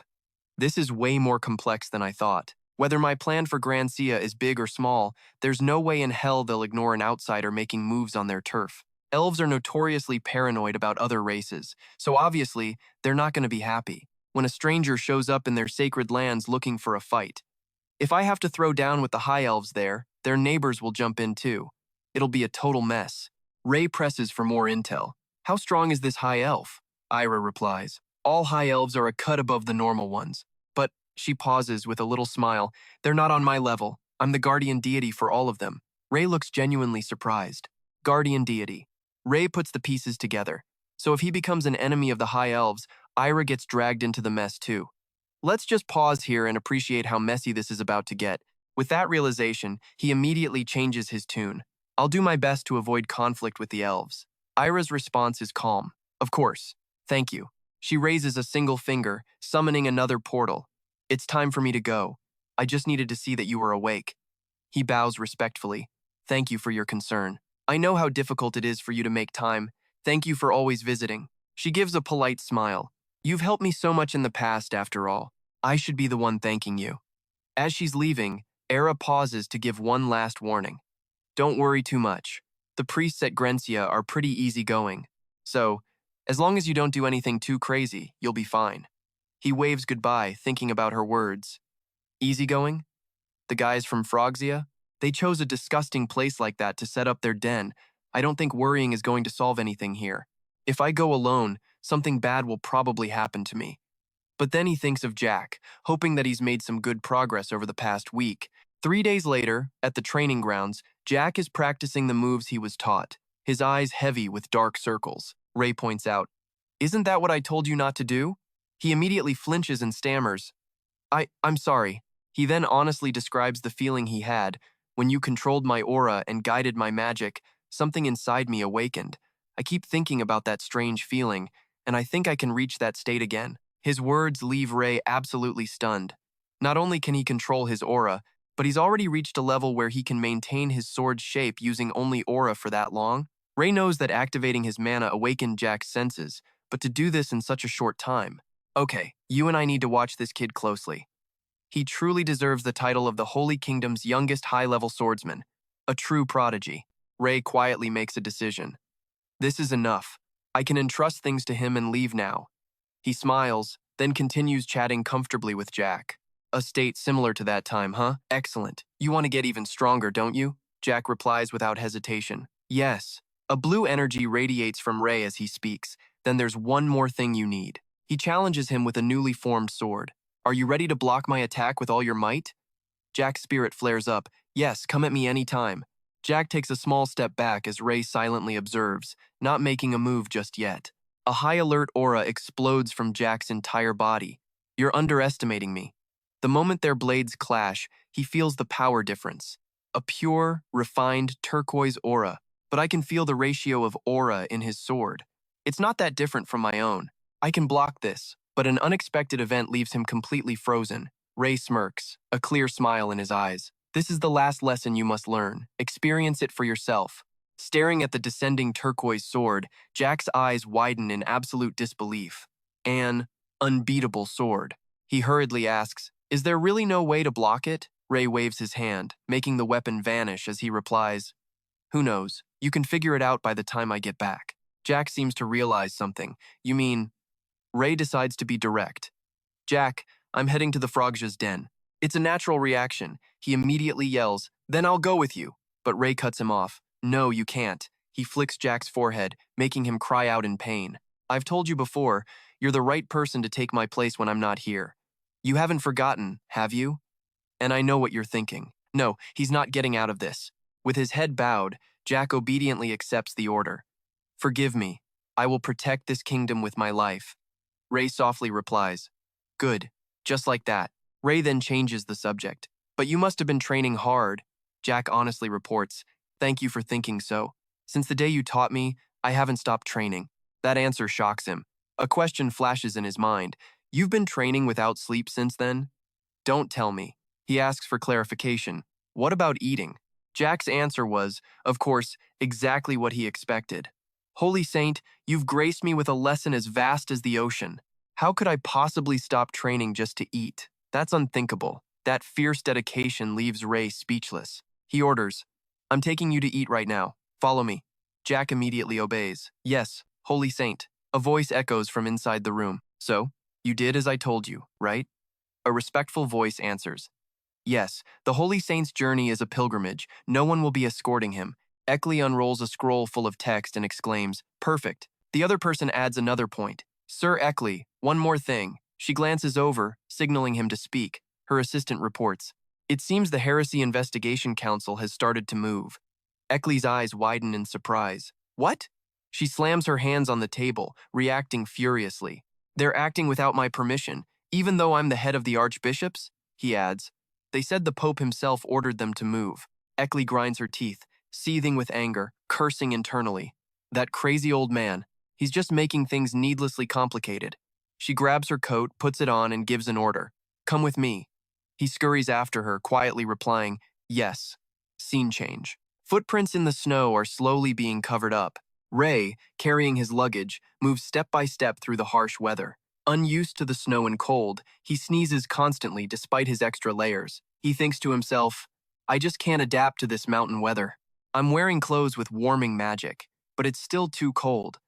It definitely wasn't like this before, but now the weather is changing bit by bit. Ray stops, crossing his arms and pondering. The snow is getting heavier. I can't see anything ahead. Should I just set up camp here?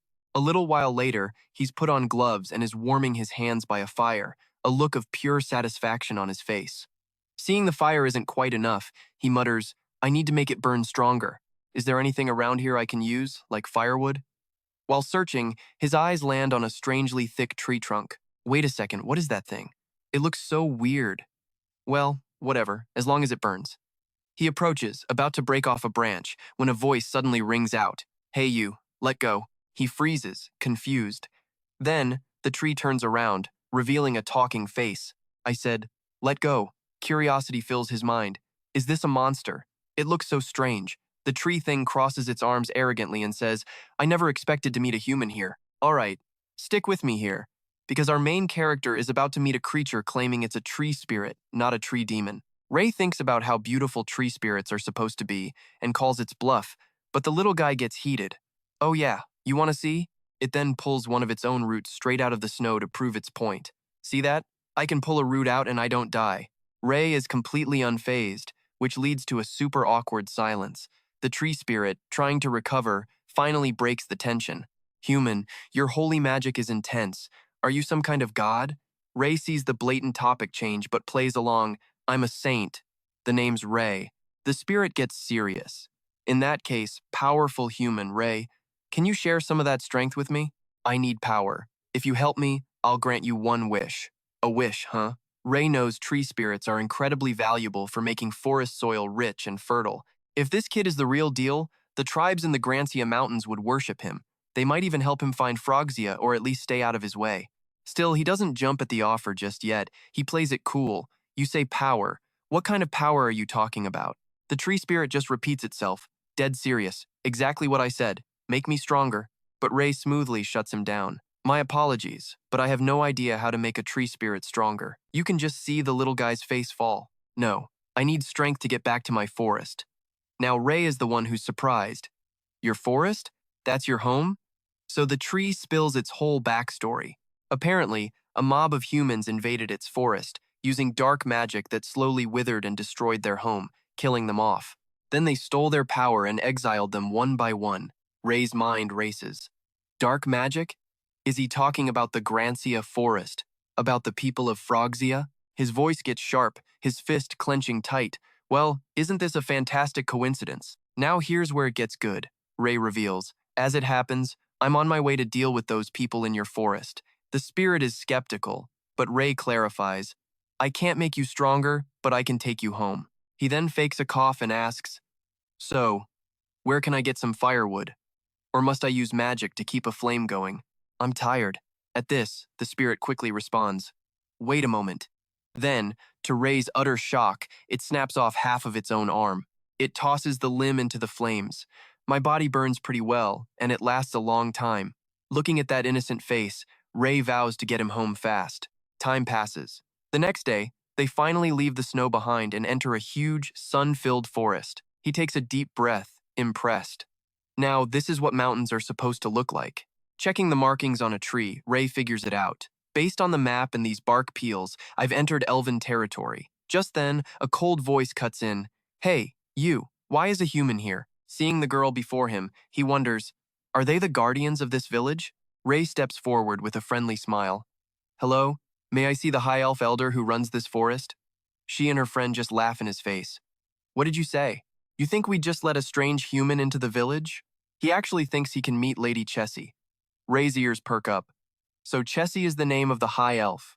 "I understand," Ray says, trying to stay polite, which is why I'm asking for permission, but they're not having it. "No, in short, get lost. Now." The attitude gives him a headache. I wasn't expecting a warm welcome. But this is something else. Suddenly, a new voice speaks up. "What is all this noise?" Light footsteps approach. The guards immediately bow. "Lady Chessie." Ray looks her over, a little surprised. "That's Chessie, the high elf?" She looks a lot like Ira. Better yet, she seems friendly and easy to talk to, a high elf with a warm personality. Chessie smiles warmly. "Hello. Do you have business in our village?" Ray starts to stammer an answer when her eyes lock onto a tiny detail. "Okay, I know what you're thinking, a nice friendly chat, right? Well, think again. Watch her eyes." She realizes. Are those the eyes of Chessie Lai? Her entire mood changes instantly. Pure hostility radiates from her as she gets closer, interrogating him. "Human. Where did you get those earrings?" Ray starts to sweat, trying to explain. "These? They were a gift." Chessie's face goes dark. "A gift? Those earrings are a priceless treasure of our village.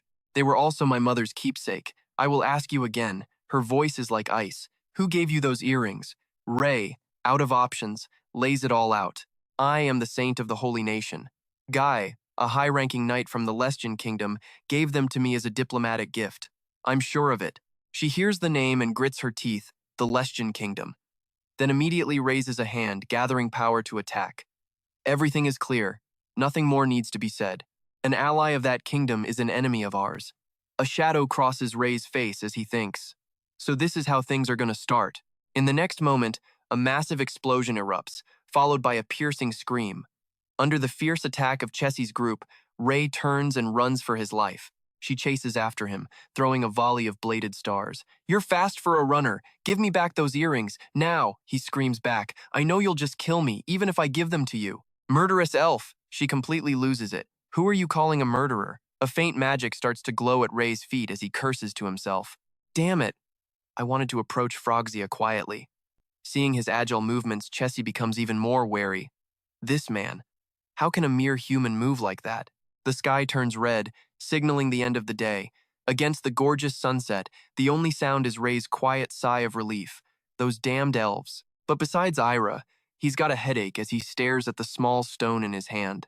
I was hoping the elves could help decipher this script, but the whole thing went south from the start. This earring was meant to find its twin. Who knew this is how it would happen? And that's where we leave him. You and I both know the plan is off the rails, but for a guy like Ray, sometimes that's not so bad. So, after sprinting through this entire forest all day, our boy's got the layout memorized. He's found the perfect spot, a tactical location sloping down to a water source, prime real estate for a human settlement. But there are other things to consider, like the distance to the Fey tribe's territory and where their little nest is tucked away. He looks off into the distance, a plan forming. Yeah, he'll check that way first. All right, let's see how our boy Ray deals with getting kicked out into the woods. He sets up a tiny tent for the night, his clothes torn to shreds after that last encounter. He smirks. I'll try not to mess up the forest too much. The elves won't complain about this, right? He'd go find them in the morning. The next day, Ray checks his map. Perfect. Just as I thought. With the sun barely up, he rolls up the map and starts pacing, calculating the location of the magic fortress. Their base, the elven territory, and the home of the tiny folk. He's figured it all out. He can feel a nasty magical energy from the fortress. Looks like they've layered multiple defensive barriers. A reckless attack would get him trapped again, so he needs a solid plan. Suddenly, a sound cuts through the silence, and his head whips around. "Elves?" he mutters, shocked by the scene, and a whole lot of tiny folk. He hesitates for a second, seeing they're in deep trouble. Right, they threw me out. But still, before he can even finish the thought, Ray launches forward, shielding two of the elves. Guess he can't just stand by and watch them die after all. He raises his hand, unleashing holy light. The flash is blinding, making his enemies scream in pain. "My eyes!" one yells. But a second later, the light fades, and Ray is gone. Where'd he go? Back at his camp, Ray calmly tends to the wounded elf by the fire. "Now, let me take a look at that wound for you." But the stubborn elf covers his injury, snarling, "Get away from me, human." Ray just keeps his fake smile on. I'm sure it hurts a lot. Then, without warning, he slaps a lump of medicine right onto the wound, making the elf jolt and hiss in pain. "Don't worry," Ray says calmly. "I'll have you fixed up in no time." And just like that, the elf feels the pain vanish. The pain. It's gone. Ray explains coolly. "The forest is full of medicinal herbs, you know. I use them to make this." Sephia speaks up cautiously. "You're quite knowledgeable. We owe you our lives. We are incredibly grateful for your help." The other elf, Daff, finally calms down. "Thank you, human. Please forgive my earlier rudeness." Ray just shrugs it off. No big deal. "But why were you fighting with those dwarves?" Sephia explains that turf wars happen all the time around here. "We recently discovered a new mine near our village," she says, "and the tiny folk have been eyeing it ever since." Her face darkens. "They just destroy nature without a second thought." Daff chimes in, "Barbarians." And let's be real, Ray's probably thinking the same thing we are. Makes sense. Their idea of good and evil is completely different from yours. He flashes a friendly smile. "Compared to them, I much prefer the concern you've shown me. I'm Daff." The woman nods in agreement. "That simple tent shows how much you cherish nature." "My name is Sephia." Ray glances at his tent and gives a sheepish smile. "I'm Ray." He breathes a sigh of relief internally. Good thing he built the tent that way. Sephia then asks, "But Ray, why did you come here?" He pauses, sizing them up. "Have you heard about the army that recently set up a base around here?" Daff answers casually. "Of course we have. I'd guess they have about 150 men." Ray's jaw drops. 150? His eyes dart around, his mind racing. They had to cross a frozen mountain range and pass through 2 whole kingdoms just to get here. How could so many people make that journey? Unless Frogzia has already conquered the 2 neighboring kingdoms. Ray lays it all out. That army is trying to destroy this entire continent. The 2 elves look at him in disbelief. Destroy the continent? He nods grimly. That's why I'm here, to stop them. Or rather, to make them disappear. In the name of justice. Is what you're saying true? Sephia clutches her chest, unable to believe it. Destroy the continent. Daff steps forward. Ray, how can we help you? The elves never forget a debt. He's dead serious. If there's anything we can do to repay you, we will. Ray decides to test his luck. Then, can you take me into the elven sanctuary? He explains his goal. I need to speak with the high elves. The woman hesitates. Well, Daff apologetically refuses. I'm sorry, but I don't have the authority to make that call. He explains that only the elders can decide whether to allow outsiders into their home. Ray clicks his tongue in frustration. So close. The 2 of them look genuinely sorry they can't help. Seeing this, he doesn't press the issue. That's all right. You 2 should head back right away. They apologize again for being useless, but Ray just waves it off. Goodbye. Then, he pulls out a stone. Oh, right. Can you give this earring to Chessie for me? Sephia looks surprised. To Chessie? Though hesitant, Daff agrees. All right. Watching the 2 of them leave, Ray sighs. Looks like getting into the elven sanctuary is off the table for now. His eyes shift as a new idea forms. In that case, Ray relocates to a spot not too close, but not too far from the Frogzia camp. For the next 3 days, he documents their every move. Their daily routines, their culture, their surroundings, everything. Soon enough, Ray has drawn up a brilliant strategic diagram. A cunning smile plays on his lips as he looks at his notebook, filled with symbols and notes. The next morning, a small mouse appears, sniffing around the camp. Suddenly, a wooden bucket traps it. Holding the captured mouse in a small bag, a wicked little grin spreads across Ray's face. Trust me, you're not ready for the plan he has for this little guy. Scheming. The massive castle sinks into the shadows. A voice speaks up. Organize all the intel we've gathered. Another replies, understood. Hong and his team discuss their infiltration of the 3 kingdoms of Vibon, Lehman, and Heron. Fropsha has started making political moves, but their impact is basically zero. The real enemy is still hiding deep inside the Holy Nation, so nods, adding more. The Holy Nation has been chaotic lately. Multiple merchant guilds just moved huge amounts of capital to one place, a place with ties to the noble families.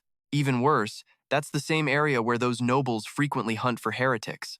Hong crosses his arms and asks, You said the Pope himself runs the Heresy Investigation Council, right? The boy's eyes narrow. Yes, we need to investigate them internally. Suddenly, So raises a hand, cutting him off. A pulse of energy. Static in the air. The little girl's eyes light up with 2 glowing crosses, like a current of electricity just shot through her. So's gaze seems to pierce through space itself. I've just detected a mysterious holy power signature coming from the sanctuary. It's moving fast, just outside the walls. Fast. Precise. The sanctuary? How many? The girl replies instantly. 2 people. 8 more outside. Immediately, Hong is on high alert, his voice sharp. Everyone, after them. You can kill them, but bring one back for interrogation. The night is silent. The sanctuary is cloaked in darkness. In a warm room, Eckley sighs, completely drained. That Pope, he is so childish. Suddenly, a noise from her doorway snaps her to attention. The door bursts open and a group of huge masked men storm inside. Eckley scoffs, I don't recall allowing you in here. Who sent you? But inside, she's stunned. They got past the guards? One of the intruders draws his sword, his voice ice cold. You don't need to know. After all, you're about to die. Just die quietly, Archbishop. At that very moment, Hong's team smashes through the door. A guard rushes to her side, worried. Archbishop, are you all right? Eckley's face is a mask of confusion at the sudden chaos. And who are you people? Stick with me, because elsewhere, Ray is making his move. It's time, he says, releasing a swarm of rats. It's time for the Black Death to return. The plague spreads through fleas living on rats, carrying the bacteria Yersinia pestis as the deadly messenger. This was the terrifying plague that killed half the population of both Asia and Europe. And the hygiene conditions in Fropasia? Absolutely terrible. Even with magic, life here is still primitive. no different from medieval Europe. And that's when Ray gets an idea. A question forms in his mind. What happens if the plague spreads in these conditions, in a world that's never even heard of an antibiotic like penicillin? The only defense is holy magic. From what he's seen, Ray knows the number of priests in Frogzia with real holy power is pitifully small. Spreading this plague will be easy. All I have to do is introduce the pathogen to these rats and let their fleas do the rest. He grins. I can quietly wipe out all of Frogzia. He makes his decision. All right, I'll head back and start producing the cure. The next morning, looking at his work, he's deeply satisfied. Perfect. Patches of green mold have appeared on Jager's sliced bread. Lucky me, he thinks, they're multiplying so quickly. First, he throws away all the brown mold. Then, he takes a bag and carefully separates the remaining white and green molds. According to his medical knowledge, the mold needed to create the antibiotic penicillin is this specific green kind. Ray measures every step precisely, adding moisture to the sorted mold. If we let this grow longer, we can easily turn it into medicine. But then, he realizes a serious problem. Ray thinks, just me doing this isn't enough. One person can't do everything. He sighs, frustrated. I'm so sick of my holy powers. I've nearly purified them all away. Meanwhile, inside the garrison, arguments are already breaking out. The Dark Tower must have put a curse on us. Watch your mouth. We didn't do anything. Everyone stares in fear at an unconscious man, his hands covered in black sores. He's covered in black spots, and you still deny it's dark magic? It gets worse. Everyone has a high fever and is vomiting. Chaos erupts as the army slowly dies. The Dark Tower has nothing to do with this. Now, pay attention. From the forest, Ray watches it all unfold. Just as I planned. They can no longer trust each other. A side effect of his plague, full-blown civil war. His expression is calm. Holy magic won't work. Curing the sick won't change the fact that their entire environment is contaminated. Looking down at the chaos, Ray predicts, Froggia will destroy itself without me having to lift another finger. But one thing still bothers him.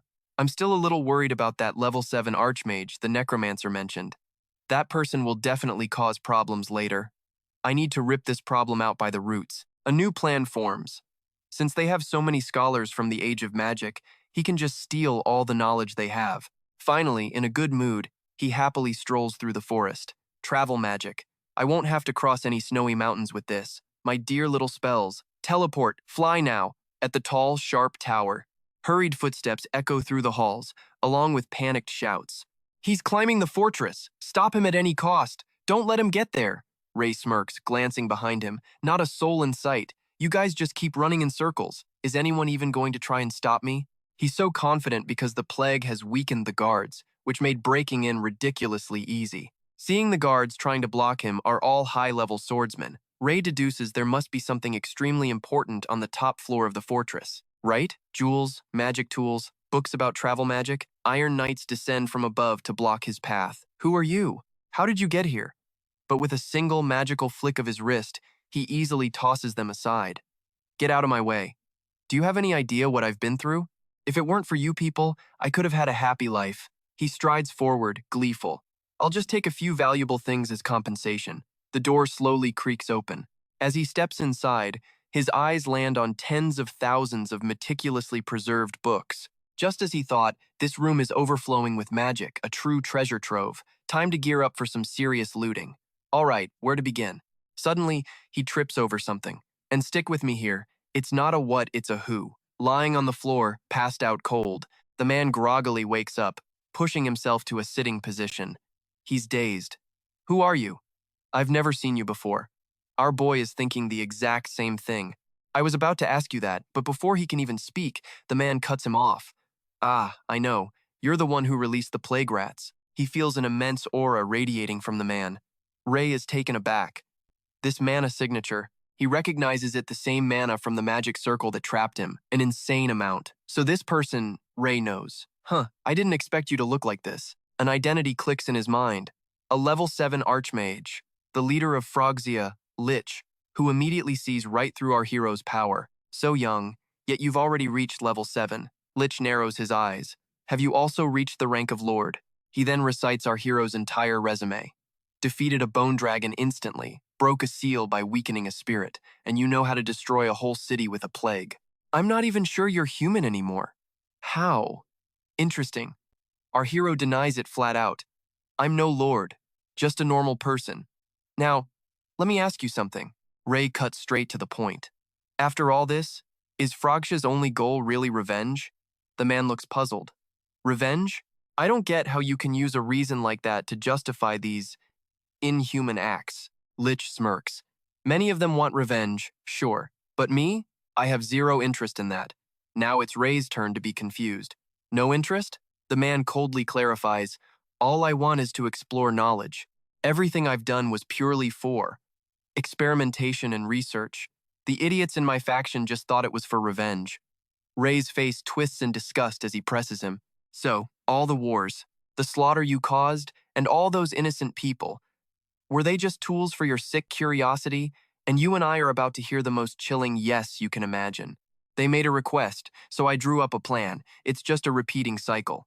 Lich explains the whole process. All the experiments and research didn't mean much, really.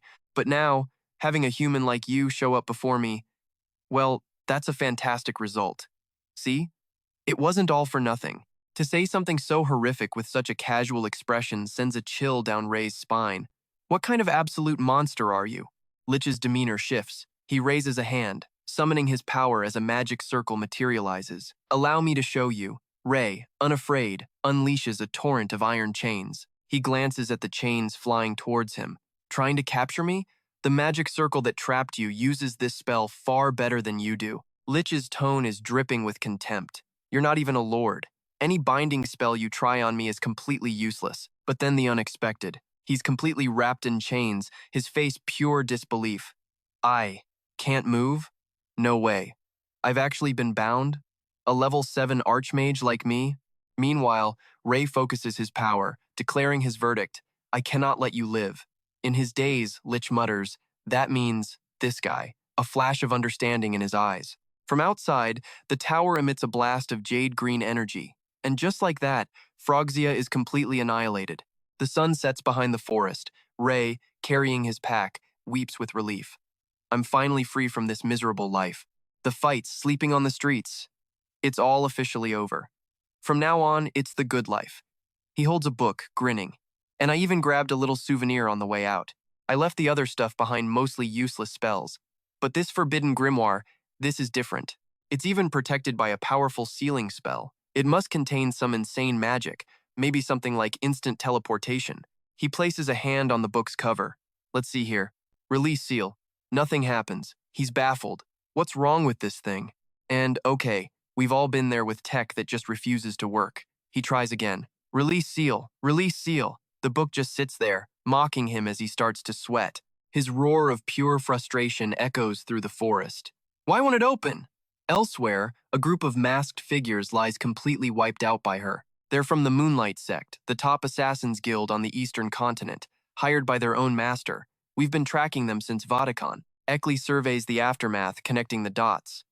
The Pope is definitely involved with Frogzia's invasion. Her subordinate agrees. Yes, ma'am.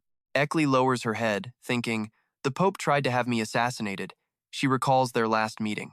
Your Holiness, I've learned you're now personally managing the Heresy Investigation Council. The old man explodes in a rage. How did the Holy Nation become this corrupt? To this degree? Instead of God's country, this place feels more like a den for those Froggia heathens.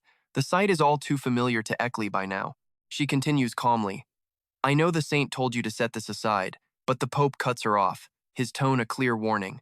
Only the Pope decides the future of the Holy Nation. I intend to intensify the hunt for heretics more than ever before.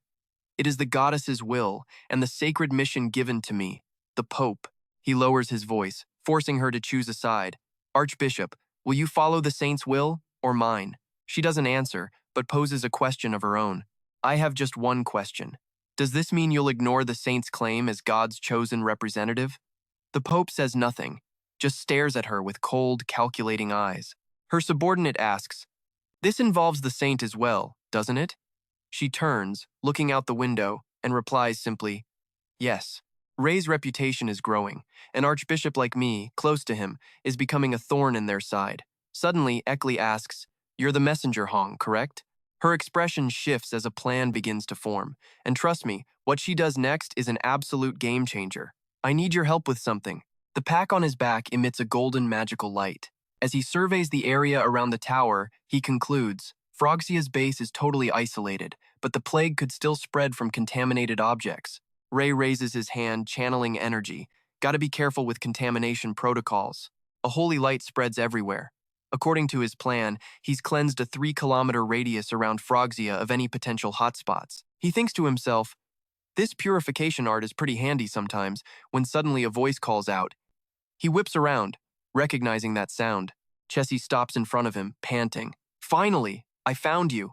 Ray just stares back, surprised. Chessie, on pure instinct, he turns to leave, thinking, nope, not getting dragged into another argument. Seeing him try to bolt, she desperately calls out, wait! I want to apologize for before, and thank you for returning my earring. Chessie explains, I heard you saved our village's children. I think I misunderstood you. My mother was killed by the Letsien kingdom. The thought of another kingdom just like them handing over her mother's last memento, she just couldn't keep her cool. She says sincerely, I am truly sorry. But Ray's brain snags on one tiny detail in her confession. Those devils from that kingdom, so they dared to gift him something they stole? He calms himself down and asks, okay, but why were you looking for me? It can't just be for an apology. Chessie looks a little awkward. Ah, about that. You said you're a saint, right? Well, many children in my village have fallen ill with a strange disease. They're covered in black spots. Chessie's voice is thick with worry. We don't know if it's some kind of curse, but our healing arts don't work on it. Ray breaks into a cold sweat. The kids in her village have an incurable disease, and deep down, he knows he's in deep trouble. And you can guess who she blames, right? She puts her hands on her hips. I'm sure those humans caused this. He thinks, well, Frogzia did spread it, even if I was patient zero. Finally, Chessie gets to the point. Speaking of the disease, can you cure our children? Ray immediately gives her a thumbs up. Of course. I'll cure them. Seeing this, her face lights up with joy. Really? Thank you. And just like that, they return to the elven settlement, a peaceful place with charming houses and windmills. Looking at a victim lying weakly in bed, Ray realizes how serious this is. They tried using healing arts on this? Good grief. The situation is bad. The plague is extremely dangerous, but it's also a simple disease that just needs antibiotics. Chessie says, Ray, thank you for your holy art, but he immediately shuts that down. No, I'll make medicine, Ray states plainly. I can cure them without using any holy art. I'll make medicine. She seems confused by the new term. Medicine? You mean those pills humans use? He starts listing what he needs. Something like that. First, I need some medicinal ingredients. Suddenly, a voice calls out his name. Sephia looks like she wants to help. Do you need any specific herbs? Depp joins in too. Just tell us the names. Whatever you need, I'll bring it all. This enthusiastic support makes Ray smile. Excellent. Then I'll write a list of ingredients. Please help me find them. A while later, Chessie eyes the items on the table with suspicion. You can really make medicine with this stuff? He confirms it without a doubt. Yes. Though, to be precise, they're not quite medicinal ingredients yet. Okay, you're gonna want to see this. They're charcoal, rapeseed oil, white vinegar, and lime water. He holds up a bag. I'll turn them into medicine. She just stares at the contents. Isn't that? Chessie is stunned. Moldy bread? He gets why she's confused and reassures her. I'm not going to use it as is. And so, Ray's potion brewing begins. First, soak the bread in water to soften it. Then filter the mixture. After that, pour in the rapeseed oil and mix it all together. He explains the principle. The impurities will dissolve in the oil, while the medicinal components dissolve in the water. After filtering this mixture, it's almost a real cure. Chessie watches his every move, listening intently as he explains they need to repeat the process a few times. Next, add heated charcoal to absorb the remaining impurities. Then, pour the mixture through a funnel, using clean water to wash away the gunk. Sephia and Depp watch with curiosity as he works. After that, we'll add acidic vinegar to remove any alkaline impurities. And for the final step, we add the lime water. This is an alkaline solution. Only an incredibly pure substance like this can fight off the plague. This solution is the cure. Ray dips a syringe into the bowl. Now full of confidence, he says, let's go test it out. Just like that, he injects the patients with his antibiotic and goes around purifying the entire village. 3 days later, the first boy who was sick can't believe the change in his own body. I'm completely recovered. The fever is gone. Chessie is just as excited.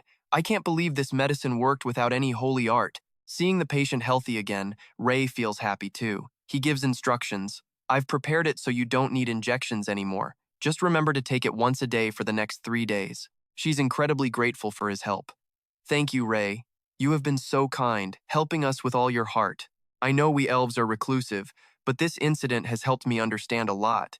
He just gives a polite, humble smile. Come on, you don't have to say that. But inside, his thoughts are crystal clear. I'm just cleaning up the mess I made. Chessie then comes up with an idea. We should throw a party for Ray, our savior. The cured boy immediately agrees. Great idea, Chessie. What? No! Ray quickly tries to stop them. Don't do that. They both turn to him with pleading eyes. Why? Ray stammers, unable to find the words. It's just. He looks completely helpless, then makes up an excuse to get out of the party. I don't have much time left. I have to return to the Holy Nation immediately. The two can only sigh in disappointment. Really? What a shame. In the end, though the plague spread far and wide, everyone Ray helped survived. The next day, in mountains covered with thick snow, a voice echoes. He pulls his coat tighter, trudging through the snow and muttering, I can't believe I have to cross these damn snowy mountains again. Ray curses under his breath. Damn it. Those useless Frogsia bastards couldn't help at all. A whole holy city and not a single travel spell? Suddenly, a voice calls his name. Ray. And trust me, you and I both know his troubles are just getting started. A tree spirit appears, bowing respectfully to him and saying, Thank you. Because of you, I can return to the forest. Guy notes its new look. The spirit's own forest has grown. It says its power is returning, and as thanks, it wants to give him a gift. But Guy only notices one key difference. Its voice has totally changed. Before he can even question it, the spirit snaps off a long horn from its head, solemnly declaring this a once-in-a-lifetime offering from any tree spirit. I gift you my strongest branch. Guy hesitates for a second. A truly rare item. Thank you. Holding the horn, he figures he'll just give it to Jack. It just looks like a regular branch to him. Suddenly, screams pierce the air. The entire village is on fire. Cries for help echo everywhere. But the attackers show no mercy. One shouting, Men, women, children, elders, kill them all. This town is full of devils. He charges a woman clutching her child, iron mace held high. The mother begs him, Please, spare our lives. Just let my child live. He just sneers. You heretics. You opened the gates for the Froxians, didn't you? You conspired with them. The mother screams back, No, we never did anything like that. Beside her, the child just whimpers. Mommy, furious. The man swings his mace high. Still lying? Then pay for your sins with your death. But a voice cuts through the chaos from behind. Stop. And here he is. You and I are about to watch this whole situation get flipped on its head. The killer glares at him. Who is this raggedy-looking punk? You scum, you dare forget your place? You dare speak that way to an investigator from the council? Hearing that, Guy grits his teeth. Forget my place, you say. A brilliant light starts to shine. A golden aura explodes from Guy's body as he mutters, It seems you're the one who doesn't know your place. The sheer holy power radiating from him forces the killer to his knees. No way, you're the saint. Guy asks calmly, What group are you with? The Investigation Council, he answers. Guy's face darkens. The council. So the bastard behind this madness is the Pope himself. Before he can even process that, the mother also drops to her knees. The saint, she cries out, I swear to God, we haven't done anything. But they started slaughtering us, accusing us just for being so-called heretics. The other villagers join in. It's true, Saint. Please, you have to stop this. If you leave now, we'll all be killed. Their voices plead. Saint, please save us. He closes his eyes for a moment, then finally speaks. Don't worry, I give you my word, I will handle this. Hearing his promise, the villagers are overwhelmed with joy. Thank you, Saint. We are eternally grateful to you. He turns to the investigator. You heard them. In the name of the saint, I order you to retreat. The man stammers, but we have direct orders from the Pope. We cannot defy the Pope's command. Guy nods. You're right. You can't disobey an order from the Pope. So, how about this then? He says calmly. And yeah, I think you and I can guess the answer. Obey the Pope, and you die by my hand, right here. The investigator starts shaking. We will follow your command, Saint, Guy adds. And tell the entire investigation council if they defy my order, I will tear every last one of them to pieces. The rest of you, retreat now. Gather at Salonia. Yes, sir. His eyes narrow. I have to stop this insanity. Looking at the ruined village, he thinks to himself, Why is it every single time I finish a deadly mission, I come back to the Holy Nation in an even bigger mess? Night falls. In a castle, a woman named Rhea speaks to the Saintess. The investigation council is getting more violent. Our family tried to apply pressure, but the council is an independent religious body. Nothing worked. The Saintess looks down sadly. I'm in the same position. I can't act freely. One tiny mistake, and the council will aim an arrow straight for my heart. Suddenly, a voice from outside startles them. How dare you approach? How dare you come here begging? Get out! Then she feels it a familiar holy power. Guy appears as the guard stammers. My apologies, sir. Your clothes. They look strange today. Guy just shrugs. Yeah. I'm just a ragged beggar here to ask for a favor. The Saintess lights up. Guy, you're back! He replies, Ah, Iriel. I'm a little late, had to clean up a mess. She nods. I understand. Come inside. Guy smirks at the guard. So, a ragged beggar like me. I am allowed to enter, right? The guard is terrified. Saint, my crime is worthy of death. Once inside, Guy gets straight to the point. How is the Frogja situation? They won't be able to attack us again. Any survivors aren't a threat. More importantly, he presses, I hear the Pope is running the investigation council now. Is that true? At this rate, the entire Holy Nation will be isolated. She nods grimly. After slaughtering its own people, the other nations will cut us off. Neighboring countries will take advantage. Our influence on the continent will be gone. Exactly, he says softly, which is why I need your help with this. She asks him, what is it? He tells her, the investigator from the council is still here, right? Order him to pull back the entire council, now. She's shocked. Do you realize what you're saying? I know exactly what I'm asking, he says, his voice firm. Just issue my order. She argues back. He follows the Pope's orders. What are you trying to do? He slams his hand down on the table, standing up. Make them take responsibility. Later, at the council headquarters, an order rings out. All investigators assemble. A member storms out annoyed. What is it? Who dares? Then they all see Guy and freeze in terror. The Saint, his voice booms through the hall. Who is the head of the investigation council? That would be me, a calm voice replies, as a man steps forward. Greetings, Saint. I am Dios, the chief investigator. He smiles. And what wind blows you here so unexpectedly? Trust me, without saying a word, Guy just starts walking straight for him. All right, let's watch our Saint Ray lay down the law. One command, recall every single inquisitor to Salonia, immediately. But Dios just scoffs. My apologies. Your Holiness, this is an order sealed by the Pope himself, to be carried out within a month. Ray's voice drops. So you're defying my order? He just smirks. Yes, this is beyond my authority. And with that, Ray snaps. A massive wave of holy power erupts from him. The man freezes, thinking, this insane holy power! Everyone feels it like their bodies are about to explode. Ray asks, his voice dripping with condescension, have you changed your mind yet? The lackey yells, stop! Doing this won't change the Pope's decree. Your Holiness, do you really think you can stand against the Pope? Ray's response is ice cold. Call it opposition. Call it whatever you want. I'm only doing what's right for the people, he snarls, because that is the duty of the saint, a title given to me by the people and by God. His eyes narrow. You have 1 week. Get them all back to Salonia. And if you don't, Ray flicks his hand, blasting a beam of light through the ceiling. A huge hole opens up. I'll tear down the rest of this place. Understand? The terrified official can only stammer, yes, I'll do as you wish. Ray looks up, thinking, now all that's left. He stares into the main hall where the Pope sits. Is the Pope himself. Ray walks straight into the throne room, confronting the Pope directly. You've created quite a mess, haven't you? The Pope strokes his chin and replies, a mess? I am merely punishing heretics, as is my right. Now pay attention, because Ray is not having any of it. Punishing heretics? Don't make me laugh. Slaughtering innocent people without a trial. You call that punishment? The Pope just scoffs. A trial? Why would I need that? Excuse me? The Pope thumps his chest. I am the Pope. My word is the law of this holy kingdom. It is the will of God. But Ray presses on, you talk a big game. Tell me the truth. That's not the real reason, is it? Before I came here, I infiltrated one of the villages you were investigating. Hearing this, the Pope's hands clench. He forces out the words, what are you trying to say? Ray replies, no matter how I think about it, I simply cannot comprehend your faith. He points an accusing finger.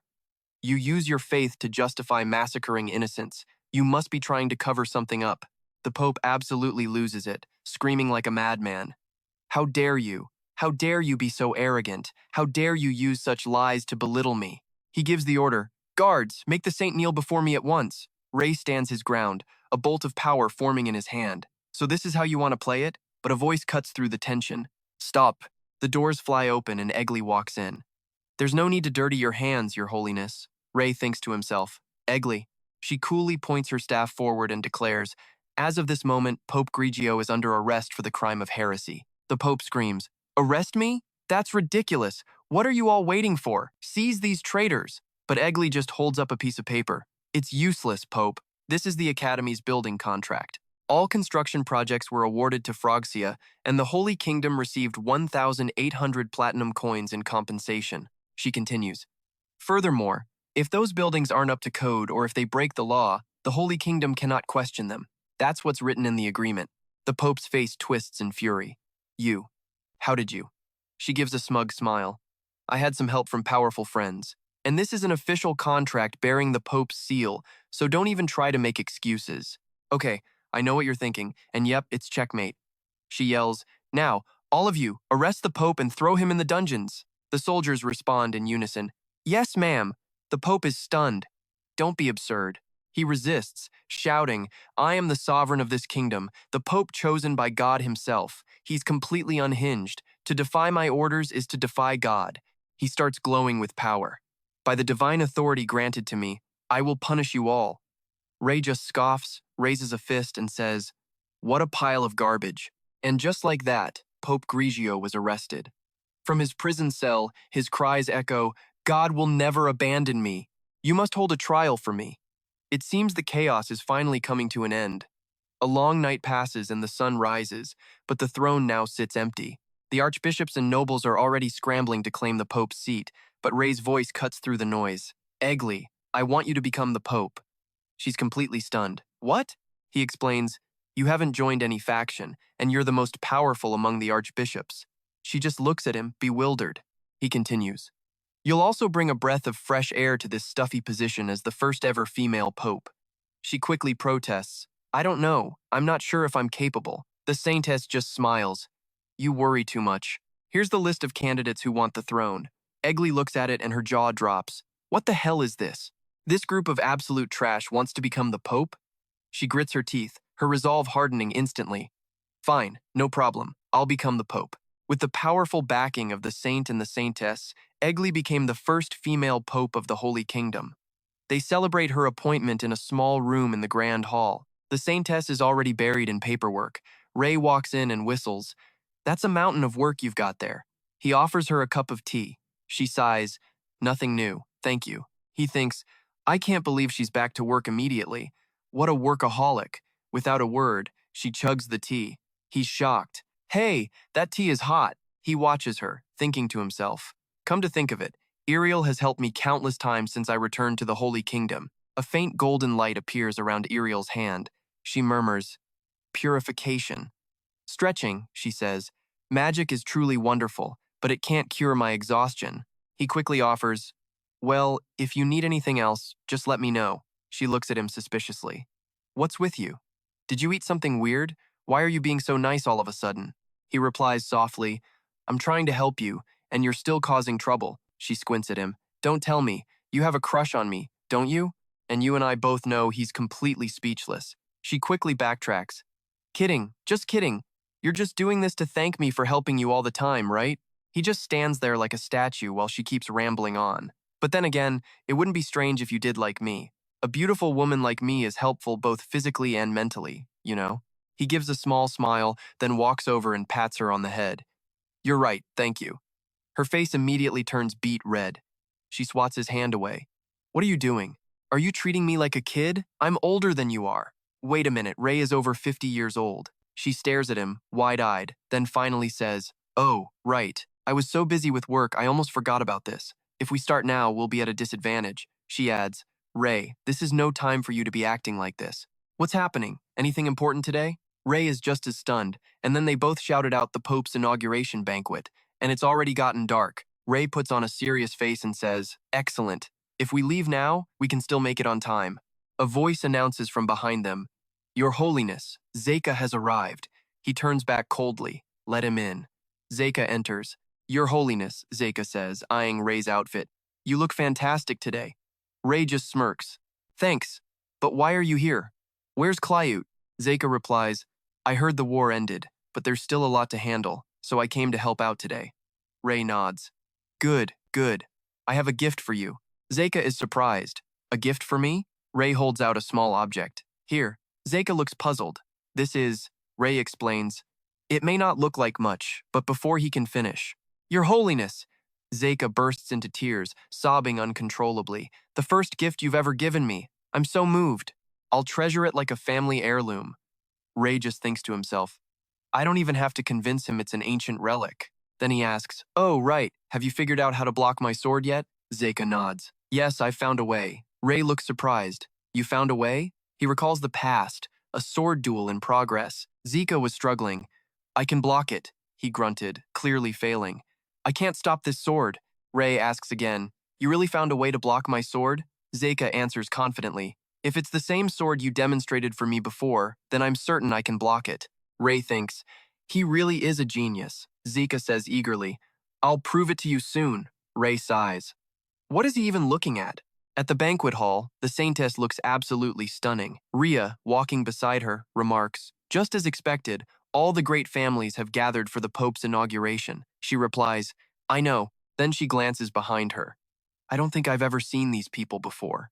Rhea explains, They're the diplomatic delegation from the Hyrone Kingdom. She adds, They didn't help when we asked for reinforcements, but now they show up. Their goal is obviously to. Ray approaches, finishing her sentence, re-establish relations between our nations. Hearing his voice, she turns excitedly and calls out, Ray! He smiles. You're here early, Rhea. It's been a while. Rhea immediately bows her head. Rhea Tempest greets your holiness. Ray continues. I heard you contributed a great deal in the recent war. The Saintess beside her smiles in response. That's right. And she's decided to help me with the Holy Kingdom's affairs in the future. Zeka exclaims, What a great honor. Ray then asks, So you won't be returning to the academy? He adds, I guess so. It's only difficult at the beginning, right? Then thinks, A future medical student. Rhea smiles sweetly. But if you open a medical practice, Professor, I will definitely make time to attend your classes. Ray's face lights up. Really? She nods. Yes, I look forward to it, Professor Ray. Suddenly, a group approaches them. Venerable Saint. One of them speaks up. Eloy from the Hyrone Kingdom offers his greetings to the Venerable Saint. And here they come, you know the type, the ones who only show up after the fight's over. Ray thinks, when the Holy Kingdom was in danger, they did nothing. Now they have the nerve to crawl over here and talk to us. He then says coldly, A pleasure to meet you. The envoy smarms. It is an honor for us to meet the heroes who fought against Frogzia to protect the continent. Ray waves a hand dismissively. Enough with the pleasantries. Just say what you came for. The Saintess speaks up. I'm sure you realize that people who just stood by and did nothing to help aren't exactly welcome here. But since you came all this way, we're willing to listen. The man begins. Currently, trade between the Hyrone Kingdom and the Holy Kingdom has been suspended due to the war. He elaborates. But according to our trade agreement, as a friendly nation, we are the only kingdom with the right to import grain from the Holy Kingdom. He doesn't stop there. Therefore, we've come to request the restoration of our trade activities. Suddenly, a loud voice booms, Shut your filthy mouth. Just because you have a mouth doesn't mean you can run it like that. Get out of here, now! The envoys are stunned into silence. The Saintess then says softly, You heard him. This is the Holy Kingdom's official position. You came a long way, but now you should leave. The envoy, refusing to give up, demands, Are you trying to nullify the trade agreement between our two kingdoms? It seems you haven't considered what this will do to the Holy Kingdom's foreign relations. You can't just unilaterally cancel the agreement. Ray gives a cold smile. The Hyrone Kingdom depends entirely on trade, and right now, they're in trouble. I'm certain the goddess would want us to help our struggling neighbor. The envoy beams, thinking he's won. Of course, only the hero who saved the continent understands reason. Oh, but you and I know he's about to get played so hard. Ray smiles, clearly enjoying this. You'll import the grain at double the price. The envoy is shocked. That's absurd. You can't just. Ray crosses his arms. Don't tell me you're planning to break the agreement, are you? He continues. As a friendly kingdom, that wouldn't be very polite. He smirks. You wouldn't want to become an enemy of the Holy Kingdom, would you? Just then, the Pope appears. How wonderful that both kingdoms could ease their burdens. What could be more joyous than today? Everyone in the hall chants in unison, Your Holiness, the Pope, she adds. Come now, let's put these complicated matters aside. I hope everyone continues to enjoy tonight's celebration. The crowd cheers, and the party kicks off again, the atmosphere lively. Out on the balcony, Ray stands with the Saintess. She asks, I once thought this war would never end, but somehow, it's over now, isn't it? He just smiles. You know it is. He then clarifies, but are you sure you won't be lonely when I return to the academy? She scoffs. Of course not. I can manage everything here on my own. Then she smiles pointedly. You've been through so much since coming to the Holy Kingdom. You should go do what you want to do now. He grins back. Well, visiting you sometimes to get help with paperwork sounds pretty great, she replies coolly. Humph. Do as you please. Far away, in the devastated ruins of Frogzia's hideout, an eye snaps open in shock. Am I dead? And just when you think it's over, a new threat is about to rise from the ashes.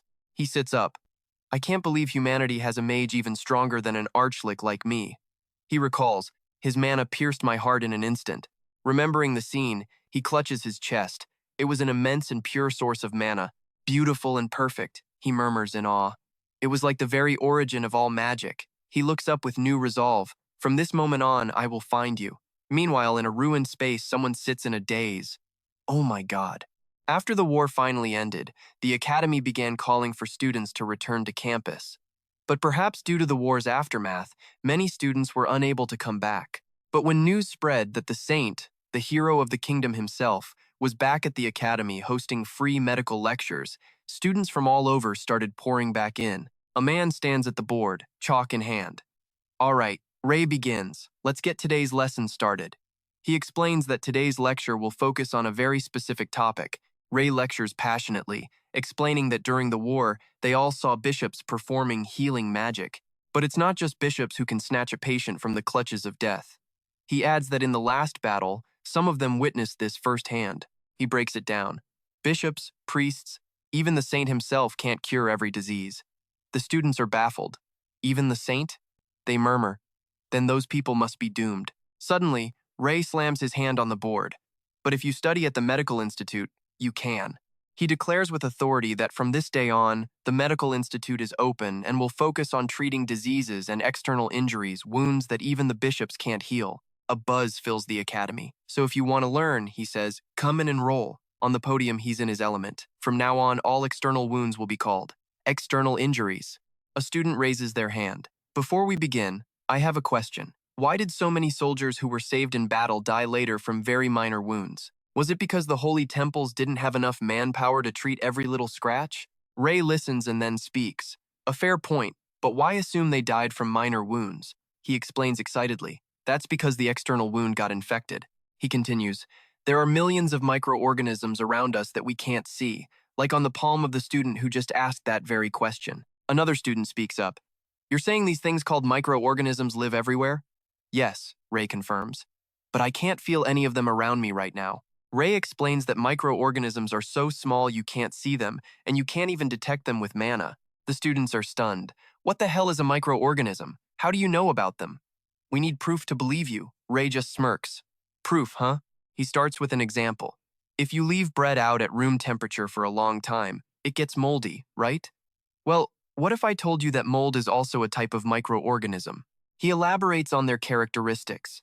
Microorganisms have very distinct properties and are divided into protozoa, germs, bacteria, yeast, fungi, and many other types. He then drops another bomb. Even the decomposition of a dead body is caused by microorganisms. Ray points to the board. When microorganisms infect an external wound, it can lead to severe inflammatory reactions, also known as sepsis. This, he says, is why so many died from minor injuries. But you can't just give up or amputate a limb over a small cut. The students look worried. So what are we supposed to do? Now, here's the part that changes everything. As long as the wound is properly disinfected, there's nothing to worry about. Disinfection is simply the act of killing microorganisms to prevent infection. He brings up a common illness. Most of you have had Gleck before, and you probably know that if it gets too severe, you can die. In this world, Gleck is basically the flu. A student asks, "Are you saying Gleck is also caused by microorganisms?" Ray smiles. "Not exactly. This disease is caused by a virus. We'll get to viruses later." Back on topic, he says we can prevent Gleck with proper disinfection, and the method is incredibly simple. Water, he emphasizes. Wash your hands. If you wash your hands regularly, you can prevent this disease. The same goes for wounds, just rinsing them with a little clean water is effective. The students are in disbelief. That's it? Just wash the wound with clean water? Okay, I know what you're thinking. And Ray has the perfect example. Housewives who often do laundry are proof, as they rarely get sick with Gleck because their hands are constantly in water. Another student stands up. "Professor, a question." Ray nods. "Go ahead." The student asks, "How do you explain the magic of dark mages?" "They use curses, not microorganisms." Ray compliments him. "That's an excellent question." He explains that if a disease is caused by a dark mage, it doesn't just appear out of thin air. To be precise, dark magic only creates a favorable environment for microorganisms to thrive. Ray continues, "We're getting a bit off track. Let's talk about just then. The bell rings. But I've only just skimmed the surface. This first lesson is the most important one." He worries to himself, "How can I capture their attention if I only got through the basics?" Just then, the lecture hall erupts with applause. "Thank you, Professor Ray. Your lectures are always so interesting. Today was amazing." Ray is completely shocked. After Ray's lecture on liberal medicine, a hand-washing craze swept through the school, and his classes became more and more famous. At the same time, the medical institute was officially established. Thanks to its popularity, the number of enrolling students skyrocketed. Ray is ecstatic. "Wonderful, now things are really getting started." The sun shines brightly. Suddenly, a thought. "He's here. I can feel it very clearly. It's the Lich." He thinks to himself, "I followed the faint traces of mana to get here." He assesses the situation, his mana levels. "I thought he made a deal with the Lycian kingdom. The Holy Nation is here too? This is unexpected." He's determined. "I want to meet him right now." But if I thought I killed an enemy, and he suddenly reappears right in front of me, that would be pretty rude, wouldn't it? He might feel insulted. Even this Lich knows how to consider someone else's feelings. He ponders, how can I meet him again without making him feel offended? He analyzes the crowd. These humans are all dressed alike. That must be the academy uniform. An idea sparks. He walks towards the academy. And now, he's dressed just like the students. This should be fine. Or not. Of course, he wouldn't be that considerate. The academy has 3 types of students. Some carry swords, some wear robes, and then there's a special type who wear white lab coats. For some reason, this walking corpse decided on the white coat, just like the one worn by a long-haired student passing by. This is one gorgeous new student. Suddenly, a voice from behind. "Hey, are you a new student?" The Lich looks at them, thinking, are they in the same class? He simply replies, "Yes." The female student is stunned. "Really? No wonder. He's so handsome. There's no way we wouldn't have noticed him before. And trust me, you and I both know this is where the real trouble begins. All right. Let me show you how a master of deception plays the part of a clueless newbie." "I'm lost," he admits. The girl beams. "Perfect. Come with us. We'll show you the way to the lecture hall."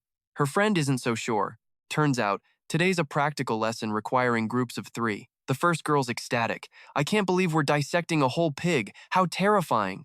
Lich just blinks. "We're dissecting a pig? Is that some kind of dark magic?" The 2 girls just burst out laughing. "You have a weird sense of humor." In medicine, understanding anatomy is the most important thing. Lich just thinks to himself.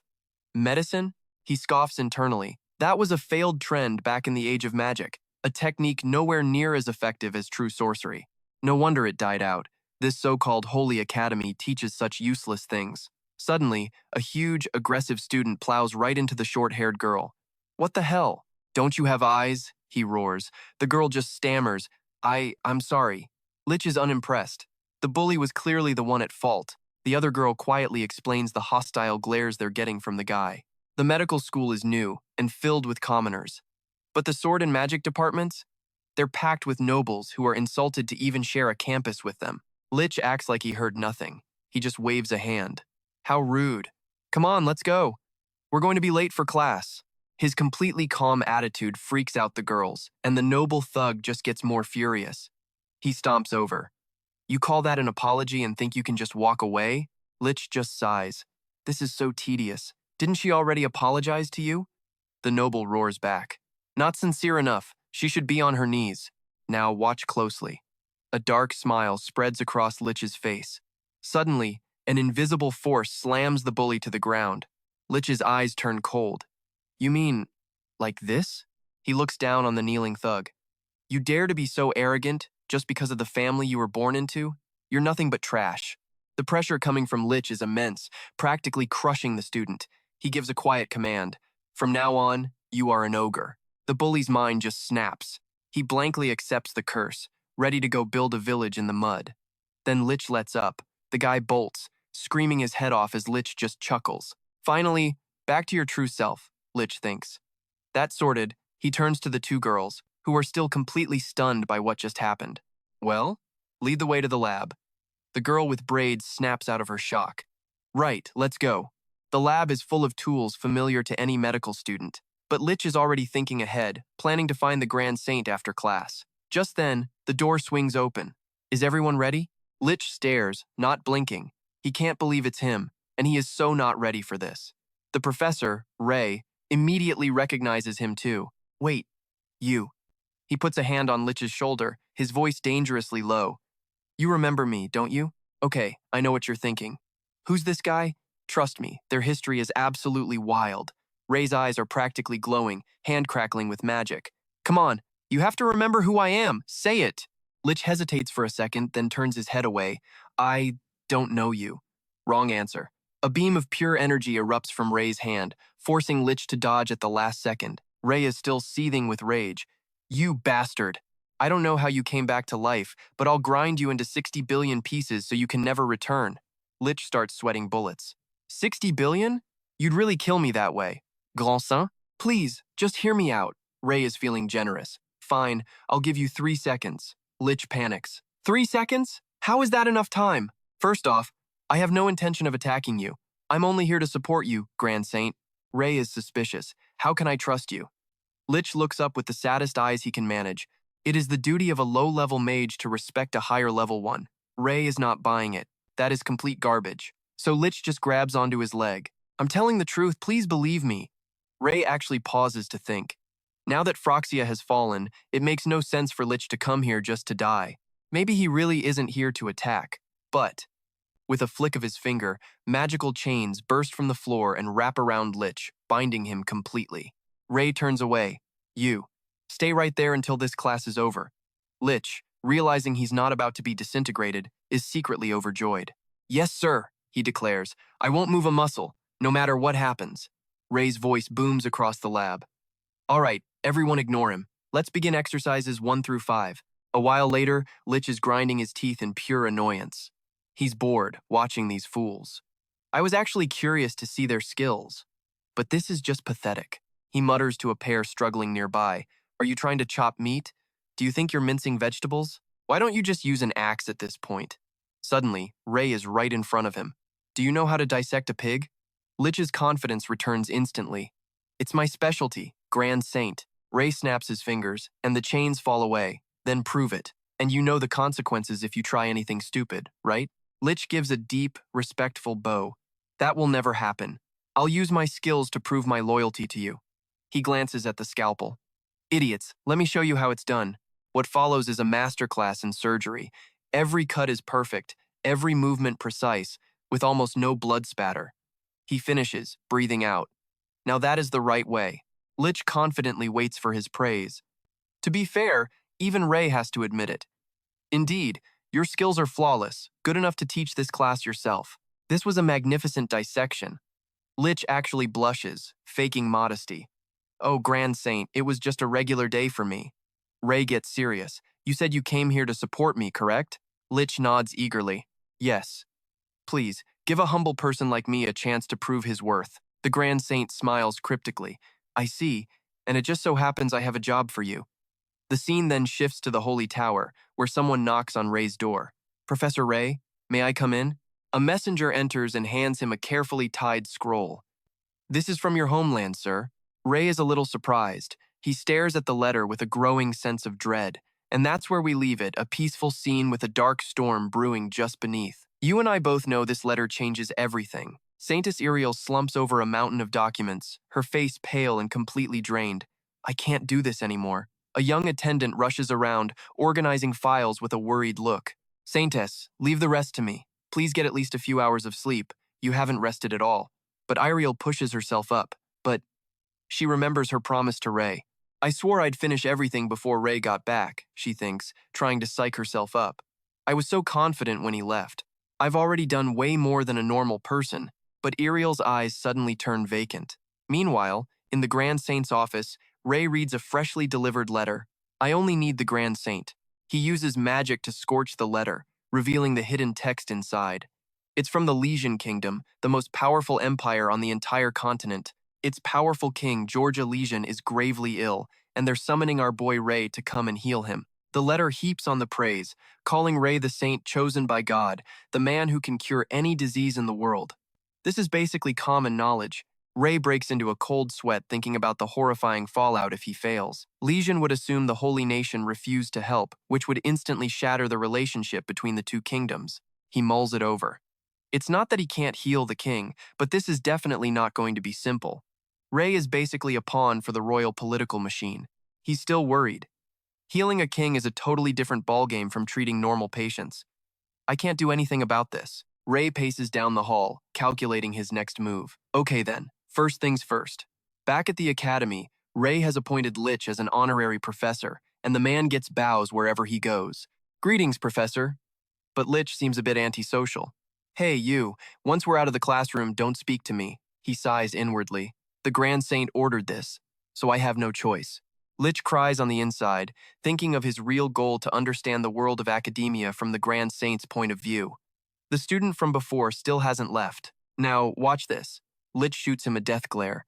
I believe I told you not to speak to me outside of class. The student stammers, Professor Ray is looking for you so. Before the kid finishes his sentence, Lich is a blur, sprinting to find the Grand Saint. He arrives, out of breath. You were looking for me? Ray smiles. You're here. Say hello. He gestures to the man beside him. This is Jack. He'll be keeping an eye on you while I'm away. The two men lock eyes, sparks flying. Lich tries to stay calm. Keeping an eye on me? And what do you mean you'll be away? What are you talking about? Ray hands him a scroll to explain. I'll be leaving the academy for a while. Here, take this. I've written almost all of the lessons on this scroll. You can study it on your own first. Then, once you've fully grasped these lessons, you can teach them to the students while I'm gone. Lich stares at the scroll, which is packed with text and grimaces. But, he whines, I came here to assist you. A cold voice cuts in. Are you daring to disobey him? It's Jack. Do you have any idea how much the Grand Saint values this academy? You should be grateful he's entrusted you with such an important job. Haven't you figured it out yet? Lich bristles at being lectured. What's with that attitude? Who the hell are you to butt into this? Jack proudly states his name. The head of the Ray family, one of the 3 great houses serving the saint. I am Ray Sue Jack. Lich scoffs. And a nameless nobody like you dares serve the saint? Jack fires back. A nameless nobody? Are you talking about me? A level 7 mage?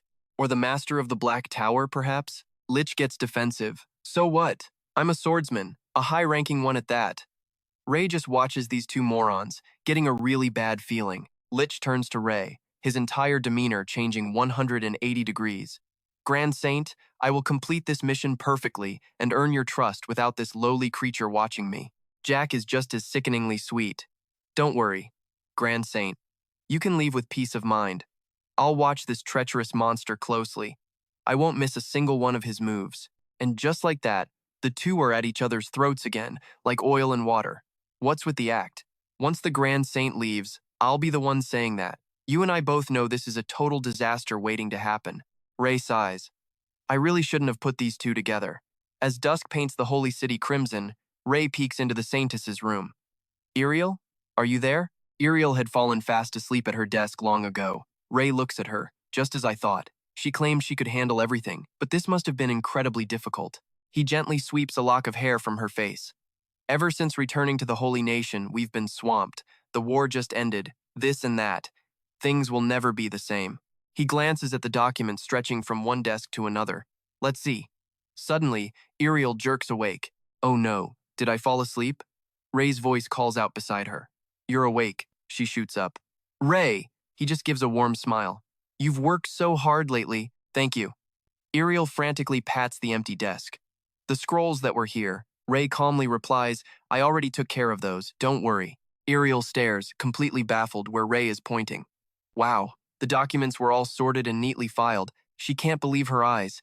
You finished all that in such a short time? She runs over, completely flustered. You're lying. That would have taken me at least a whole week to finish. You didn't just do a sloppy job, did you? I bet you just rushed through it. Ray shrugs. If you want, you can check. Iriel quickly unrolls a scroll, and her face goes blank. Everything is absolutely perfect. Ray says wistfully, I wish I could help you with more, but I don't have much time. Iriel is speechless. There's nothing left to help with anyway. Just then, a voice calls from the door. Sir? A maid reports. Grand Saint, your luggage has been prepared. Ray sighs with regret. Is it already that time? Back in the Legion Kingdom, night is falling, devouring the grand castle. Along with it comes a wave of political anxiety. If the king dies, there will be huge trouble. Inside the chamber where King Georgia lies unconscious and dying, the third prince of the Legion Kingdom, Gierge, whispers to the figure kneeling by the bed. It seems they've given up hope of the king's recovery. He mutters to the king who cannot hear. It looks like they just crave the throne you've protected for so long. Georg touches the king's lifeless hand. I've requested the Holy Nation to send the Grand Saint here. You need to wake up soon and take control of this kingdom one more time. Suddenly, someone steps forward from the shadows. You should go. Father needs his rest, after all. The third prince turns, his expression changing instantly. I was just leaving. You're the one taking care of Father. I only stopped by because I felt ashamed to leave you to handle everything alone. And trust me, the royal drama in this kingdom is just getting started. This is Luke Shalesian, second prince of the Lashin kingdom, and trust me, his face is a stone-cold mask. He tells his younger brother, don't worry. From now on, I will handle all of Father's affairs. The third prince says nothing, just a simple, all right, I'm leaving. And as the door closes behind him, Luke mutters that he'll let the kid live, so he should be grateful. Staring out at the dark sky, he thinks to himself, stay out of this dirty war, little brother. The next morning, we cut to the kingdom of Legion. Ray arrives, looking sharp in his sacred robes, complete with the unique cross of the great saint. His thoughts are simple. I am here. The castle glitters in the dawn light, and its sheer size is staggering. The most powerful empire on the continent is truly immense. A voice from behind snaps him out of it. Welcome to Legion, sir. A man with a well-groomed beard bows politely. Greetings, great saint. I am Obo, your guide. Ray returns the gesture. Thank you. I am the great saint. My name is Ray, he adds. Obo continues, saying he must be tired from the long journey and that if he has any questions, but Ray already gets it. It's fine, let's just go, Ray interrupts. We don't have time, do we? Obo immediately leads the way, grateful for his understanding. He's led to a luxurious room, but strangely, there are no guards posted outside. We have arrived. Please, enter, thank you. But the second Ray opens the door, he's hit with it. That smell. A foul stench pours out from the bed, filling the entire room. Ray can't help but wonder. Even if they had to keep the king's illness a secret, have they not even been washing him this entire time? He approaches the bed where the king lies in a coma. Let's see. He feels the king's arm and instantly knows. The muscles are completely seized up from disuse. The muscle sclerosis is so severe, he can't stretch any part of the king's body. Still, that alone isn't enough to make a final diagnosis. He mentally runs through the possibilities. There are many causes for muscle rigidity. Could it be congenital myotonia? He quickly dismisses it. No, the king is old, so that's not it. The real issue here is his state of consciousness. Ray analyzes the stages of decline, from alert to lethargic to stupor to semi-coma, and finally, a full coma, all leading to disorders of consciousness. He checks the king's pupils. Recovery happens in the reverse order. He knows he can't make a rushed judgment here. He thinks, back pain from injury or overwork doesn't usually cause a person to lose consciousness. So either there were complications, or he lost consciousness for another reason entirely. And then, his eyes catch something out of place. What's this? A bruise? Ray quickly pulls back the king's clothes to check, revealing several other similar marks. Don't tell me. He scans the king's body, more bruises all around his abdomen. His eyes narrow, his expression grim. Okay, I know what you're thinking. And yeah, this just went from a medical case to a crime scene. The next day, Ray reconsiders the symptoms. He could be in shock from prolonged internal bleeding, and since his muscles are all seized up, Ray suspects they've been traumatized as well. He pictures the king's bruised body. Those marks are far more dangerous than the muscle stiffness. They were definitely caused by an external blow. Ray sighs, not wanting to get dragged into this mess. Just then, a knock at the door. "Great Saint, are you in there?" Ray opens it slightly. "Who is it?" The second prince bows. "Greetings. I am Luke Jalesian." Ray's mind clicks. "The second prince, huh? I am the Great Saint, Ray. Why are you here?" Luke explains he heard Ray visited the king last night. Then he gets to the point. "How is my father's current condition?" Ray gives him the vague version. "Nothing is certain yet. All I can say is that treatment will take a lot of time." Luke seems fine with that. That's all right, as long as he can be cured. But then, his expression shifts. More importantly, the king's illness. "There's no chance it was caused by poison, is there?" Ray calmly replies, "It's definitely not that." Seeing the Great Saint's confidence, Luke relaxes. "What a relief. I understand. I leave our father's care entirely in your hands. I am truly grateful. I'll take my leave now." As Ray watches him go, he thinks to himself, "Poison? Huh? Yeah, that concern felt a little too specific." Ray decides he needs to get back and figure out a treatment plan, but another voice stops him. "Oh my, I almost forgot." A woman with a flashy fan approaches. "I wanted to be the first to welcome you," she says with a flourish. "Welcome, Great Saint. I am the third princess, Luciela Zalesian." Ray is already losing his patience. He's so busy, yet these royals keep showing up one after another. Internally, he's thinking, "Can't you all just come at once?" But he remains polite. "I see. I am the Great Saint, Ray. I assume you're also curious about the king's health?" Luciela confirms, "Yes, that and more." She then boldly taps Ray's face with her fan. "Should I be honest and say I'm much more curious about you?" With a sly grin, she adds, "You're just as handsome as the rumors say." Ray just can't deal. What is wrong with these kids? He brushes her fan away. "Is that so? If you don't mind, I have things to do." But Luciela cuts him off. "I was only joking. Did I offend you?" She pushes, trying to be cute. "Or perhaps I've become a bother?" Ray's answer is brutally simple. "Yes." The princess freezes, as if hit by a bucket of ice water. "Did you just—" Ray doesn't deny it. "To be honest, yes, you are bothering me." He drops all pretense. "If you have no other business, do not come looking for me again.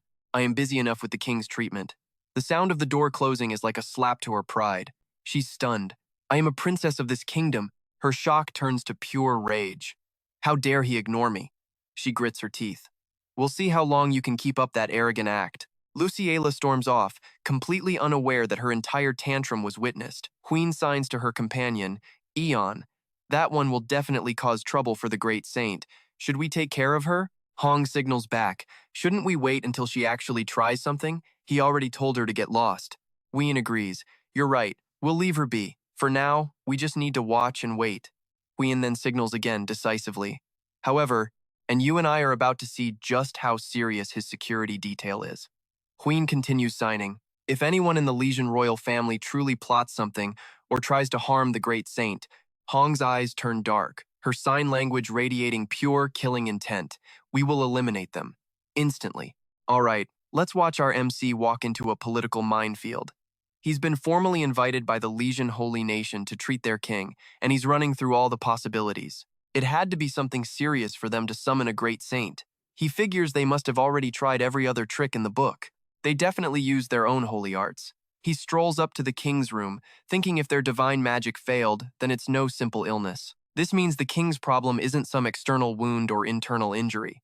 Basic holy arts can fix sprains or back pain, so the answer must be a disease of the immune system. He nails the diagnosis. Stiff person syndrome, an autoimmune disease, he recalls. The immune system goes haywire, causing the muscles to tense up uncontrollably. He compares it to the time he cured the princess. Divine magic alone was never going to be enough. So it makes perfect sense that no one in this kingdom could cure their own king. But the question remains, why is he unconscious and so rigid? Suddenly, Ray stops. He pulls back the king's shirt and sees that the bruising is way worse than it should be. He theorizes that with the muscles constantly contracting and spasming, they're bound to tear and bruise easily. But even so, this is way too much. Ray's sure of it. Someone tried to massage the king's hardened muscles. A fatal mistake. In modern medicine, he knows this would just damage the muscles and bones, causing internal bleeding and sending the king into shock. That's why he's unconscious. Pay attention, because this is where our MC shows them what real healing looks like. He magically seals the room, creating a sterile space. Time for emergency surgery to stop the bleeding. Ray begins the operation, making a clean incision across the king's abdomen. He quietly reassures him, "This is going to hurt a little when you wake up." Looking at the internal organs, Ray feels a bit of relief. No peritonitis, and luckily, no severe hemorrhaging. He quickly stops the bleeding and expertly stitches the wound shut. The muscles are so hard, a few sutures are all that's needed. But he notices something else, an intestinal blockage. A temporary fix for now. Ray lets out a breath. The immediate crisis is over, but the root problem is still stiff person syndrome, and he knows this is not going to be an easy fix. The scene shifts to what looks like a secret cellar, where a calm voice speaks. "Hong, report." Sa begins first, confirming there's a serious succession dispute brewing within the Legion royal family. The first prince, Jaja Legion, is first in line, followed by the second prince. The third princess, Luciela, backs the first prince, while the first princess supports the second. Asked about the others, Sa explains that none are as prominent as the top two.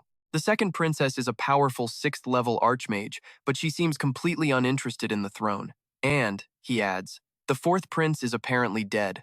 Yan is surprised. Dead? She pieces it together he was a casualty of the power struggle. Sa confirms it. After that, even the fourth and fifth princes, who were close to him, were dragged into the succession war.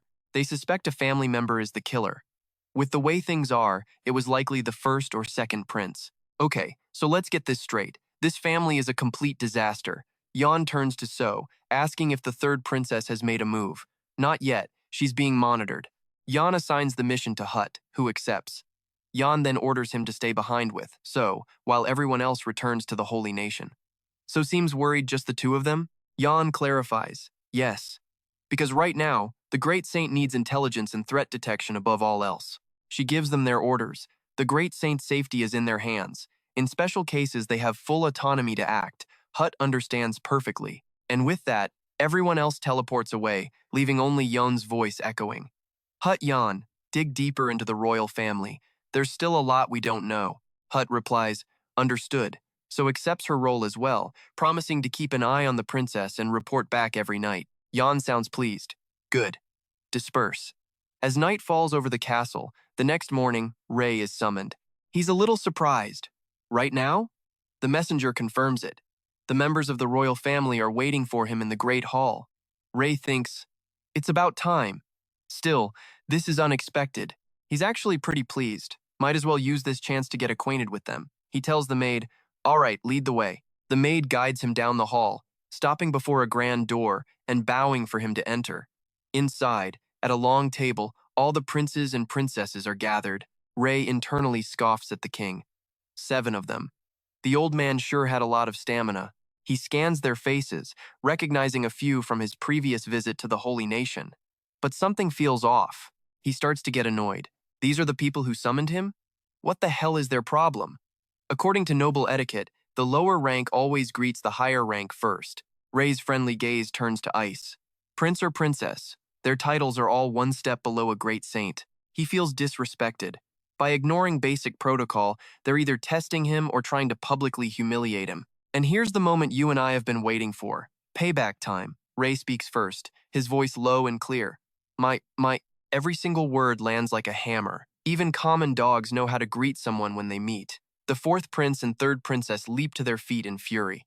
How dare you speak such ridiculous words? What insolence! Ray just scoffs. You think I wanted to come here? He turns his back on them without a second thought, ignoring their arrogant rage. If this is your attitude, then we have nothing to discuss. As he walks, he worries about the entire royal family's upbringing, but he quickly refocuses on the king's condition. Their attitude has nothing to do with saving a man's life. He needs medicine. I wonder if they have chamomile? Suddenly, footsteps approach from behind. He turns, surprised. It's the second princess, bowing deeply. Greetings, your holiness. I am Selena Zay Legion, second princess of the Legion Empire. She apologizes, and you and I are about to dive right into some royal family drama. She tells him she's sorry for the scene in the hall and asks to speak with him for a moment. Ray, a little surprised by the whole mess, asks her flat out, was that whole thing just a power play for the throne? Selena confirms it. She explains it was a critical issue, all about which faction would have to bow to him first. Ray just nods, figuring as much from what he'd already heard.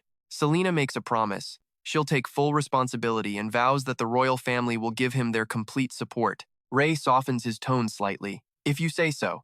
But Selena is still worried, thanking him and begging him to continue treating the king despite their rudeness. He tells her not to worry. He was always going to continue the king's treatment anyway. Selena bows in thanks. With a final, sincere bow, she tells him to call on her anytime he needs something. After she leaves, Ray feels a little better. At least the princess made a decent promise, but he's still annoyed with the rest of them. I'll figure out what to do with them later. For now, he has to prepare the king's treatment. His personal motto? Favors can be forgotten, but grudges must be remembered.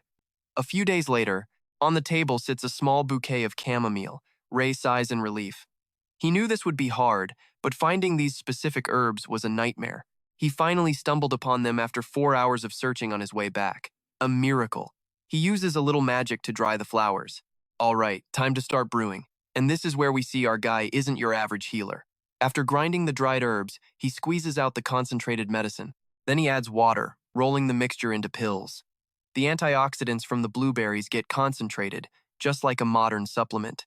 He knows some antioxidants will be lost in the process, but what's left is a massive dose of vitamin C to lower the king's cortisol levels. As he works, he plans his next steps. Now he needs to treat the internal bleeding. This should also help with the king's shock symptoms. This treatment should relax his muscles enough to allow movement. Then, he can start physical therapy. He decides to give the king the medicine the moment he wakes up. The king lies on the bed, looking wasted away. He slowly opens his eyes, disoriented. Suddenly, pain shoots through his entire body, like he's been crushed. As his consciousness returns, he thinks, "How long have I been lying here? I can't even speak." The door creaks open. Ray walks in with medicine and water, completely unfazed. He'd predicted this. "So, you're awake." The king can only stare, wondering who this kid is. Understanding his confusion, Ray introduces himself. "I am Ray, the great saint from the Holy Nation." He was invited here. The king, Georger, relaxes a bit. So this is the guy he's heard so much about. Ray drops a pill into the water, explaining to Jorger that it's a type of medicine often used by mercenary squads. He then outlines the new schedule. "From now on, you will take this 4 times a day. I will bring it to you every morning, noon, evening, and before you sleep." The king is shocked. He's not using holy magic, but what choice does he have? This kid is a great saint, after all. Ray slowly feeds the king, lost in thought. It's an all-natural remedy, so it might be less effective, but it has 0 side effects. After he's done, he uses a purification spell to clean the king. Jorger's body finally feels more comfortable, but Ray is still bothered by something. It's strange. He doesn't mind caring for the king, but he just can't understand it. There are countless servants in this palace. It's impossible that no one was assigned to the king.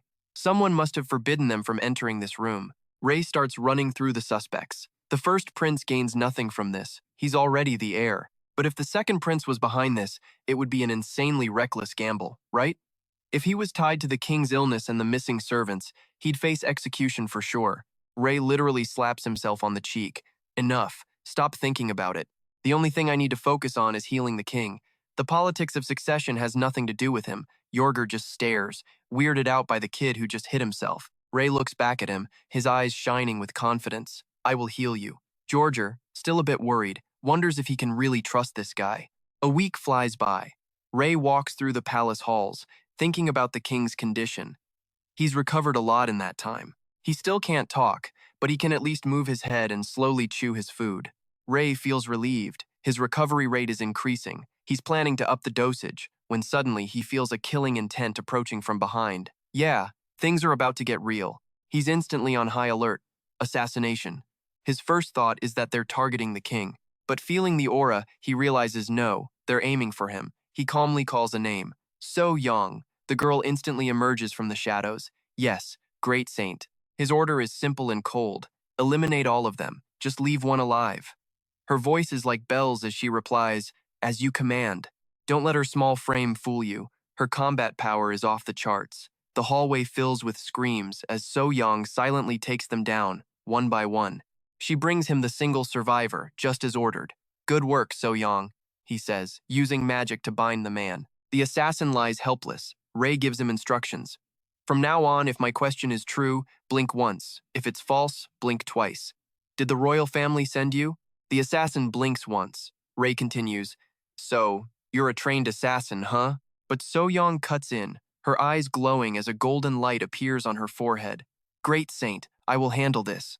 In the next moment, that golden light flashes through the entire castle. The next day, the usually peaceful castle is shattered by a massive explosion. Ray walks toward the blast site and yells, Hand over the third princess now, or you will all die. Mana is already gathering in his hand for a second explosion. I'll blow this entire castle to bits. All right, you and I are dropping right into the middle of the chaos. Amidst the smoke, a soldier frantically asks what's happening. Ray's demand is simple. Hand over the third princess. The guard says she's currently having a meal. Ray scoffs. Having a meal? He then sarcastically agrees. Of course, the royal princess's dinner must take priority. Boom. Another blast of fire erupts. The soldier panics. Please, stop! I'll bring the princess right away. Yeah, what the hell is even going on? Archon. What is the meaning of this? Ray turns to the princes, his face pure fury. Last night, someone tried to assassinate me. Is this the Empire's brand of hospitality? Jard is stunned. Assassination? Ray snaps back. You think I'm causing all this for fun? The first prince goes silent, then suddenly bows low. I sincerely apologize, Giard adds. And this apology will not be just empty words. The entire royal family, myself included, will investigate and find the culprit. The surrounding guards are floored. Your Highness, enough! Giard's voice is iron. It doesn't matter who the culprit is. This assassination attempt happened under the royal family's watch. As a prince of this empire, I must take responsibility. Seeing this, the second prince also bows his head. I apologize. I will accept any punishment for my own carelessness that put the Archon in danger. Ray thinks to himself the first time they met, this guy completely disrespected him, and now he's trying to act like a real prince? How amusing. But he's not impressed. He holds up a scroll. Whatever. Just bring the third princess out here. She is the culprit I'm looking for. Everyone is shocked. The proof is undeniable. A signed assassination order in Luciela's own handwriting. The second prince immediately gives the command. Bring Luciela here now. Tell the princess I will not tolerate a single moment's delay. Ray just smirks, enjoying the absolute chaos. Luciela is dragged in, struggling the whole way. Let me go. How dare you? Giard interrogates her. Did you really try to harm the Archon? Have you completely lost your mind? But Luciela plays dumb, flatly denying it. What are you brothers talking about? Me? Try to harm the Archon? She shrugs, feigning total innocence. I swear I know nothing. Ray presents the proof. This paper belongs to you. Take it back. The moment she glances at it, she recognizes it. Panic flashes in her eyes. How in the world did he get his hands on that? She immediately tries to lie. I didn't write that order. Someone must have forged my handwriting. Ray just asks, Oh? And who would that be? She's speechless. Ray's voice drops. Just because I can be easygoing, you think you can deceive me? A crushing pressure radiates from him. Both Giard and Luke are floored. The sheer amount of mana is terrifying. So the rumors about him fighting a necromancer, they were true. Okay, I know what you're thinking, and yeah, his power level is insane. Ray's voice is no longer gentle. So what the Lessian Empire wants isn't help, but war with the Holy Kingdom? Archon, I think you're jumping to conclusions, Giard insists. Lesian has never wanted conflict. Ray just raises an eyebrow. Jumping to conclusions, am I? He lays it out. One of your own princesses plotted to assassinate a key figure from my kingdom. And you claim you don't want war? Giard glares at his sister. What are you waiting for? Apologize to the Archon immediately. But Luciela is stubborn. Brother, there are so many soldiers watching. How can a princess like me bow my head? Slap. Before she can finish her sentence, Giard hits her, his eyes blazing. I taught you not to feel shame. He then turns back to Ray, pleading. Archon, once again, please accept my sincere apology for what has happened. Giard proposes. We hope we can negotiate to resolve this matter. Why don't we discuss it? Ray considers it, then agrees. Negotiate? Fine. Summon all the princes and princesses to the hall. Immediately, he demands. Then he adds a final warning. If you maintain the same attitude as last time, this won't end so peacefully. Soon, the entire royal family is gathered. After hearing the full story, the rest of them offer their apologies, even if they're completely half-hearted. Ray accepts their pathetic apologies. then immediately starts talking about compensation for the danger he was put through. He makes two demands. First, stronger diplomatic ties, and second, an increase in active trade between their two kingdoms. This is a deal that could literally double the Holy Kingdom's revenue from their current trade relationship. For Lycian, it's actually not a terrible loss. The catch? 65% of all new revenue goes to the Holy Kingdom. Under the guise of compensation, the Lycian Empire is forced to accept. After the meeting, Ray is grinning. Better results than I expected. Maybe we should thank the third princess for this? Then he remembers. It's about time the king can move again. I should go check on him. The palace is quiet as ever. Inside, the king is groaning in pain trying to sit up. My body still hurts so much. The bruises are finally fading to yellow. The king is grateful. Because of that medicine, I can finally move a little bit. The door opens, and Ray walks in. You're recovering better than I thought. Can you talk now? The king whispers. Thank you. Ray smiles. Let me check on your condition today. Try to move. Ray examines the wounds. These bruises are taking longer to heal than I thought. But it's fine. You're stable. Exhausted, the king falls back into a deep sleep. Meanwhile, across the continent, King Jojo of the Lycian Empire slowly begins to regain consciousness. In a daze, he sees a figure sitting by his bed. The voice is so familiar, but before he can place it, the figure kneels. I'm sorry, father. And then they strike him, hard. Before the king can even process what's happening, the anguished voice speaks again. I am so sorry, father. Another powerful blow lands. The apologies are punctuated by the sickening thud of each strike. Father, I'm sorry. I'm so sorry. I'm sorry. The king's body can't take any more, and he begins to slip into a coma. Why? But the attacker has no intention of stopping. Their hand begins to glow with magic. Father! A final devastating blow lands with full force. And you and I are going to have to process that tear-streaked face saying, please, never, ever forgive me. At the request of the Lycian Empire, Ray heads out to treat their king, who is in critical condition. He quickly figures out the king has stiff person syndrome, but there's a dark twist, unexplained bruises all over his body. This had to be the work of someone close. For now, Ray focuses on the treatment. Meanwhile, his personal intelligence team starts a quiet internal investigation to keep him safe, uncovering a brutal power struggle within the Lycian imperial family. In this royal deathmatch, Prince Giad and Prince Luke have the upper hand, and they're well known for not hesitating to kill their own siblings. After a series of treatments, the king finally regains consciousness, and wouldn't you know it, he immediately gets a visitor. Frantic apologies are heard through the door, along with the sounds of a beating. I'm sorry, father. I'm sorry. A few days later, the royal children gather on the lawn, dressed in black, as a ceremony begins. In the center of the grounds is a coffin. The officiant begins the memorial service for Prince Ian, the fifth prince of the Lycian Empire. When Ray hears the news, he can't believe it. This is absolutely insane. He paces his room with his aides, Hook and So. Why did this have to happen while he was here? So finally speaks up, Great Saint. Ray looks at her. You found something? Now pay close attention, because this is where the bloody details come out. So reports. The first person to act was Prince Luke. Ray is shocked. Prince Luke? Seriously? It all started with Luke secretly sabotaging the fifth prince's policies and reputation. Backed into a corner, the fifth prince hired assassins to poison the first prince, Jan, and the second prince, Luke.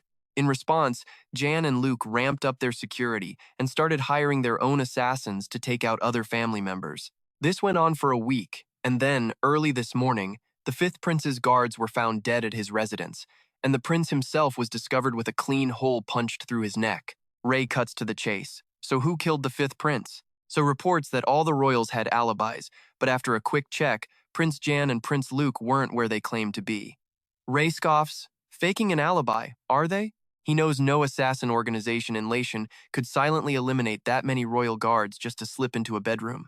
The only person who could move that freely without raising suspicion is someone everybody already knows. Ray is certain. His mana was incredible when I saw him, not quite a master swordsman, but dangerously close. The second prince, Luke. There's a very high probability he acted completely on his own. Ray gives his orders. So, Hugh, I've got another little job for you two. They respond in unison. Yes, great saint. He continues, gather more information on the royal family's power struggle. Focus on corruption or anything that could tarnish the royal family's name. So and Hugh acknowledge the order. Ray adds with a smirk, The dirtier, the better. The next day arrives. The king is still pushing through his recovery, managing to sit up despite the pain. Ray is pleased. That's excellent. He gently helps the king lie back down. All right now. The king tries to say something, but the words only come out as mumbles. Ray reassures him, I know what you're trying to say, but you need to rest. Ray is genuinely relieved. The anthocia root in the medicine worked. The muscle stiffness has improved dramatically. He'd been worried the ingredients might have a different effect in this world, but thankfully they work the same. Suddenly, he senses movement. Someone's here. Ray quickly puts the king into a deep sleep. The third prince, Gio, walks in. Ah, you're here, he says with a friendly smile. Greetings, great saint. How have you been? Ray plays it cool. I'm doing well, thanks to your hospitality. He glances at the sleeping king. I heard about the fifth prince. Such a tragic accident. Gio looks away. The royal family is deeply ashamed. Ray presses him. I heard it happened while he was out looking at horses? I know what you're thinking, and yeah, this excuse is ridiculous. Gio says vaguely, I think it was a pack of wyverns. Ray thinks, right, the fifth prince just happens to get attacked at the perfect time. How convenient. Ray knows instantly. So that's the official story. What a joke. Gio quickly changes the subject. By the way, how is the king? Hearing the good news, Gio pretends to be overjoyed. Is that so? Wonderful. If you need anything at all, just tell me. I'll help in any way I can. When Ray brings up peace, Gio just laughs. Peace? Of course. That will come, naturally. With that, Gio leaves the king in Ray's care. Well then, I'll be counting on you. Before leaving, he adds one more thing. Oh, and great saint. Try not to dig too deep into the royal family's affairs. Ray thinks to himself, that sounds like you're about to do something. He just smiles. That smile twists into a sneer filled with contempt. Not on my watch, you little punk. He scoffs internally. Peace will come naturally? Oh no, I'm going to force you people to be peaceful. A few days later, Ray stands with his arms crossed. Everything is proceeding exactly as he planned. At that moment, who can so return? Great saint, we've gathered all the information on the royal family's dirty deeds. Ray nods. Thank you for your hard work. He unrolls a scroll and starts reading, unable to stop himself from cursing. These absolute monsters are insane. The Merchants Guild bribed the first prince for an economic monopoly, while the second prince is sleeping with his brother's wife and ignoring all his crimes. Ray turns his head and calls out, Hook! So! They respond in perfect sync. Yes, great saint. Your orders? He tells them. Return this to its owners. So asks worriedly, won't they try to eliminate the threat? Ray explains. No, they won't dare make a reckless move, not when a mysterious person they can't identify holds their fatal weaknesses. He's confident. Before they can act, I will have the king fully healed. Just then, a voice calls his name, Great Saint. The king stands before him, dressed in formal robes. Ray is impressed. You can already dress yourself. Amazing. The king is grateful. It is all thanks to you. He then asks, I hear the family has fallen into chaos while I was bedridden. Ray confirms it. Yes, as you've heard, it's quite a mess. The king's voice becomes grim. Is that so? He adjusts his robes. Then I must meet with my children. He turns to Ray and asks, will you stand by my side when I meet them? Ray is completely stunned. Me? The king explains calmly. You healed my body, and you even refused the rewards I offered. Your character, your patriotism, your selflessness. You and I both know this is the moment everything is about to kick off. To thank you for saving me, I'll give you anything. But the king had no clue what was really going on in Ray's head. I just didn't want to owe you anything and get a stomachache over it. Hearing this, the king looks a bit awkward. Compared to that, I have failed to raise my children. Ray just grins back. You're right, you did a terrible job raising them, so now's the time to set them straight. The king admits his regret, blaming their mother's absence for how spoiled they've become. But even if he scolds them, he wonders if they'll even bother to listen. Ray hesitates for a second. A smirk plays on his lips, his face full of confidence. I think I can help you with that. They quickly move to the main hall, where fake, cheerful voices ring out. You have finally recovered. Below, the royal family is all smiles, congratulating the king. Greetings, your majesty. We celebrate your full recovery. The first prince's wife freezes up for a second, but then she spots Ray sitting right next to the king. Why is the saint sitting there? The king explains coldly. I asked him to. His expression turns grim. He worked hard so that I could fully recover. In contrast, his voice drops. You, on the other hand, have committed an unforgivable act. You know exactly what I'm talking about, don't you? The wife's face goes stiff. I have no idea what you're referring to. The king, tired of the act, covers half his face. I'm talking about the death of the fifth prince. His disappointment is crushing. His death was covered up as an accident. But I know the real reason is because you were all fighting amongst yourselves. Selena's face turns pale. That's. The king continues his rant. How could you kill your own brother? Didn't I tell you to always love one another? I can't believe these are the princes and princesses of Legion, he spits out. Ray just clicks his tongue. You're so power-hungry you've thrown away your humanity? You're no different than wild animals. Now, pay attention. This is where he hits them right in their royal pride. The prince just scowls. You have crossed a line. His wife puts on her best noble act. How dare you disrespect members of the royal family to their faces? Ray just scoffs. He's seen this act before. You've all been so sheltered, you have no clue how the real world actually works, do you? His words are dripping with arrogance. What are you gonna do? Challenge me? You think you could possibly win against me? Of course not. You know it. The other two are just speechless. Not stopping there, Ray keeps going. Here, this is the proof of all your crimes. This is. King Yakar's eyes go wide, staring at the young man. The stolen scrolls. They've been returned. So it was you all along. Ray calmly adds, Your Majesty, you should see this as well. He details everything. It contains the entire process of how the fifth prince was framed and tormented, and finally murdered. Jocker shuts his eyes in agony, unable to believe the royals had fallen this far. Ray adds one more thing. However, the second princess Selena is an exception. She did nothing wrong and isn't involved in any of these scandals. Selena closes her eyes, her face strung tight with tension. The king sinks deeper into despair. Unbelievable. How could this happen? The guilty parties are panicking. Well, the king is a man of his word, one way or another. All of you, except for Selena, will be confined to your quarters for 3 years. The punishment is delivered instantly. No one has the right to object. If you don't want to follow the order, then leave the royal family. Now get out of my sight. The two princes can barely stomach it. Watching them leave, Ray smirks. If they live quietly like that for 3 years, they can't inherit the throne, and their chance disappears. Serves them right. The king suddenly calls out to the second prince. Luke, don't you have anything to say to me? The king's tired, cloudy eyes are filled with sadness. Why did you do it? He asks sincerely, I just want to understand why you did it, so don't worry, just answer me. Luke seems to let out a long sigh. The information that comes next? Absolutely insane. It was for the third prince. The king is stunned. The third prince? Luke repeats. Yes, I want the third prince to inherit the throne. Okay, you and I both know this just got way more complicated. Jan and I only think of the Empire's interests, but the third prince is different. His body may be weak, but he cares for the people and can control the ministers. He will become a wise king. Saying this, he clenches his fist. But even if it was for the fifth prince, they're all corrupted by the power that the throne brings. If that's the case, then how can the third prince possibly become the emperor? His cold-blooded nature hides behind a human mask. I thought this was the best way to eliminate the candidates who bring shame to the Empire, instead of leaving the throne to backstabbers. Hearing this, Yoker is even more crushed. Is that why you attacked me? Luke continues, the war for the throne is coming. After the war, the successor will be decided. Your Majesty, you were planning to choose the first prince as the crown prince, weren't you? Suddenly, Jocker feels a wave of exhaustion. So you attacked your own father just to prevent that. Luke's attitude is firm. Father, please punish me severely. I am ready to accept the consequences for my actions. The king just holds his head. I understand. This is partly my fault as well. He can't even look at his son anymore. But that doesn't mean I forgive you. We will discuss this later. For now, leave. Luke has to obey. Yes, Your Majesty. After the door closes, a long sigh fills the room. Jocker is frustrated. The whole situation feels like a bad joke. What a headache. I thought they were all grown up, but it turns out they're still just children. Ray just smiles.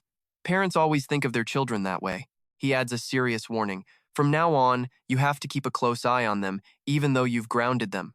The king gives a bitter laugh. You're right. It's shameful that you had to see all this. Deep down, he's come to respect this young man. This kid. He's more interesting than usual. Ray's face is unusually serious. Can you be certain this will never happen again? No, you can't, can you? Thinking this, the king smiles gently. He may be young, but his mind is very mature.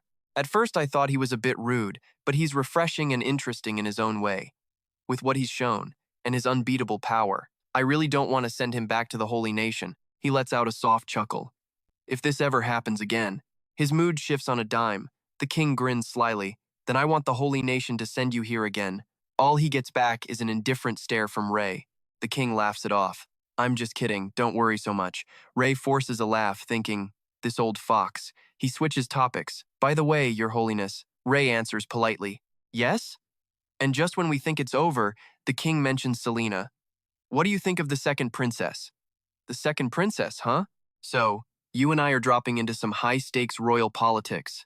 The king wants Ray's take on the princess, and he doesn't hold back. Out of all her siblings, she's the best. Her determination is borderline terrifying. The king gets a sly grin, saying he misspoke and asks if Ray wants to make her his bride. Ray shuts that down instantly. I have no plans to marry, and neither does she. But I appreciate the offer. The king's smile vanishes. A pity, he says, before getting straight to the point. Well then, Saint, how about you join the war for the throne instead? Ray is a bit thrown by the sudden offer. A martial arts festival? The king lays out the bait. The Empire hosts a grand tournament of martial arts and military skill once every 3 years, and of course, the prize for the winner is incredibly generous. This gets Ray's attention, a martial arts festival. He knows the Lycian Empire has a long, rich history of hosting all sorts of contests like this. The events are diverse, from big ones like swordsmanship and magic duels to smaller contests in academics, debate, and even archery. He casually asks, "Can I participate in all of them?" The king is stunned. All of them? He has to lay down the law. According to the rules, you can only enter a maximum of 3 events. He adds another rule. In the sword contest, you only use a sword, and the same for magic. Break the rule, and you're out. Still, he has faith in Ray. The event is in 2 weeks. Normally, contestants go through qualifying rounds in various regions to reach the finals. But if you participate, I'll arrange for you to go straight to the final round. Now here's the part we've been waiting for. Ray just smiles, sips his tea, and says, sounds good. In that case, I'll join the swordsmanship and magic competitions. The king is ecstatic. Really? He's practically jumping out of his seat with excitement. Excellent. I will make the arrangements immediately. In the meantime, just rest and prepare. The corner of Ray's mouth twitches, watching the king hurry off. Yes. Thank you, Your Majesty. His face tightens a bit, feels like he's being railroaded into this. Still, the prize money sounds decent. Anyway, he thinks, I suppose it's time I checked on how things are going in the Holy Kingdom. Ray relaxes a little. All right, time to make contact. In front of him, he places a crystal communication orb. It's a magic device that allows for visual communication by channeling mana. I left one with Yig, so he should answer. He remembers the guy was moved to tears when he received it. The orb activates as soon as he places his hand on it. A familiar face appears. Ray, it's been a while. Ray is surprised. He expected Yig's miserable face. Iriel, why do you have this orb? I'm pretty sure I left it with Yig. Iriel answers like it's the most obvious thing in the world. Why? Because I asked for it, of course. Yeah, Ray is all too familiar with how this girl operates. Anyway, he reports, I was able to heal the Emperor. She's not surprised. As expected. I knew you'd handle it. He then asks, so, how are things on your end? Iriel gets evasive. Well, things are as usual. The academy is a bit. Well, you know, that tone of voice can only mean one thing. Trouble. Ray presses her impatiently. What do you mean you know? Don't tell me you're talking about him. Iriel immediately denies it. No, it's not a big problem. I heard he's respected by the students and doing a great job. Ray isn't buying it for a second. Really? Then what's the issue? Iriel recounts calmly. It seems he's starting fights with the other academies, saying things like their standards are too low or something. Ray mentally files that away as someone else's problem. Speaking of which, it looks like I'll be returning a bit later than I expected. Iriel looks confused. But you said you finished healing the Emperor, didn't you? Ray hesitates, finding it hard to explain. Well, about that. She immediately catches on. I heard the succession war got more intense, but I didn't think it was this bad. And honestly, you and I can both see the pressure piling up. She tells him, well, since you're involved now, just handle it your way and take it easy. Considering the delicate politics between the Holy Kingdom and the Lycian Empire, Ray nods. Right. That's what I was thinking too. Iriel suddenly remembers something. Oh, by the way, did you know you've been away for almost a year now? The speed of time surprises even him. It's been that long already? Iriel just chuckles. Time really does fly, doesn't it? When you return, you'll have to start visiting the other kingdoms soon. You've pretty much adjusted to being the saint. It's time to begin your official activities in that role.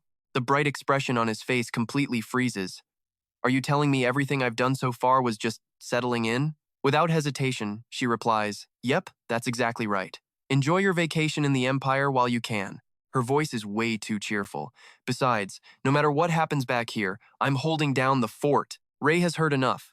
He reaches out and cuts the connection. Okay, goodbye. The mere thought makes him feel sick. Official activities? 2 weeks later, the entire kingdom is buzzing with festival energy. Princess Selena is showing Ray around, and even he seems impressed. Wow, just as expected. I can't believe they use magic tools to light up the sky. Selena laughs playfully. Is that really so surprising to you, Sir Ray? I mean, you're a powerful magician yourself. Ray stubbornly corrects her. Magic tools just have a different feel, you know? Which makes Selena burst out laughing. Hearing her laugh, Ray wonders if he said something strange. What's so funny? She quickly composes herself. My apologies. I was just remembering the first time I met you. Thinking back on her first impression of him gives her chills.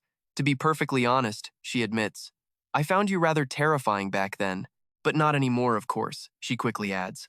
Ray offers a strained smile. Of course. After all, you're even giving me a personal tour now. Selena gets back into guide mode. That's the Swordsmanship arena, and right next to it is the larger arena for the magic competition. It's quite spacious. Ray's eyes land on a dilapidated corner. What's going on over there? Even a dog kennel looks nicer than that. Selena replies flatly, that's the archery arena. Her tone becomes a bit sad. Archery used to be quite popular, but now, there are hardly any spectators and even fewer participants. It's a miracle they haven't closed it down. Ray looks over and nods. Yeah, that makes sense. Who would want to compete when the arena is falling apart? Selena just continues the tour. Saint, the qualifying matches are about to begin. Ray cracks his neck. All right, let's head in, and trust me, you are going to want to see this. In the center of the arena, two fighters of completely different calibers face off. The two fighters immediately showed off their power, and our heroes could only watch in awe. In the end, the tall, slender master was the last one standing. After watching for most of the day, Selena gets curious about Ray's thoughts on the competition so far. Ray gives his honest take. They're all pretty high level. This tournament is going to be interesting. Suddenly, a gentle melody catches his ear. Music? Selena notices his interest. That's a bard. Care to listen for a bit? Ray casually agrees. Sure, we've still got time before dinner. But then his eyes freeze, fixated on the instrument the musician is playing. That instrument, he mutters aloud. Is that a violin? Even Selena's never seen it before. You know what that is? Ray seems lost in thought. It reminds me of a similar instrument. It brings back a lot of memories. He closes his eyes, savoring the sound. A beautiful performance, bringing a moment of peace to the festival. Soon, the bard finishes her song. Thank you, everyone. Even Selena is moved. What a wonderful performance. Ray just nods in agreement. The female bard suddenly approaches them. Excuse me, Selena is confused. Is something wrong? The girl looks at Ray. Earlier, when you saw my instrument, her eyes lock onto his, full of curiosity and hope. You called it a violin, didn't you? Ray doesn't hesitate. That's right. She glances down at her instrument case. How do you know that name? A suspicion forms in Ray's mind. This girl. Now hold on a second. She knows the name of an instrument from Earth. Could she be? He tries to play it cool. I saw it in a book once. The bard's eyes widen, a symbol flashing within them. Liar. Even Ray is shocked. The eye of justice. His mind races. Is she an elf? No, a half-elf maybe? Half-elves are the children of human and elven couples. Welp, no choice now. Ray sighs. I promise I'll answer truthfully. But first, tell me where you got that instrument and how you learned to play it. The girl tells him without hesitation. This instrument was passed down from my grandmother. She created it, passed it to her children, and she's the one who taught us all how to play. Ray thinks to himself, it's impossible to invent an instrument like this in a world where nothing similar exists. The girl speaks up again. Now it's your turn. She holds up the case. I'll ask you the same questions. How do you know this instrument and its name? Ray puts on a thoughtful face.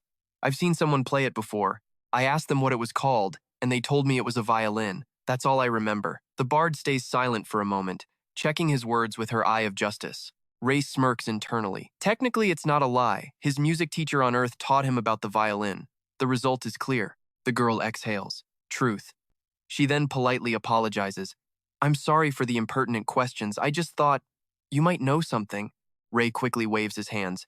It's my fault too, my apologies. He feigns curiosity. Could you tell me more about your grandmother? She nods instantly. Of course. Where should I begin? She starts her story. My grandmother was what you'd call an eccentric, but she was also a talented and admirable person, with ideas beyond anyone's imagination. One day, she created something called a bicycle. I was amazed when I saw her riding it so naturally. Okay, I know what you're thinking, and yeah, it just happened again. A bicycle too? Ray is stunned. A violin and a bicycle. She's just like me. The bard suddenly claps her hands. Ah, I remember something else she used to say. I'm not from this world. That's how my curiosity about her world began. Now I'm searching for anyone who knows more than I do. By the way, you said you saw someone play an instrument like this. Can you tell me more? Ray's face falls. Actually, I don't really remember how it happened, or where they lived. Seeing this, the girl gives a sad smile. It seems you're in the same boat as me. It's time for me to go. It was a pleasure meeting someone else who knows of this instrument. Selena gives a gentle reply. The pleasure was all ours, milady. Yeah, thanks for the performance. The girl smiles, her eyes shining like stars. I believe we'll meet again. Ray watches her leave. Princess Selena smiles. You seem happy. Did you enjoy that conversation? Ray answers vaguely. Is that so? His eyes follow the bard's retreating figure. Knowing I'm not the only one, it's a strange feeling. But suddenly, I feel a little lighter. He closes his eyes. My loneliness has faded a bit, but that's not what matters. The important thing is the life he has right now. All right, let's head back. The final day of the festival starts with a familiar greeting. Saint, how are you feeling? Ray gives a simple reply. Not bad. I've been excited since this morning, glad to hear it. It's the last day, so we should have a huge crowd. You remember the rules for the matches, right? Ray recalls the tournament structure. You mean the team battles? The first 3 matches are one-on-one duels, followed by team fights. 4 teams of 5, randomly assigned. These are the rules for the final sword tournament. He recalls people saying communication and coordination were the keys to victory in this part. He can't stay long. Well, I'll be cheering for you. Good luck. He waves to the old man. Yes, I'll be going now. He walks down the corridor and meets the guide inside. If you are ready, please follow me this way. The guide then notices something. His voice is tense. Excuse me, but where is your sword? It's only then that Ray remembers. Ah, I forgot to bring my sword again. He glances around, and a wooden stick catches his eye. He casually picks it up, much to the guide's dismay. This will do. Let's go. The announcer's voice echoes. Everyone, get ready for the match. His opponent is an aura user named Horus. Amid the cheers, Ray calmly steps onto the stage. The moment Horus sees him, his eyebrow twitches. This guy. And here we go. Another classic. He sees the stick as a total insult. Are you looking down on me? Where is your sword? Ray puts on a pitiful face. Ah, this. This is my sword. It's a family heirloom. His voice gets softer, passed down from my great-grandparents to my parents, and then to me. And just like that, hook, line, and sinker. Horace immediately feels guilty. I was so rude. I apologize for my thoughtless words. Deception successful. The ref lays down the law. No fatal blows, no intent to kill, or you're disqualified. And trust me, you and I can both see the relief on Ray's face. He's already thinking about the next match. The referee shouts, "Begin," and Ray's figure just blinks out of existence. Horace spins around in a panic, yelling, "Where'd he go?" Ray, now behind him, just taps him with his staff, launching the guy straight into the sky. The entire stadium is speechless. The referee snaps out of his shock and declares Ray the winner. He just rests his staff on his shoulders and smirks. Too easy. Watching from the shadows, 2 figures are stunned. "Isn't that our technique?" they whisper. "It really is the Saint." King Jojo's laughter echoes across the palace. "That's Saint Ray for you. 3 wins in the blink of an eye. He's the star of the show. He just keeps gushing, especially for the first match, winning with only a staff. I've never witnessed anything like it." Ray just plays it cool, saying any aura user with enough practice could pull it off. But yeah, the king is still absolutely losing it. Even Selena thinks he went overboard. "You beat them without even giving them a chance to use magic," she says. "And you didn't cast a single spell yourself." Ray glances at the long table, noticing it's only the 3 of them. Come to think of it, he asks, where are the queen and the concubines? The mood at the table instantly dies. The king explains they were in a carriage accident caused by a demon nest. Now that you mention it, there have been a lot of accidents lately. Ray immediately realizes his mistake. I shouldn't have asked. My apologies, Your Majesty. Jojo just waves it off. It's all right, that was 10 years ago. But you can tell the news sticks with Ray. A lot of accidents, huh? The thought lingers right up until the team battle. Ray sits on the red team, listening to the rules. The competition pits teams with both swordsmen and mages against each other. Now pay attention, because this is the whole game. Each team gets a flag. You steal the enemy's flag, bring it to your base, and you score a point. Ray is so bored by this, he yawns until his eyes water. That's seriously it? All I have to do is grab a flag to win? His teammates are huddled up far away from him. One of them grumbles, "What's that guy doing alone over there?" We're trying to form a strategy. Someone who saw his earlier match warns the others. You didn't see him fight. He's a magic swordsman. The leader just scoffs. Magic swordsman? That's ridiculous. I'm telling you, the guy insists. He knocked out mages with his bare hands in the magic tournament. The rest just surrendered out of fear. The team leader sneers back. So what?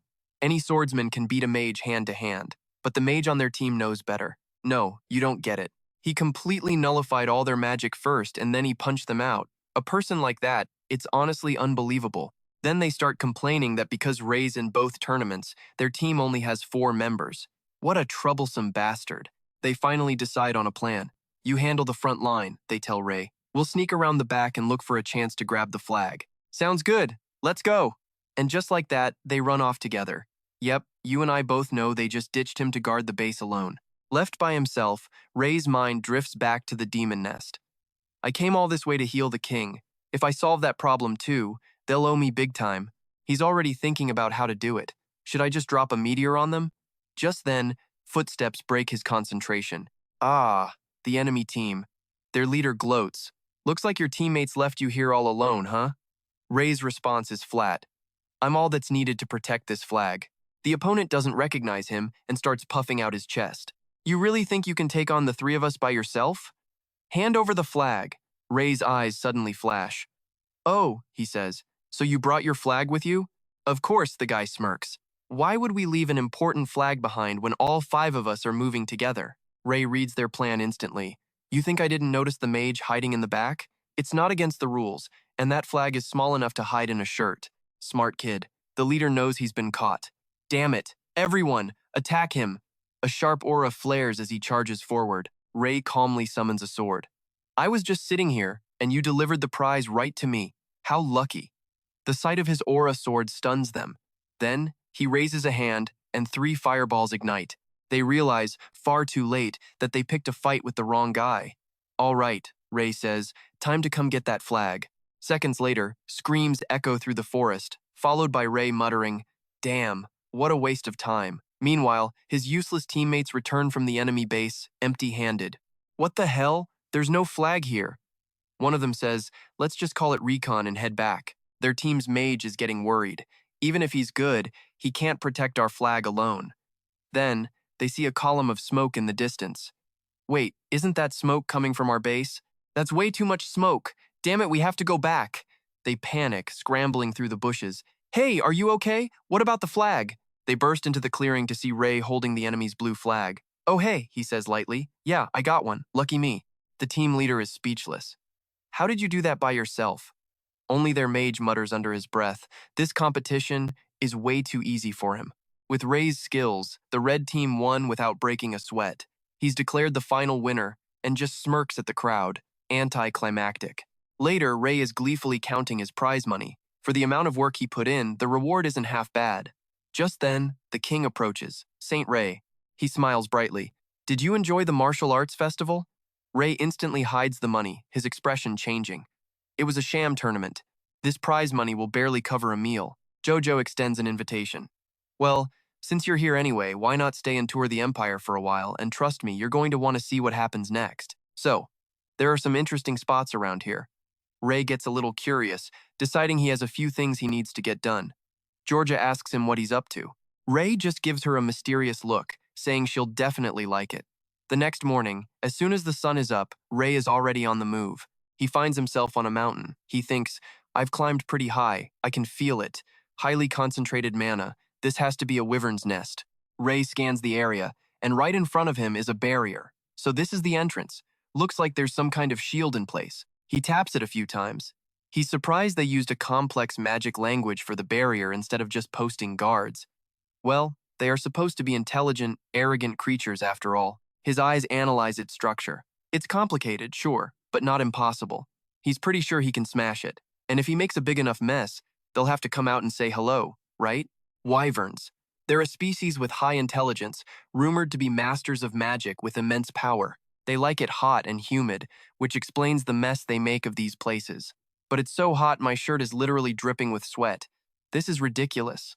He rings it out again. Patience has its limits. 30 straight minutes on this barrier? Just how many magic circles does one thing need? Tisk, that should be enough damage. It's about time something showed up. And just like that, a booming voice echoes human. Ray looks up. A wyvern. It actually appeared. You are the one who destroyed our magic circles, are you not? So the rumors are true, they can use telepathy. He can hear the voice ringing inside his head. In a friendly tone, he replies, "That's right, I came here to talk with you." The wyvern is surprisingly polite, keeping its distance. Talk? What about? Ray gets straight to the point. It's about your nest. Can you move it somewhere else? The wyvern goes silent for a moment. My nest? That is not my decision to make. It gently refuses. We cannot leave this place. Our magic circles are too fragile. You understand, don't you? Hearing that, Ray thinks for a second. Fair enough. But there is another way. He holds out his hand as a bright light shines. Then what about this? Now the wyvern's voice is laced with pure shock. You can regenerate folly stones to such an incredible degree. Are you a master of creating magic circles? Did you come here fully prepared? Even though he didn't prepare at all, Ray just rolls with it. Of course. I've given this a lot of thought. I'm very serious. A moment later, Ray's face lights up. All right, we have a deal. The wyvern is impressed with the new barrier. Amazing. You created a magic circle of this scale in such a short time. I suppose I can no longer call you an intruder. Ray cheers. Great. So we can talk now, right? It agrees, but with a warning. I can take you to my village, but I cannot guarantee your safety. Unlike humans, we only respect strength. Ray just shrugs. I can handle myself. Just take me there. Hearing his confidence, the wyvern immediately spreads its wings. Very well. To my village. Ray watches for a second, only to see it fly off without him. His mood instantly plummets. So Ray is forced to go on foot. That damn lizard. It didn't even offer him a ride. The least it could do is let him hitchhike. The long day stretches late into the night. When he finally arrives, the wyvern is surprised. I thought you were a mage, but you're not. Still, you're a pretty good runner. Ray forces a smile, secretly wanting to roast the thing alive. Suddenly, another voice cuts in. I smell a human. A second wyvern appears. Why did you bring another species into our village? A guard, huh? The guide obediently reports. He wishes to talk. I found his request reasonable. The guard scoffs. Then you will take responsibility for him. And here's where it gets weird. The guard shrinks down, transforming into a human. With a cold expression, he leads the way. Come, you are permitted inside. Ray is a bit stunned. So they have human forms too. A flicker of interest appears in his eyes. Interesting. He doesn't think it's magic. Let's see just how friendly they really are. A voice calls out to him. Hey, human. It's the guide wyvern. If you made it all this way and can't sense any mana, you must be incredibly weak. It offers a guarantee.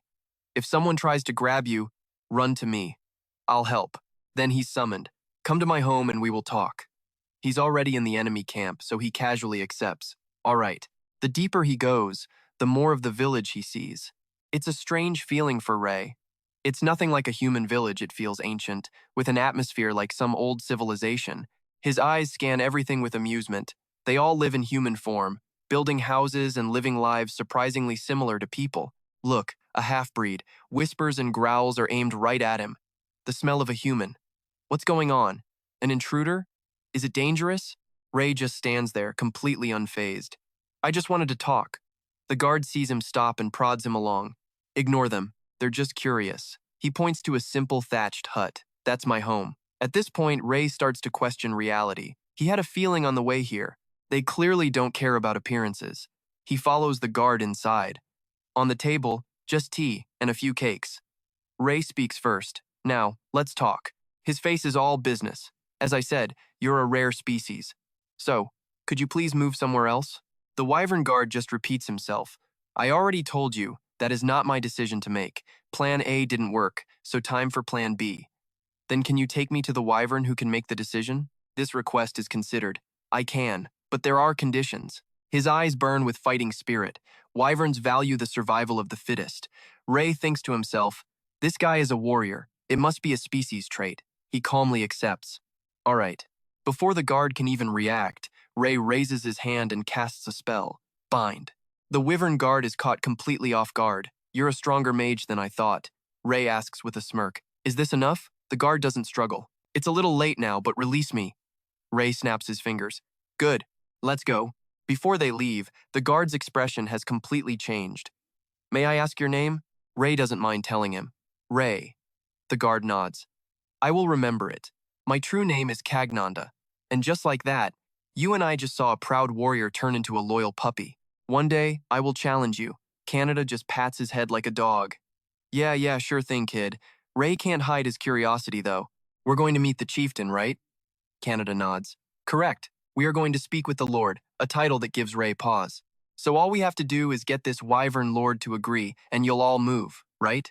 Canada's tone is pure steel. No one in our tribe dares defy her. Even the way he speaks is full of reverence. She is the strongest Wyvern. Ray nods, impressed. So, ranks are based on raw power? Convenient. We're here. But upon arrival, our main character witnesses something shocking. So much so that Ray asks in disbelief, this is it? This is the oldest shack I've ever seen. Canada stops him. I can smell Her Majesty's scent. Wait a moment. He falls silent. Although, that's strange. Is she sending some kind of signal? Just then, the door creaks open. A human wishes to see me? A woman from the Wyvern clan steps out, but she speaks differently than the others. What is it? Ray is stunned. This is their lord? The moment she sees him, Lord Lilith speaks up. Well now, you are a rather peculiar human. Her face is a mask of cold indifference. Why is your mana so abnormal? That single question makes Ray freeze. She detected his mana circuits? Not even Ira could do that. His expression turns dead serious. Maybe I should be more careful here. The woman gives a faint, dismissive smile. Let's go inside to discuss this. Ray doesn't have much of a choice anyway. Fine, the room inside is just as bare. Sit wherever you feel comfortable. He's screaming in his head. Where exactly is the comfortable spot here? Finally, Ray asks what's been bothering him. You can speak with your mouth?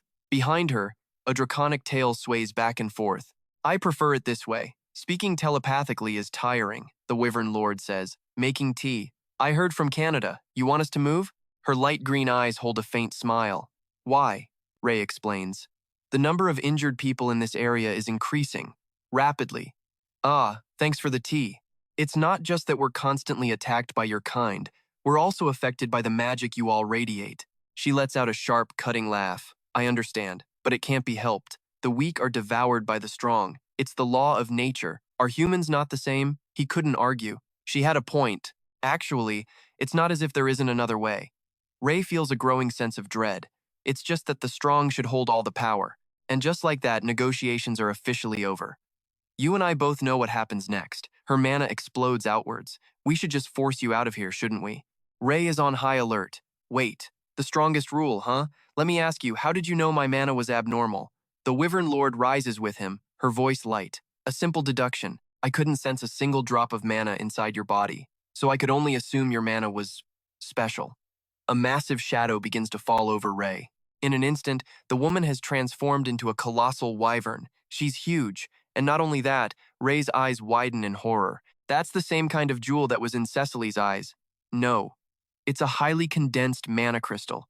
The Wyvern Lord clicks her tongue. I don't know how you did it, but you've gathered a lot of mana. It's still not enough to defeat me. Ray quickly regains his composure, smirking. Really? Then how about this? The mana around her instantly begins to churn, like a massive whirlpool with Ray at its center. She realizes it instantly. You're siphoning my ambient mana? The other clan members outside can only stare in shock as the vortex of magic towers into the sky. Ray begins chanting multiple spells at once: stone, wind, and telekinesis. Fire. A massive meteor burns into existence behind him.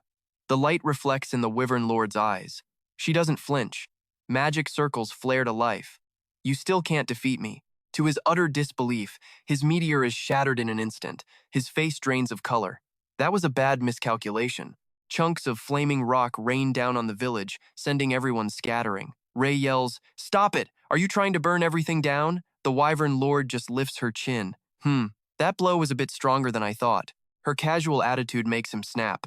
"Hey, listen here!" But just then, a tiny cry reaches his enhanced hearing. It's a young wyvern, trapped by the debris. Ray instantly throws up a shield. The sight catches the Lord's attention. As he runs to the kid, "Thank God, you're not hurt, are you?" She transforms back into her human form. Without a word, she slaps the child across the face. Hard. Ray explodes. "What the hell do you think you're doing?" Her reply is laced with ice and fury. How shameful. The boy trembles in fear as his chieftain's voice rings out. "We are wyverns. We do not need anyone's protection." Okay, this moment right here, this is what separates a hero from just another overpowered dude. Watch this. He shouts, "How can you say that to a kid who almost died?" Her next words make Ray's entire worldview crack. I don't know how things work in your pathetic, weak human society, but it is different here. The weak are destroyed, eliminated. Her face is pure venom. The strong rule, and only the strong are permitted to survive. That is our pride. Do not defile it. She glares down at the terrified child. "What is your name?" The boy stammers. "See Curate, ma'am." "I see. Curate." Her voice booms. "As Lord of the Wyverns, I hereby banish you from this clan." Her gaze snaps back to Ray. "And I understand now. Human, I acknowledge your strength. I will consider your request. But for now, you must leave." Ray isn't having any of it. "Wait a minute, I'm the one at fault here. That kid doesn't deserve to be exiled because of me. Take back the order." The Wyvern Lord's eyes narrow. "Huh? You're crossing a line. This is our affair." Mana surges from Ray's body again. "Didn't you say the strong make the rules?" She scoffs. "Making another meteor? A waste of mana. I'll just destroy it again." But when the flames erupt this time, she freezes. She can't believe her eyes. 3 massive meteors hover behind him. Impossible. "You still have that much mana left?" Ray's voice is steady. "I'm not saying your way of thinking is wrong." As he speaks, his silhouette seems to overlap with another figure. "I have no intention of trying to change your mind. But as the leader of this clan, I'm just asking you to rethink your decision." That ghostly image makes the Wyvern Lord stare, completely stunned.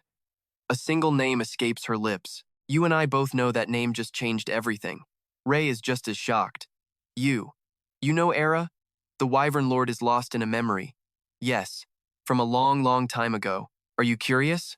All right, settle in for a little history lesson, and trust me, you're going to want to pay attention to this part. Ray puts it together.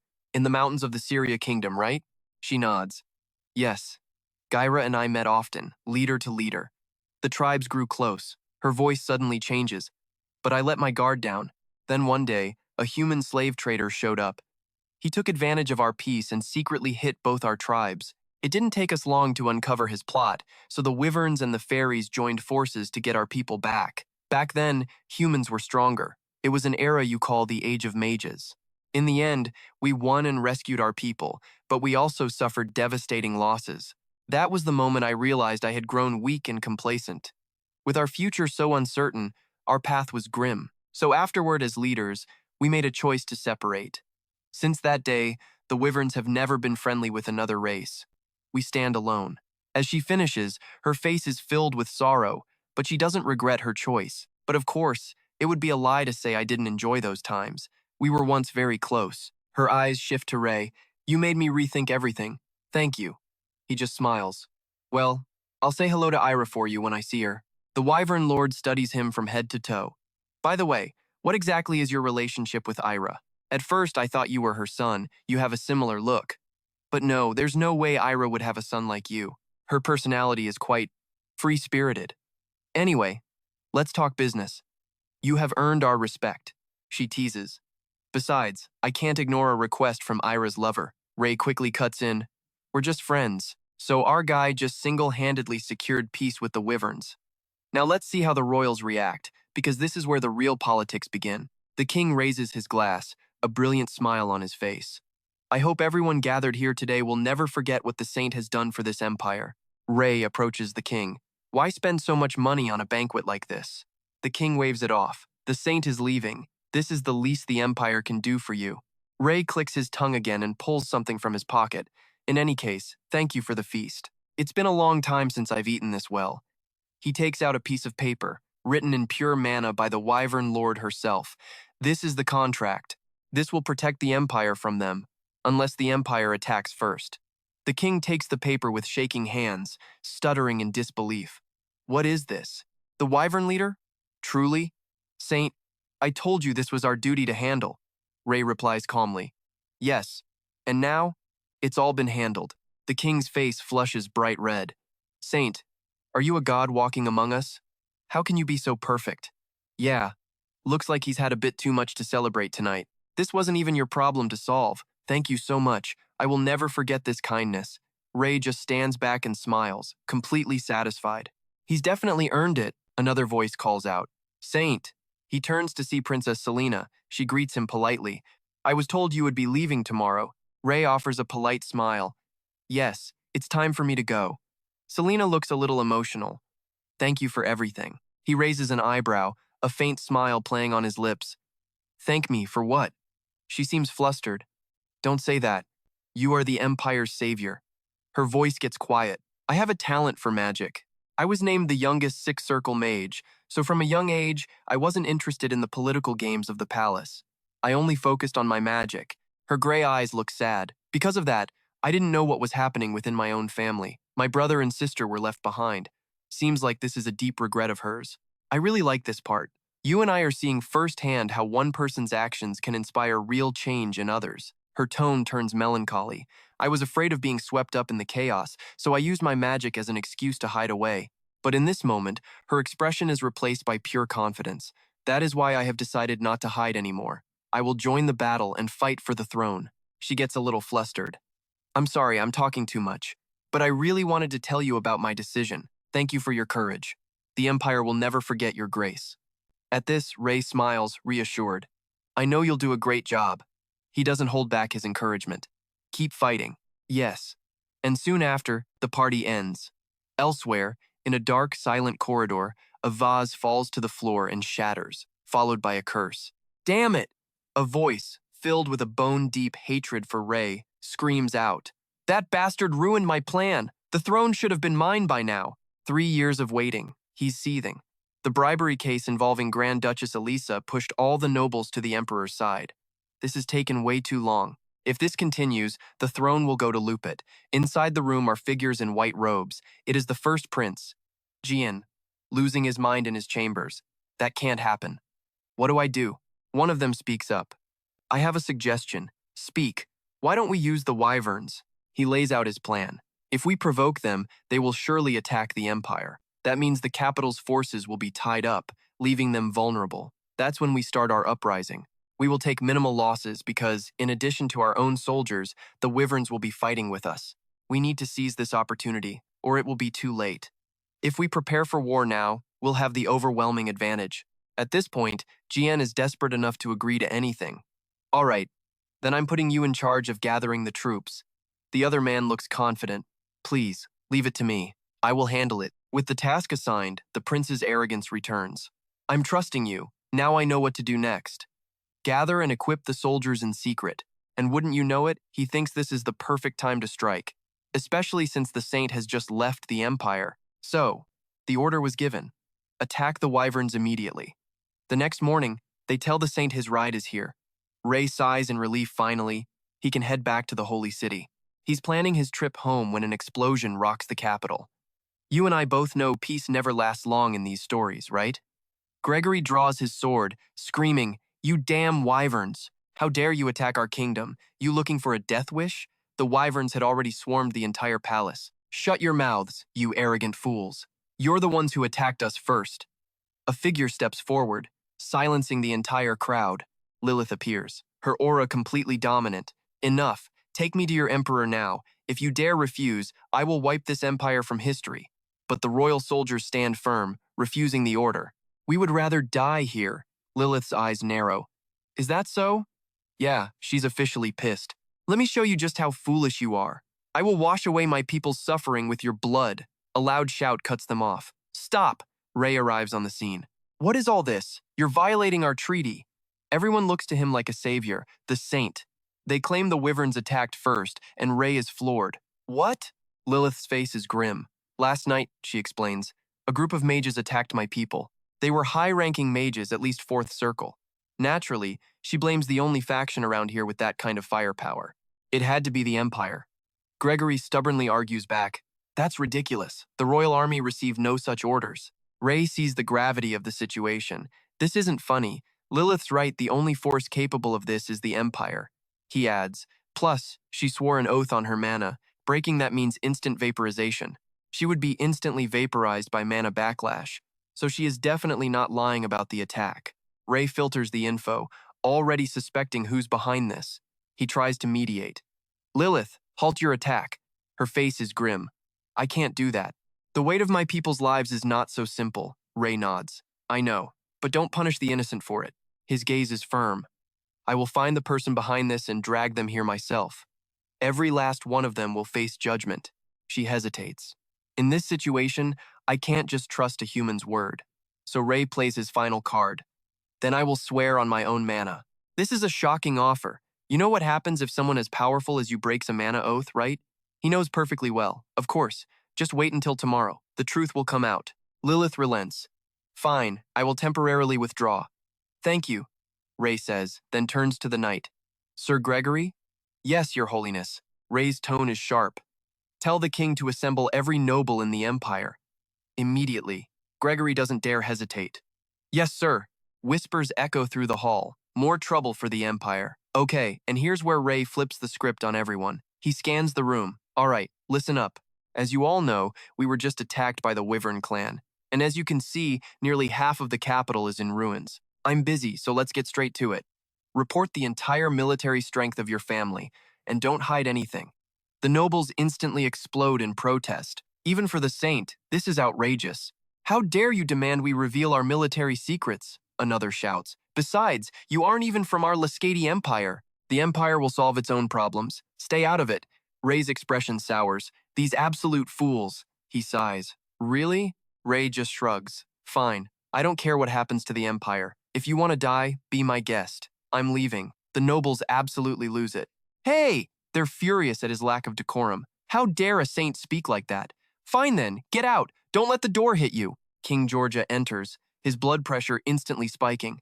Shut up. How dare you speak to the saint like that? This kingdom is under his protection. Do what the saint commands. Now, if any of you resist, I swear on my name, I will wipe your families from existence. Then he turns to Ray, practically begging. Your Holiness, please, reconsider. Ray's response is blunt. No. He turns to leave. I'll just tell the wyverns to deal with the ungrateful ones first. The king panics. Your Holiness, wait. I will teach them a lesson. What are you all standing there for? Apologize now.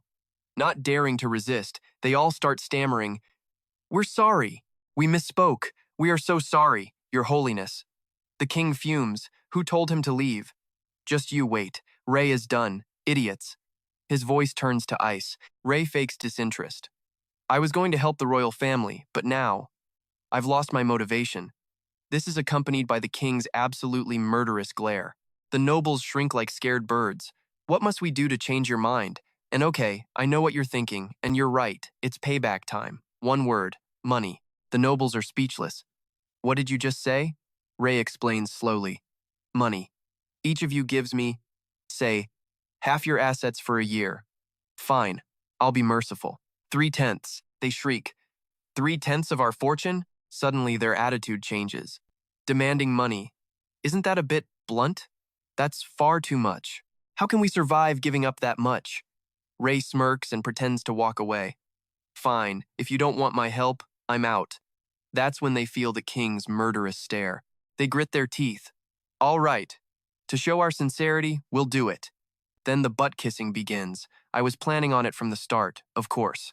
Truly, the saint understands the hearts of men. Even Ray is speechless at their audacity.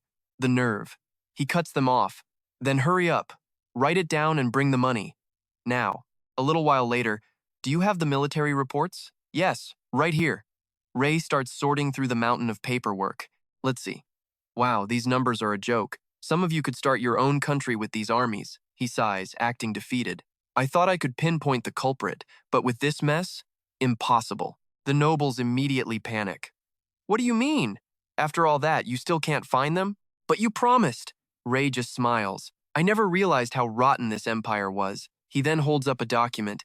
Luckily for you, we have this. This treaty gives the Wyvern leader one demand in exchange for her forgiveness. The idiotic nobles start cheering. He saved us.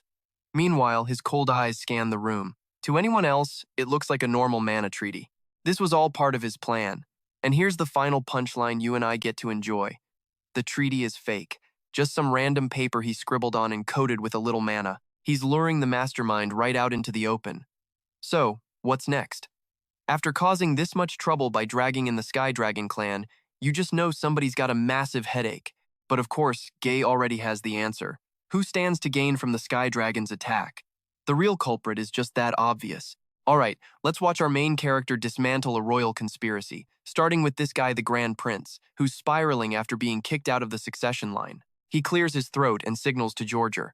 The old man, startled, follows his lead.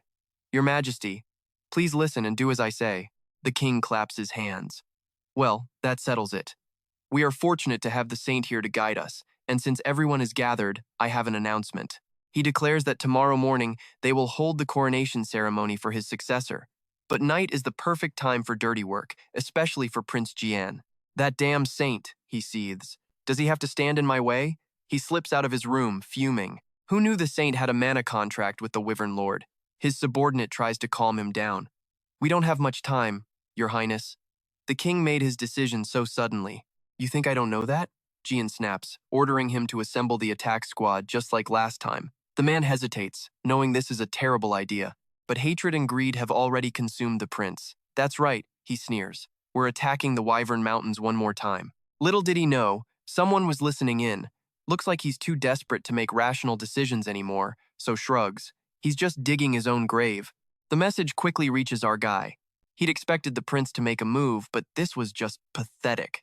He sighs at the sheer stupidity of it all. I can't believe he's picking a fight with the Wyverns again. Across from him, a voice speaks up. Now, you and I both know he's here for more than a chat. She asks, so you've found the mastermind? He answers honestly, not yet, but they're coming right to us. Even Lilith is shocked by this. What? They're coming back here? He calmly tells her they don't have much time. Hide in the bushes and attack the moment you sense their mana. We can capture the mastermind when they show up, then we can talk about not attacking the Empire. Lilith raises an eyebrow. You've already done that? I don't believe you. With things at a standstill, he insists. I'm not lying. Have you forgotten our mana oath? He asks. She shakes her head. No, that's not it. Her eyes scan him. What do you possibly gain from doing all this? Is it because you're the saint? The corner of his mouth twitches. I'll take that as a compliment. Then, he settles in to wait. All right then, he thinks to himself. Time to drag the mastermind into the light. Elsewhere, the royals are already annoyed. Does he think he can do whatever he wants just because he's the saint? Luciella joins in, furious. His arrogance knows no bounds. How dare he summon the royal family of the Latian Empire on a whim? Only Selena keeps a cool head. Luciella, watch your mouth. He is the one who saved his majesty. You should show some gratitude and act like a member of the royal family. This only makes Luciella's face burn hotter with rage and humiliation. Since when did she care so much about royal affairs? Meanwhile, Jian is just a bundle of nerves. Why now? Why did he summon everyone? Just then, our MC casually walks in. Ah, is everyone here? He does a quick head count. 1, 2. Good. All 6 of you are here. Someone finally asks, why have you summoned us this time? You said it was important, but he just gives a mysterious smile. Oh, it's very important. One of you ordered an attack on the Wyverns, and tonight, that same person is attacking again. And here's the moment the room absolutely freezes. Pay attention. The royals gasp in shock. One of them? Impossible. Meanwhile, Jian is sweating bullets. Damn it, he knows. If I get caught, it's execution for sure. No, he thinks. There's no evidence. I just have to deny everything. Just then, our MC's voice cuts through his thoughts. You're probably thinking you can just deny it, right? He gives a smirk. Unfortunately for you, I have proof. The soldiers who attacked the Wyvern's nest? All captured. With a little mind magic, they'll be singing like canaries soon enough. The threat hangs heavy in the air. Once you're exposed, the people's hatred will boil over. To calm them down, the mastermind's head will probably have to be paraded through the streets. That's enough to send Jian into a full-blown panic. So, our guy raises his voice. I have a proposal. Why not confess to me, and we'll handle this quietly. By confessing in the name of God, you can lessen your sin. Plus, I quite like the idea of the entire empire owing me a massive favor. He lays out the deal. Simply put, I take all the credit, and someone here gets to avoid having their head chopped off. Jian can't take it anymore. He screams, "It was me! I was the one who did it! Please, have mercy!" The MC just smiles. Good choice. He gives the prince a thumbs up. Well then, this is goodbye. There's no such thing as God's mercy, he says calmly. But as the saint, I hope you can rest in peace, in the next life. Jian's face turns pale. The next life? What do you mean? He just keeps smiling. Oh, I mean right now, of course.